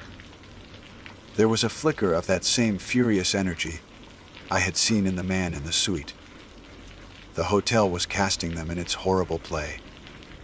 The argument they were having felt scripted, the emotions too raw, too perfectly aligned with the legend. The weeping woman in the hall hadn't just been a passive vision. It was an invitation, an audition. I knew I had to leave. I knew it with a certainty that was absolute. That night, last night, was my final shift. I avoided the old wing all evening, sticking to the lobby, counting the minutes until I could escape to my room. But as I was walking back to the staff dorms, I had to pass the entrance to that long, silent corridor on the second floor, and I saw her. The bride. She was standing at the far end of the hall, her back to me, a figure in a long white dress, perfectly still. My blood ran cold. I froze, unable to move, unable to breathe. I thought she would be headless, as the story goes. But then, slowly, deliberately, she began to turn. She had a head this time, Sarah, and it was the face of the woman from room 217. I am packing my bags as I finish this letter. I am not waiting to see the final act. This place, this beautiful, terrible hotel, is pulling people into its story. It's a predator that wears the skin of a landmark, and it's hungry for new actors. I am not waiting around to find out which part it has saved for me. Your loving brother, Thomas, July 21st, afternoon, my dearest sister. This will be my last letter from this place. My bags are packed, thrown together in a frantic, careless heap. My car is gassed up. I am writing this final entry from a small, greasy Spoon Cafe miles down the road from the inn. The taste of stale coffee bitter in my mouth. I had to stop. I had to get this down before my mind tries to rationalize it, to soften the edges of the horror. It needs to be recorded as it happened. After seeing the bride with the face of that poor, doomed woman, I didn't sleep. I sat in my stiff, backed chair, watching the door, convinced that every creak of the old dormitory building was a footstep coming for me. The sun rose, but it brought no comfort. The morning light felt thin and gray, unable to penetrate the deep, seated dread that had made a home in my chest. My plan was simple: get my final paycheck from Arthur, pack my things, and leave without a word to anyone else. I couldn't bear to look any of my coworkers in the eye, to see their placid, unknowing faces. How could they work here and not feel the wrongness of the place? I now believe they do, in their own way. They call it the old girl having a mind of her own. They laugh off the stories. It's a willful ignorance, a psychic callous that keeps them safe. I no longer had that luxury. I found Arthur in his small, cluttered office behind the front desk. He looked up as I entered, and his expression softened with that same pitying look from the night before. "Thomas," he said, sighing. "You're really doing this?" "I am," I said, my voice steadier than I expected. "I need my final check, Arthur." He nodded slowly, opening a drawer and pulling out an envelope. "I'm sorry to see you go, son. You're a hard worker. But this place, it's not for everyone. It has a strong personality. It's more than that, Arthur, and you know it." The words came out before I could stop them. He stopped shuffling papers and looked at me, his eyes old and tired. "What I know," he said, his voice low, "is that this hotel was built in 1904. It has soaked up 100 years of emotions. Joy and love, sadness, and yes, rage and fear. Sometimes the walls talk back. The smart ones learn not to listen too closely." He pushed the envelope across the desk. "You're a smart one, Thomas. You're getting out." His words should have been comforting, a validation. Instead, they sent a fresh wave of ice through my veins. He wasn't denying it. He was confirming it in his own wary way. He was the keeper of the secrets, the one who tidies up not just the rooms, but the narrative ensuring the guests, and most of the staff, remained blissfully unaware of the rot within. As I was leaving the office, I nearly collided with a man rushing toward the front desk. He was agitated, his face pale and sweaty. It was the husband of the woman from room 217. "I need to report my wife missing," he said to the young woman at the desk, his voice cracking with panic. "I woke up this morning and she was gone. Her suitcase is still here, her purse, she's just gone." The receptionist began the practiced, calming routine. "Sir, it's a big park. She probably just went for an early morning walk to see the geyser." "No," he snapped, his voice rising. "We had a fight last night. A bad one. She wouldn't have just wandered off. Something is wrong." I stood frozen by the office door, hidden from his view. I listened as he described her, his voice choked with a desperate fear that was all too real. And then he said something that made my blood turn to ice. "She was acting so strangely last night," he said, his voice dropping to a conspiratorial whisper. "She kept talking about her father's money, about how I'd ruined her. We don't have any family money, not like that. It was like she was someone else. And her scent, she always wears this citrus perfume. Last night, the whole room smelled of lavender." I didn't wait to hear any more. I turned and walked, as quickly as I could without breaking into a run, towards the dorms. The cycle was progressing. The woman had been consumed by the role of the bride, and now, as in the legend, she had vanished. What, then, would become of the husband? I had my bag packed in under 10 minutes. I didn't look back at my room, at the summer job I had been so excited about. It all felt tainted, contaminated. As I carried my duffel bag through the lobby, heading for the main entrance, I had to pass the grand fireplace. A man was standing there, his back to me, staring into the flames. He was tall, broad-shouldered, and wearing a dark, modern suit. It was the husband from room 217. He wasn't frantic anymore. His posture was rigid, still. As I drew closer, I could see his reflection in the glass of a framed photograph on the mantelpiece. His face, which had been pale with panic just minutes before, was now set in a mask of cold, hard fury. His jaw was clenched. His eyes narrowed as he stared into the fire. It was the same look of curdled rage I had seen on the face of the ghost in the Roosevelt suite. The same blazing hatred. The hotel had found its groom. The play was now fully cast. The story was in motion. And I knew, with a certainty that chilled me to the marrow, that this cycle wouldn't end with a vanishing. It would end, as the original story did, in violence. That poor man wasn't just a grieving husband anymore. He was a vessel for a century, old rage, and he would be driven to repeat the tragedy. I walked faster, my knuckles white as I gripped the strap of my bag. I pushed open the massive log door and stepped out into the sunlight. The air was fresh and clean, filled with the scent of pine and sulfur, the scent of the real world. I have never been so grateful for the smell of sulfur in my life. I am miles away now, Sarah, but I can't shake the feeling that a part of the hotel has clung to me. I keep smelling lavender at the strangest times.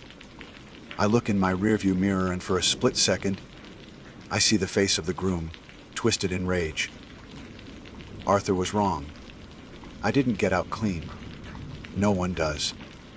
So this is my warning, my confession, my plea for you to understand. Don't come looking for me. I'm heading east, and I'm not stopping until I see the ocean. I need to put as much distance as possible between myself and that place.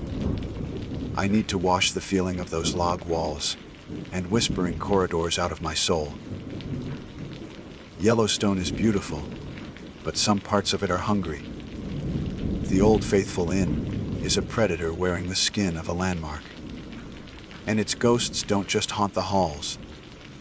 They walk among the guests, wearing their faces, and they are always looking for new actors to join their terrible, endless play. Your loving brother, Thomas. My name is Isla Tran. This account is given plainly, and in good faith, because what happened makes better sense without ornament. I found an unlisted campsite from a viral post and followed the pinned GPS straight to it. The fire ring was still warm, the stones edged with little black crescents, like fingernail clippings, and the view was unreal. I set my pack down anyway. Trusting a geotagged secret spot was the mistake. Everything after was the cost. The post looked harmless at lunch. A clean cliff over a blue lake, pines written across the rim, a tidy ring of stones, and 3 people placed like punctuation, one on a log, one on a flat boulder, one kneeling beside the ring. The caption said, "Anli stud, keep it quiet." Then a tiny map pin hovered like a dare. The comments argued in bright little certainties.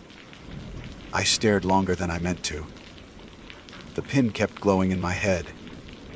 I left as the light turned late. Pavement became patched gravel and then a rib of dirt. Service failed. I parked at a ferny pullout when the track narrowed and shouldered my pack into air that tasted of sap and stone. Between spruce and aspen, the path rose and then the world opened. The campsite sat on a pale shelf, the lake widening far below like a patient eye. The ring was there, stones stacked neat and purposeful, the interfaces crusted with black half-moons. I set 2 fingers on a rock and drew back. Heat hummed through it. Not the lazy warmth of sun-held stone, but the slow breath of something that had only just gone quiet. I told myself the crescents were cinder curls. The lie felt thin and polite. I cooked 8 and stood with my phone raised to match the famous angle. I wouldn't post it, but it is hard not to frame a thing that begs for it. When the lake and the distant ridge slid into the rectangle, the picture felt inevitable. I let the camera blink and put it away. Dusk rehearsed, then arrived.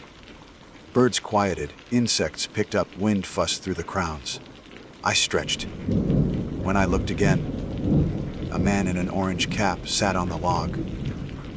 I listened for what should have introduced him. Grit under boots, a twig giving back. The small cough of someone not wanting to startle a stranger. Nothing had happened. He sat forward with elbows on his knees, cap low, not relaxed so much as positioned, the way you hold still for a timer. "Hey there," I tried. He did not answer or turn.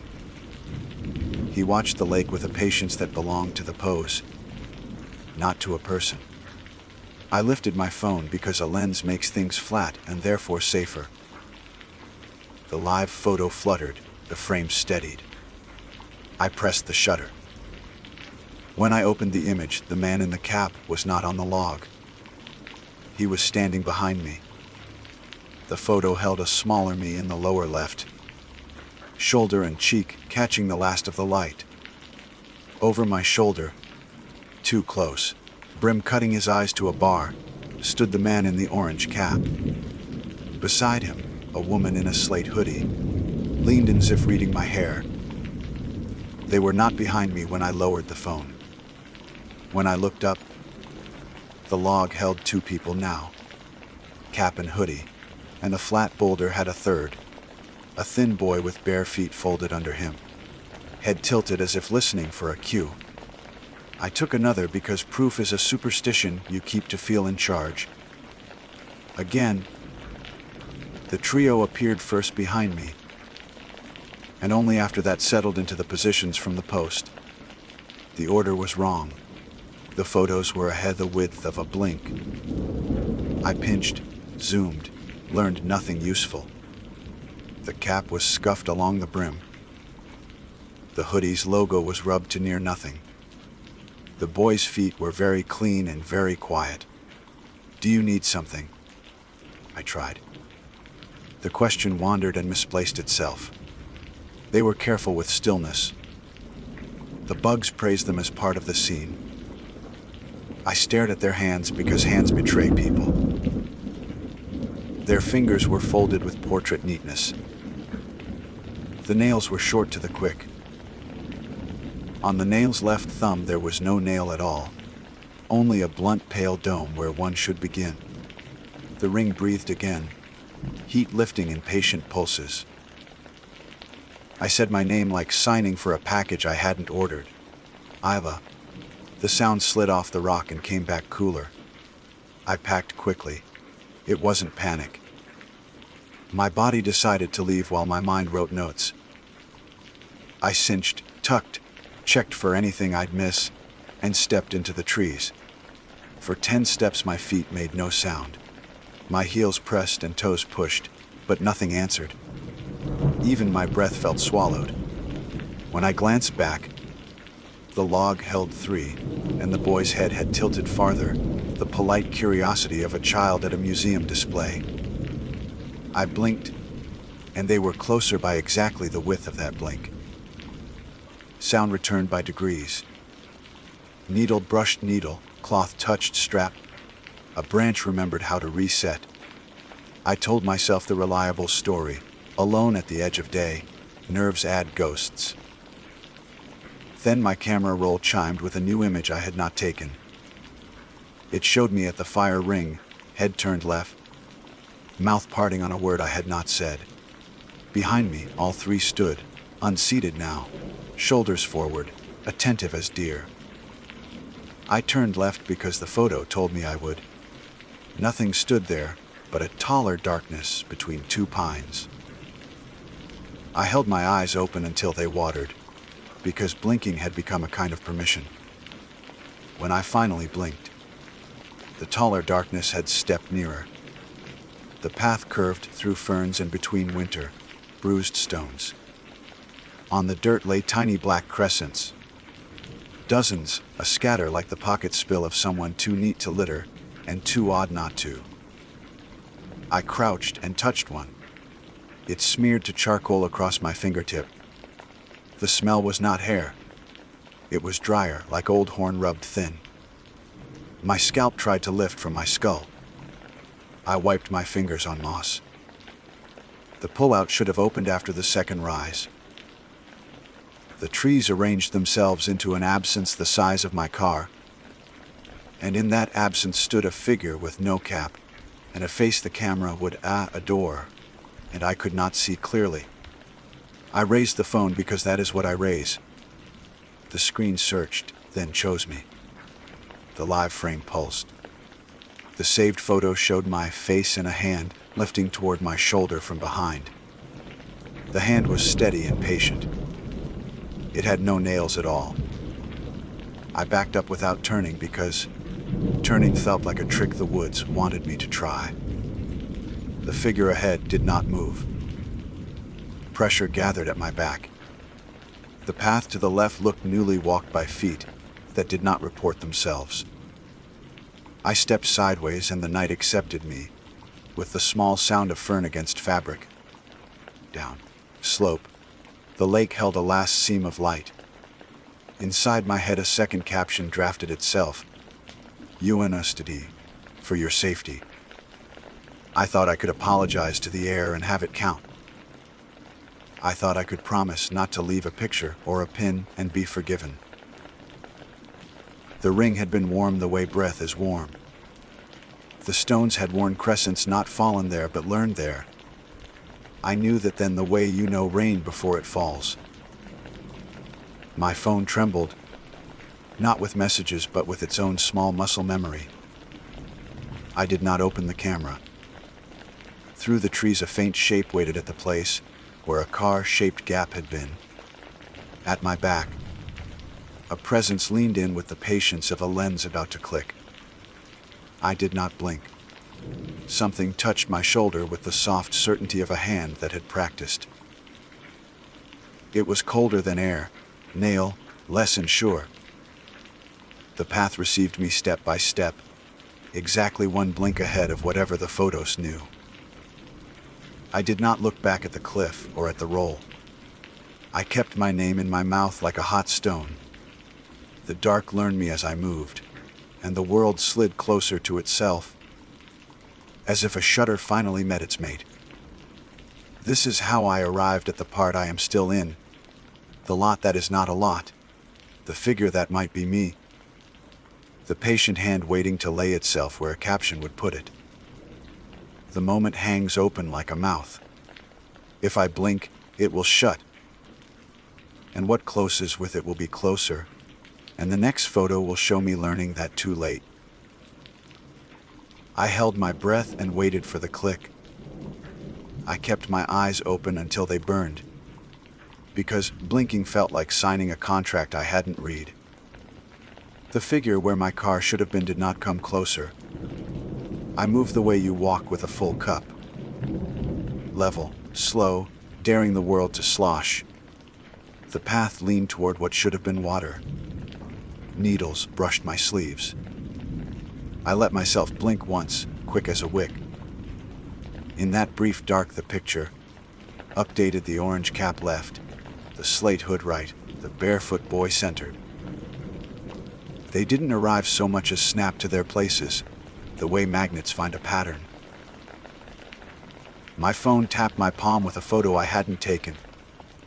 The thumbnail showed me at a fallen trunk I couldn't yet see, one leg lifted like I meant to sit.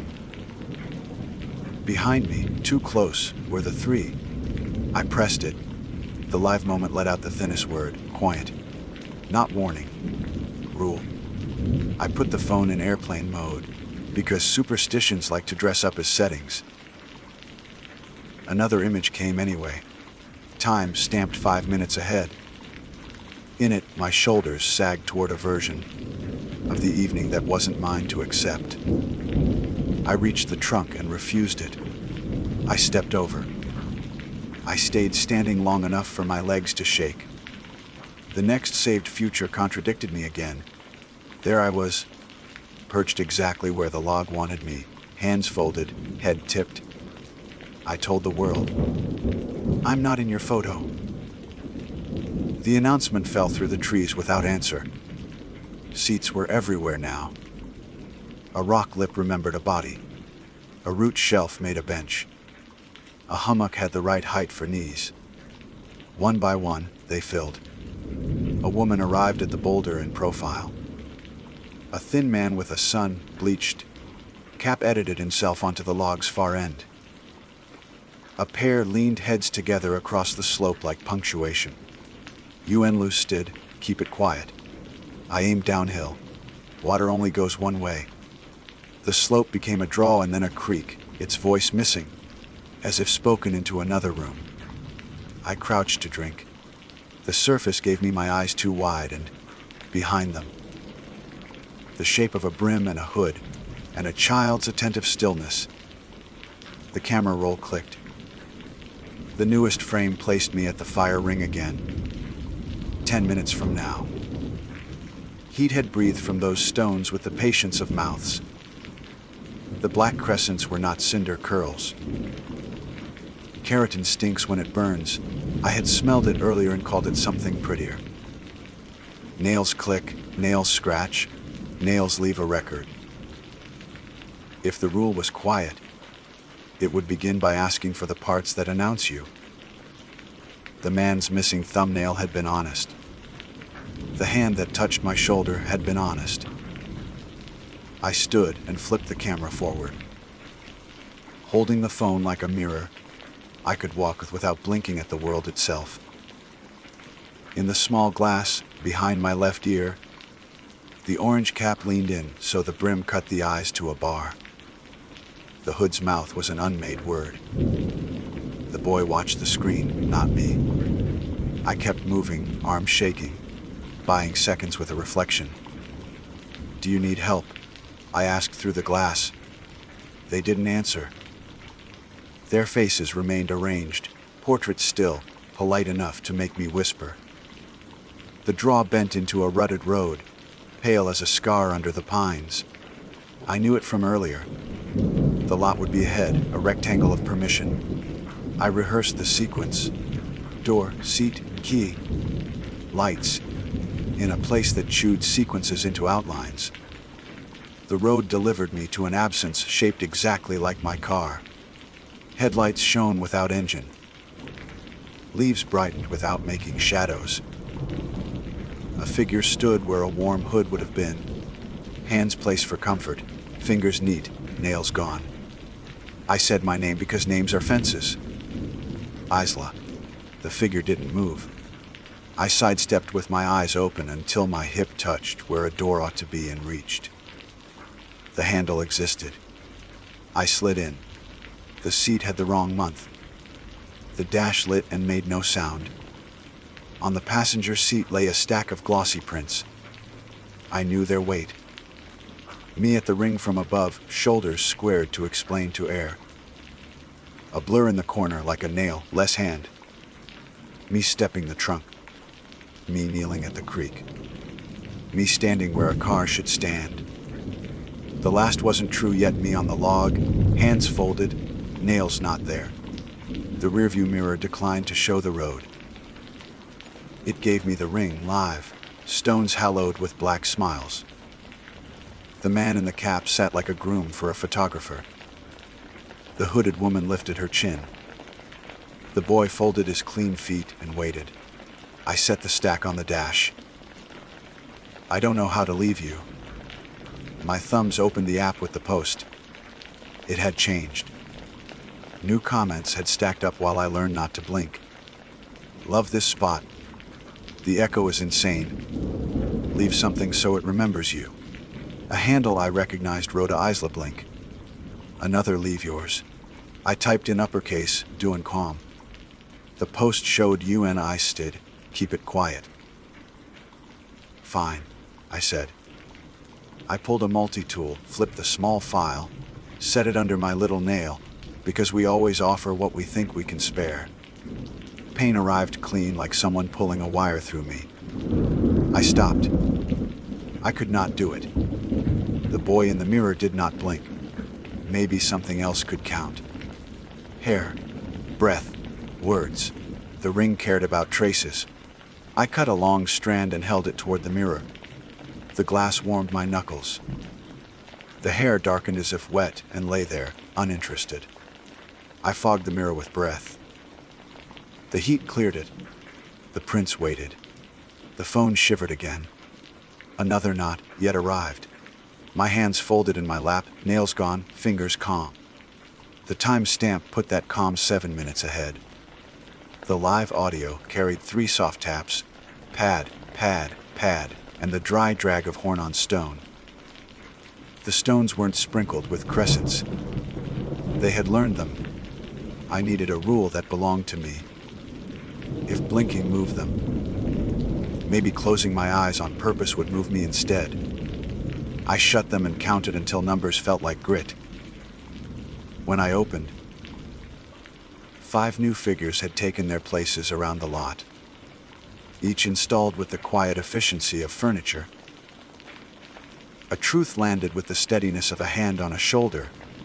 The scene didn't chase, it arranged. If I joined the arrangement, it would hold me forever, and if I refused, it would simply keep making space for me, until refusal thinned and thinned again after. I opened the door and stepped into headlight that didn't hum. The air smelled like a burned thing that used to be part of people. I walked to where the ring would be if the mirror were a map. Heat licked my shins. I fed the print of me sitting into the nothing at the center. It did not flame. It softened. My printed hands blurred, then returned without hands. Weight leaned behind me the way a photographer leans to adjust a chin. Isla, I said anyway. The night accepted the sound and kept it. The creek talked somewhere I couldn't hear. The road waited like a hallway after hours. In the front camera, the cap's brim shadowed my screen. The hood's mouth made the start of a word. that didn't want vowels. The boy watched himself in me. I tucked the phone under a strap, so its dull eye watched my back, a poor rear view that didn't need my eyelids. I walked the perimeter like checking a fence for gaps. Every unblink became a coin I could spend later. The futures kept arriving, mapping me into obedient versions. At the far edge, the road left like a decision someone else had made. I took it. The beams followed, faithful dogs without breath. I counted in my head. When the numbers frayed, I blinked once hard. The world thanked me by stepping nearer. I tried one last barter. I opened the camera roll and deleted the first photo I took of the lake. The innocent one. The rectangle that started the dare. The trash icon swallowed it. The next future slapped my palm. It was the same picture, tagged UN Stat. Okay, I told whatever curated this place. You win the caption. You don't get me. The road curved into darker pines. The crowns knitted overhead. The beams stayed with me in their silent competence. Somewhere behind. The man and the woman and the boy. The others practiced being closer in the next saved second. I kept my head level so the phone's eye could see them come. And I walked exactly as fast as the part of me that refused sitting could walk. When I finally blinked, the night accepted the payment and came nearer. My phone had already stored the moment a nail, less hand would find my shoulder again.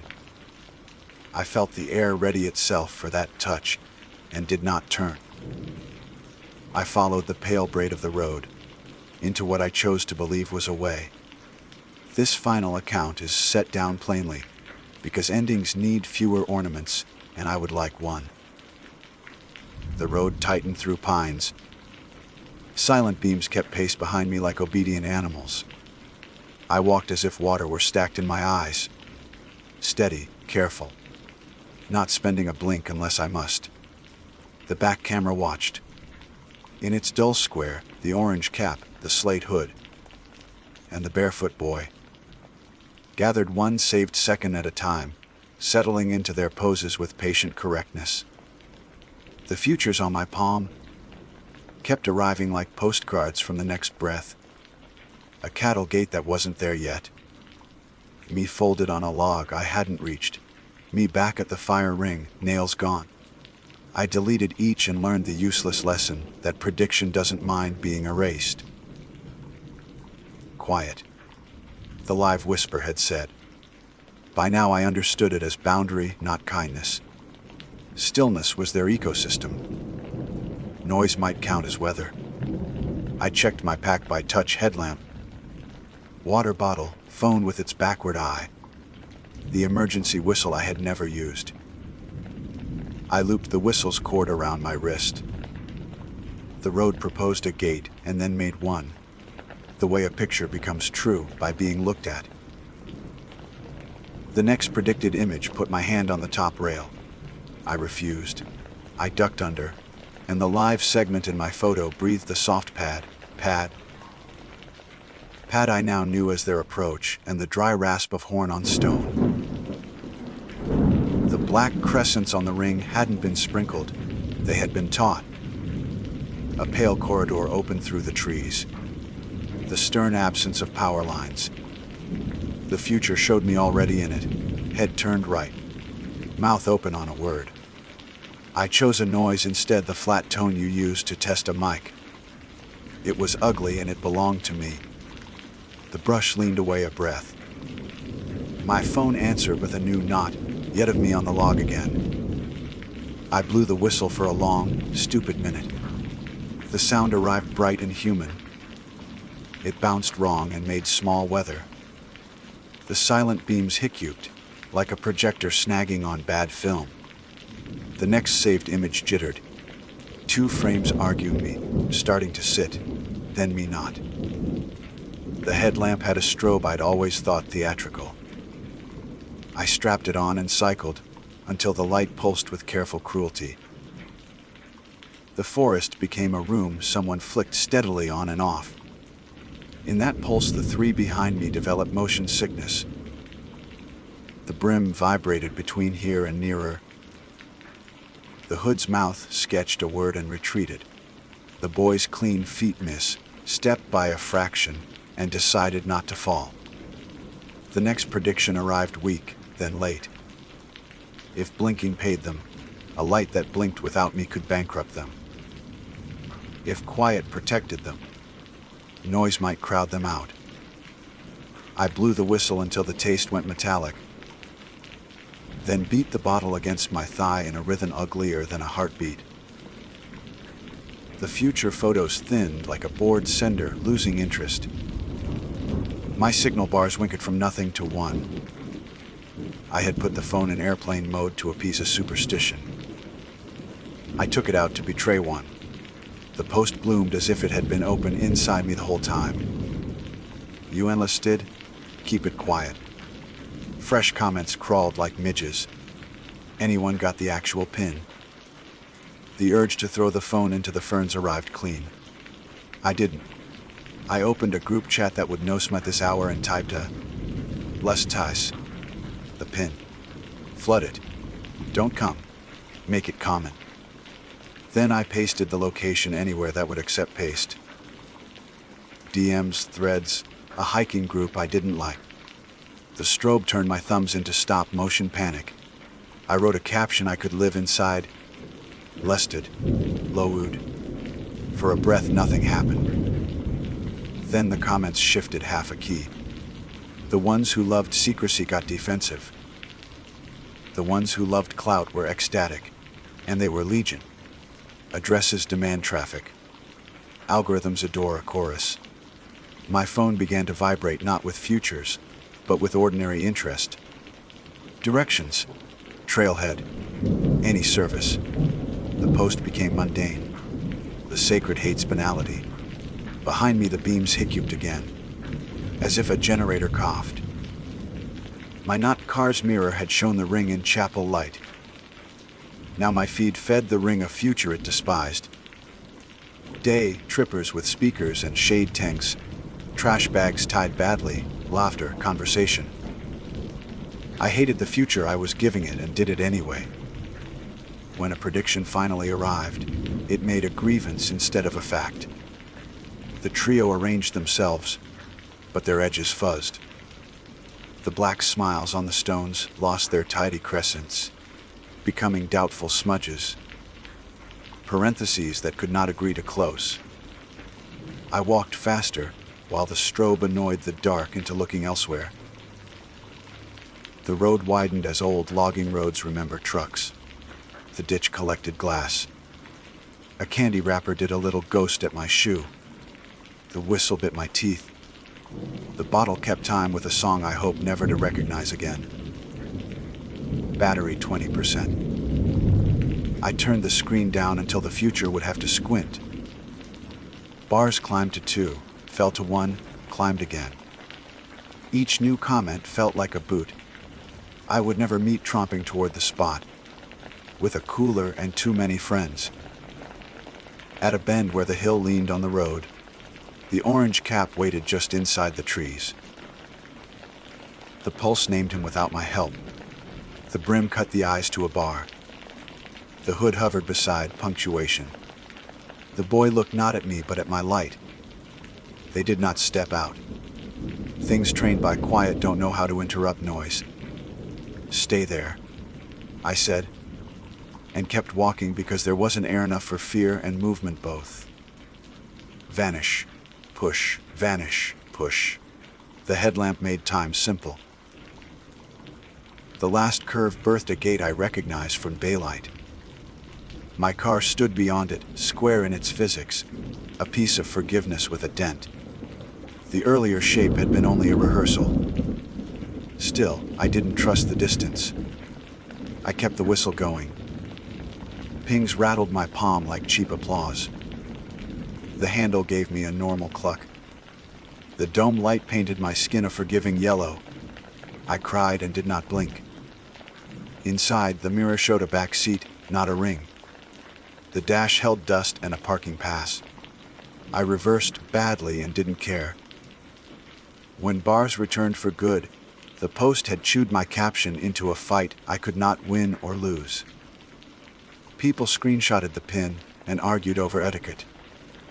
Someone shared drone footage. Someone posed 3 friends on a log grinning, nails bitten to the quick. The spot was no longer unlisted. It was simply a place. My phone tried one last prophecy me at my kitchen table. Hands folded, nails absent. I flicked it away like a fly. No new prediction followed. The screen returned to weather and a banner asking if I wanted to rate a trail. I drove home with the headlamp still on my forehead, strobe off now. An hour later, my eyelids behaved like a mammal's again. The relief hurt. Home is a small apartment that forgives you for coming back late. I washed my hands until the smell of old horn and ash left the nails. All 10 remained. I cut none.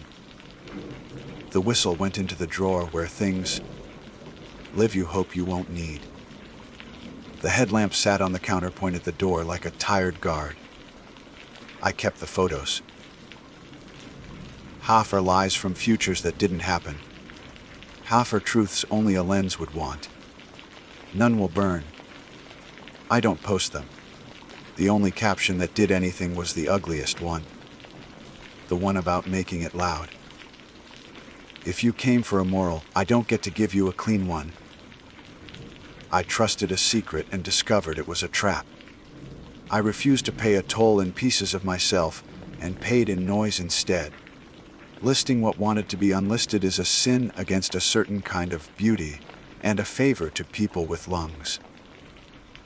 Sometimes, before sleep, I picture the ring at noon. Trucks too close, a dog barking, a speaker making the pines look tired, kids running. The stones are busy not being sacred. The crescents have been scuffed to coal. The view is still unreal. The place will heal from us and never need to arrange me again. If you go, and I cannot stop you, you won't find what I found. Sit if you want. Take your picture. Keep your nails. Leave the caption alone. I blink now when I mean to. I end this where an ending belongs, not on a log. Not at a ring, not behind myself in a camera. I was almost made into a photograph, and I am not. My name is Mateo Rios, and I have always been the kind of person who puts far too much faith in preparation, while ignoring the quiet pulse of unease that rises in the wilderness after sundown. I had hiked, camped, and backpacked for years, but I would not call myself seasoned. I knew the rules, read the manuals, watched the safety videos, and packed neatly labeled gear. I was competent on paper. Yet the woods have a way of showing you how much competence bends and breaks once night falls.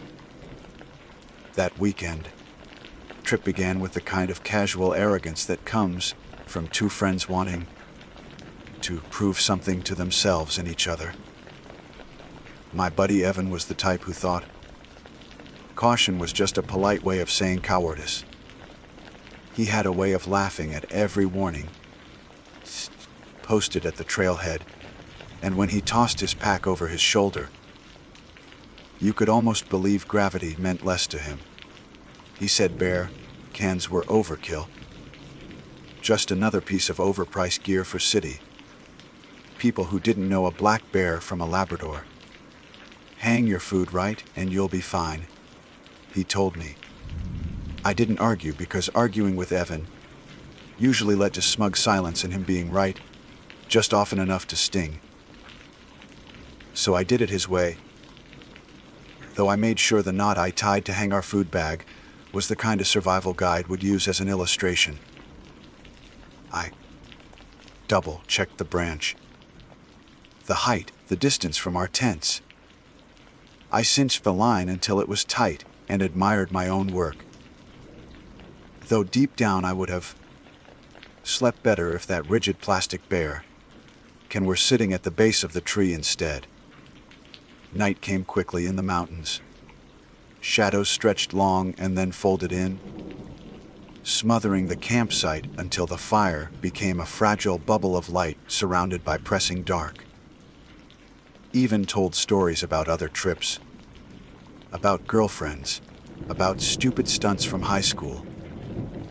I laughed in the right places, drank from the bottle he passed, and tried not to look at the space between the fire and the tree line. When I finally crawled into my tent, I did something I had never done before. I slipped my knife under my pillow. Not because I thought it would make me safer, but because I was ashamed of how tense my body felt, coiled like a spring even as exhaustion weighed on my chest. That is what brave people do when they are actually scared. They arm themselves in secret and pretend it is ritual, not desperation. The forest was not silent that night.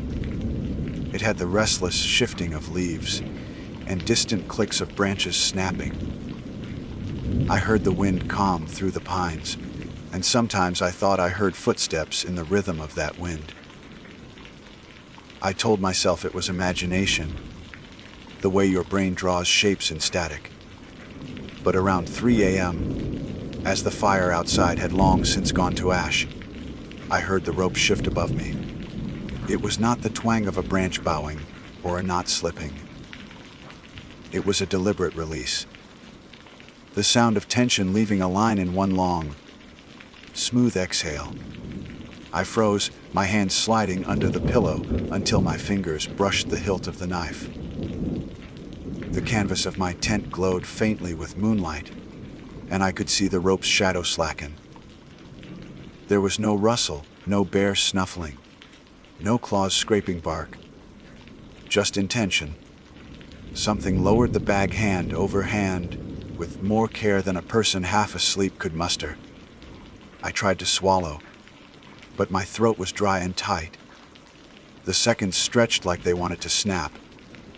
I waited for Evan to shout, for him to unzip his tent and curse at whatever animal had figured out our hanging system.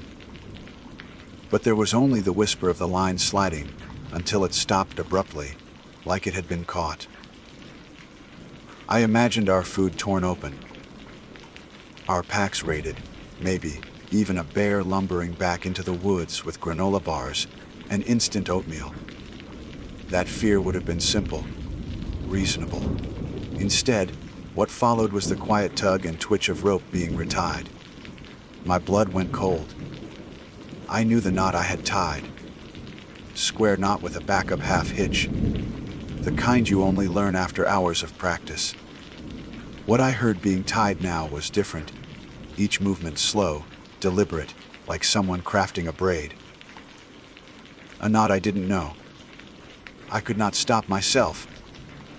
I sat up, pressing my face close to the mesh of the tent, peering out at the vague silhouette of the tree.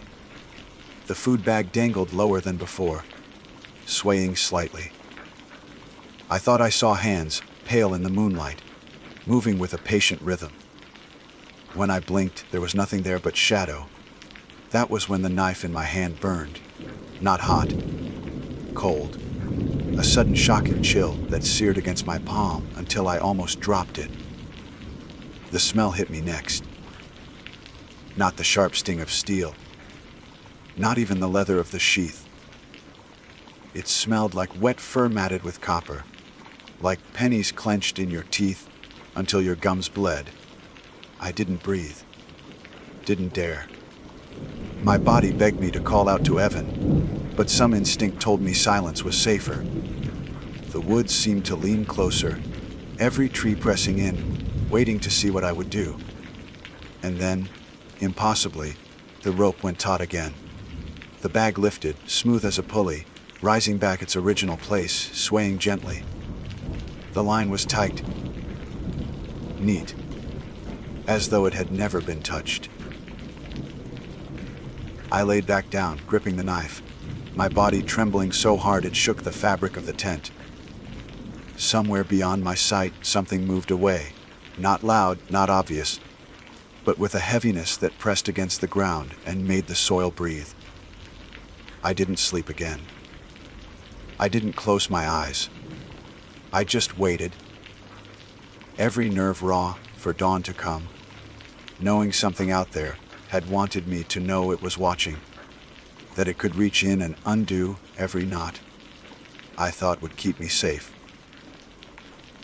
The sky did not brighten so much as it bled in a gray that made me doubt dawn would ever fully come.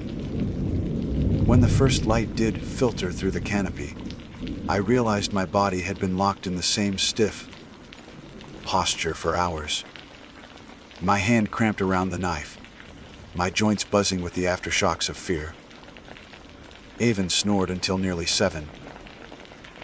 When he finally unzipped his tent and yawned like the forest had been his personal bedroom,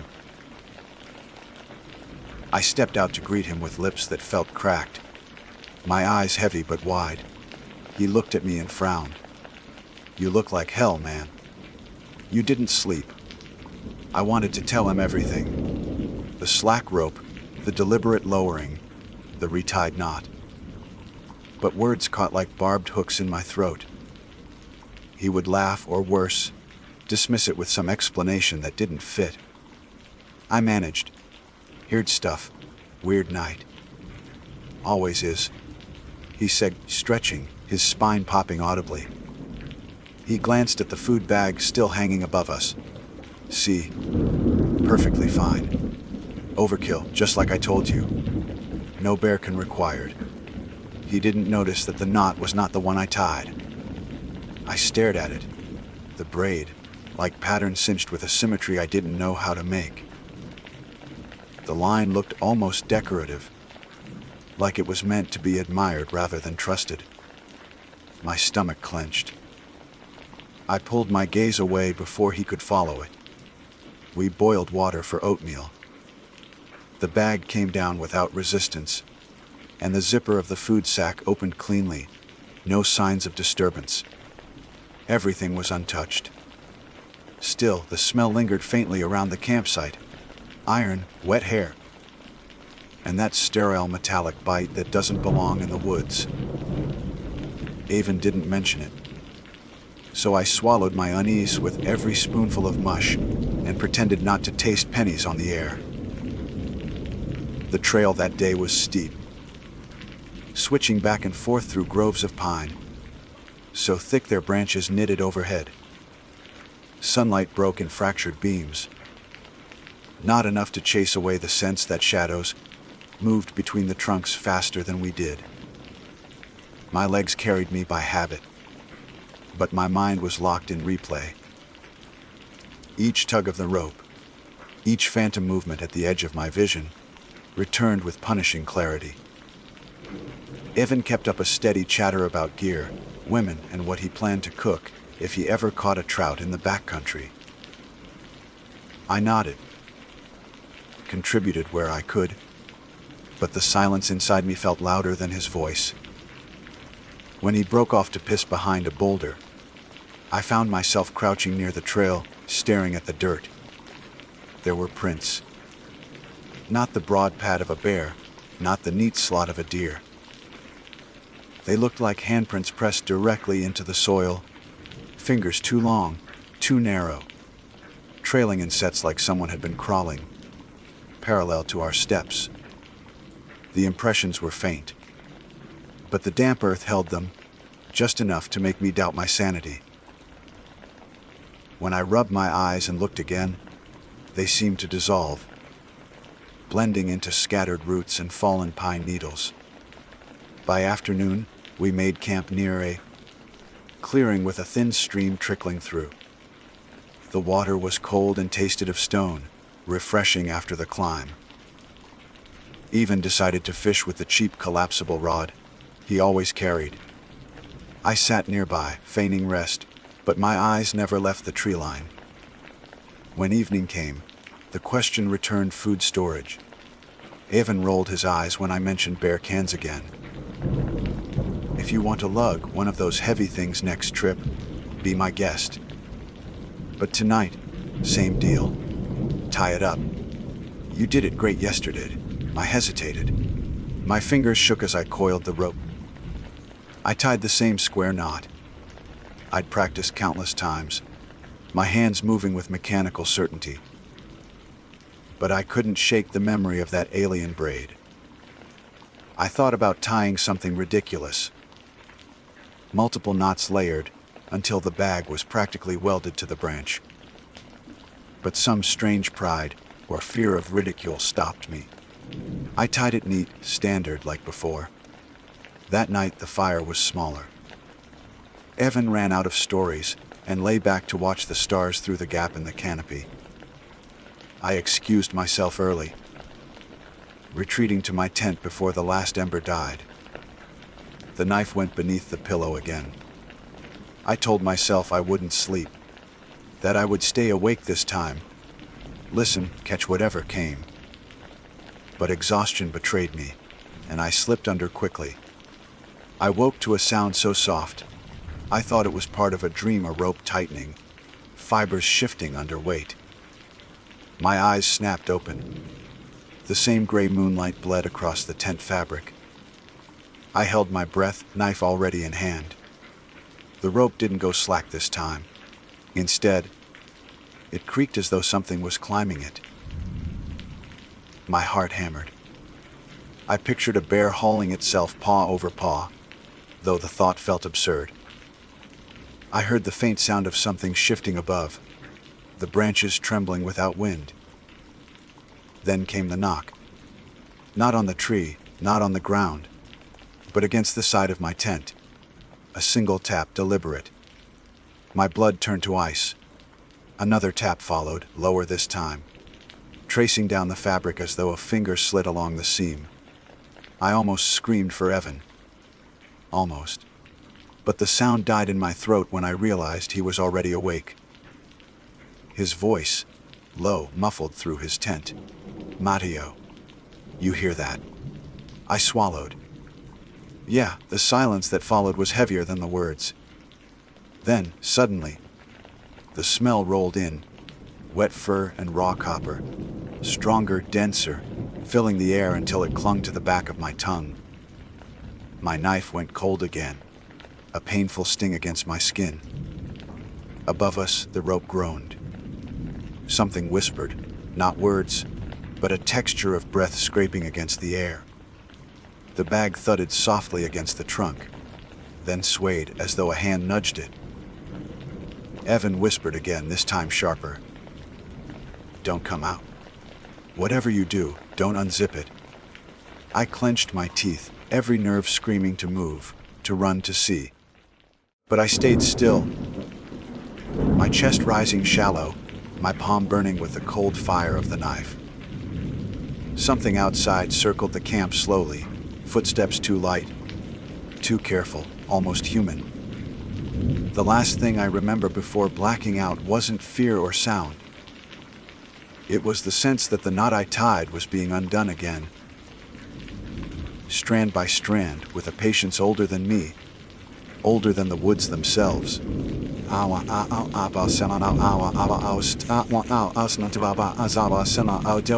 remember falling asleep, though I doubt you could call it sleep. It was more like shutting down, my body surrendering under the weight of terror. When I opened my eyes again, pale light seeped through the tent. Birds called in uneven bursts, though not as many as there should have been. The forest felt muted, listening.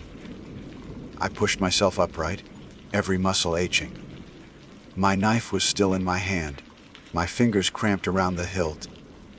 For a moment I thought I had dreamed everything. The slack rope, the knots, the whispers. But then I unzipped the tent and stepped out. The rope was different again. The bag hung neatly in place, untouched. But the knot wasn't mine. It wasn't even the braid I'd seen before. This one was tighter. A latticework of loops woven in a pattern so complex it made me dizzy to look at. It reminded me of woven baskets I'd seen in markets, intricate, symmetrical, purposeful. I had no idea how to untie it. Evan stood by the fire pit, pale, his eyes shadowed. He didn't look at me at first. He just said, "You saw it too, didn't you?" My throat was dry, but I forced myself to nod. He finally glanced at me, and the bravado that always wrapped around him like armor was gone. He looked young suddenly, almost fragile. "I didn't sleep either," he muttered. "I heard someone walking. Around us. Close. Too close." I almost told him about the tapping on my tent, about the cold knife, about the smell. But I stopped. His expression already carried enough fear. He wasn't ready for the rest of it. We broke camp quickly, faster than I thought possible. Neither of us said it out loud, but we had decided we wouldn't spend another night out there. The trail back was long, but we pushed hard, descending switchbacks with reckless speed. My lungs burned, and still I felt watched. Every so often I glanced back, and I swore I saw movement where no movement should be. Something pale weaving between the trees, never quite in sight when I focused. By midday, we stopped at the edge of a clearing to rest. Ivan collapsed onto a log, pulling out a water bottle with trembling hands.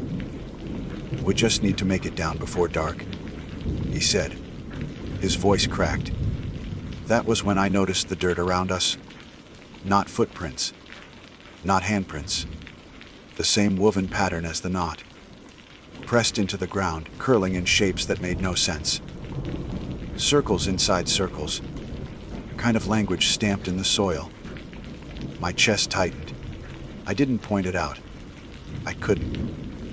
I just shouldered my pack and told him we had to keep moving. The forest seemed to resist our leaving. Trails that had been clear felt narrower, choked by brush. Switchbacks felt steeper, stretching longer, as though the mountain was folding itself inward. Every sound snapped my head around. The crack of branches, the flutter of unseen wings, the hush of something brushing bark. That smell lingered still, iron and wet fur, as if it had soaked into my skin. When we reached a stream to refill our bottles, Ivan crouched and dipped his filter. I knelt beside him, staring into the water. That's when I saw it. Not a reflection of us, but of something just standing behind us. Tall, wrong, its limbs too long, bending in angles that didn't belong to bone. Its head tilted, faceless but intent. I spun, my knife already in my hand, but nothing was there. Only the trees, silent, waiting. "Matteo?" Evan asked, his voice shaking. He hadn't seen it. I forced a smile that felt brittle, told him it was nothing. But my heart wouldn't slow. By late afternoon, we reached a section of trail I recognized from the hike in. Relief surged through me. We were close. But when we rounded the bend, the rope hung there again. Across the path, tied between two trees, the same latticework knot, holding nothing. A barrier. Waiting, Evan cursed under his breath. "What the hell is this?" He moved forward as if to untie it, but I grabbed his arm. My palm burned with cold fire again, the moment I touched the rope, pain lancing up my arm. The smell was unbearable here. Copper and fur so thick it made me gag. "Don't," I rasped. "Don't touch it." He looked at me, then at the rope, and for once he didn't argue. We hacked our way off trail, thrashing through underbrush, clawing past branches. The forest fought us, tearing skin, ripping gear. But eventually we stumbled back onto the trail farther down, lungs hiving, packs shredded. The rope barrier was gone, as though it had never existed. When we finally staggered into the trailhead parking lot, the sun had just begun to dip. I dropped my pack beside the car, my legs trembling. Ivan leaned against the hood, silent, his eyes far away. Neither of us spoke on the drive home. The silence was heavier than any conversation could have been. My knife sat beside me on the seat, still cold, the metallic stink seeping faintly into the air. I've camped dozens of times since then, but never without a bear can.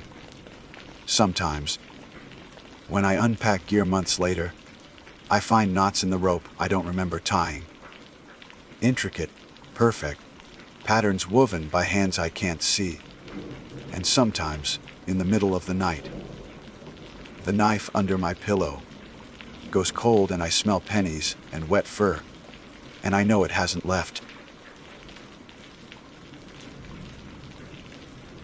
My name is Quinn Hart, and I have always believed that the mountains reward those who keep moving forward, no matter what tries to stop them.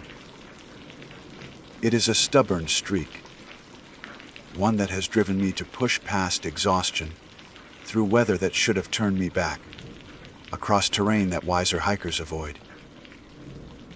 That same stubbornness is what carried me up a granite ridge in the high country, while thunderheads gathered to the west, swollen and black like bruises spreading across the sky. The guidebooks had all warned about it. Never be caught on a ridge during a storm. Not when you are the tallest thing for miles. I had even repeated that advice to friends, smug in my knowledge, as though memorizing rules somehow protected me from the consequences of ignoring them. But on that day, standing at the base of the scramble, I told myself the warnings were exaggerated. The clouds still looked distant, and the line of the summit pulled at me with the magnetic certainty of a horizon you can almost touch. I convinced myself that I had time. That was the bad decision. Pushing upward despite the storm massing above me. The first crack of lightning came like a ruler, snapping across the back of my shoulders, sharp and precise.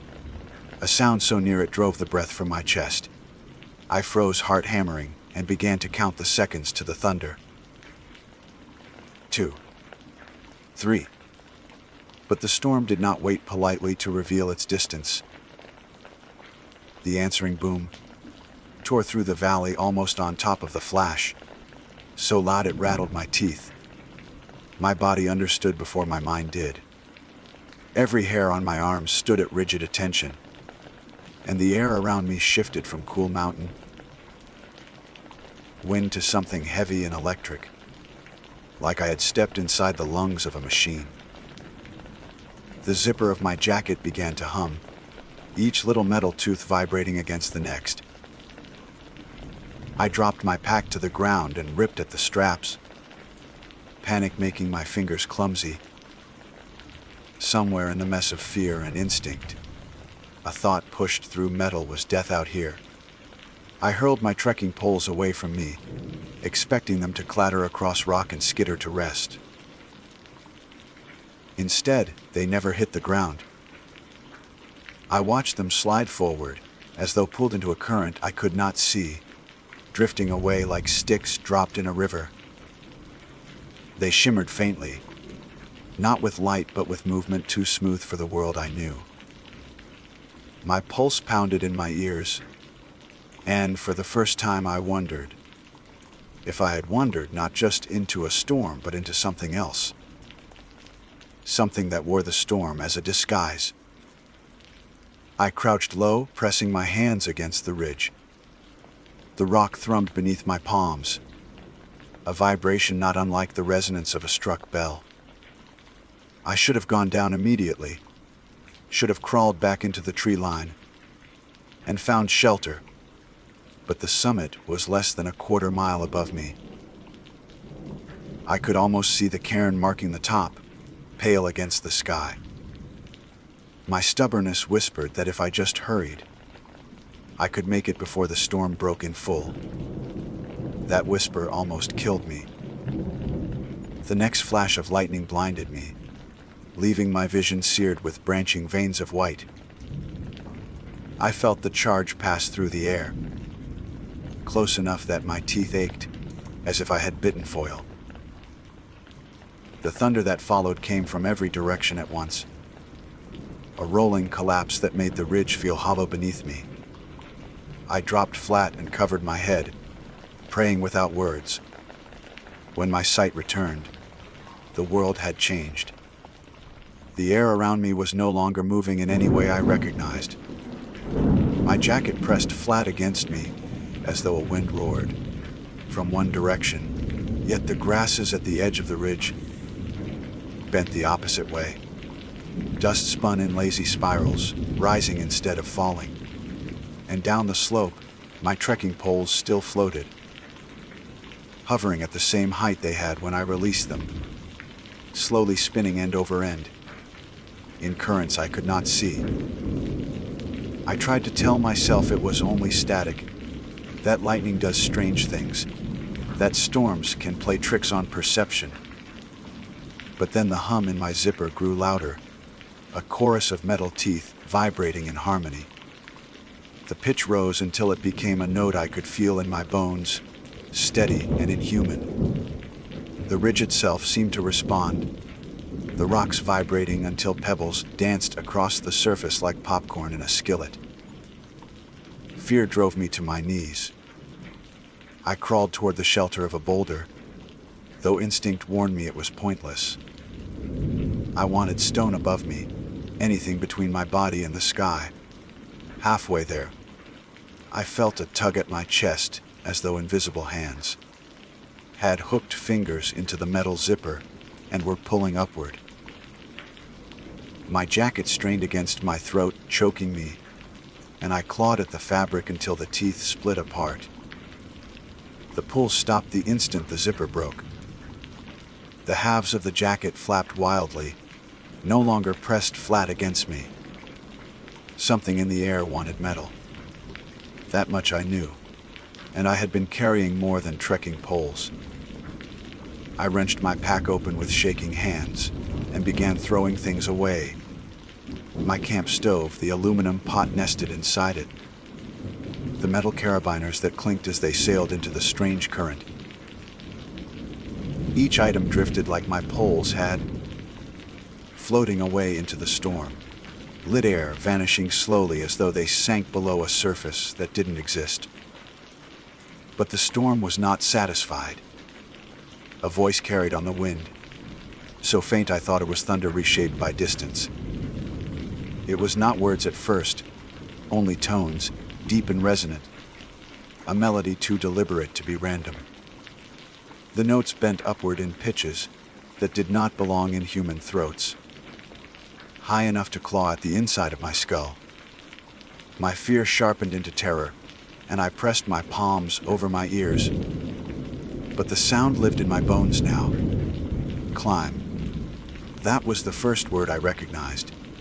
The syllable slithered between thunderclaps, not loud but certain. It was not a command shouted from above, but something placed directly into my thoughts, the way a song lyric sometimes repeats itself without permission. I did not want to obey. I wanted to run downslope, to flee into trees, to vanish into cover, and pretend I had never attempted the scramble. But my body rose against my will, my knees locking, my hands gripping the stone. My feet found purchase on the ridge as though I were being guided. The sky split again, lightning so near I saw every vein in the granite illuminated for a heartbeat. When the light vanished, I was standing instead of crouching. My hands clutched rock that hummed beneath my skin, and the voice, softer now but constant, urged, "Climb." I dragged my gaze to the floating poles.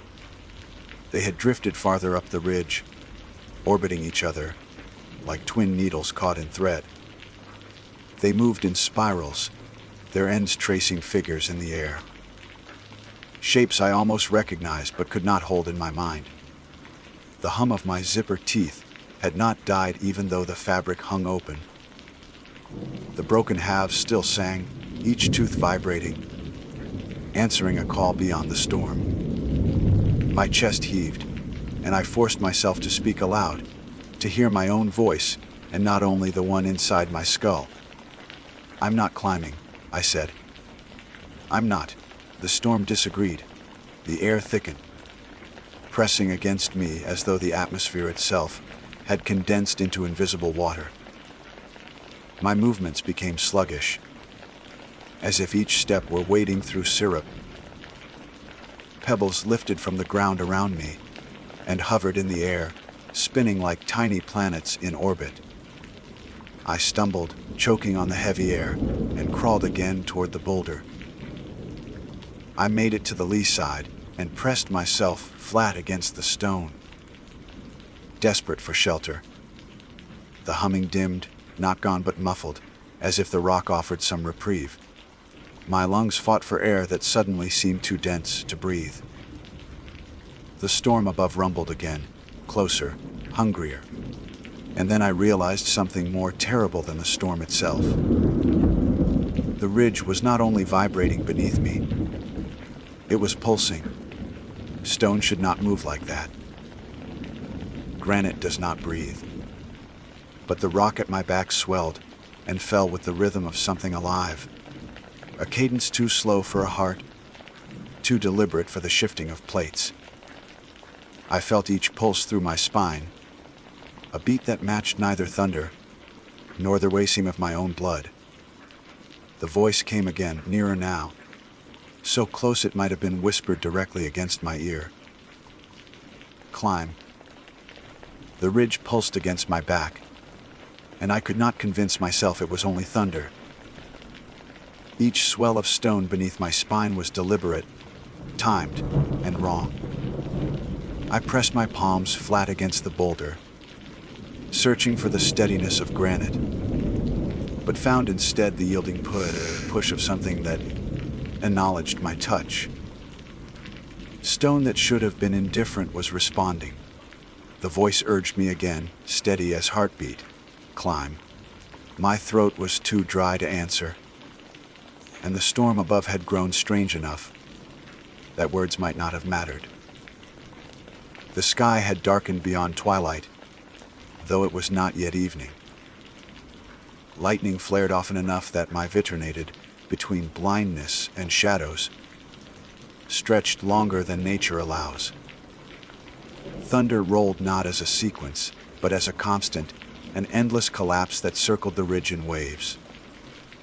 I wanted to crawl downslope, but my body leaned forward instead, hands finding purchase without my consent. My nails tore at lichen and grit, yet my grip held, as though the stone offered anchors meant only for me. The pulsing ridge beneath me guided the rhythm of my movement, urging me upward in time with its invisible beat. I tried to resist. I forced myself to stop, to kneel with my forehead pressed against the cold rock. I whispered every rational thought I had left. This is a storm. Lightning is playing tricks. My body is panicking, that's all. But the storm was listening. When I tried to stand still, the air tightened around me, pressing at my ribs like a band cinched too tight. My lungs screamed for air. My knees buckled, and I staggered forward simply to breathe. Every upward step made the pressure ease, like the mountain rewarded obedience with oxygen. The realization terrified me more than the storm itself. If the only way to breathe was to climb, then I was already trapped. I looked up the ridge. My trekking poles hovered farther ahead, still spinning in slow, deliberate arcs. The shapes they traced seemed clearer now. Spirals, yes, but not meaningless. They overlapped into patterns that teased at comprehension. The way letters in an unfamiliar alphabet can look like they almost belong to your own language. I squinted against the next flash of lightning and thought for a heartbeat that I recognized something. An eye. Not drawn in lines, but suggested in movement, formed by the rhythm of the poles as they twisted through invisible currents. The hum in my jacket rose again, higher this time, almost unbearable. Pebbles and grit danced upward around me, clicking together like insects. The rock beneath my palms quivered with pulse and tone, a vibration that passed into my bones until I felt more like an instrument than a person. Climb. The word did not echo in my ears anymore. It came from inside my skull, vibrating behind my eyes, reverberating in the cavity of my chest. I thought of my heart as another thing it could play, another organ in its orchestra. I scrambled upward. Fear and compulsion tangled until I no longer knew which one propelled me. My boots scraped granite. My hands clawed for holds. Rain had begun, though it did not fall naturally. Drops hovered for seconds in the air before bursting against me, cold as sleet, each one tinged with the metallic tang of ozone. I licked water from my lips and tasted copper. Halfway up the ridge, I dared to look back. The valley below was gone. Where I had started that morning, where forest should have spread in a green quilt, there was only roiling shadow. Not cloud, not mist, but something thicker. Smoke perhaps, except it moved upward, flowing against gravity. Bolts of lightning pulsed inside the shadow, not illuminating it, but making it deeper. A blackness outlined in white veins.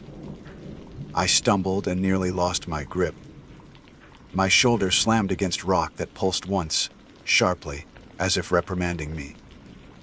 My fingers latched onto a crack, and I pulled myself back into the rhythm. The compulsion pushed harder, the voice never louder but more insistent. I climbed faster. The summit cairn was visible now, a pile of pale stones no higher than my chest, silhouetted against a sky that churned like water about to boil. Lightning arched continuously above it, never striking, always circling. The cairn looked ordinary in its shape, but I could see details I should not have been able to see from this distance. Tiny scratches carved into the stones, lines intersecting, symbols stacked one atop another.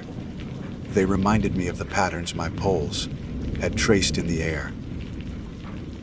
The realization struck me harder than the thunder. The cairn was not a marker.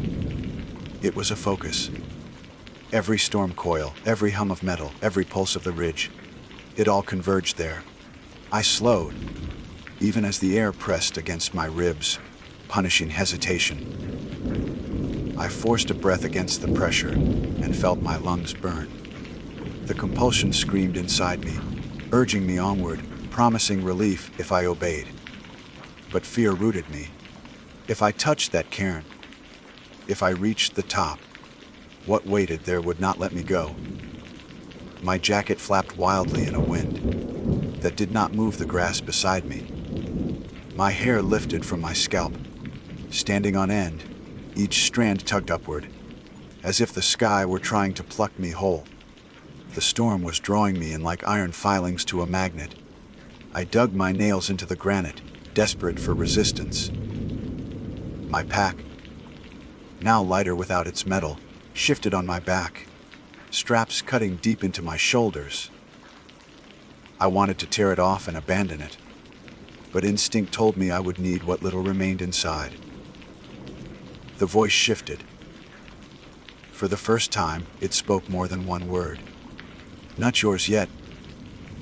The phrase filled me with a dread deeper than the compulsion had. Yet, the storm did not only want me to climb. It wanted me to arrive unfinished, to be claimed. The thought set fire to my panic. I wrenched myself sideways, away from the cairn, aiming for a narrow ledge that might lead downslope. The air thickened instantly, a hand tightening around my lungs. I gagged, collapsing to my knees, clawing at my throat as though I could pull oxygen in by force.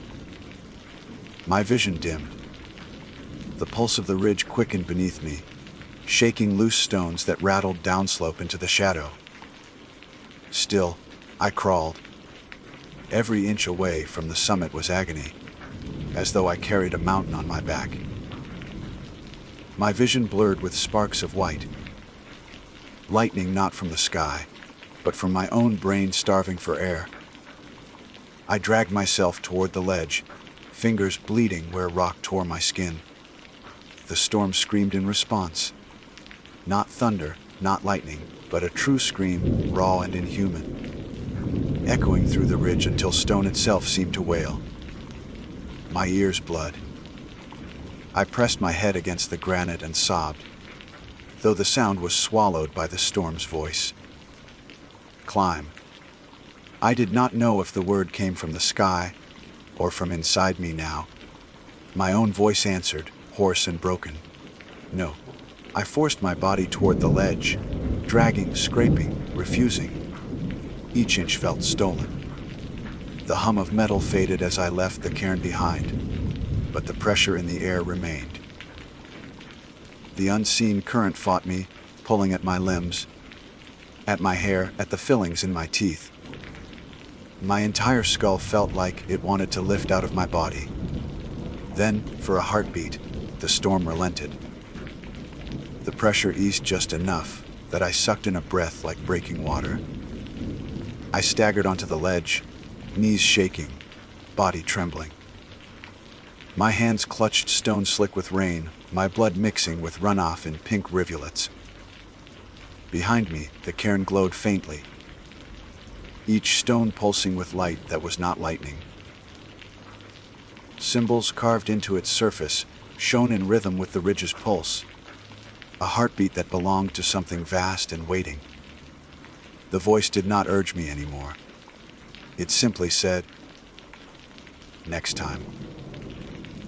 The ledge curved away from the summit like a broken rib jutting from the mountain's side. I staggered along it, one hand pressed to the stone for balance, my breath ragged and desperate.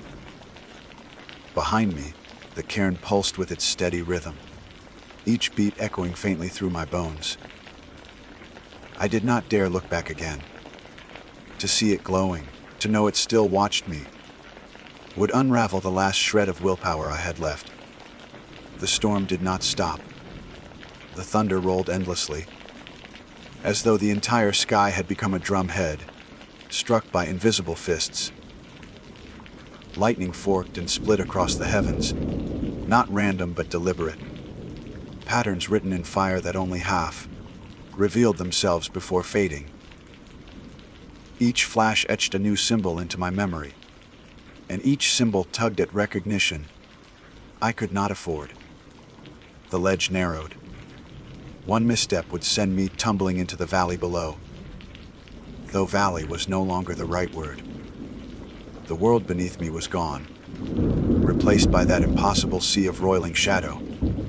It churned upward, stretching higher with every heartbeat, as though eager to swallow the ridge itself.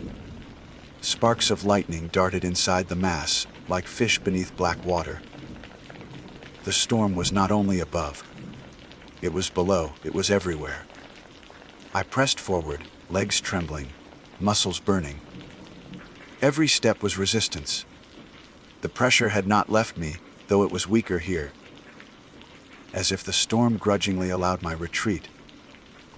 It let me go not out of mercy, but out of certainty. It knew I could not escape what I had already seen.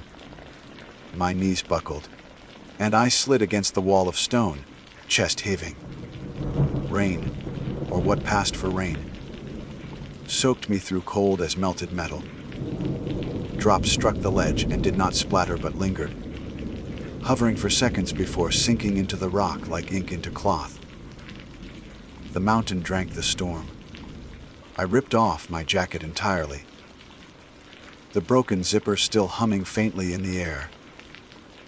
I hurled it into the void, watching as it drifted downward, pulled into the black storm beneath.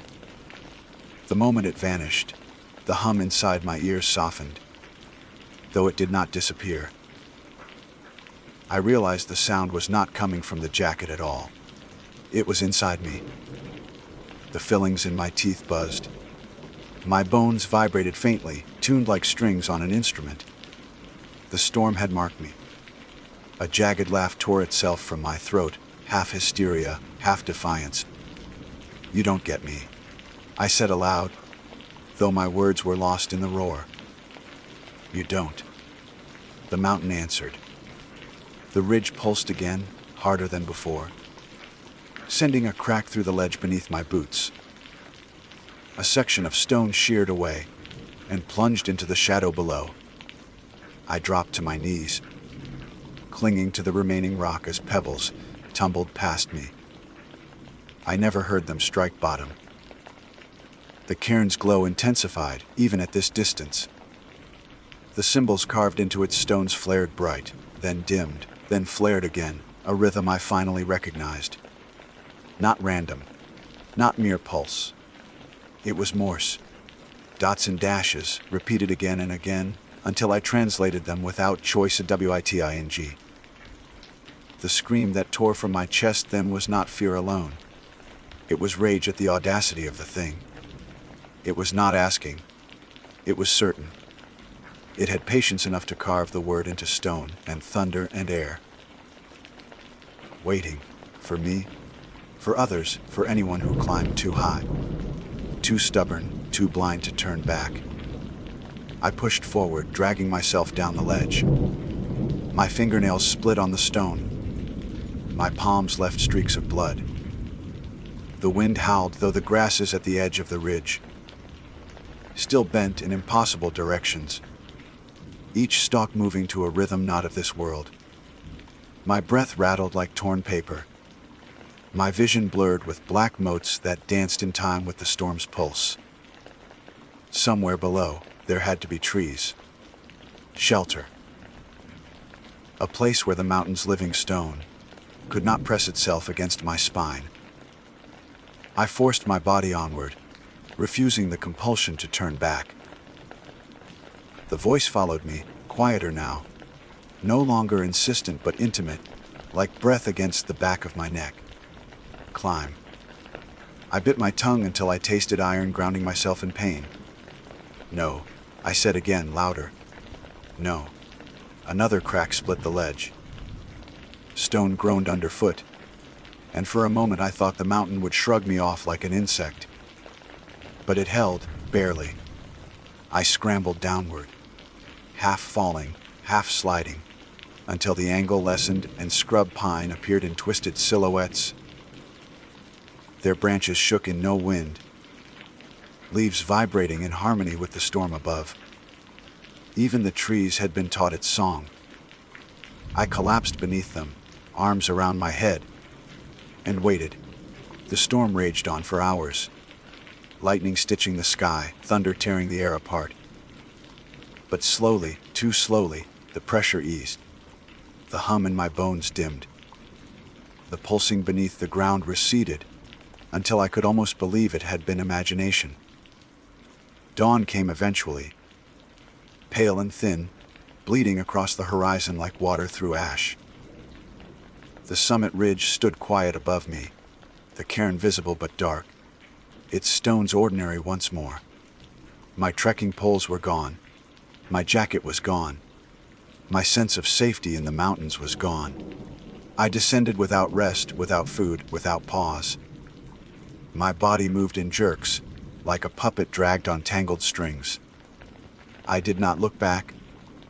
Not once, though every instinct screamed that the cairn still glowed faintly in the new light, waiting. By the time I reached the trailhead, the sky was clear. Birds sang. The world had reset itself, as though nothing had happened.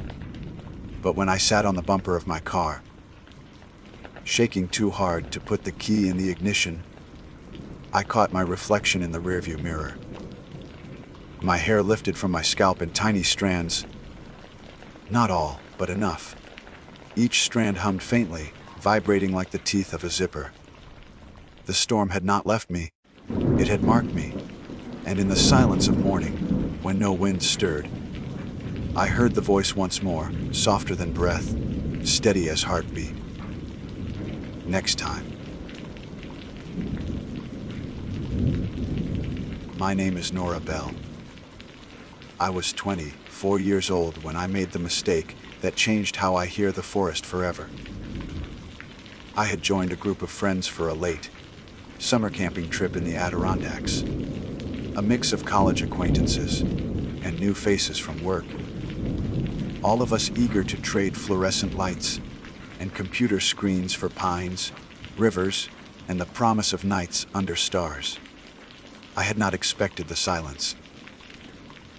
Not the ordinary quiet of the woods. No, something else waited for me, something that would mark me. We had hiked nearly 5 miles that afternoon, packs bouncing against our backs, the air thick with humidity, and the sour sweetness of pine sap. Lauder carried ahead of me as the group stretched out along the narrow trail, voices weaving together like a messy choir. Someone had brought a Bluetooth speaker that spat out bursts of music until its battery finally gave out, leaving us with the rhythm of boots and occasional complaints about blisters. By the time we reached camp, I was already wary of the chatter, the way stories overlapped, everyone pushing their voice louder to be heard over the others. I had smiled, nodded, played along. But inside, a pressure built. My own thoughts needed space. I kept looking at the shadows between the trees, how they leaned together like curtains, inviting me. When the fire finally caught and tents were pitched, I excused myself. Not a formal announcement. Just a mumbled line I knew no one would really hear. I just need 10 minutes of silence. 10 minutes. That was all I wanted. The forest seemed glad to grant it. I walked past the last ring of firelight, down a slope lined with ferns, my boots sinking into the damp soil. The cicadas buzzed, then dimmed. The creek that had been rushing near camp softened, until it was no more than a pulse at the edge of hearing. I paused, frowning, and turned my head. Nothing. It took me longer than it should notice what had gone missing. No birds. No crickets. Not even the high, pitched whine of mosquitoes near my ears. The woods had folded themselves into something hollow. Silence pressed against me, thick and damp, as though I had stepped into a cave without realizing. I swallowed, but even that sound seemed eaten. I opened my mouth to test my own voice, maybe to call back toward camp, but nothing came. My throat moved, my lips parted, but my voice stayed trapped, caught behind some invisible wall.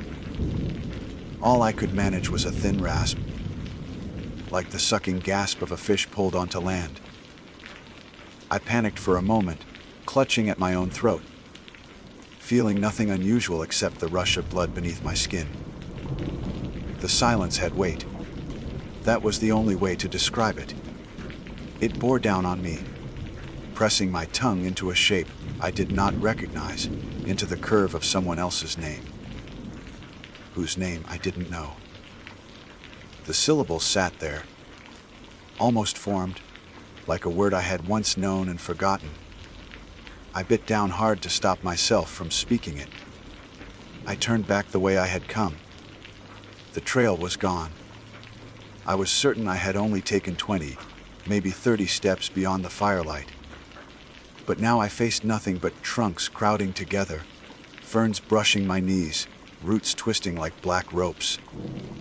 I spun in a slow circle, waiting for some thread of sound, the crackle of the fire, the laughter of friends, the scrape of boots. Nothing came. My breath grew ragged, echoing too loudly in my own ears. That was when the voices returned. At first, faint, like wind catching syllables, but then sharper, urgent. My friends' voices. I recognized them instantly. Rachel, with her smoker's rasp, Ben, always stretching his vowels, Maya, the quiet one who barely spoke at all, now raised in panic. They called my name, but the order was wrong. Voices tumbled out of the dark. Some ahead of me, some behind, never from the same direction twice. They overlapped strangely, as if each one had been cut from a different recording and pasted together out of sequence. Rachel's plea overlapped Ben's laugh, but it was not his usual laugh. It cracked midway, desperate. Maya called, "Nora." Twice, once from the left, once from the right, each a fraction of a second apart. I broke into a run, toward the nearest sound, toward Rachel calling, "Over here." "Hurry!" The trees parted briefly, showing a dim patch of earth. I stumbled onto it, only to find nothing but footprints. Dozens of them. My friend's boots. Deep impressions in the damp soil, circling me, and all pointed toward where I stood. My chest tightened. I dropped to my knees, touching the nearest print. It was fresh, the edges still crumbling. I could trace Rachel's tread. Her boots had a worn sole with a chunk missing. But there was no one here. Only the prints, arranged like a ritual. The voices swelled again. This time closer. They called my name, but softer now, almost tender. They begged, though not in ways that made sense. "Stay," whispered one. "Follow," urged another. "Don't let go," murmured a third, just behind my ear, though no one stood there. I stumbled backward, tripping over a root. My palms hit the dirt. That was when I saw the smallest print among them. A child's. Barefoot. Toes pressed into mud. It was wedged between Rachel's and Ben's. My friends hadn't brought children. None of us had kids. The silence pulsed heavier, as if the forest itself held its breath. The child's footprint seemed wet, glistening. I watched as water seeped into it, though there was no rain. It shimmered like a mouth slowly filling. I scrambled to my feet. I chose a direction at random, running until the stitch in my side screamed. The forest bent around me. Trees shifted, branches knitting into new shapes, blocking paths I swore I had just taken. My pack straps cut into my shoulders as I ducked and clawed through. My throat remained sealed, voice useless. All I had were my footsteps and the ragged rasp of my lungs. Then, a headlight. A flicker through the trees, faint orange. Relief flooded me. I stumbled toward it, branches slapping my face. But as I broke through the clearing, the light resolved into a fire pit. Not ours. The pit was ringed with stones, blackened from long use. Though I knew no established campsite lay in this direction. The fire itself burned low, red coals breathing without fuel. Beside it, a log had been dragged close, hollowed and darkened. On it rested a line of objects' boots. My friend's boots. Rachel's with the missing sole. Ben's wide pair. Maya's scuffed trail runners. Lined in a row, toes pointed toward the fire. The boots were empty. My knees buckled. I didn't dare touch them. Instead, I turned and fled, not caring if the path was real or imagined. The forest roared in silence around me, pressing until I thought my skull would crack. The voices followed, weaving wrong orders, drawing me forward and back. When I collapsed at last, my chest heaving, I found myself staring at my own boot prints. They trailed into the dark, dozens of them, overlapping. Each one pointed toward me. The silence leaned closer, shaping my tongue again. The name hovered there, waiting. I clamped my jaw shut until it hurt. I would not speak it. I would not give it shape. But the forest wanted me to. And that was only the beginning. I stayed frozen, staring at the trail of my own footprints, circling back toward me. The dirt was soft enough to record detail. Edges of the tread. The places where I dragged slightly with each step. But I had not walked here before. I would have remembered this hollow. This ring of trunks leaning inward like ribs. Yet the proof was stamped in the ground. I had been here over and over. I forced myself to breathe through my nose, slow and steady, to keep from gagging on the silence. Every exhale seemed too loud, bouncing off unseen walls. I clung to my pulse as the only sound I could trust. My heart thundered as if it might be devoured too. The name pressed harder against my tongue, straining to be released. A syllable bubbled up, sharp, starting with a sound like stone dragged across stone. I bit it back, tasting blood. If I let it out, I knew the silence would own me completely. A faint crunch came from behind. Relief flared finally, something real. I spun. No one stood there. Instead, a new set of footprints spread across the soil, pressing down grain by grain, as though an invisible weight strode past me. They were larger than mine, heavier, each step denting the ground with certainty. I staggered backward until bark scraped my shoulders. The prints marched toward the row of my friends, boots by the phantom fire pit. The coals flared in response, a red breath exiling upward. Then came the voices again. Only now they spoke not to me, but to one another. A conversation stitched together wrong. "Keep up." "Nora," said Rachel's voice. "She never listens," replied Ben, though his tone broke into a sob at the end. "Where is she?" Maya's voice whispered from above, as if perched in the branches. They overlapped, looped, replayed.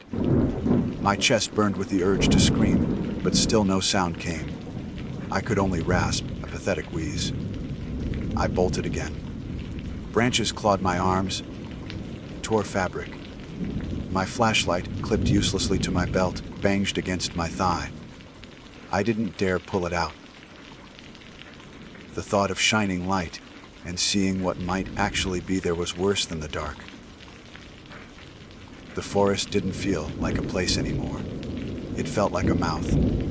Every step I took slid deeper into its throat. I don't know how long I ran. Maybe minutes. Maybe an hour. My sense of direction dissolved. When I stumbled into another clearing, I collapsed to my knees in shock. Because this one had a tent. Not ours. Not even a model I recognized. The canvas was pale, almost gray, sagging with mildew. The poles were wooden, crudely whittled. I crawled closer on shaking hands. Its flap hung open, though no breeze stirred it. Inside, a lantern glowed. Not with flame, not with bulb, just a steady, sourceless light. It lit the interior walls, revealing scratches. Names. Dozens carved into the canvas with something sharp, gouging through until the fibers frayed. I leaned closer. My stomach knotted. The names were all mine. Over and over, hundreds of times. Narabiel scrawled, slanted, uneven, some backward, some too small, some stretching across seams. My fingers hovered inches from the canvas. The moment I brushed one of the carved letters, the lantern flared brighter. From deep in the woods came laughter. It was wrong, jagged looping. Rachel's laugh again. Only this time it belonged to something that didn't understand what laughter was. I staggered back out of the tent, bile rising in my throat. The trees beyond the clearing swayed without wind. A chorus of footsteps closed in, dozens, crunching at once from every direction. The ground vibrated with them. I bolted into the dark. This time, I couldn't avoid pulling the flashlight free. I clicked it on, desperate for anchor. The beam sliced across trunks and roots, proving they were solid, proving I was still in a place with edges. I swung it wildly, hunting for anything familiar. Instead, the beam landed on a figure. It stood between the trees, not 10 yards ahead. At first, I thought it was one of my friends. The build was about right, the stance casual. But the head was wrong. It hung too low, neck bent at an impossible angle, chin buried against the chest. My light didn't reveal a face, only hair hanging forward in a curtain. The body swayed, slow, hypnotic. I froze, flashlight trembling. The figure raised an arm, pointing at me with a stiff, deliberate motion. My knees locked. My mouth tried to scream, but silence gagged me. Then, faint, I heard my own voice. Nora. It came from the figure, spoken in my exact cadence, as though a recording of myself. My name thrown back at me. I snapped the beam away and ran blind.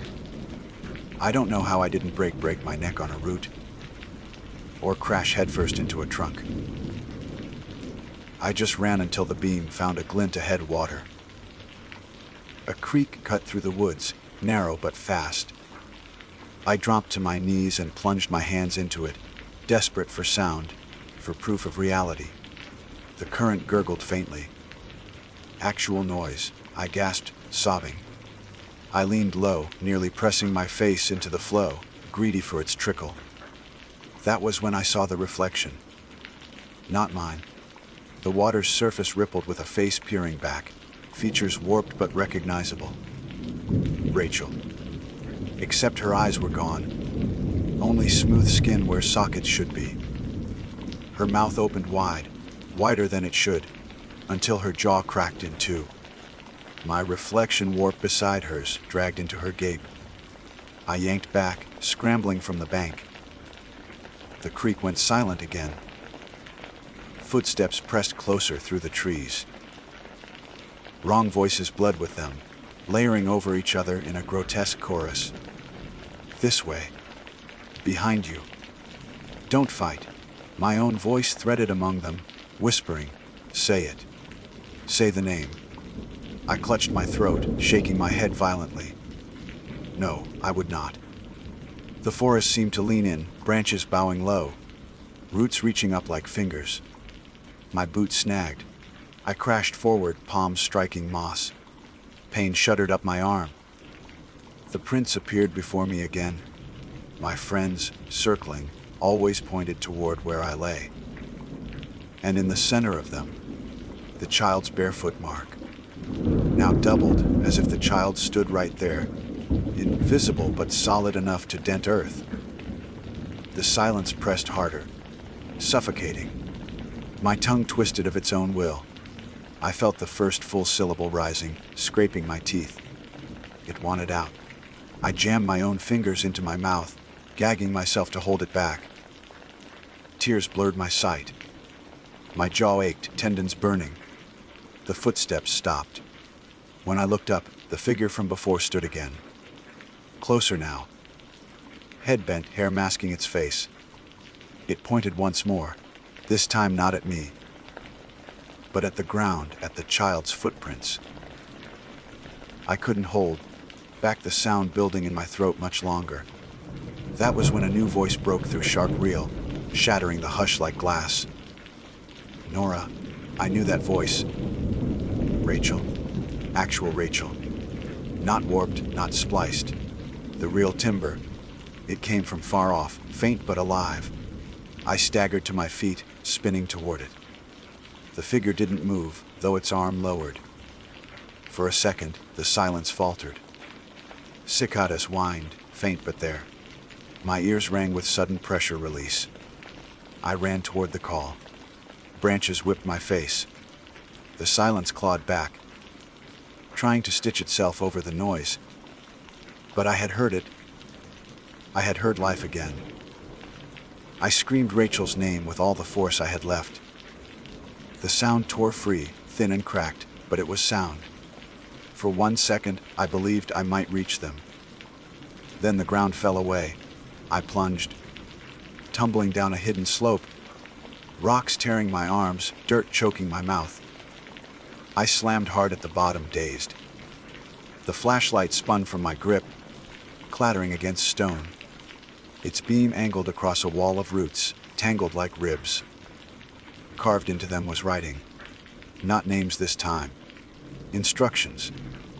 I dragged myself closer, blinking through blood and dirt. Words gouged into wood, rough and desperate. Do en to say yt. Don't fall abobu. Don't tu are just teach opts. My pulse rattled so hard I thought I'd vomit. My fingers traced the last line, burned into the root deeper than the rest. Fer yo. OWNVOIC. Ron Theotherwy. The silence closed again, swallowing even my heartbeat. Above, footsteps crunched, circling. The figure waited, and somewhere, far off but closer than before, Rachel's voice called again. The roots loomed before me, tangled like a ribcage, the carved warnings glaring in the wavering flashlight beam. Don't sigh, it. Don't follow. Don't transfer chafo, entes. I fly o era uo n vici ron hohy. I pressed my forehead against the roots, letting the grooves bite into my skin. My lungs heaved, my throat raw from the sound I'd finally forced out. It had cost me everything to scream, and yet even now silence pressed in again, heavier than ever, as if angry that I'd broken it. Above, footsteps circled. They weren't random, they were deliberate, patterned. Crunch, pause, crunch, pause, always stopping directly over where I crouched.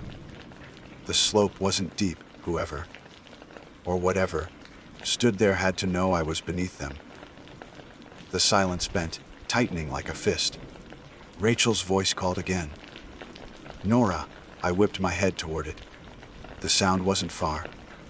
I scrambled upright, fingers clawing at the dirt slope, trying to drag myself out. My flashlight beam swung wildly, cutting across the roots, then up the incline, then back into my own eyes. That was when I noticed it. New letters. The roots had shifted. Where before they spelled Dawan, now fresh gouges wept sap. Words I hadn't seen SOIT. JOUS. My breath caught in my throat. I staggered backward, tripping over stones. The roots dripped like open wounds. Sap smeared my boots where it bled across the dirt. Above me, the footsteps stopped. The figure bent over the lip of the slope, hair dangling, neck broken. I couldn't see a face, but I felt its focus like weight.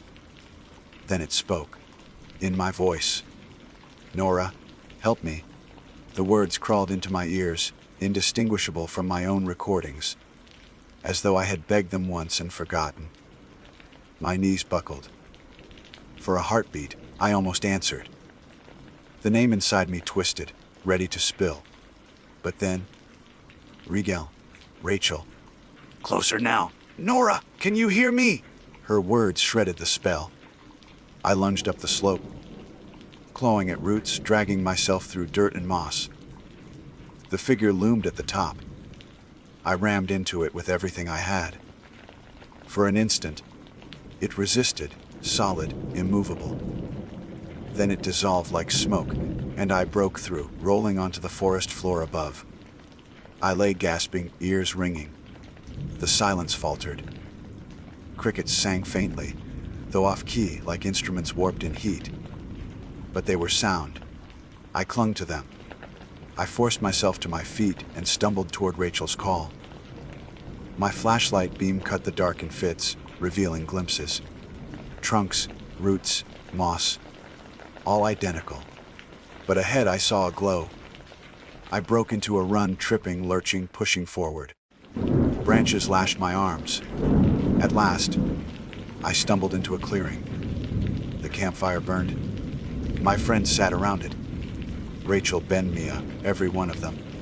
Their faces slack with exhaustion but lit with relief when they saw me. There you are, Rachel cried, jumping up.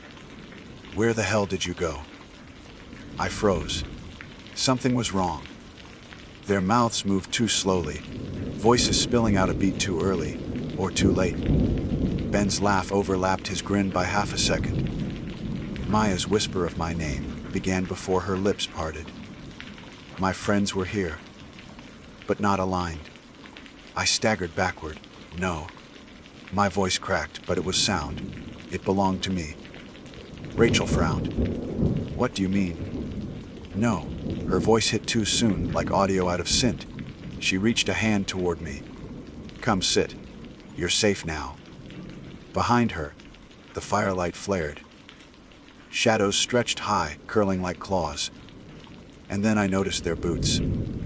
Each pair sat neatly beside the log, toes pointed toward the fire, just as I had seen before.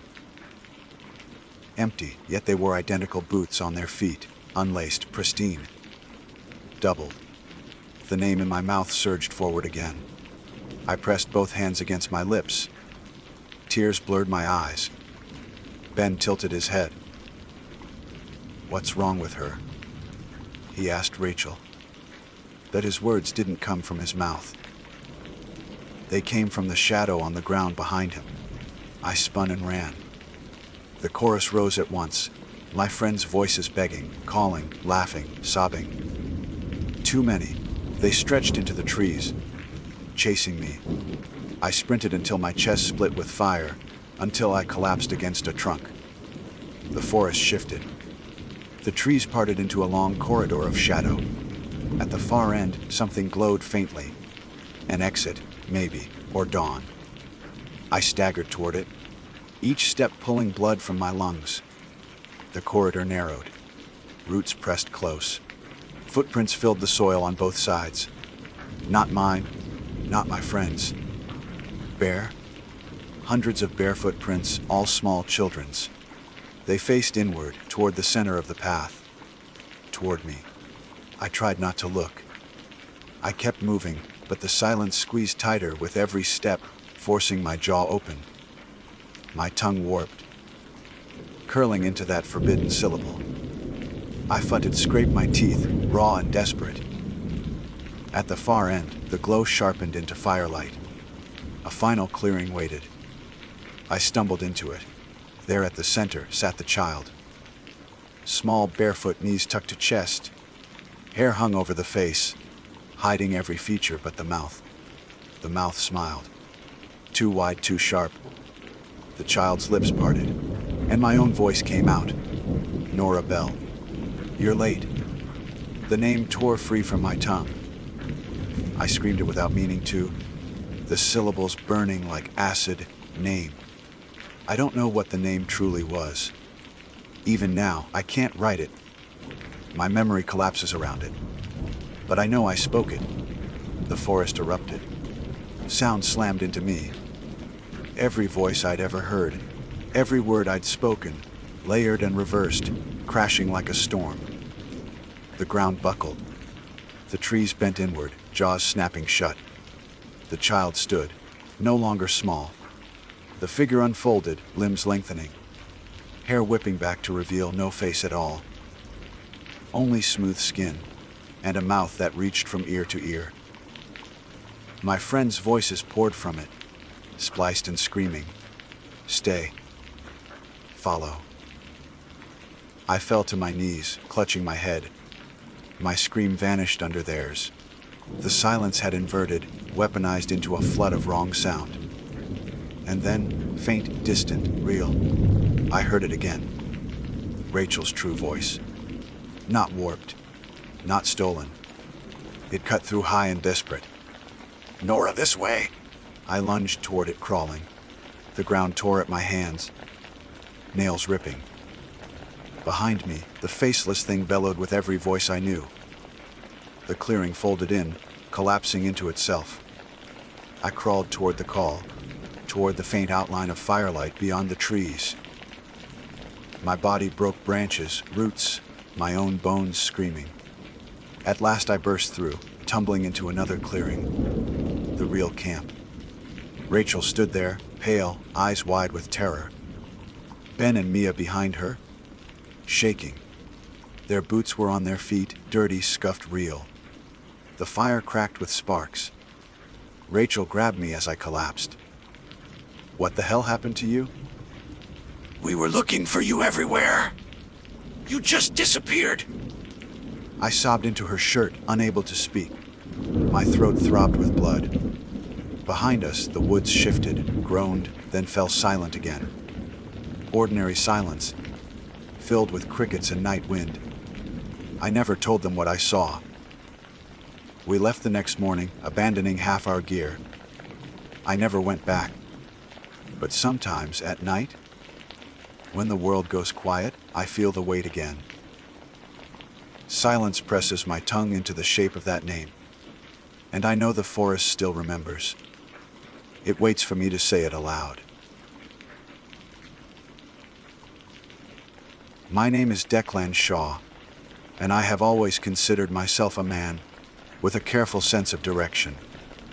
Someone who knew better than to take unnecessary risks when hiking alone. I studied maps, I marked my trailheads, and I carried a compass even in areas where my phone still had reception.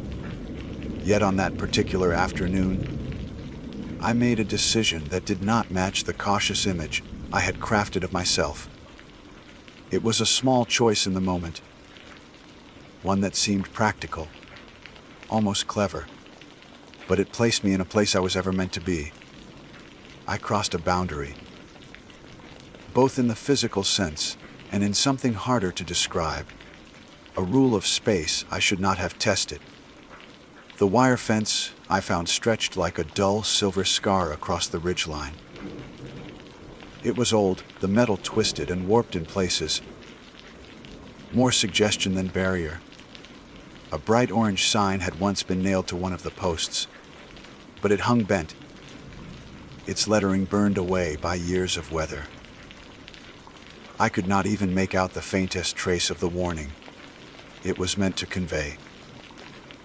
The trail I was on was steady but long, curling far out, before cutting back toward the fire road I wanted.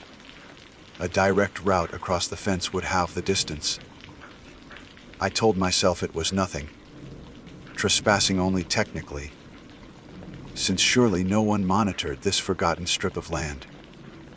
The forest on the far side looked no different at first glance, just darker, its canopy knitted closer.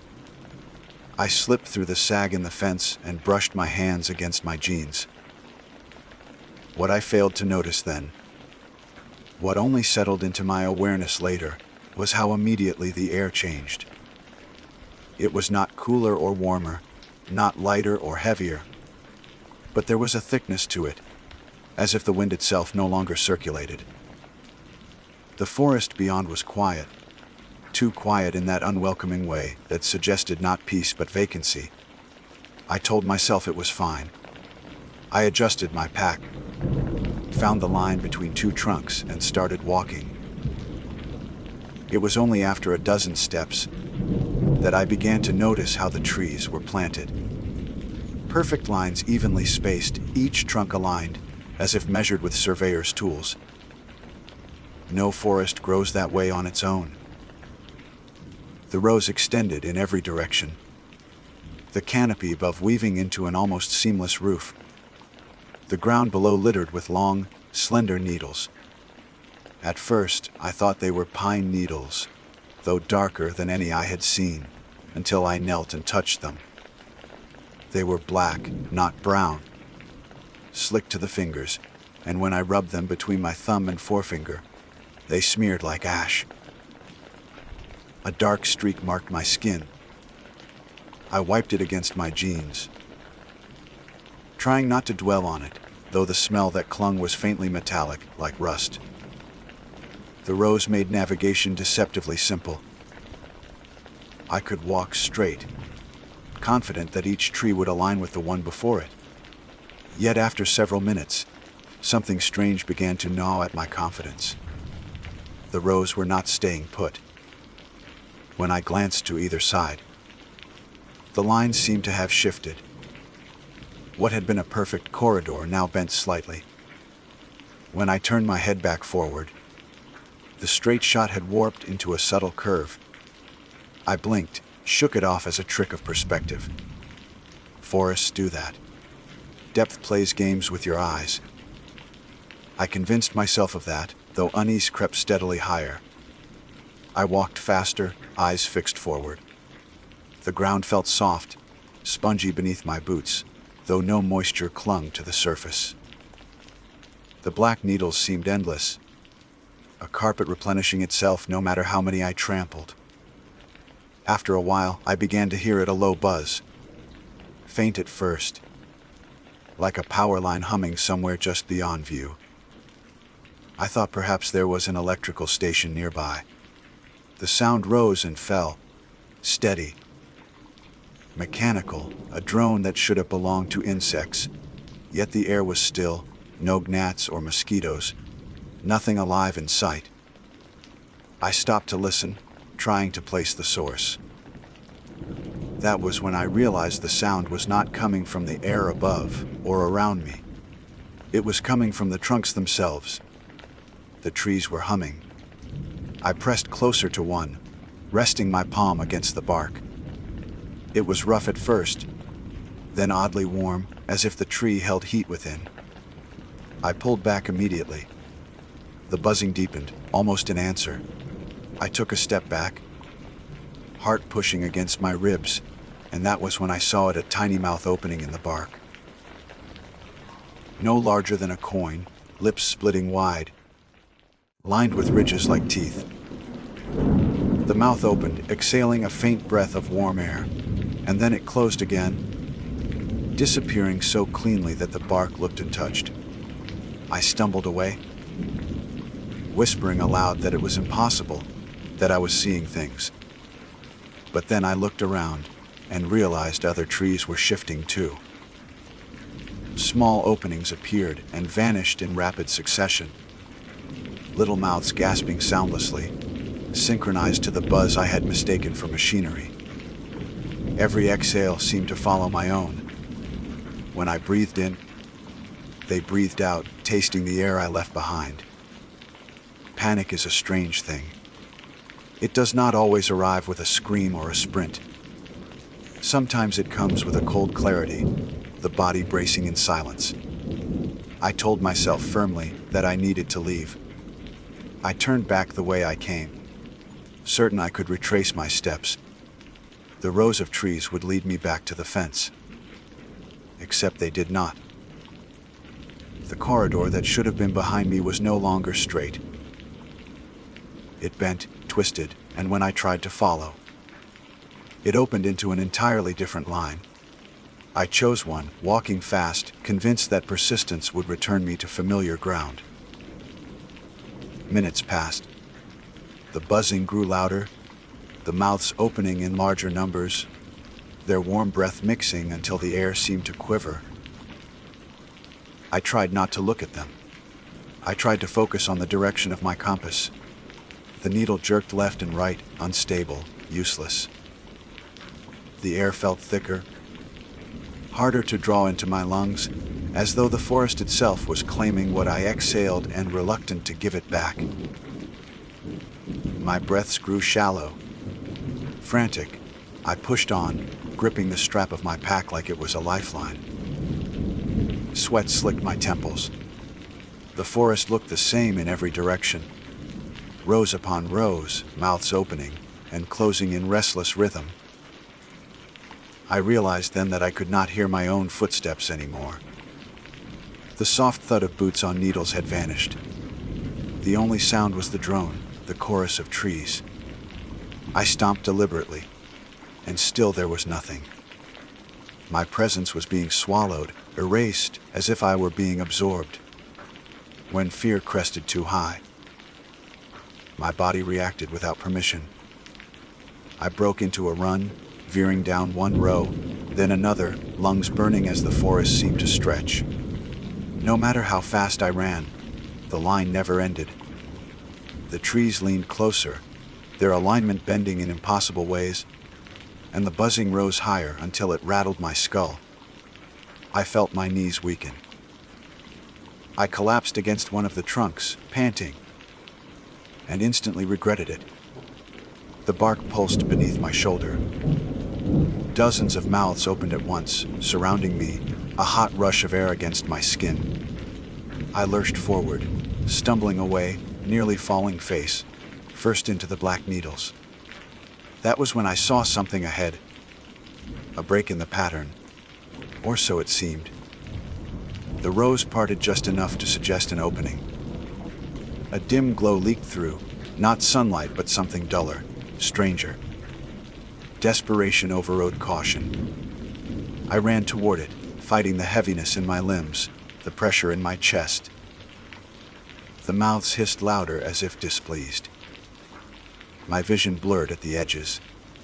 But I kept going, determined that if there was a way out, it would be there. When I finally broke into the opening, I stopped short. The glow came from a single tree, broader than the others, its bark split by a wide vertical seam. From within the seam, light pulsed faintly, a sickly yellow, and the drone seemed to originate here, vibrating from its core.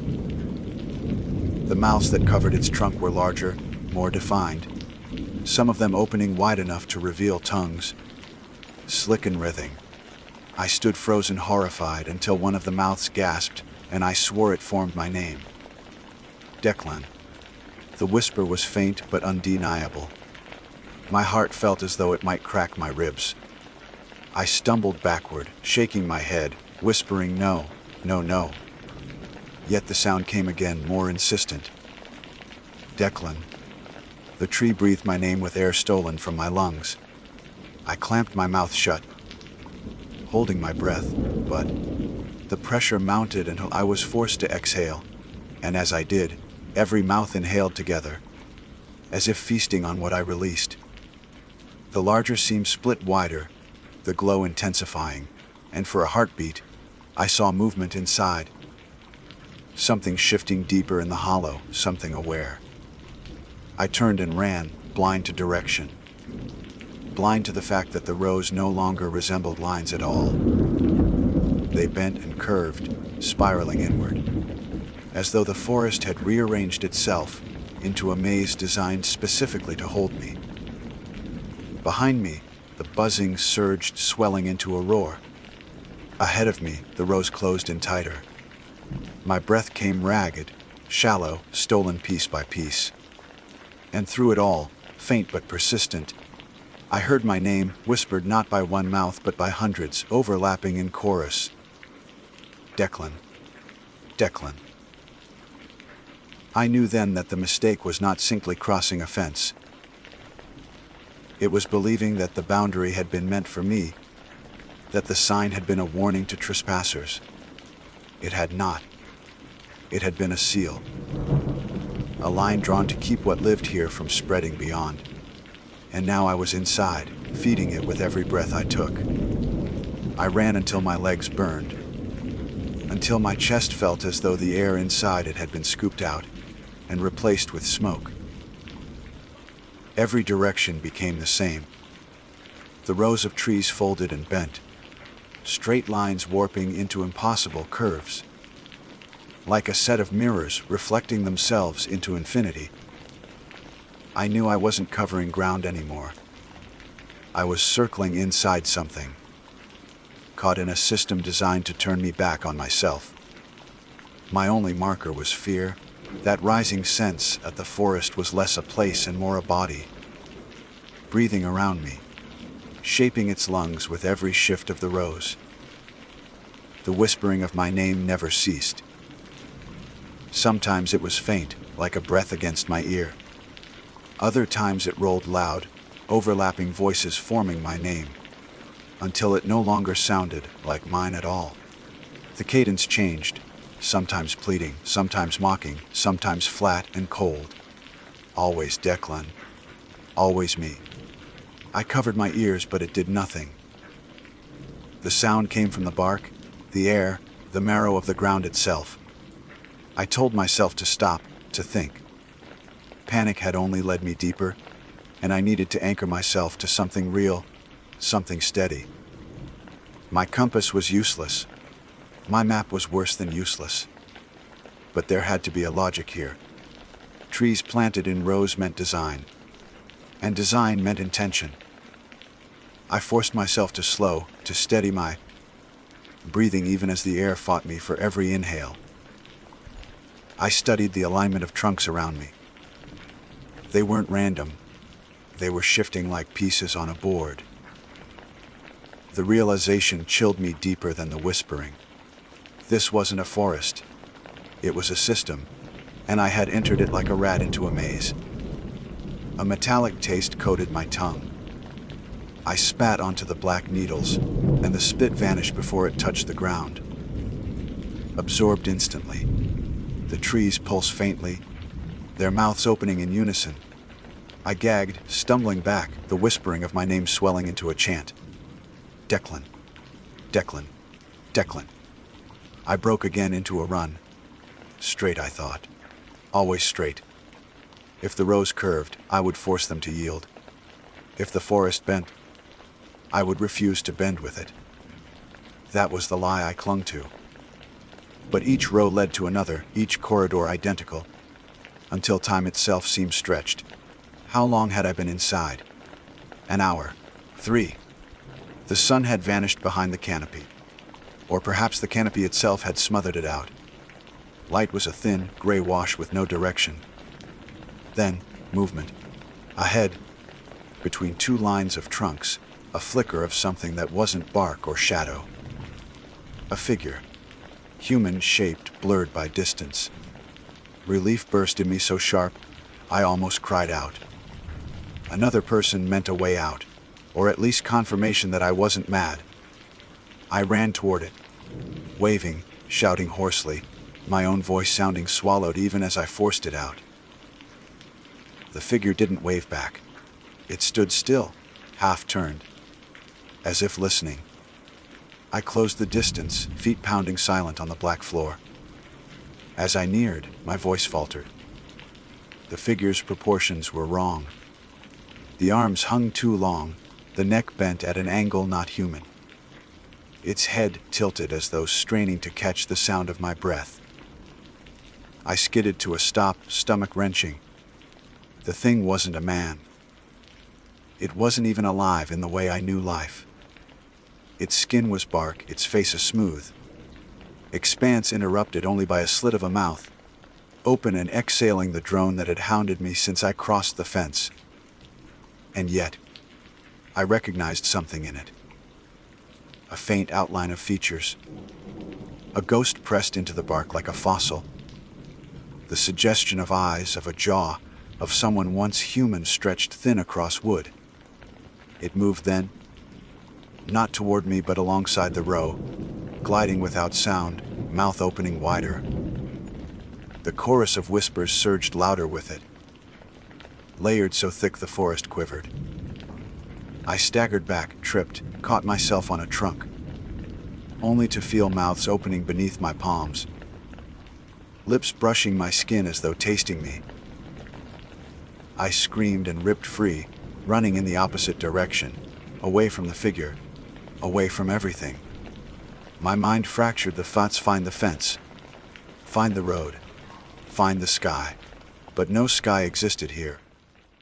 The canopy was a ceiling, endless, sealed. I could no longer remember the direction of the fence. All I knew was forward, always forward, though every row betrayed me. I collapsed eventually, body refusing to obey the order to run. My throat was raw, my legs trembling. The buzzing softened for the first time, settling into a low drone like a hive at rest. I pressed my forehead to the ground, black needles smearing my skin. I thought if I stayed still, if I stopped resisting, maybe the forest would forget me. Maybe the mouths would stop calling my name. But the forest doesn't forget. I lifted my head after what could have been minutes or hours. In front of me, a shape had formed in the needles. Not random scatter, but deliberate pattern letters. My name, spelled out in thick black strokes, arranged by something patient and precise. The air above it shimmered faintly, as though heat rose from invisible fire. My stomach turned. I scrambled back on hands and knees, but the ground shifted with me, needles sliding into new positions, reforming the letters. Declan. Always Declan. I shouted then. Not words, just a raw sound meant to break the rhythm. For the first time, the forest answered differently. The mouths opened in unison, but instead of whispering, they screamed. A high, shrill cry that pierced my skull. I clamped my hands over my ears, body shaking, vision white with pain. And then, just as suddenly, silence. When I dared to look, the rows around me had changed again. This time they parted in a straight corridor, leading into darkness deeper than any I had seen yet. At the end, something glowed faintly yellow, the same color I had seen before in the seam of the larger tree. I should have run the other way. Every instinct screamed it, but the forest had made sure no other way existed. The rows had narrowed, pressing close like ribs around a heart, funneling me toward that dim glow. I forced myself upright and walked. Each step felt like trespass deeper into a place that did not want me, yet also would not let me go. The buzzing grew softer again, more focused, as though all the energy of the place was channeled into the thing ahead. When I reached the glow, I understood. It wasn't another tree. It was an opening in the ground, a pit lined with roots. The yellow light pulsed far below, rhythmic like a heartbeat. Warm air rose from it, carrying whispers too faint to catch but steady, relentless. I stared down and realized the roots weren't roots at all. They were arms. Thin, pale arms, dozens of them, writhing slowly, their hands pressing into the walls as if trying to climb but failing. Their fingers flexed weakly, coated in black resin. The pit breathed. The forest exhaled, and my knees buckled. I crawled back, shaking my head, muttering that it wasn't real, that none of this was possible. My voice cracked, small against the immensity of the thing below. The whispers from the pit sharpened, no longer indistinct. They were words, layered on each other. Some begged, some cursed. Some simply repeated my name until the sound no longer belonged to language. I scrambled away, clawing at the black needles, but they shifted under my weight, sliding me closer to the pit. My pack snagged on something, a root or an arm, holding me fast. I twisted, fighting it, until I realized it wasn't snagged. It was being held. The straps stretched into the pit, gripped by fingers pale as bone. With a guttural sound torn from my throat, I ripped free, leaving the pack behind. It vanished in a tug, swallowed whole by the shifting arms. My body lurched back, free at last, heart hammering. I didn't stop to mourn what I'd lost. I ran. I didn't care if it was deeper into the maze, if it was toward another horror. I just knew I had to be anywhere but above that pit. The rows closed behind me, sealing the corridor. The glow dimmed until the forest returned to gray monotony. But the sound followed. Not the drone, not the whispers. This time it was laughter. Thin, sharp, joyless. A sound that made me wish the silence had returned instead. I didn't stop running until my lungs shredded themselves against the stale air. My body gave out again, collapsing in a clearing I hadn't seen before. A circle, empty of trees, though the black needles covered it, thick as ever. At the center stood a wooden post, weathered, metal wire dangling from it. The same kind of post that had made the fence I crossed. For the first time since entering, hope flickered in me. A fence meant a boundary, a way out. I staggered toward it, tears pricking my eyes. The post was real, solid under my hand. But as I touched it, the truth dropped into me with final, crushing weight. The post wasn't part of the fence I had crossed. It was part of another fence, one long since buried. And around its base, nailed flat against the wood, was a sign so rotted I could barely make out the lettering. But the shape of the letters was clear enough. A single word. Rastratid. The forest hadn't let me find my way out. It had led me deeper, to another boundary, another layer of its cage. I wasn't close to escape. I was farther in than ever. And still, from every direction, the mouths whispered my name. Declan. Declan.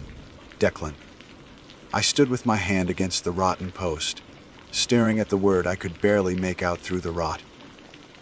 Restaurictd. A word meant to keep people out, or perhaps to keep something in. I had thought myself clever crossing a forgotten fence.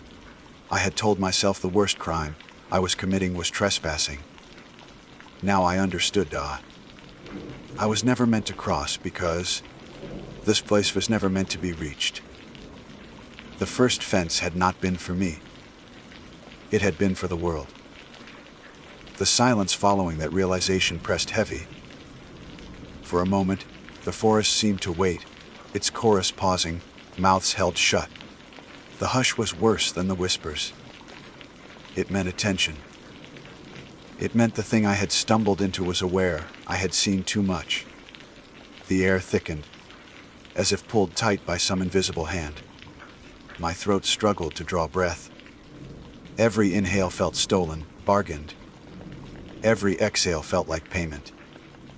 I backed away from the post, scanning the rows. They had shifted again, but this time not randomly. The corridors bent inward, funneling toward me, branches leaning closer like watchful heads. I staggered into one row, then another, hoping movement would confuse the design. It did not. No matter which way I turned, the rows curved back to the post, the clearing shrinking with every pass. I was being enclosed, not lost.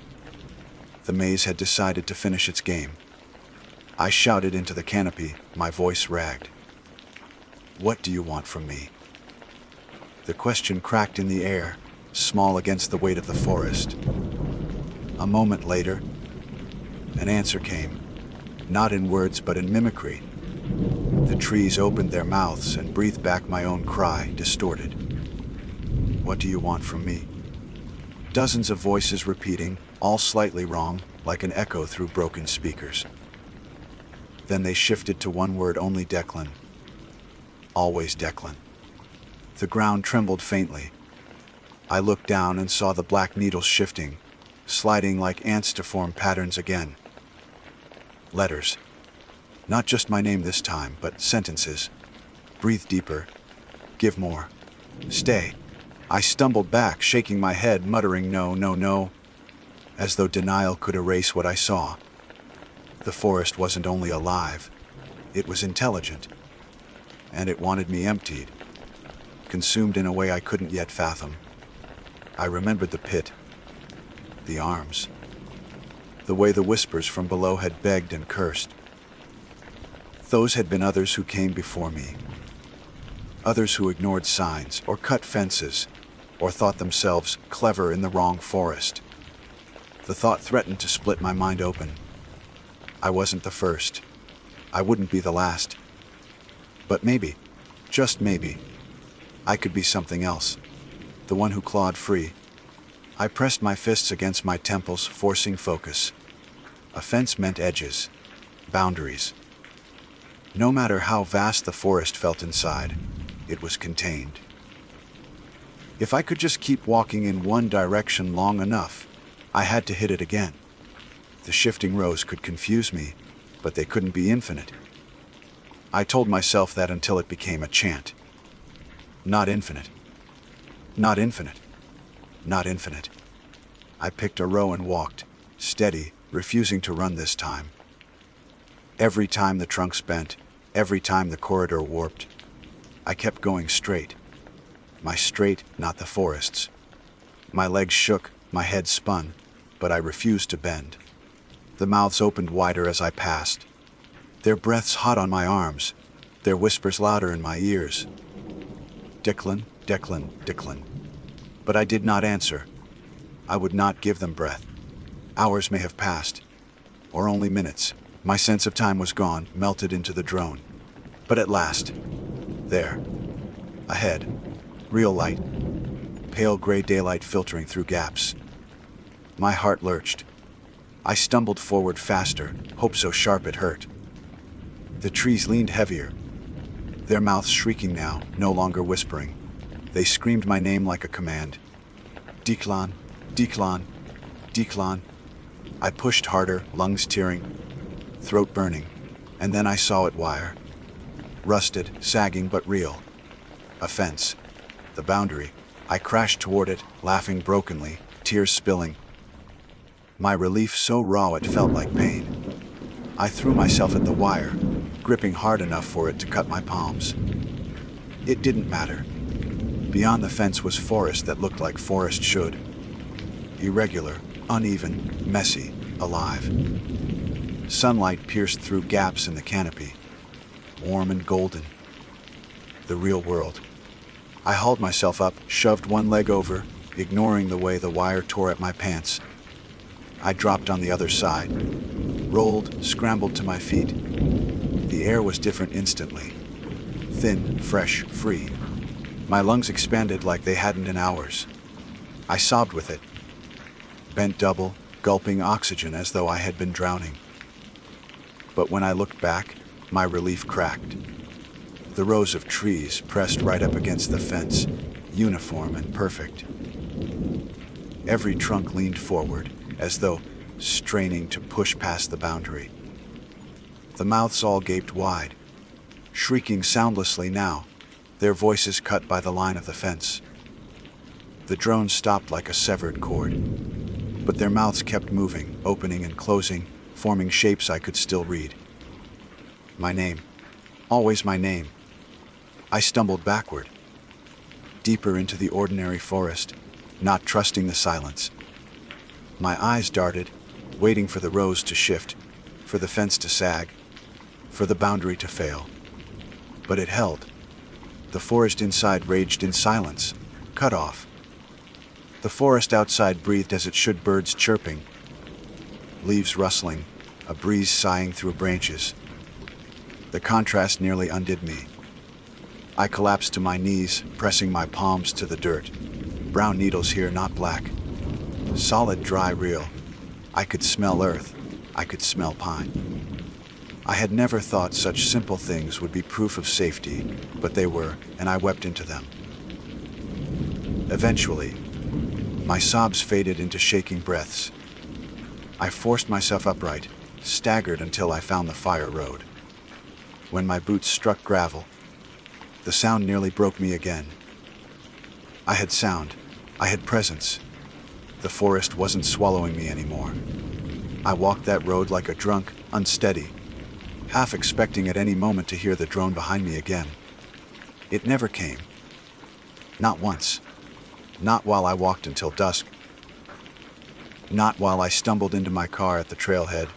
Not while I drove with shaking hands back to town. But the silence didn't feel like safety. It felt like waiting, like the forest hadn't let me go. It had only allowed me to leave. That night, lying in my bed, I told myself I had imagined it. That exhaustion and heat stroke and panic had turned an ordinary tract of forest into something monstrous in my mind. That the black needles had been soot from some old fire, that the buzzing had been distant machinery, that the mouths had been nothing more than fissures in bark. But when I closed my eyes, I smelled the metal tang of my breath stolen, and I saw the pit, the arms, the sign nailed to the post. Rest resteaded. I dreamt of rows shifting in my bedroom. I dreamt of trees, planted in straight lines down my street. I dreamt of the mouths moving wordlessly, at the edge of my yard, forming my name. When I woke, the dream clung like oil. My windows were closed, my curtains drawn, but the room felt thinner, the air harder to hold. I forced myself to breathe slowly, whisper that it was only memory, only fear. But then, faint, almost imagined, I heard it. A buzz, not loud, just enough. And when I breathed out, the sound deepened in time with my exhale. I froze, listening. It faded. Silence again. I told myself it was nothing. The hum of my refrigerator, the faint wiring in the walls, the tricks of a rattled mind. I almost believed it, until I looked at the nightstand. There, where my hand had rested in sleep, lay a small scatter of needles. Black, not brown. I brushed them away. whispering no, no, no. But they smeared, and in the dark, in the silence, I swore I heard my name. Declan.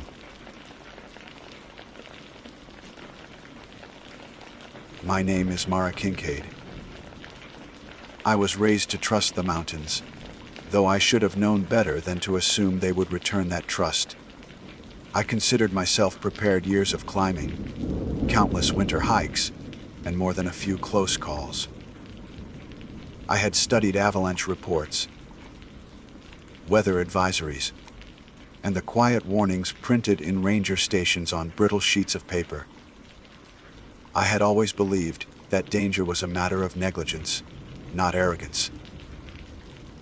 But on the evening that I ignored the blizzard watch, arrogance dressed itself in the calm tone of practicality. The hut was only 3 miles away.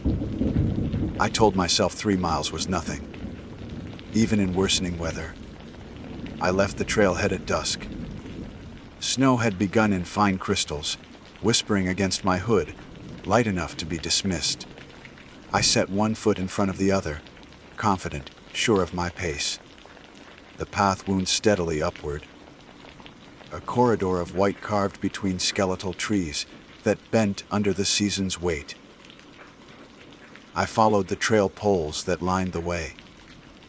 Thick metal rods hammered into the earth, each wrapped in faded red cloth. I thought little of them until I saw the brass bells tied among the cloth strips. They were small, barely the size of walnuts, tarnished from years of exposure. I had heard stories about the bells. Old traditions, locals said. Ring one for luck. They marked the trail when storms erased the world. My gloved fingers brushed against the metal of one pole, and on impulse, I rang the bell. It chimed with a crisp, bright sound that seemed to leap ahead into the snow. I smiled at the childlike thought of luck and trudged forward.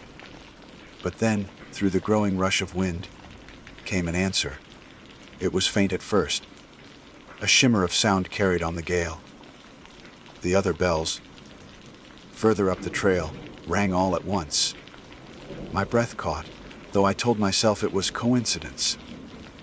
The storm had rattled them loose, or a gust had struck the line just right. Still, the sound was uncanny. The bells were spaced irregularly, scattered across unseen distances, yet their voices rose together as if conducted. The melody was not joyous.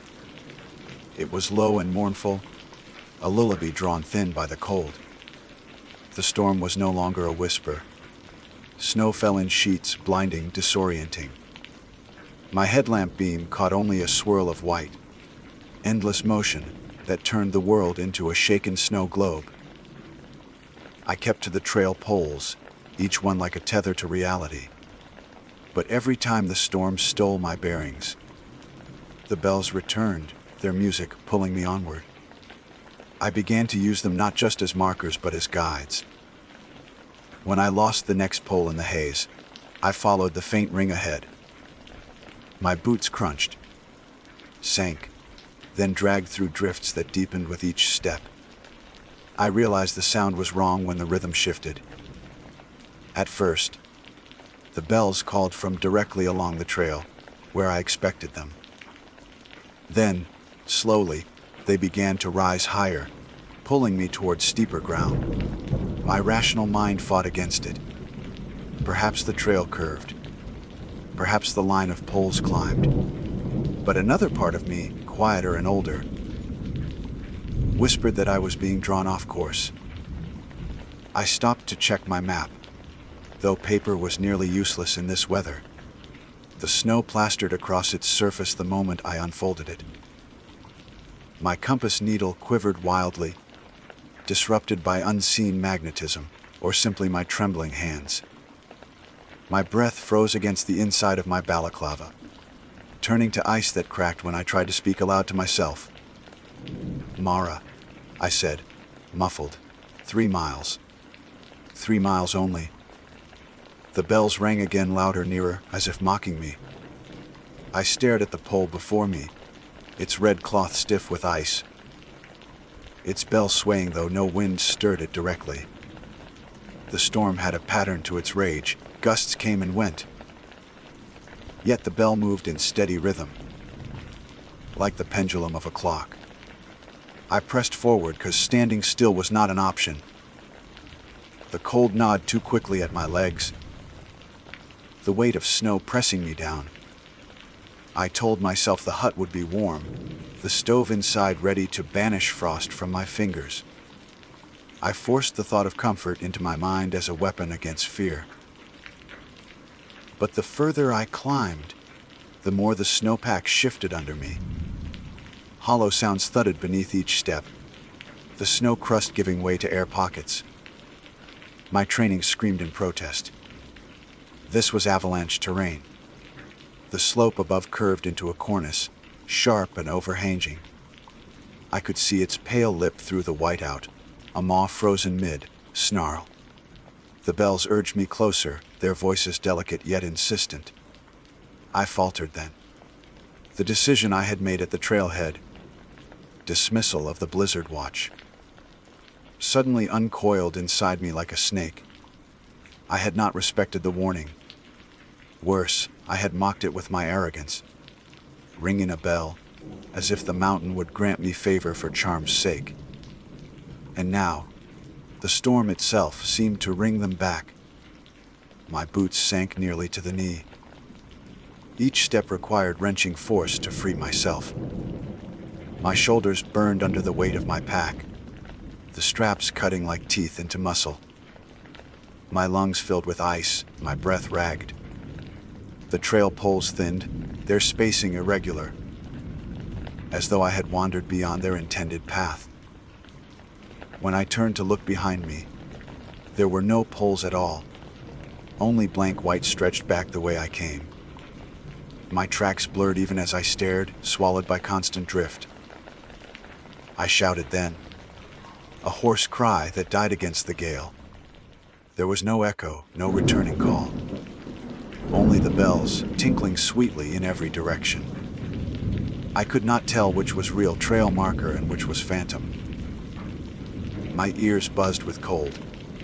My mind fumbled between reason and fear. The next pole leaned at an unnatural angle, buried halfway into the snowpack. Its cloth strip flapped weakly. The bell did not move at all, though the sound of ringing continued near my ear. I brushed snow from the pole and saw something carved beneath the ice. Lines scratched into the metal, letters scrawled by knife or nail.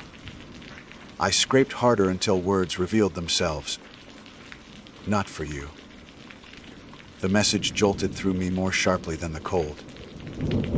My first thought was vandalism, some hiker's cruel joke.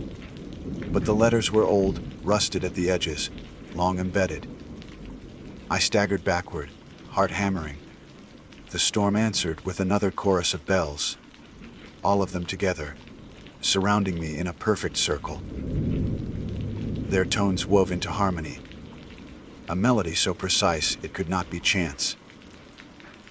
The lullaby was no longer faint. It throbbed in my chest like a second heartbeat.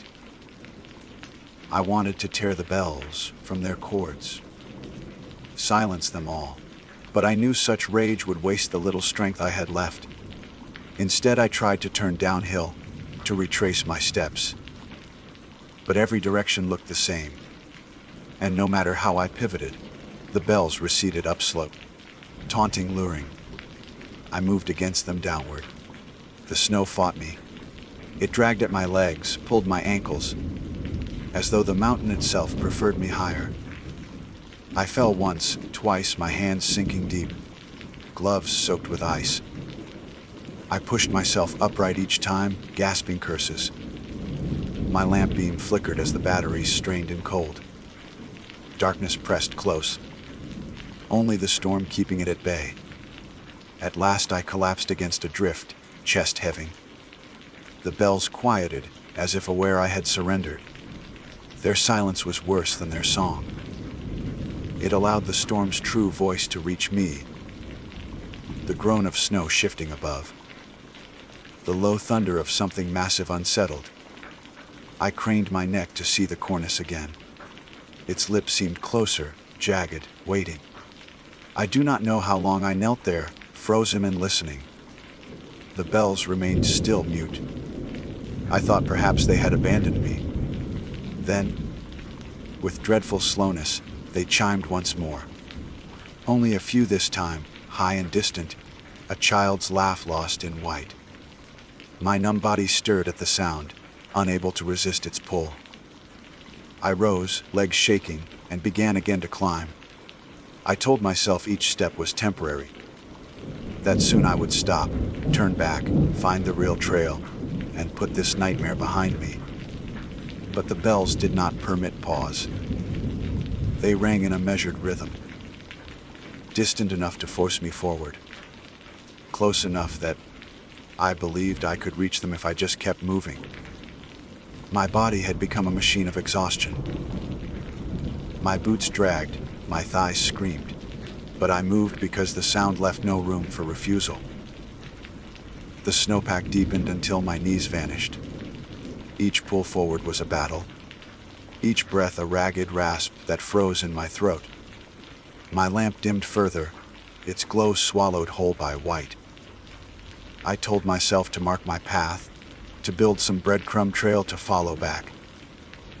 But my fingers were too stiff to dig anything from my pack, and the wind erased any gesture as soon as it formed. I came upon another pole then, one I did not expect. It was taller than the rest, bent at its middle like a broken spine. Its cloth strip had shredded long ago, but the bell remained blackened with tarnish. I lifted my glove to ring it, though the motion was not mine. My hand shook violently, each finger stiff, yet the bell sang clear and bright. The response came instantly, an answering choir from above, a wave of sound that rolled over me like a tide. I staggered back, staring upward into nothing. My lamp flickered against the storm, revealing only haze, yet the bells had mass in their voices, a direction. They were higher still, somewhere near the cornice, that overhanging lip of snow waiting to collapse. The mountain wanted me closer. The truth settled in then, slow and heavy. I was being led, not guided. These bells were not saviors for lost travelers. They were bait. Every story I had dismissed about mountain spirits, every whispered tale of sacrifices and superstitions, swelled in my chest. The brass bells were not meant to help. They were meant to call. I tried again to turn downhill, desperate. My body obeyed reluctantly, stumbling through waist-high drifts. The bells cried out behind me. Not one or two this time, but dozens, maybe hundreds, all at once. The sound was overwhelming, a cacophony of metal shrieks clashing and bending. A lullaby turned manic. My skull vibrated with it. My teeth ached. I covered my ears, but the noise was inside me now.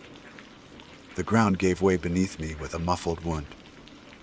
I pitched forward, arms flailing, and sank chest deep into a hollow pocket. Panic shot lightning through my veins. I clawed at the snow, dragging myself out before the pocket sealed. I scrambled upward, breath sobbing, aware I was moving closer to the cornice despite every instinct screaming to flee. The storm's voice deepened into a growl. Snow shifted overhead. A sound like tearing cloth cracked through the air. I froze, knowing it for what it was, the mountain loosening its grip. Somewhere above, tons of snow prepared to fall. My body quivered on the slope, tiny beneath the weight of its intent. The bells hushed in unison. That silence was worse than the shrieking. The sudden absence of sound left the world hollow, as if I had gone deaf. My pulse thundered loud enough to replace them. I stared up at the cornice, its lip a pale wound against the storm, waiting. Then came a single chime. Not above, not behind, but directly in front of me. Through the curtain of snow, I saw it, a figure at the next pole, At first it was only shape, a smear of darker white. Then details sharpened. A hooded form, hunched, draped in strips of red cloth that fluttered like skinless ribbons. Bells dangled from every fold, hundreds of them, swaying though the figure stood perfectly still. Its hand rose slowly, impossibly steady against the wind, and with one deliberate tap, it rang the pole's bell. The sound was not metallic this time. It was flesh and bone, a pulse echoing inside my ribs. The storm answered, shrieking as if delighted. I wanted to run. My muscles refused. The figure's face was hidden beneath its hood, but I felt its gaze on me, heavy and absolute. It was not curiosity, it was recognition. It knew me. It had always known I would come. My knees buckled. I sank into the snow, unable to breathe. I clutched at the earth, praying for solidity, for anything real. My gloves brushed against another buried pole. The cloth wrapped around it was frozen stiff, but the words carved into the metal were fresh, sharp, edged, as though etched moments before. Lie down. My mind reeled. No, this was impossible. The message could not change, but the letters stared up at me, cruel in their clarity. Lie down. I shook my head violently, trying to deny it, to reject its command. The bells erupted again, hundreds in unison, and the snowpack trembled. My body shuddered with them. I understood then. The mountain wanted stillness, silence. It wanted me frozen, buried. Another offering beneath its drifts. No, I gasped aloud. My voice was a ragged scrap, but it existed. I forced air into my lungs, forced the word into the storm. No. I lurched upward, stumbling away from the pole, forcing my legs into motion. The bells screamed behind me, furious, clashing. The storm howled, shoving me sideways. The slope beneath me shifted again, a groan rolling like thunder. I slipped, slid, clawed at the snow. My lamp blinked its last, dying, leaving only darkness and white. Somehow, blindly, I found another pole. My gloved hand collided with it. I clung to it like a drowning swimmer grasping driftwood. The cloth strip whipped against my wrist. The bell here was silent. I yanked it violently, desperate to drown the others out. Its chime cut through the storm, sharp and defiant. For a moment, the others hushed. That was my chance. I shoved forward downhill, away from the cornice, following nothing but instinct. The bells did not lead this way. They screamed behind me, their voices warped, furious. My chest burned, my legs spasmed, but downhill meant hope. Downhill meant survival. The slope steepened. My boots skidded, barely holding. I slammed into drifts, rolled, rose again, all momentum and terror. My pack dragged at me, threatening to topple me, but I did not stop. The storm seemed thinner here, the air clearer. My lamp had died, but faint shapes emerged in the haze. Trees dark and skeletal, guardians of lower ground. I nearly sobbed at the sight of them. Forest meant shelter, cover, perhaps even the hut if I had luck left. I staggered toward them, collapsing more than walking. Branches scraped my arms, snow dumped from their crowns onto my shoulders. I welcomed the weight, it was real. The bells still rang, but distant now, muted by storm and slope. They clamored from above, furious that I had resisted. I pressed deeper into the trees, unwilling to trust their fading voices. My knees buckled again, sending me sprawling. I let them, my body wrung out and hollow. Somewhere nearby, a shadow loomed, a shape square and solid against the storm. I blinked, wiped ice from my lashes. The hut, timber walls, roofline sagging under snow. My heart lurched painfully in my chest. I dragged myself toward it, crawling the last stretch. The door was half buried, but it gave beneath my weight. I spilled inside, darkness swallowing me, silence heavier than stone. I slammed the door behind me, pressing my back to it. For the first time in hours, the bells fell away completely. I tore my gloves off, fingers numb and swollen, and fumbled with the straps of my pack. The air inside the hut was stale, dry, a mix of old wood and dust. I pulled off my hood, shaking free snow that clung like ashes. My body trembled violently, each muscle spasming in protest. But I was alive. I turned my headlamp back on, surprised to see it flicker faintly. The beam swept across the hut's interior. Bare planks, a cold stove, a stack of firewood in the corner. Relief surged. I reached for the woodpile, desperate to build warmth. Then the light caught something carved into the far wall. Words. Long, jagged, etched deep into the timber. My heart clenched as I read them. They follow the ones who ring. The words carved into the wall glared at me in the dim lamplight. They follow the ones who ring. My breath caught, and for a moment the storm outside seemed to lean against the hut, listening. The bells had gone quiet when I shut the door, but silence did not bring comfort. It felt instead like a pause, a breath drawn before the next note. I staggered across the room, forcing myself toward the stove. My hands shook violently as I dug at the woodpile, splinters biting skin raw from cold. I built the fire clumsily, nearly spilling the tinder, but at last a flame caught, growing with the steady rhythm of survival. Orange glow licked the shadows back, illuminating the small space in uneven waves. The hut was empty except for me. At least, it looked empty.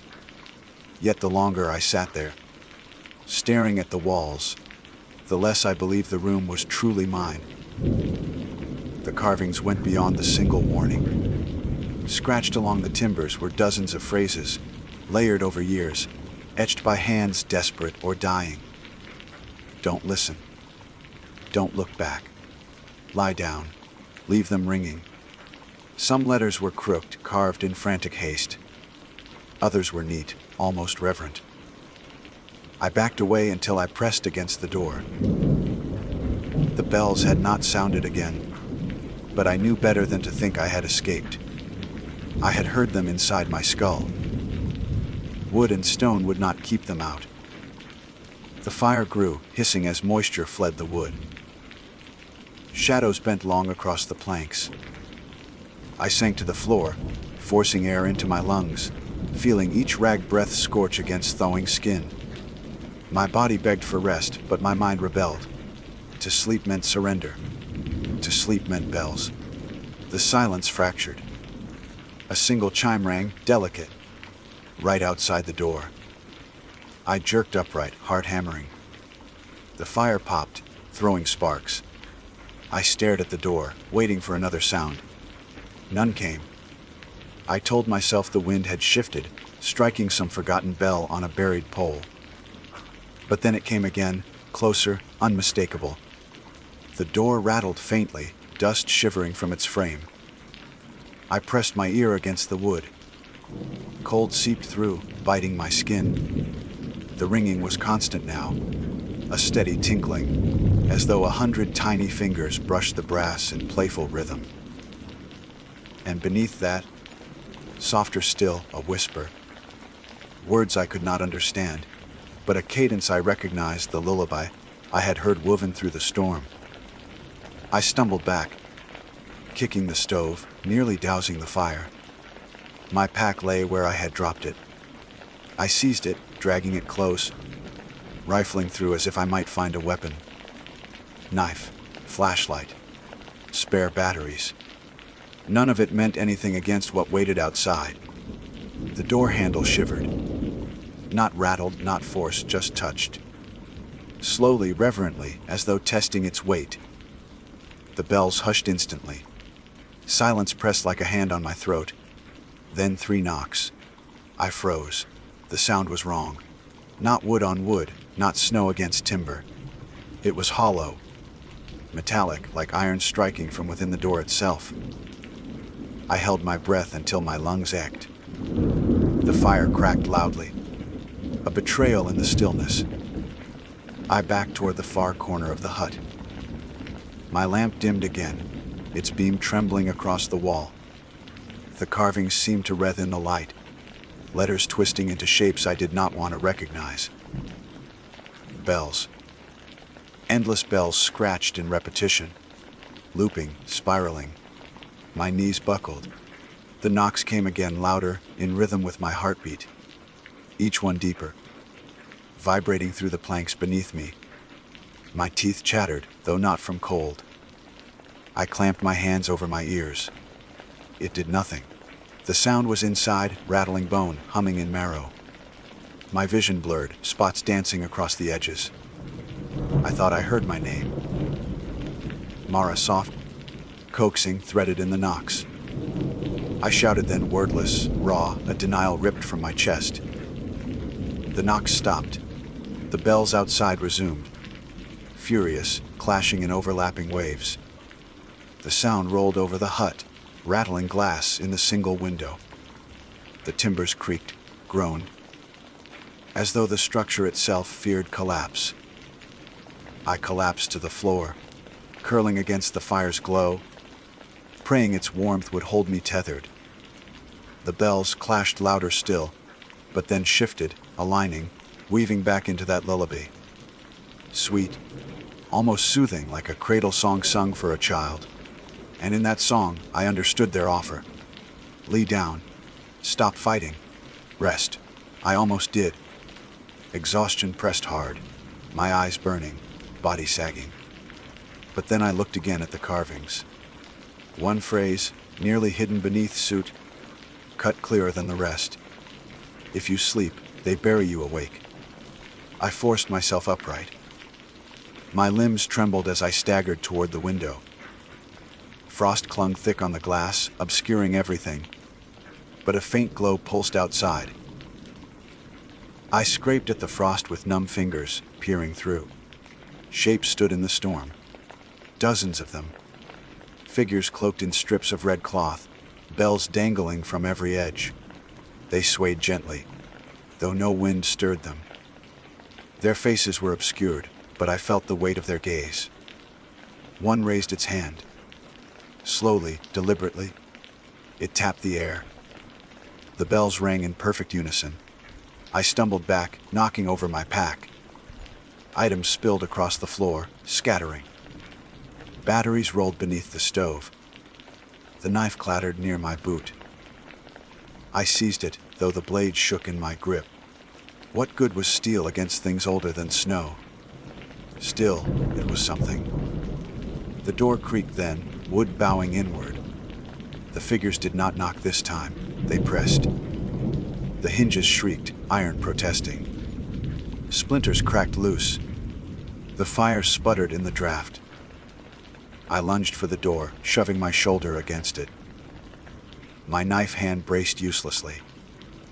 The pressure on the other side was immense, not forceful but inevitable, like the tide. The bells rang louder, drowning thought. My body quaked, my strength waned. Desperation sparked wild ideas. I fumbled at the doorframe, seized the iron latch, and forced it shut. Then I turned and jammed the knife into the frame, wedging it as a brace.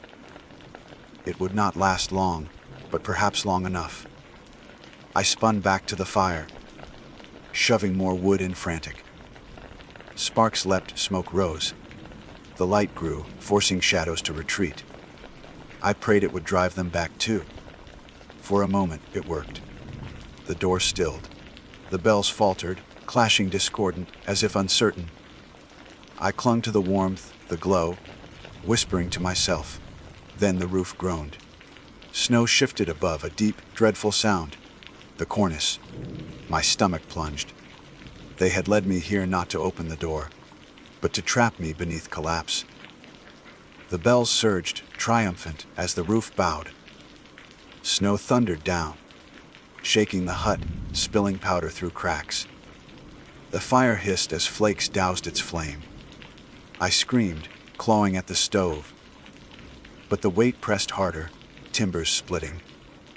In final desperation, I flung open the door. The figures waited, lined in rows, silent now. The lullaby ceased. Only the storm roared. I ran, out into the white, away from the hut as it collapsed in a thunder of snow. The bells did not follow.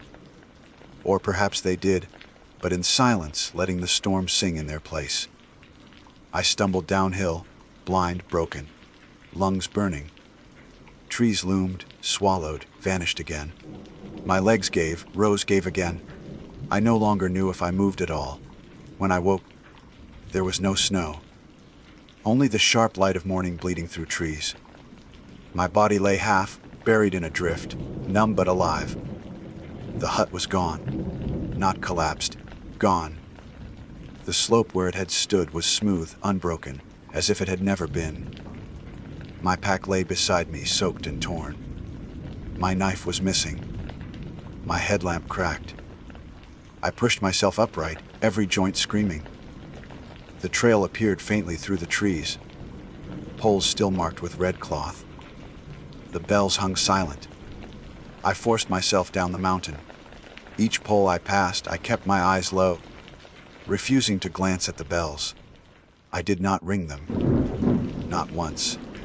Hours later, when I reached the trailhead, the ranger station sat dark and empty. A single sheet of paper tacked to the door fluttered in the wind. The ink had run in the storm, but the words were still legible. If you hear the bells, don't follow. I have not returned to those mountains since. But sometimes when the wind shifts through the city at night, I hear faint chimes, and I wonder if I ever truly left. My name is Cole Whittaker, and it is my habit to introduce myself plainly whenever I recount events that sound unbelievable. The formality of a name, stated without decoration, anchors the story to flesh and memory rather than to rumor. I was 30 years old when the incident occurred, still young enough to believe, myself careful yet old enough to know that missteps in the wilderness are rarely forgiven. I had hiked hundreds of miles across state parks and national forests, slept beneath canopies of pine and maple, and walked back out again with nothing worse than mosquito welts and a sore back. I thought my experience rendered me immune to the kind of mistakes that transform a simple trip into a cautionary tale. I was wrong. The plan had been simple. A weekend trip, 2 nights only, with my friend Marcus. He was not as seasoned a hiker as I was, but he had enthusiasm and a tolerance for discomfort, which are qualities more useful than perfect gear. We drove up Friday evening and parked at a trailhead tucked beside a small gravel lot. The kiosk stood there, one of those wooden structures roofed with shingles, covered in faded maps and bulletins about fire danger levels. Most of the time such kiosks offered free trail pamphlets or insect repellent someone left behind. This one held something else. There was a tray beneath the maps, and in it lay a single metal whistle on a thin cord of frayed nylon. It looked like the kind of emergency whistle outdoor shops sell in bins near the register. Lightweight, functional, and meant to be attached to a pack. Above it, a laminated note in large print read, "Tikef yo yun ned." I paused in front of it, considering. I already had my own whistle on the strap of my pack, but the sight of that one struck me oddly, as if it had been left not for convenience, but for compulsion. Marcus laughed when he saw me turn it over in my palm. "Trail fairy gift," he said. "Good luck charm. Grab it." I slipped it into my pocket. My reasoning, weak though it was, went something like this: it might be useful to have a spare, and perhaps I could return it when we came back down. The cord was soft with wear, The whistle body scratched dull silver. I remember blowing into it once experimentally, though not with full force, and hearing the thin shrill note echo back against the parking lot and trees.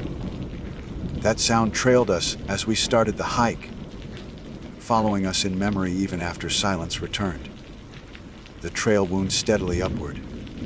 September air cooled as the sun slid low, and the trees grew denser as we climbed. Marcus carried a heavier pack than he should have, and we took frequent pauses. By the time we found a level spot suitable for camp, dusk had already reached the understory. We pitched tents quickly, shared a freeze-dried meal, and carried our water filter down to the creek 50 yards away. Marcus lingered there, filling bottles, while I remained near the fire ring arranging kindling. The whistle in my pocket pressed against my thigh like a reminder. When I raised it to my lips, it was not entirely deliberate. I told myself I was simply calling Marcus back, saving him from stumbling in twilight. I blew a sharp blast, one long and steady. The sound carried, startling birds from roosts. A pause followed, a silence almost too deep, and then an answer. It came from the hill above us, faint but distinct, the same pitch, the same drawn-out tone. I frowned, half smiling, thinking Marcus had somehow circled and decided to play a joke. But Marcus appeared from the creek a moment later, water sloshing in his bottles. He had not heard me whistle. He had not answered. Some other hiker up there? He guessed when I told him. Maybe they're camping higher up. I wanted to believe that. Yet something about the echo. No, it was not quite an echo. Stuck in my mind. An echo should mirror and fade, not return with new breath. I let the matter drop then, though unease had already placed its stone in my stomach. Night settled in. We cooked ramen over the small fire, joked, and watched sparks lift into branches. I had almost forgotten the incident until Marcus suggested we hang our food before bed. We slung the bags properly, then doused the fire and retreated to our tents. It was then that I remembered the whistle again. I turned it over in my hand in the dark, feeling the scratches, the faint oily warmth of metal that had been carried by someone else. My own whistle, bright orange plastic, lay at my pack's strap. I should have left it at the kiosk. Sleep took me in fitful waves. I woke sometime near midnight to the sound of wind, or what I thought was wind. But then a note threaded through it, high and thin, unmistakable, the whistle's cry. One long blast, followed by another, rhythm familiar. My blood surged cold. The sound came not from the hill now but closer, perhaps from the slope just beyond our camp. I forced myself to stillness, listening. Another blast followed, this one matching exactly the length I had used earlier. I waited for Marcus to stir, but his tent remained silent. Slowly, carefully, I raised the whistle from beside my sleeping bag and held it. It seemed absurd not to use it. Perhaps another hiker truly was lost, signaling for aid. I put it to my lips and blew once. The sound was loud in the stillness, too loud. The reply came instantly, cutting over mine, as if whoever, or whatever, had been waiting. Same pitch but longer. My hand trembled. I lowered the whistle. Suddenly aware I could not tell whether I was answering or being answered, whether the rhythm was mine or theirs. Minutes passed in silence after that. Eventually, though, fatigue reclaimed me, and I drifted into shallow sleep. Morning came gray and damp, the creek louder with overnight rain. Marcus teased me about my pallor when I emerged, but I told him only that I had slept poorly. The whistle stayed in my pocket. We hiked a loop trail that day, climbing to a ridge that overlooked valleys thick with fog. The air smelled of wet earth and pine. At lunch, we sat on flat stones, sharing jerky and trail mix. I almost managed to shake the unease, convincing myself again it had been an echo, distorted by terrain. But that evening, back at camp, the thing resumed. Marcus had wandered off to gather more water. The shadows lengthened, and I found myself alone near the fire. Without thinking, I lifted the whistle and gave a short, sharp blow, half daring the silence to reply. It did. The answering call rose from farther upslope, deliberate, too measured to be accidental. This time it was followed by another, matching my rhythm precisely. I whistled back once more, heart pounding. Again the reply, a twin to my sound, but held a second longer. Then another closer.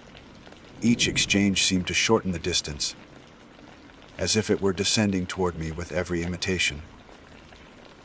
When Marcus returned, I pocketed the whistle quickly and said nothing. He chattered about trout he had glimpsed in the creek, oblivious to the tension in my face. I forced myself to eat, forced myself to laugh. But all through dinner, I strained my ears for the next call. The night deepened into black silence. Marcus retired early, exhausted, while I remained outside, staring at the dying fire. I should have thrown the whistle into the flames, melted it into unrecognizable slag. Instead, I turned it in my hands, hearing its note in memory, hearing also the two perfect replies that had shadowed me since yesterday. At last I rose and walked a few steps into the dark, the trees standing like patient witnesses. I raised the whistle again, slowly, deliberately, and blew a single clear blast. My breath shuddered through it. The reply came almost at once, not from the ridge now but from the slope above, frighteningly near. Same pitch, same length. I froze. Another call followed, this one longer, stretched until it trembled at the edge of hearing. My knees felt weak. The cord of the whistle cut into my palm. I wanted to believe it was another hiker, but reason deserted me. No hiker waits until midnight to signal from the woods. No echo answers with its own timing. And worst of all, I could not tell anymore if I had whistled first, or if I was only answering. I stood there a long time, holding the whistle in my fist like a talisman I no longer trusted. The night pressed close around me, thick with unseen branches and the smell of damp earth. When the reply faded, silence dropped so heavy that it seemed to muffle even my own breath. I retreated to my tent without another sound. Sleep never came. I lay rigid in my bag, staring at the nylon ceiling, and each rustle outside became the imagined step of someone circling. I told myself to wake Marcus, but shame sealed my lips. He would laugh, or worse, worry and insist we leave early. Morning broke with thin sunlight filtering through gray cloud. Marcus emerged yawning, cheerful, as if the world beyond our camp was the same as it had always been. I envied his ignorance. He noticed the circles under my eyes but shrugged it off. We boiled coffee, ate granola, and broke camp for a day hike deeper into the loop. I told myself I would not use the whistle again. I swore it silently as I tied my boots. No more games, no more answers. The trail narrowed as we ascended into a stand of fir. Fallen needles softened every step, muting sound until our own breathing seemed intrusive. Midday came and went. We reached a ridge when the trees parted and the sky stretched wide, bruised with clouds. Wind whipped hard enough to sting my cheeks. Marcus shouted against it, pointing toward distant valleys. I tried to listen, but my hand had strayed unconsciously to my pocket, where the whistle lay. The weight of it was constant, like a stone begging to be thrown. At one point, Marcus wandered ahead to take photographs. I remained behind, staring at the whistle in my palm. The scratches seemed deeper now, etched into the metal like lines on old bone. I felt the urge to test it again, just once, to prove to myself that silence would follow. Against reason, against my own oath, I raised it to my lips and blew. The note shredded across the ridge, carried far by the wind. The reply came. Distant but unmistakable, drawn longer than mine. As though someone had been waiting, perched higher along the slopes. Marcus returned moments later, grinning about a hawk he had seen, and asked if I had whistled for him. I lied quickly, saying the wind had made a noise. He accepted this without question, but my stomach had clenched into a knot. Each call seemed to shorten the space between us, drawing whatever it was closer. By late afternoon, we returned to camp. Clouds thickened, promising rain. Marcus busied himself with firewood while I sat near the ring, heart pounding, listening for the whistle's ghost. I told myself I would not play into it again. Still, as darkness fell and Marcus left to hang our food bags, I found myself alone. The urge surged in me like hunger. I lifted the whistle, hands trembling, and blew 3 short bursts in succession. At first there was nothing. Relief flooded me. Perhaps at last the echo had given up. But then it came, not from far above, but from just beyond the first line of trees. 3 bursts, identical, except the last carried longer, straining until it broke into a rasping squeal. My body locked. Every muscle refused motion. The reply had been too near, too deliberate. I could almost picture someone, something, standing just out of sight. Lips pressed to metal, mocking me. Branches cracked. My heart surged. I stumbled back toward the fire ring as Marcus returned, oblivious, chatting about the rope catching on a branch. He saw my face and frowned. "You okay?" I shoved the whistle deep into my pocket and muttered about feeling sick. That night we ate little.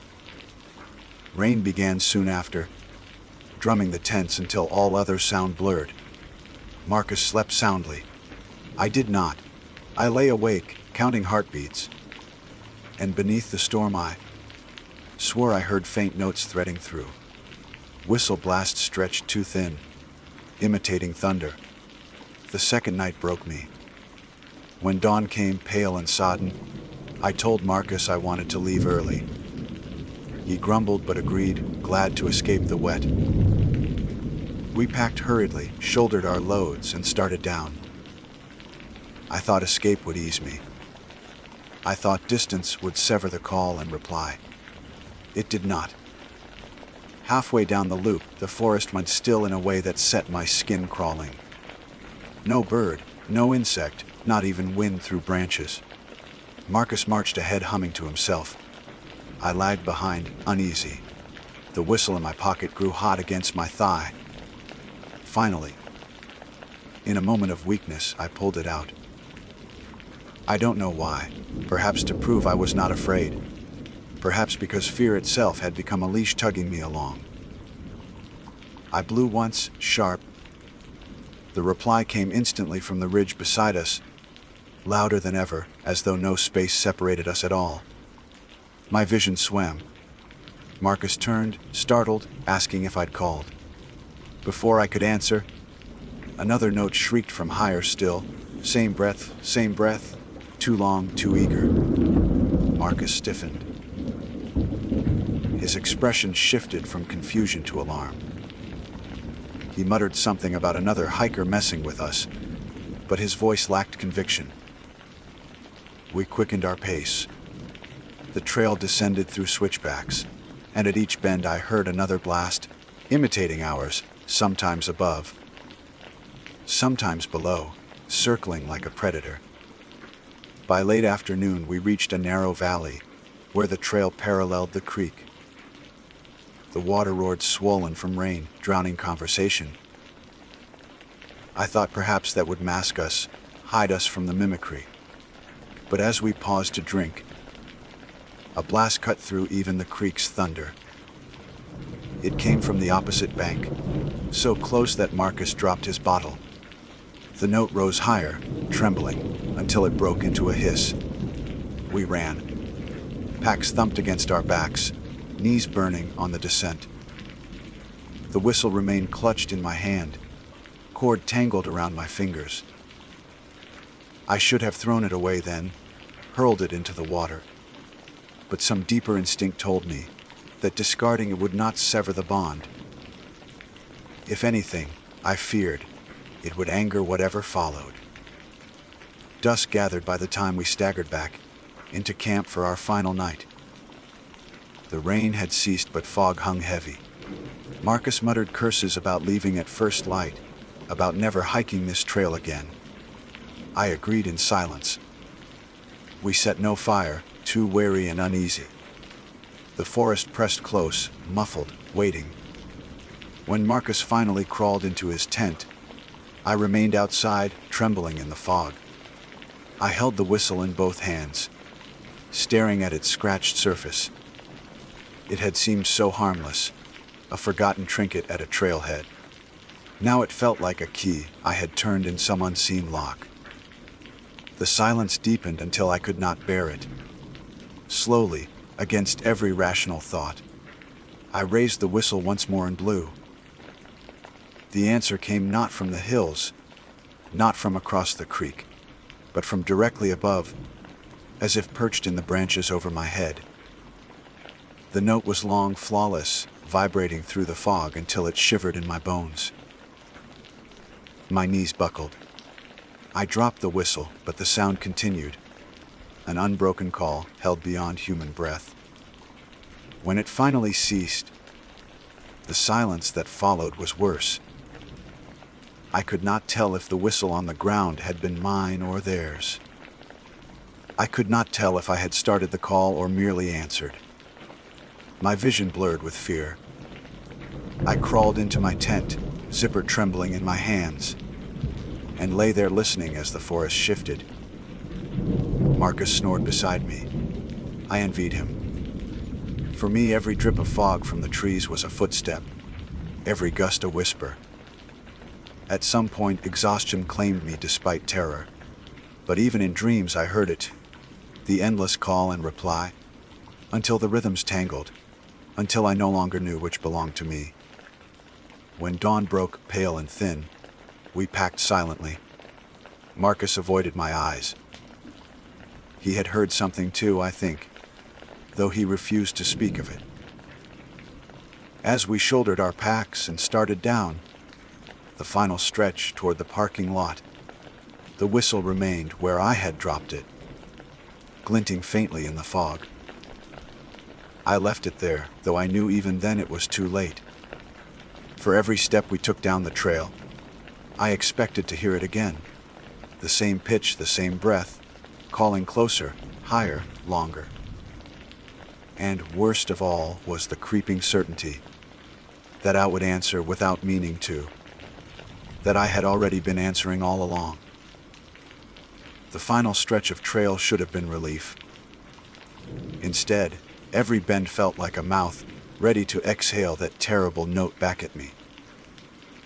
My chest ached with the need to glance behind us, to confirm that nothing walked there. But I knew I would see only fog and trees. Marcus kept his pace brisk, his face tight, eyes forward. Neither of us dared to speak. The forest carried its own kind of hush, an expectant one, like it was listening. By mid-morning, we reached the gravel lot where our car waited. The kiosk stood there exactly as before, roof dripping, maps curling from dampness. For a moment I thought the tray at its base would be empty, that the whistle I had abandoned in camp had somehow returned, waiting for me again. But no, only a scrap of paper, soggy and illegible. Relief surged through me, though it was poisoned with the knowledge that distance meant little. Some things once invited cannot be uninvited. We drove in silence. I gripped the wheel too tightly, scanning every curve of road for movement. The forest stretched endless, swallowing the sky. Not until towns appeared. Gas stations, diners, telephone poles. Did I breathe easier? Marcus fiddled with the radio, found static, gave up. At last he said, "We don't talk about this, right?" I nodded. Words felt dangerous. Naming it aloud seemed like blowing the whistle again. Calling it closer. We agreed to forget. But forgetting is not an act of will, it is a grace that is granted or withheld. And for me, it was withheld. Nights after I returned home, the sound haunted me. At first in dreams, where I wandered trails that folded back on themselves. Each whistle blast an echo until I could not remember if I was alone. Then, gradually, in waking life. Passing under street lamps on my way home from work, I would hear the faint thread of a note behind me, always too far to locate, always too exact in pitch. Once, while showering steam fogging the mirror, I heard it rise from the pipes. Thin, sustained, mocking. I tried to rationalize. Trauma, fatigue, imagination stretched by fear. But one night, unable to bear the uncertainty, I dug through my gear closet. My own whistle, the bright plastic one I had carried before finding the cursed twin, still dangled from my pack strap. I detached it, held it in my palm and stared. It looked innocent, familiar. But I had grown suspicious even of my own belongings. I lifted it and blew once, standing in the dark of my apartment. The shrill note pierced the quiet. For a breath, there was nothing. Then, soft, muffled, unmistakable, the same note answered, threading through my window from the street below. My knees nearly gave. I yanked the curtain aside. No one stood there. The street was empty, but the sound still hung in the air like breath on glass. I stopped using it after that. I stuffed it in a drawer, though I swore at night I heard faint rattling, as though something inside wanted release. Marcus and I avoided speaking, our friendship thinned by shared silence. Once he called late, voice low, and asked if I'd heard anything since. I lied and said no. He exhaled shakily and hung up. Whatever followed us, it had him too. Weeks passed. I thought distance might dull it. Instead, it adapted. Whistles bled into other sounds. A kettle shrieking on the stove bent into the same pitch, lengthened until I had to yank it off. The burner with shaking hands. A car alarm outside shifted tone, until it carried the same rhythm I had once used. Even my own breath sometimes seemed to shape itself into that note when I exhaled too sharply. I began to dread the moment between waking and sleep, when the mind is porous. That was when I would hear it clearest, a call, then a reply, until the boundary between them dissolved. Sometimes I woke with the taste of metal on my tongue, as if I had been blowing a whistle in dreams. Sometimes I woke standing by the window. Curtains parted, though I had no memory of leaving bed. One night I jolted awake to find myself outside entirely, barefoot on the street, breath fogging in the chill. In my hand was the whistle from my pack, the one I had hidden in the drawer. I must have retrieved it without memory. Worse, my lips were wet with saliva, and the whistle warm as if used. Across the street, in the shadows, came the reply, long, unbroken, a sound that had no need of lungs. I stumbled back inside, locked the door, and wept. I realized then that escape was not measured in miles but in silence, and silence was no longer mine to claim.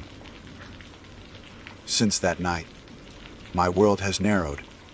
I avoid crowds, avoid noise. Any shriek, any tone could become the rhythm again. Work colleagues mutter about my jumpiness. My habit of covering my ears when sirens pass. I cannot explain. To explain would be to speak its name, and that feels like blowing another call. Sometimes I wonder about the whistle's origin. Who left it at the kiosk? Did they, too, hope some unsuspecting fool would carry it away, breaking their own chain? If so, then I have already passed the curse forward. I left it in the woods, yes, but I cannot believe it remains there. Someone else will find it. Perhaps they already have. Perhaps the call has spread, multiplied, until the hills ring with endless replies. Yet there is a darker thought, one I cannot push away. What if there was never a whistle at all? What if it was only ever an invitation? One I created myself the moment I put breath through it. Maybe the device was irrelevant, a simple piece of metal. Maybe the true key was my willingness to listen, to answer. I replay the first night often in my head. The sequence blurs. I blew once, yes, but the reply was so quick, so exact, that I doubt now whether I was first. Sometimes I remember it differently. That I heard the call before I ever lifted the whistle. That my entire life since has been nothing but an answer to a sound I never should have heard. Marcus has stopped calling. I think he is afraid that even speaking me ties him closer. Once I thought friendship meant shared burden, but now I know some burdens are solitary by design. He will not follow me into the dark any longer. As for me, the rhythm has become indistinguishable from my own breath. I whistle without meaning to, lips pursed in idle moments, tones escaping like sighs. The replies come not only from outside now, but from within. The echo of lungs that are not mine. The breath of something that has learned to move in tandem with me. I do not go camping anymore. I cannot walk near parks or trailheads without hearing it. Even city blocks have grown hostile. Alleys gather the sound and return it. The imitation is perfect now. Sometimes, when I whistle by accident, the reply overlaps mine so precisely that it is impossible to tell which belongs to me. And here lies the final terror, the truth I have circled all along. I no longer know if I am Cole Whittaker, man who once hiked with a friend, or if I am merely one half of a call and response that has no origin. Perhaps the hills never held a creature at all. Perhaps I have become the hill, the echo, the imitation. I keep a journal, writing these words with the faint hope that putting them down might anchor me. Yet even as I write, I hear it outside the window, high, thin, endless. My hand twitches toward the drawer where the whistle waits. I tell myself not to open it, not to answer. But already my breath is shaping into the note, lips forming, lungs ready. Because that is the cruelest part of all. I am no longer certain whether I am being answered, or whether I am the one who has always been calling. My name is Tamsin Rhodes, and though I have never been one to chase after the stranger corners of the wilderness, I have always carried a camera with me wherever I go. Photography was my first language, the lens my way of interpreting what I often could not phrase aloud. I preferred trails and campgrounds that held something unusual, a shape or ruin that begged to be captured and remembered. That preference is what drew me to the stacked stone spiral I found on the shoulder of a seldom marked path in the Appalachian foothills. It was early evening when I saw it. The woods were sliding into that transitional hour, where the greens darken toward black and the spaces between trees begin to look like doorways rather than shadows. I had been walking for hours, chasing the last of sun that fell through the canopy, and when I rounded a bend I noticed it immediately. a deliberate arrangement of stones. They were piled no higher than my knees, set in a precise spiral, each rock laid with care. I raised my camera before I even thought about it. My shutter clicked once, then again, the spiral shrinking into the frame like an ancient symbol. The lens seemed to understand before I did that this wasn't a scatter of trail markers or the play of bored hikers. This was something intentional. I knew better than to tamper with cairns. Hikers stacked stones sometimes to mark water sources or safe passages, but spirals were another language altogether. I had read warnings in trail guides and ranger notes, little asides about avoiding ritual stacks or unnatural circles. Most were dismissed as folklore, though, and I never gave them weight. Folklore doesn't whisper in your chest like an open throat. Still, I wanted scale in my photo, something to convey size. I made the mistake of stepping inside. The circle enclosed me perfectly, as if drawn to the shape of my shoulders. It was the sensation of sliding into a jacket, left behind by someone else. One that fit, but not quite. The air inside was different too, thinner, stale in a way that felt wrong. Each breath tasted already used, like someone had just exhaled and left the remains for me. I shivered but told myself it was just the hour. The dropping temperature, the trick of oxygen levels in a small space. I lifted my camera and snapped again. The shutter echoed strangely, a metallic clink bouncing back though no rock face surrounded me. I frowned and took a step out, or thought I did. The ground received me normally enough. My boots pressed soft soil, cracked a twig, ground pine needles. But when I looked down, I saw something that stopped me mid-breath. My footprints led the wrong way. They didn't come back out of the spiral with me. They veered deeper into the woods, a straight trail of boot prints continuing into the dim trees, as if I had chosen a different direction altogether. I froze. My boots were right here, still pressed into the earth where I stood, but the prints had disobeyed me.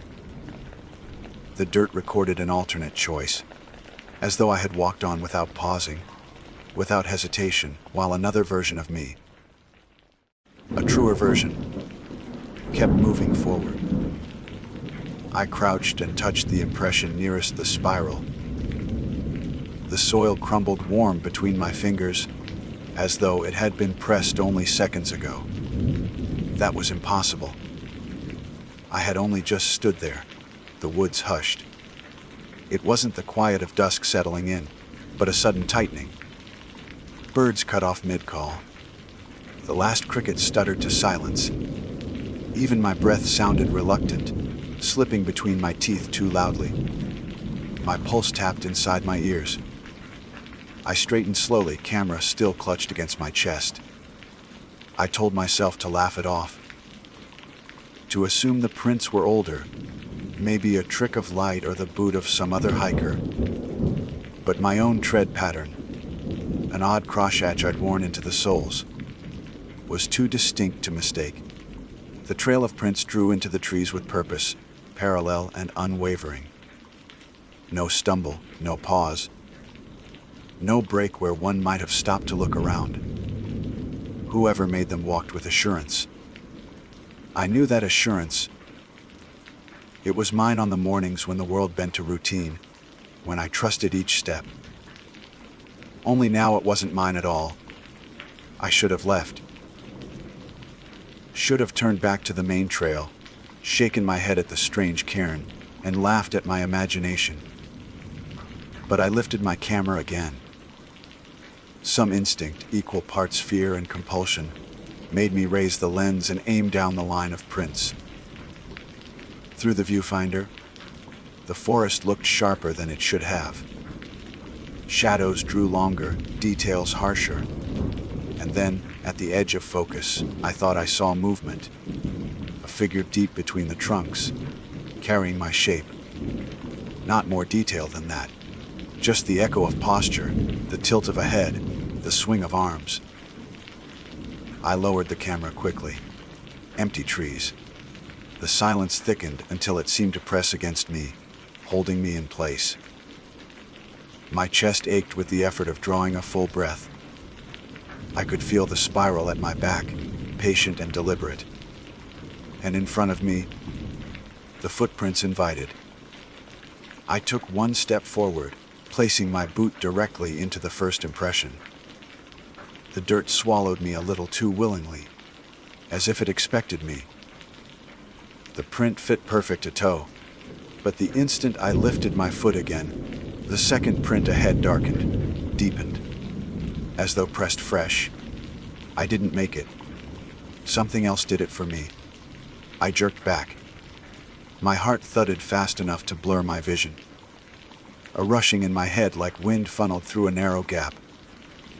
I wanted to call out. To who? I didn't know. But my throat wouldn't lift sound. Only the camera strap creaked against my neck, small and human in the otherwise impossible stillness. I backed away from the line of prints, forcing myself toward the spiral again. My boots dragged, reluctant, as though they were more eager to follow the phantom trail than to return. I had to will each step, summon it with the full weight of decision. The moment I crossed the stones again, something released. The silence cracked like a held breath let go. A bird chirped overhead, a small, sharp note. Air moved in my lungs more easily. The pressure lifted just slightly, though not completely. I looked down. My boots now stood inside the spiral once more, the line of false prints waiting patiently just outside, untouched. I did not step out again. I stayed inside the circle, trembling, gripping my camera like it was the only real object left. For a long time I did nothing but breathe, forcing myself to take air into my body that felt less and less like mine. Each inhale carried the faint sense of echo, like someone else had practiced it before me. I do not know how long I remained. Time lost edges inside that circle. Light did not dim naturally, but rather with a jerk, as if someone turned down the world by hand. When I finally dared step across the stones again, I kept my eyes from the ground. I didn't want to see whether the prints had deepened further into the trees. But even without looking, I felt them there. My path without me, my double walking somewhere ahead, already too far for me to ever catch up. I forced myself back onto the main trail, but nothing looked the same.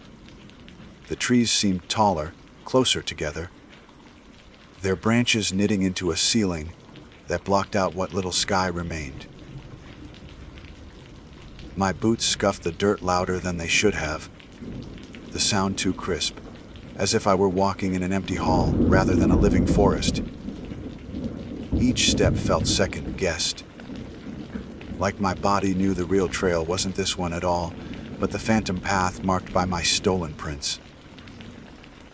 I kept my camera in my hands, lens cap off, strap twisted tight around my wrist.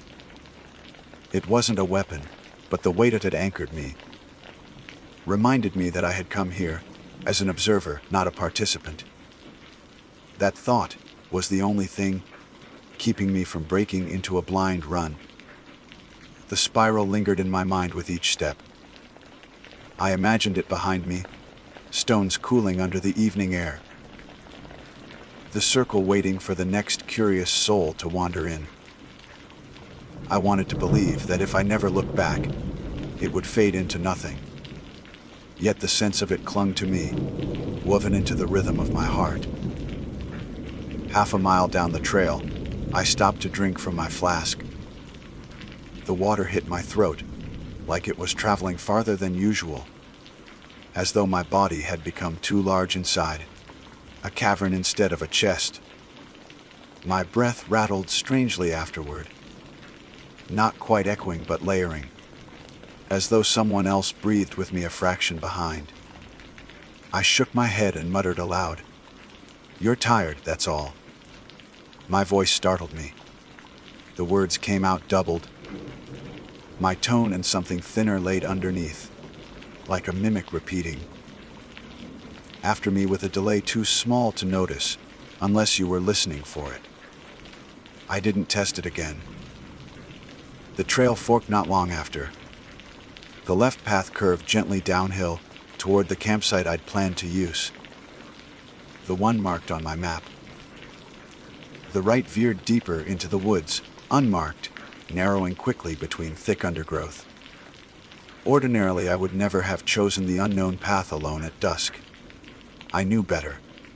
Yet as I stood there, the dirt at the fork seemed disturbed. Boot prints pressed into the earth, leading right.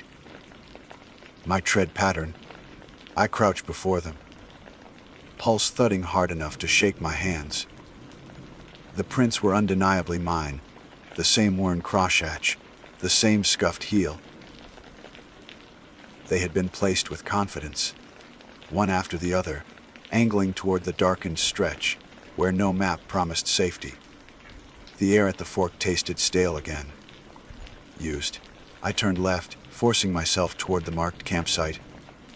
My boots resisted slightly, as though muscle memory argued for the other direction. But I pushed hard, dragging myself down the safer slope. Each step away from the prints felt like betrayal, but I didn't stop to question why. Dusk deepened fast. By the time I reached the clearing with the campsite, shadows had become solid objects, clinging between the trees like fabric. I found the old fire ring, where stones were blackened from past use. Relief prickled through me. I had reached something familiar, something human made without strangeness. I set my pack down, hands shaking more than I wanted to admit, and began gathering kindling. Fire would help. Light always helped. The scrape of metal on stone as I struck the fire starter sounded louder than a gunshot in the heavy air. Sparks caught, flames licked upward, and the clearing bloomed with warmth. For a brief while, I let myself believe I was safe.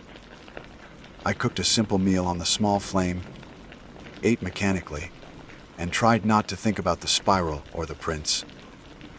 My camera sat beside me, lens pointed at the tree line. I had considered reviewing the photos I'd taken earlier, but some instinct warned me not to. To see what the lens had captured inside circle felt like opening a door I wasn't ready to look through. The night settled thickly, muffling the forest around me. Usually, darkness brought a chorus. Owls, night insects, the low stir of animals waking to hunt. Tonight the silence remained nearly total, broken only by the occasional hiss of my fire. I told myself it was nothing more than seasonal quiet, that maybe this part of the forest was unusually still. But my body didn't believe it. My skin prickled, as if hundreds of unseen eyes tracked me. I tried to sleep. I unrolled my bag beside the fire and lay down, camera clutched against my chest like a child's talisman. Sleep came in shreds, torn by constant waking. Every time I drifted, I startled back at the sense of someone shifting near the tree line. Once, around midnight, I opened my eyes and found the fire nearly burned down to coals. The clearing was dim. Across from me, just beyond the reach of the glow, the dirt shone faintly. I sat up, heart hammering. There, leading into the darkness, was a new line of boot prints. They hadn't been there before I lay down. I stood and walked to them with reluctant steps, unable to stop myself. The prints began only feet from where I slept. No leading trail into the clearing, no disturbed soil showing entry. Just beginning. As though someone had stood watching me in silence, and then turned away to walk deeper into the trees. The same tread as mine. I whispered. "Who are you?" And the words split into two again. My voice, and the faint mimic chasing after, slightly delayed. The prince led past the dying firelight into the woods. I did not follow. I forced myself back into my bag, pulled it over my head like cloth could shield me from the impossible, and lay trembling until exhaustion smothered me. When dawn came, the prints remained. They extended farther now, stretching until they vanished between the trees. My fire was cold, only ash left behind. The camera strap cut into my wrist where I had clenched it all night. I packed quickly. I told myself I would leave, that I would not stay for another night in these woods. But as I slung my bag over my shoulder, a strange heaviness pulled at me. My boots moved more willingly in the direction of the prints than toward the marked trail home. I forced myself left again, onto the route leading back to my car. Every step was a fight. By mid-morning, sweat soaked through my shirt though the air was cool. It felt like dragging against a current, my body insisting the true way was elsewhere, down the phantom path that mirrored my stolen footprints. I stopped to rest on a log, chest heaving. The woods hummed faintly now, a low vibration in the trunks, as if the forest itself buzzed with some signal too deep to hear outright. My teeth tingled.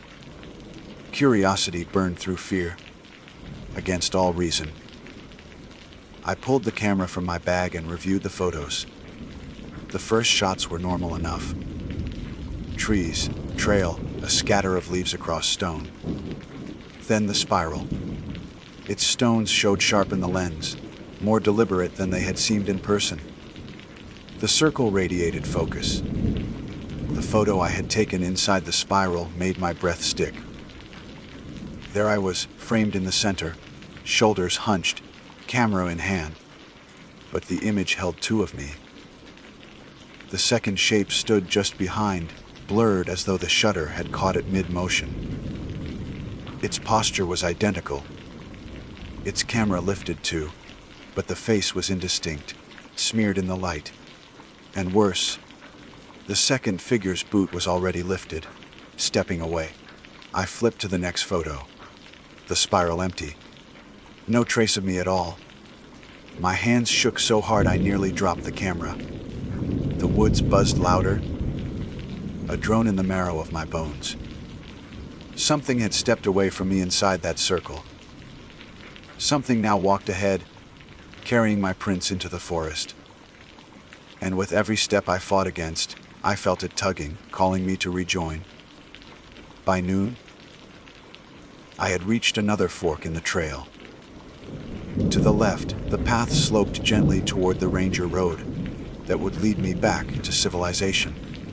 To the right, the woods thickened. The dirt at the fork was disturbed. Fresh boot prints led right. My tread, always mine. I stood there too long, trembling with indecision, the woods around me silent and expectant. When I finally moved, I don't know if it was my decision or if I simply followed the prints as I was meant to. I told myself I would take the left path, that I would fight against whatever pull gnawed at my chest and force my way back to the ranger road. I repeated it like a mantra, my lips shaping the words in silence: left, left, left. But my boots did not obey. They slid easily into the first impression, veering right. The dirt welcomed me like it had been waiting. I wanted to believe I could stop at any time, that I could step out of the prints and cut my own trail back. Yet the moment I tried, my legs stiffened with resistance, a pressure rising in my knees as if invisible hands guided them forward. The spiral's air was back, stale and secondhand, filling my lungs. I walked deeper. The forest closed around me. Sunlight dwindled to fractured shafts that barely reached the ground. The prints appeared ahead of me before I made them, sinking into the dirt seconds in advance. Each time my foot landed, I felt it fall into a hollow already formed. It was no longer mimicry, it was prophecy. Hours blurred. I lost the sense of distance, of time itself.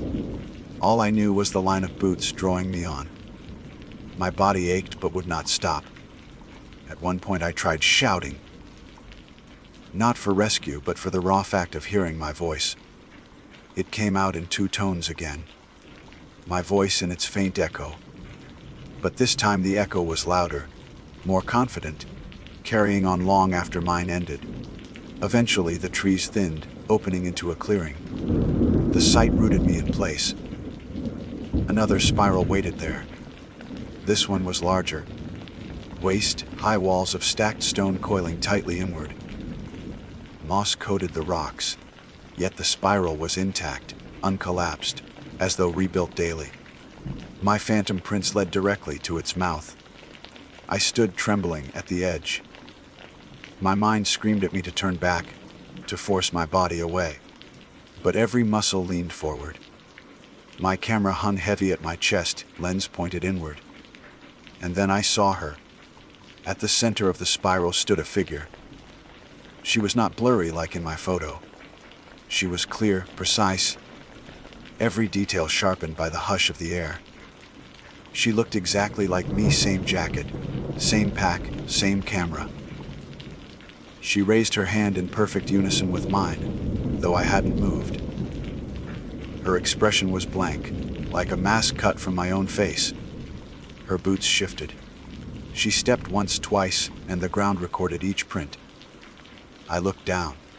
The dirt beneath my feet shaped the same impressions at the same moment. She wasn't following me. I was following her. I whispered, "What are you?" Her mouth opened with mine. My voice came out of her throat, steadier, stronger. "I am the step you didn't take." The words hum in the still air. My stomach turned cold. She moved again, circling inside the spiral, and my body mimicked helplessly. My legs bent when hers did, my arms rose when hers lifted. I tried to fight, to stop mid-motion, but resistance only tore pain through my muscles. My double's movements were my movements now, rehearsed in another body and repeated in mine. The spiral pulsed. Stones seemed to breathe, exhaling warmth that smelled of damp breath and soil. The air throbbed with that droning hum, vibrating through the marrow of my teeth. Then she set her camera down on a flat stone and looked directly at me. Her eyes were mine but hollow, drained of color. She smiled faintly, my smile, but without humor. "You left me there," she said, though I had never said those words aloud. "You stepped out, and I stepped on. I finished the path you refused." My chest tightened. I remembered the prince leading away from the first spiral. The alternate me, who had chosen differently. She was here now, waiting for me to follow. "I don't want this," I said. "You already chose," she answered. The circle around us shimmered, edges blurring like heat rising from asphalt. The forest outside the stones seemed to bend away, retreating. I felt weightless, unmoored. Then she walked toward me. Every step she took, my boots sank deeper, as though the ground was swallowing me. I tried to lift my legs but couldn't. Her hand rose, my hand rose. She reached out and my fingers extended helplessly. When her palm met mine, no contact came. Instead, something shifted. My vision doubled, blurred, then snapped back. She was gone, but I wasn't alone. The spiral breathed again, heavy and moist, and I felt it inside me. The stale air no longer came from outside. It came from my own lungs. Every inhale tasted old, borrowed, like someone else had used it first. I staggered backward, nearly tripping over the stones. My camera swung wildly against my chest. When I looked through the viewfinder, I almost dropped it. The clearing was full of me. Dozens of figures, each shaped like Tamsin roads, each blurred at the edges as though caught mid-step. Some stared with empty eyes.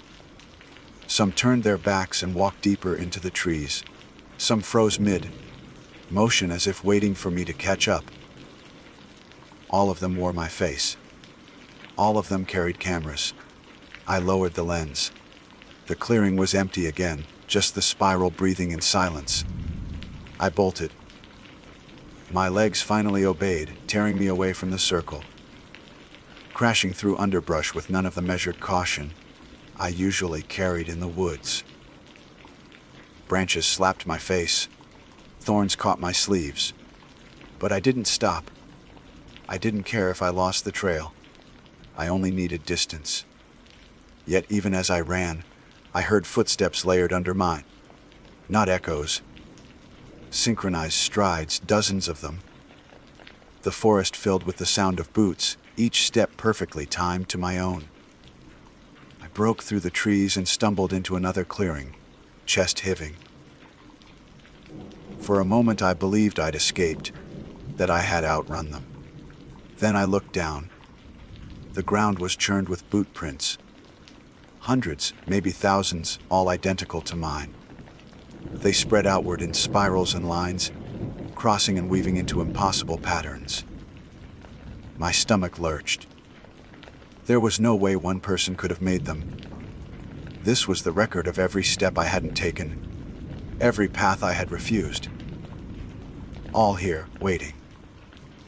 My breath rattled, layered with too many voices. I clutched my camera with both hands, raised it, and snapped a picture in blind desperation. The flash lit the clearing for an instant.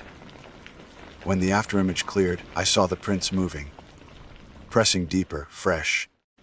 I fled again. By the time the sun slid low, I was lost. The woods bent in ways I couldn't map. Trails forked where none should exist. Prints appeared ahead no matter which direction I turned. My throat burned from panting, every breath thick with the taste of someone else's lungs. At last, through thinning trees, I saw a strip of gravel, road. My legs nearly collapsed with relief.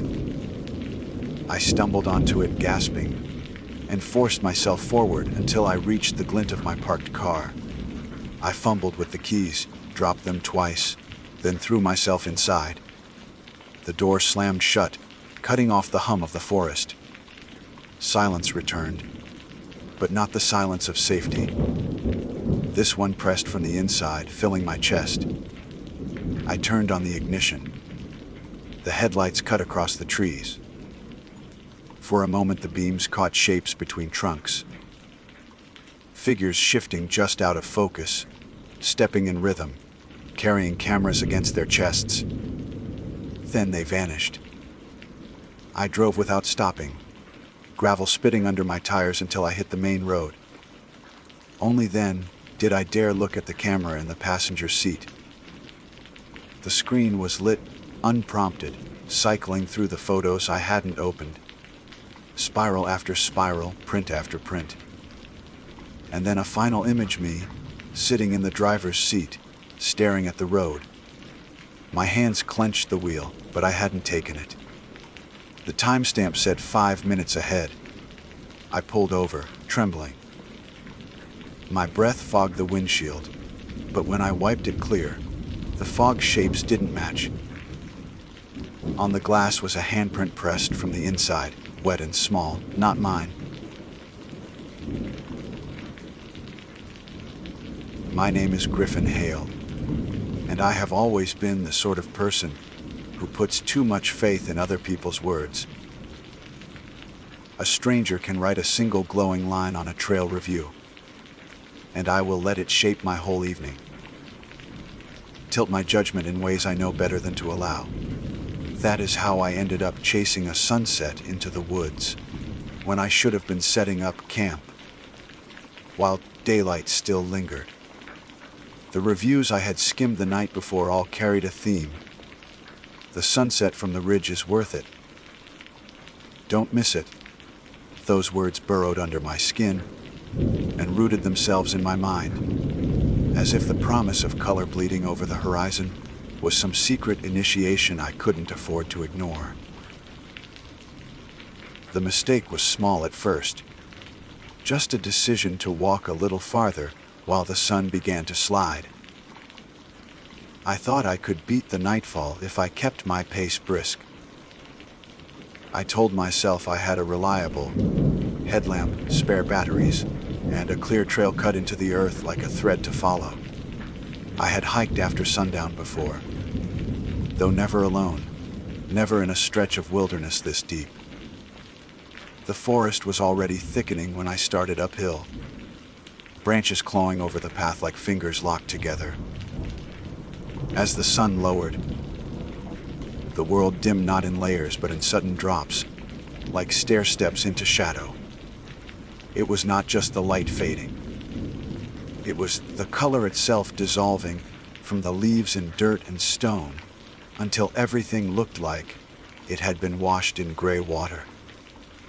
Each step forward carried me into paler, thinner air, and the warmth of the day retreated so quickly that I found myself pulling my jacket tight long before I thought I would need it. That was when I noticed the smell. At first, I thought it was someone else's campsite, perhaps a match struck to light a stove or a lantern. But the scent was sharp, acrid, almost too close. The sulfur edge stung my nostrils, following me with each step until I realized it wasn't stationary. It moved with me. It curled behind my ears, drifted across my lips, a chemical ghost. I stopped. The forest answered in stillness. My breathing fogged faintly in the cooling air. I let the silence settle, waiting to hear what had tricked me into thinking someone had struck a match. Then came the terrible understanding. The smell wasn't wood smoke or sulfur at all. It was warm and damp, like air pressed from lungs, recycled in the cavity of a throat. It clung to me not as smoke but as breath. The light failed in one long exhale of the horizon. Darkness climbed up my legs, folded around my waist, and left me standing in a narrow cone of vision thrown by my headlamp. That beam of light felt pitiful against the sheer size of the night pressing in. I kept moving, faster now, trying to reassure myself that I could still make the ridge, catch the tail end of that promised spectacle, and then set up camp close by. I told myself the smell was in my head, maybe a remnant of the propane from my own stove, leaking into my memory. But the forest did not agree with my excuses. Each step forward seemed to shorten the world around me. The shadows on either side no longer stretched outward, as they should have under the lamp's glare. Instead, they collapsed inward. It was as though the light was pulling them closer, rather than pushing them back. I looked down and felt my stomach tighten. My own shadow clung at my heels, compressed into a stunted smear. No matter how I shifted the angle of the beam, it remained tethered to me like a leash. I forced myself to keep my eyes ahead, to let my boots dictate the rhythm, and not let imagination dictate the shape of the dark. But the leash shadow matched me precisely. Every swing of my leg echoed by its flattened stride. I sped up. It sped up. When I slowed, it slowed. The air grew warmer in pulses, like someone breathing against the back of my neck, then retreating, then leaning close again. Panic began to nibble at the edges of my thoughts, and with it came the memory of my earlier rationalizations. I had read those reviews like scripture, believing the words worth it carried some deeper authority. Now those same words mocked me. Worth what? My safety. My sense of reality. I pressed on, but the trail ahead was unrecognizable, washed pale and skeletal in my light. The silence pressed heavier than I expected. No crickets sang, No owls called. Not even the rustle of leaves whispered overhead. It was as though every creature had stepped aside, cleared a path for something that had chosen me. My boots scuffed louder than they should have, too loud, as though amplified in an empty hall. Each crunch of gravel and snap of twig bounced back to me stripped of echo, raw and exposed. I told myself that if I could just reach the ridge, things would feel different. Open space, a view. The ability to look down and see the lights of distant cabins or the faint glow of a highway. Something human to remind me that I was not the only soul swallowed by this forest. The thought of that view pulled me forward like bait on a hook, and I swallowed it whole. But I began to lose track of distance. The trail coiled more than I remembered from the map. Switchbacks curling in loops that felt redundant. Each bend carried the same boulder, the same scarred tree, the same litter of needles underfoot. I started to wonder if I was circling without progress, climbing only in the sense of exhaustion. Then came the sound I had been half dreading, half expecting. A low exhale, not mine. It pressed against my ear like someone leaning close enough to share a secret. The breath rattled, warm but unsteady, like bellows that had not been used in years.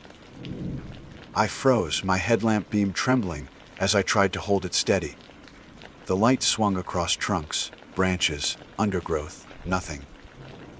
Yet the smell of sulfurous breath swelled stronger. I forced my legs to move, though they felt heavy, cemented. My steps turned clumsy, tripping over roots I should have seen. Every time I blinked, the world seemed darker when my eyes reopened, as if the lamp's reach was shrinking. The leash of my shadow tugged tighter, snapping against my heels until could almost imagine the tug of a hand wrapped around it. I don't know how long I pushed forward before the trees thinned. The ground angled upward, in a slope less cluttered with roots and more with rock. I convinced myself that meant the ridge was near. My chest ached with both hope and dread. The smell was thicker now, filling my nostrils, scratching down my throat until I coughed. The cough sounded like an invitation, an answer to the unseen lungs that had been pacing me. At last, I stumbled into a clearing. Not the ridge summit I had imagined, but an open shoulder of stone with a slice of sky above. Stars clung faintly to the black expanse, distant and indifferent. The horizon glowed faintly with the last hemorrhage of sunset. For a moment, I allowed myself the illusion that I had made it, that the ordeal was nothing more than nerves stretched too thin. Then, the leash shadow shifted.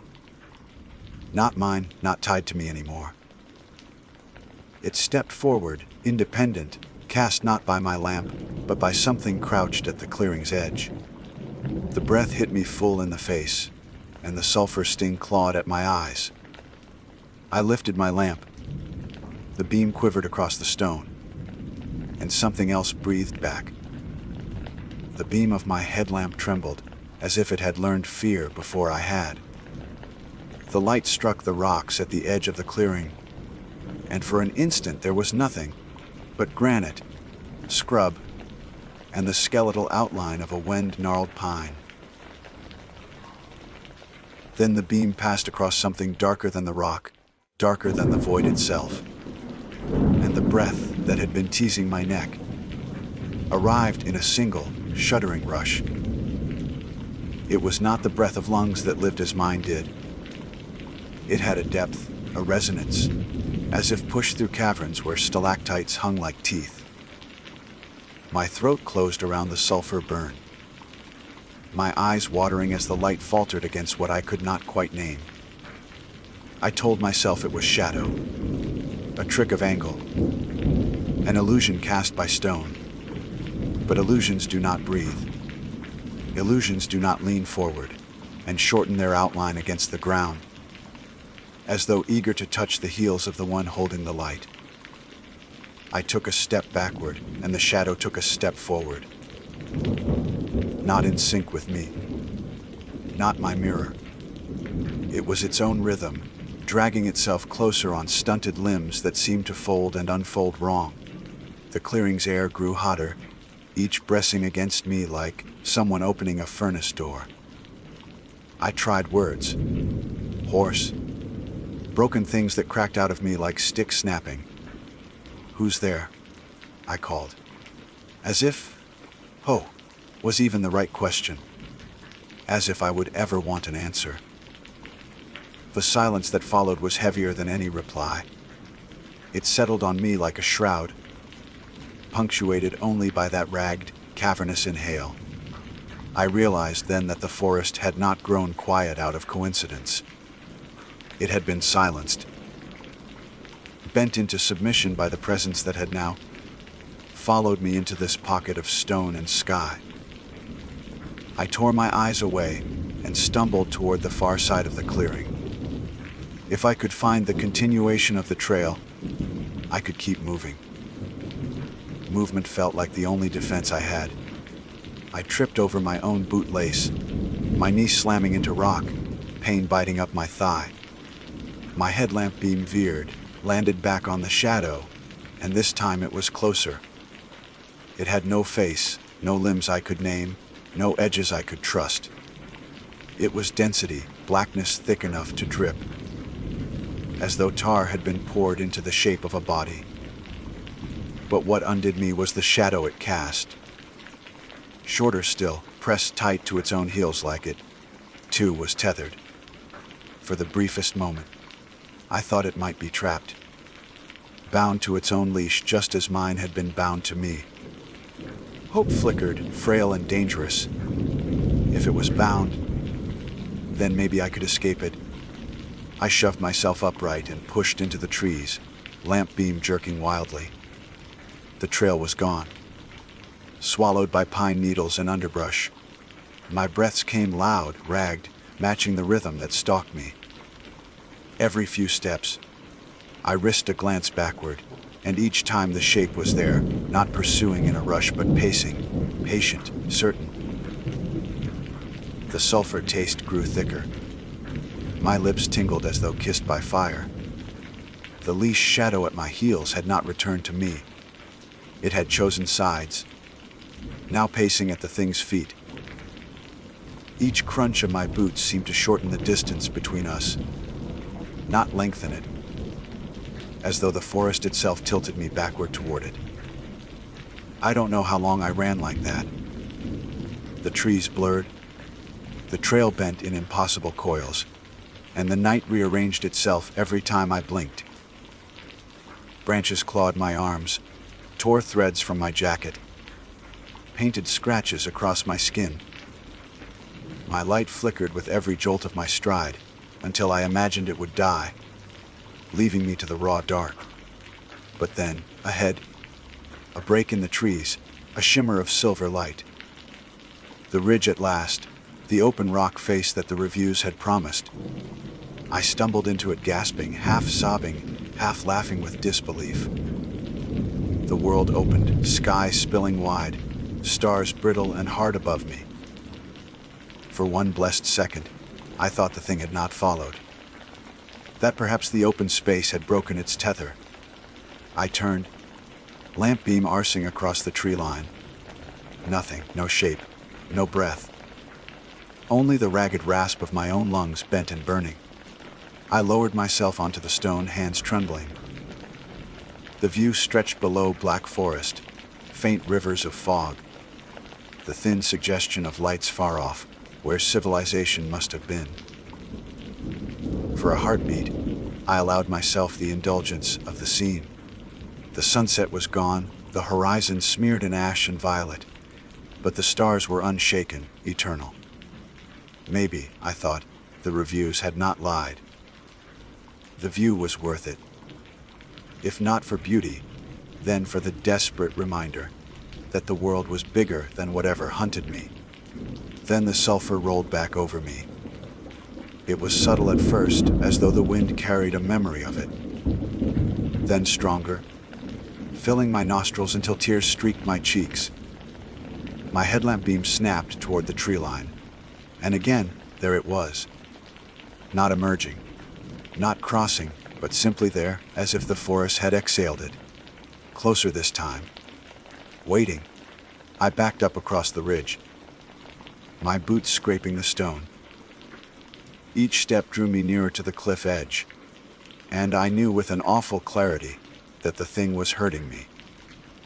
My shadow on the rock bent wrong, not stretched toward the cliff, but shortened against my boots, tugging me toward that black form, as though it already chosen where I would end.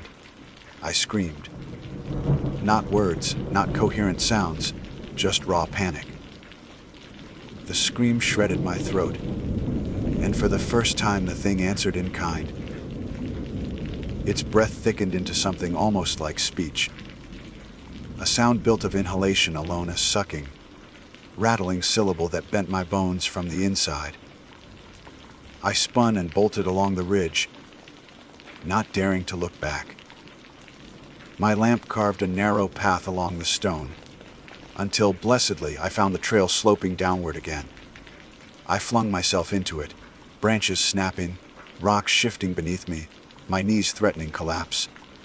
The sulfur faded, then surged, as if it toyed with distance, letting me believe I might escape before reminding me I could not.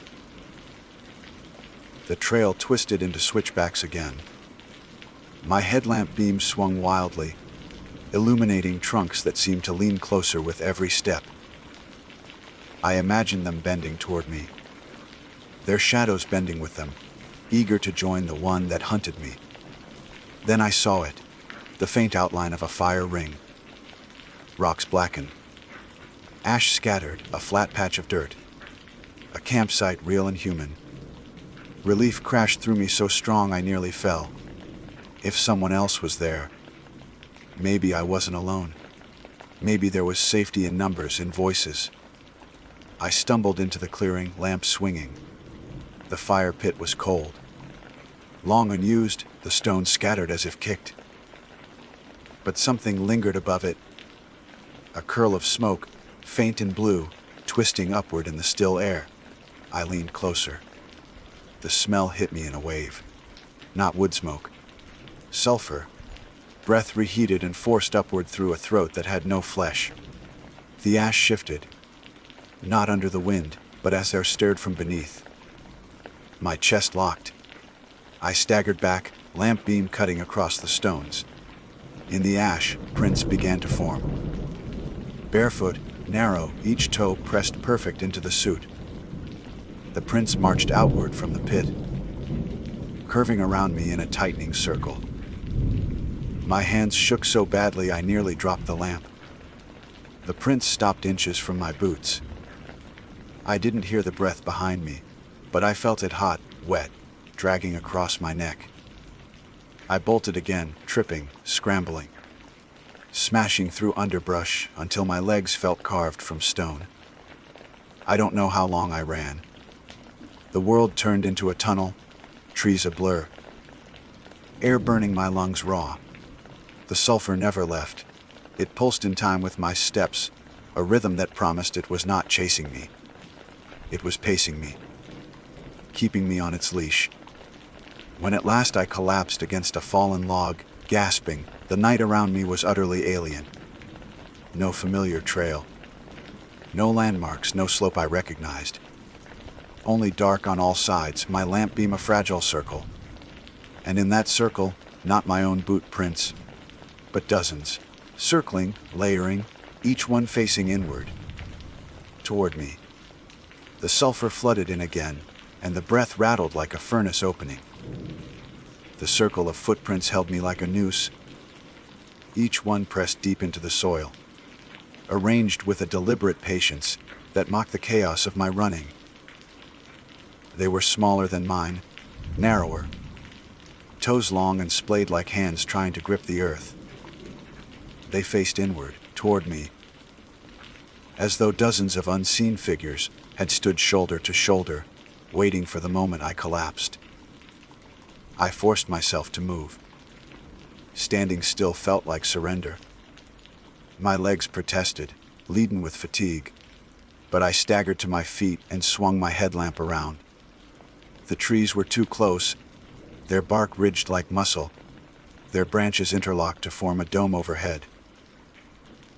The beam quivered across them, catching on scraps of moss, spider webs. No, not Aishin. Just do, I told myself. Only do. The breath came again, louder now. A dragging inhale that seemed to suck the air out of my own lungs. My chest tightened as if my ribs were shrinking. I stumbled forward, breaking through the ring of prints, desperate to prove they were only impressions in dirt, nothing more. But when my boot crossed the line, the soil gave way. It sank as if hollow. A muffled sigh rose from beneath me, warm and wet, as though the ground itself exhaled. I lurched back, panic clawing my throat, and watched as the footprints slowly filled in, the earth smoothing itself, as if erasing proof of what I had seen. The leash shadow reappeared at my heels. I didn't need to look to know. I felt it tugging me backward, a weight stitched to my spine. Every instinct screamed at me to rip the headlamp from my forehead, to shatter it on the ground, and refuse to see what followed me. But blindness would not save me. It would only deliver me faster. So I kept walking, because walking felt less like surrender than standing still. My boots found a trail, or something pretending to be one. The path sloped downward, littered with roots and loose stones, and I followed it because it was all I had. Minutes or hours slid past. Time bent strange in the dark. I stopped trusting my watch, after the minute hand seemed to twitch backward, then forward again, as though the night itself argued over how long it had owned me. My stomach growled, my throat ached with thirst, but I could not bring myself to reach for the water bottle strapped to my pack. To pause, to look away from the dark, even for a second, felt like offering my neck to unseen teeth. Eventually, the smell weakened. The sulfur thinned into faint threads, and the air grew crisp again. Pine-scented, almost normal. My steps slowed. I dared to hope I had outrun it, that whatever held the leash had loosened its grip. The trees parted. Before me stretched another clearing, larger than the last, this one holding the skeletal remains of a cabin. The roof sagged inward. The door hung crooked, and the windows yawned black. Relief and dread mingled in me. Shelter meant walls, a barrier against the thing in the woods. But it also meant stepping into a place where light could not reach. I hesitated at the threshold, the headlamp beam cutting across dust and broken furniture. A table lay splintered on its side. Chairs stacked neatly against one wall, as though waiting for a meal that never came. Ashes thickened the hearth, gray and untouched, but the stone above it bore smears of something darker. My stomach turned as I recognized the streaked patterns of soot mixed with grease. I whispered to myself just to hear a voice. That's all. Just shelter until morning. The sound broke in my throat, thin and weak. Inside, the air was cooler, dense pressing. My lamp caught movement on the far wall. Not real movement, but the shifting of shadows layered too thick. They gathered in the corners, reluctant to leave even under light. I dropped my pack, hands clumsy. The urge to collapse overcame me. I lowered myself against the wall, knees drawn to my chest, lamp angled at the door. The sulfur was gone, at least for now. My eyelids sagged despite my fear. Maybe exhaustion was stronger than terror. Maybe sleep would take me before the dark did. I do not know how long I drifted, half conscious, before the sound woke me. A knock, not on the door, from beneath the floor. 3 sharp raps, measured, deliberate, my blood iced. I pressed my palm flat against the warped boards. The wood quivered faintly, as though something below pressed back. The leash shadow stretched long across the floorboards, pointing directly toward the fireplace. Another knock, louder this time. Then the dragging breath, not from behind me, not from outside, but from within the stone chimney itself. I scrambled up, heart hammering, lamp beams slicing across the hearth. The suit shimmered as if stirred by a sudden gust. Then, faint at first, footprints began to form in the ash. Smaller than before, dozens of them, pressing outward from inside the fireplace and spilling across the floor toward me. I backed into the wall, fumbling for the pack, desperate for anything, knife, lighter, anything to remind me of control. My fingers closed around cold metal. I yanked out the small camp knife I had stashed for food prep and held it before me like a child, clinging to a toy for comfort. The footprints halted inches from my boots. The air grew hot again. The sulfur returned in a choking flood. My lamp flickered. Then the boards beneath me split. Not wide, not enough for a body to pass, but a hairline crack jagged across the floor, bleeding light from below. Not firelight, not natural glow. Something raw and colorless, like the pale of bone under skin. I snapped. I ran. Knife clutched tight. Lamp jerking wildly. I burst from the cabin into the clearing. The night hit me full in the face, the stars wheeling in fractured constellations. The forest waited, silent, patient. The leash shadow clung tighter than ever. I could feel it now, not just see it, the tug at my spine, the weight dragging behind me with every step. My lungs screamed, my body begged to stop, but terror kept me upright. The trail reappeared, a narrow artery winding downhill.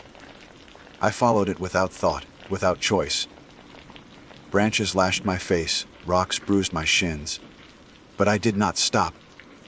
The sulfur ebbed, then surged, playing at distance. The breath rattled at my ear, then faded to the treetops, then coiled tight against my throat. I don't know how I found it. A glint through the trees. Metal. Reflective. Civilization. My heart lurched as I broke into another clearing. This one holding a trail sign, dented and rusted, but real. Below it, the dirt packed wider. The promise of a road. I nearly collapsed in relief. My legs carried me forward onto the gravel path, until headlights burst suddenly around the bend. A truck. Real, undeniable. I stumbled into its beams, waving, screaming, anything to make myself seen.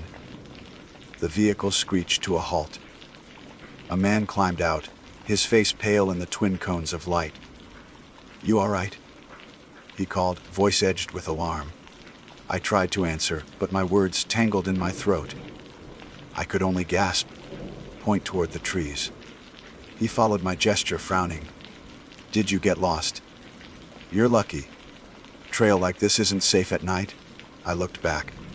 The forest stared, black and endless. No sulfur, no shadow, no breath. But when I glanced down, my relief curdled. My boots left no prints in the gravel. None at all. The man's eyes widened. He stepped back, as though he had noticed the same absence. His mouth opened, but no words came. And then I felt it again. The tug at my heels. The leash pulling taut.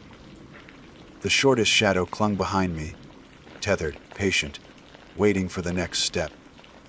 I don't remember climbing into the truck. I don't remember the road unfurling behind us. What I do remember is the reflection in the passenger. Side window, my shape slouched and broken, and, behind it, darker still, the shadow that had chosen me. It did not fade. It only smiled, though it had no mouth. And I understood then what the reviews had meant. The sunset was worth it, yes, but only because it gave the night something new to claim.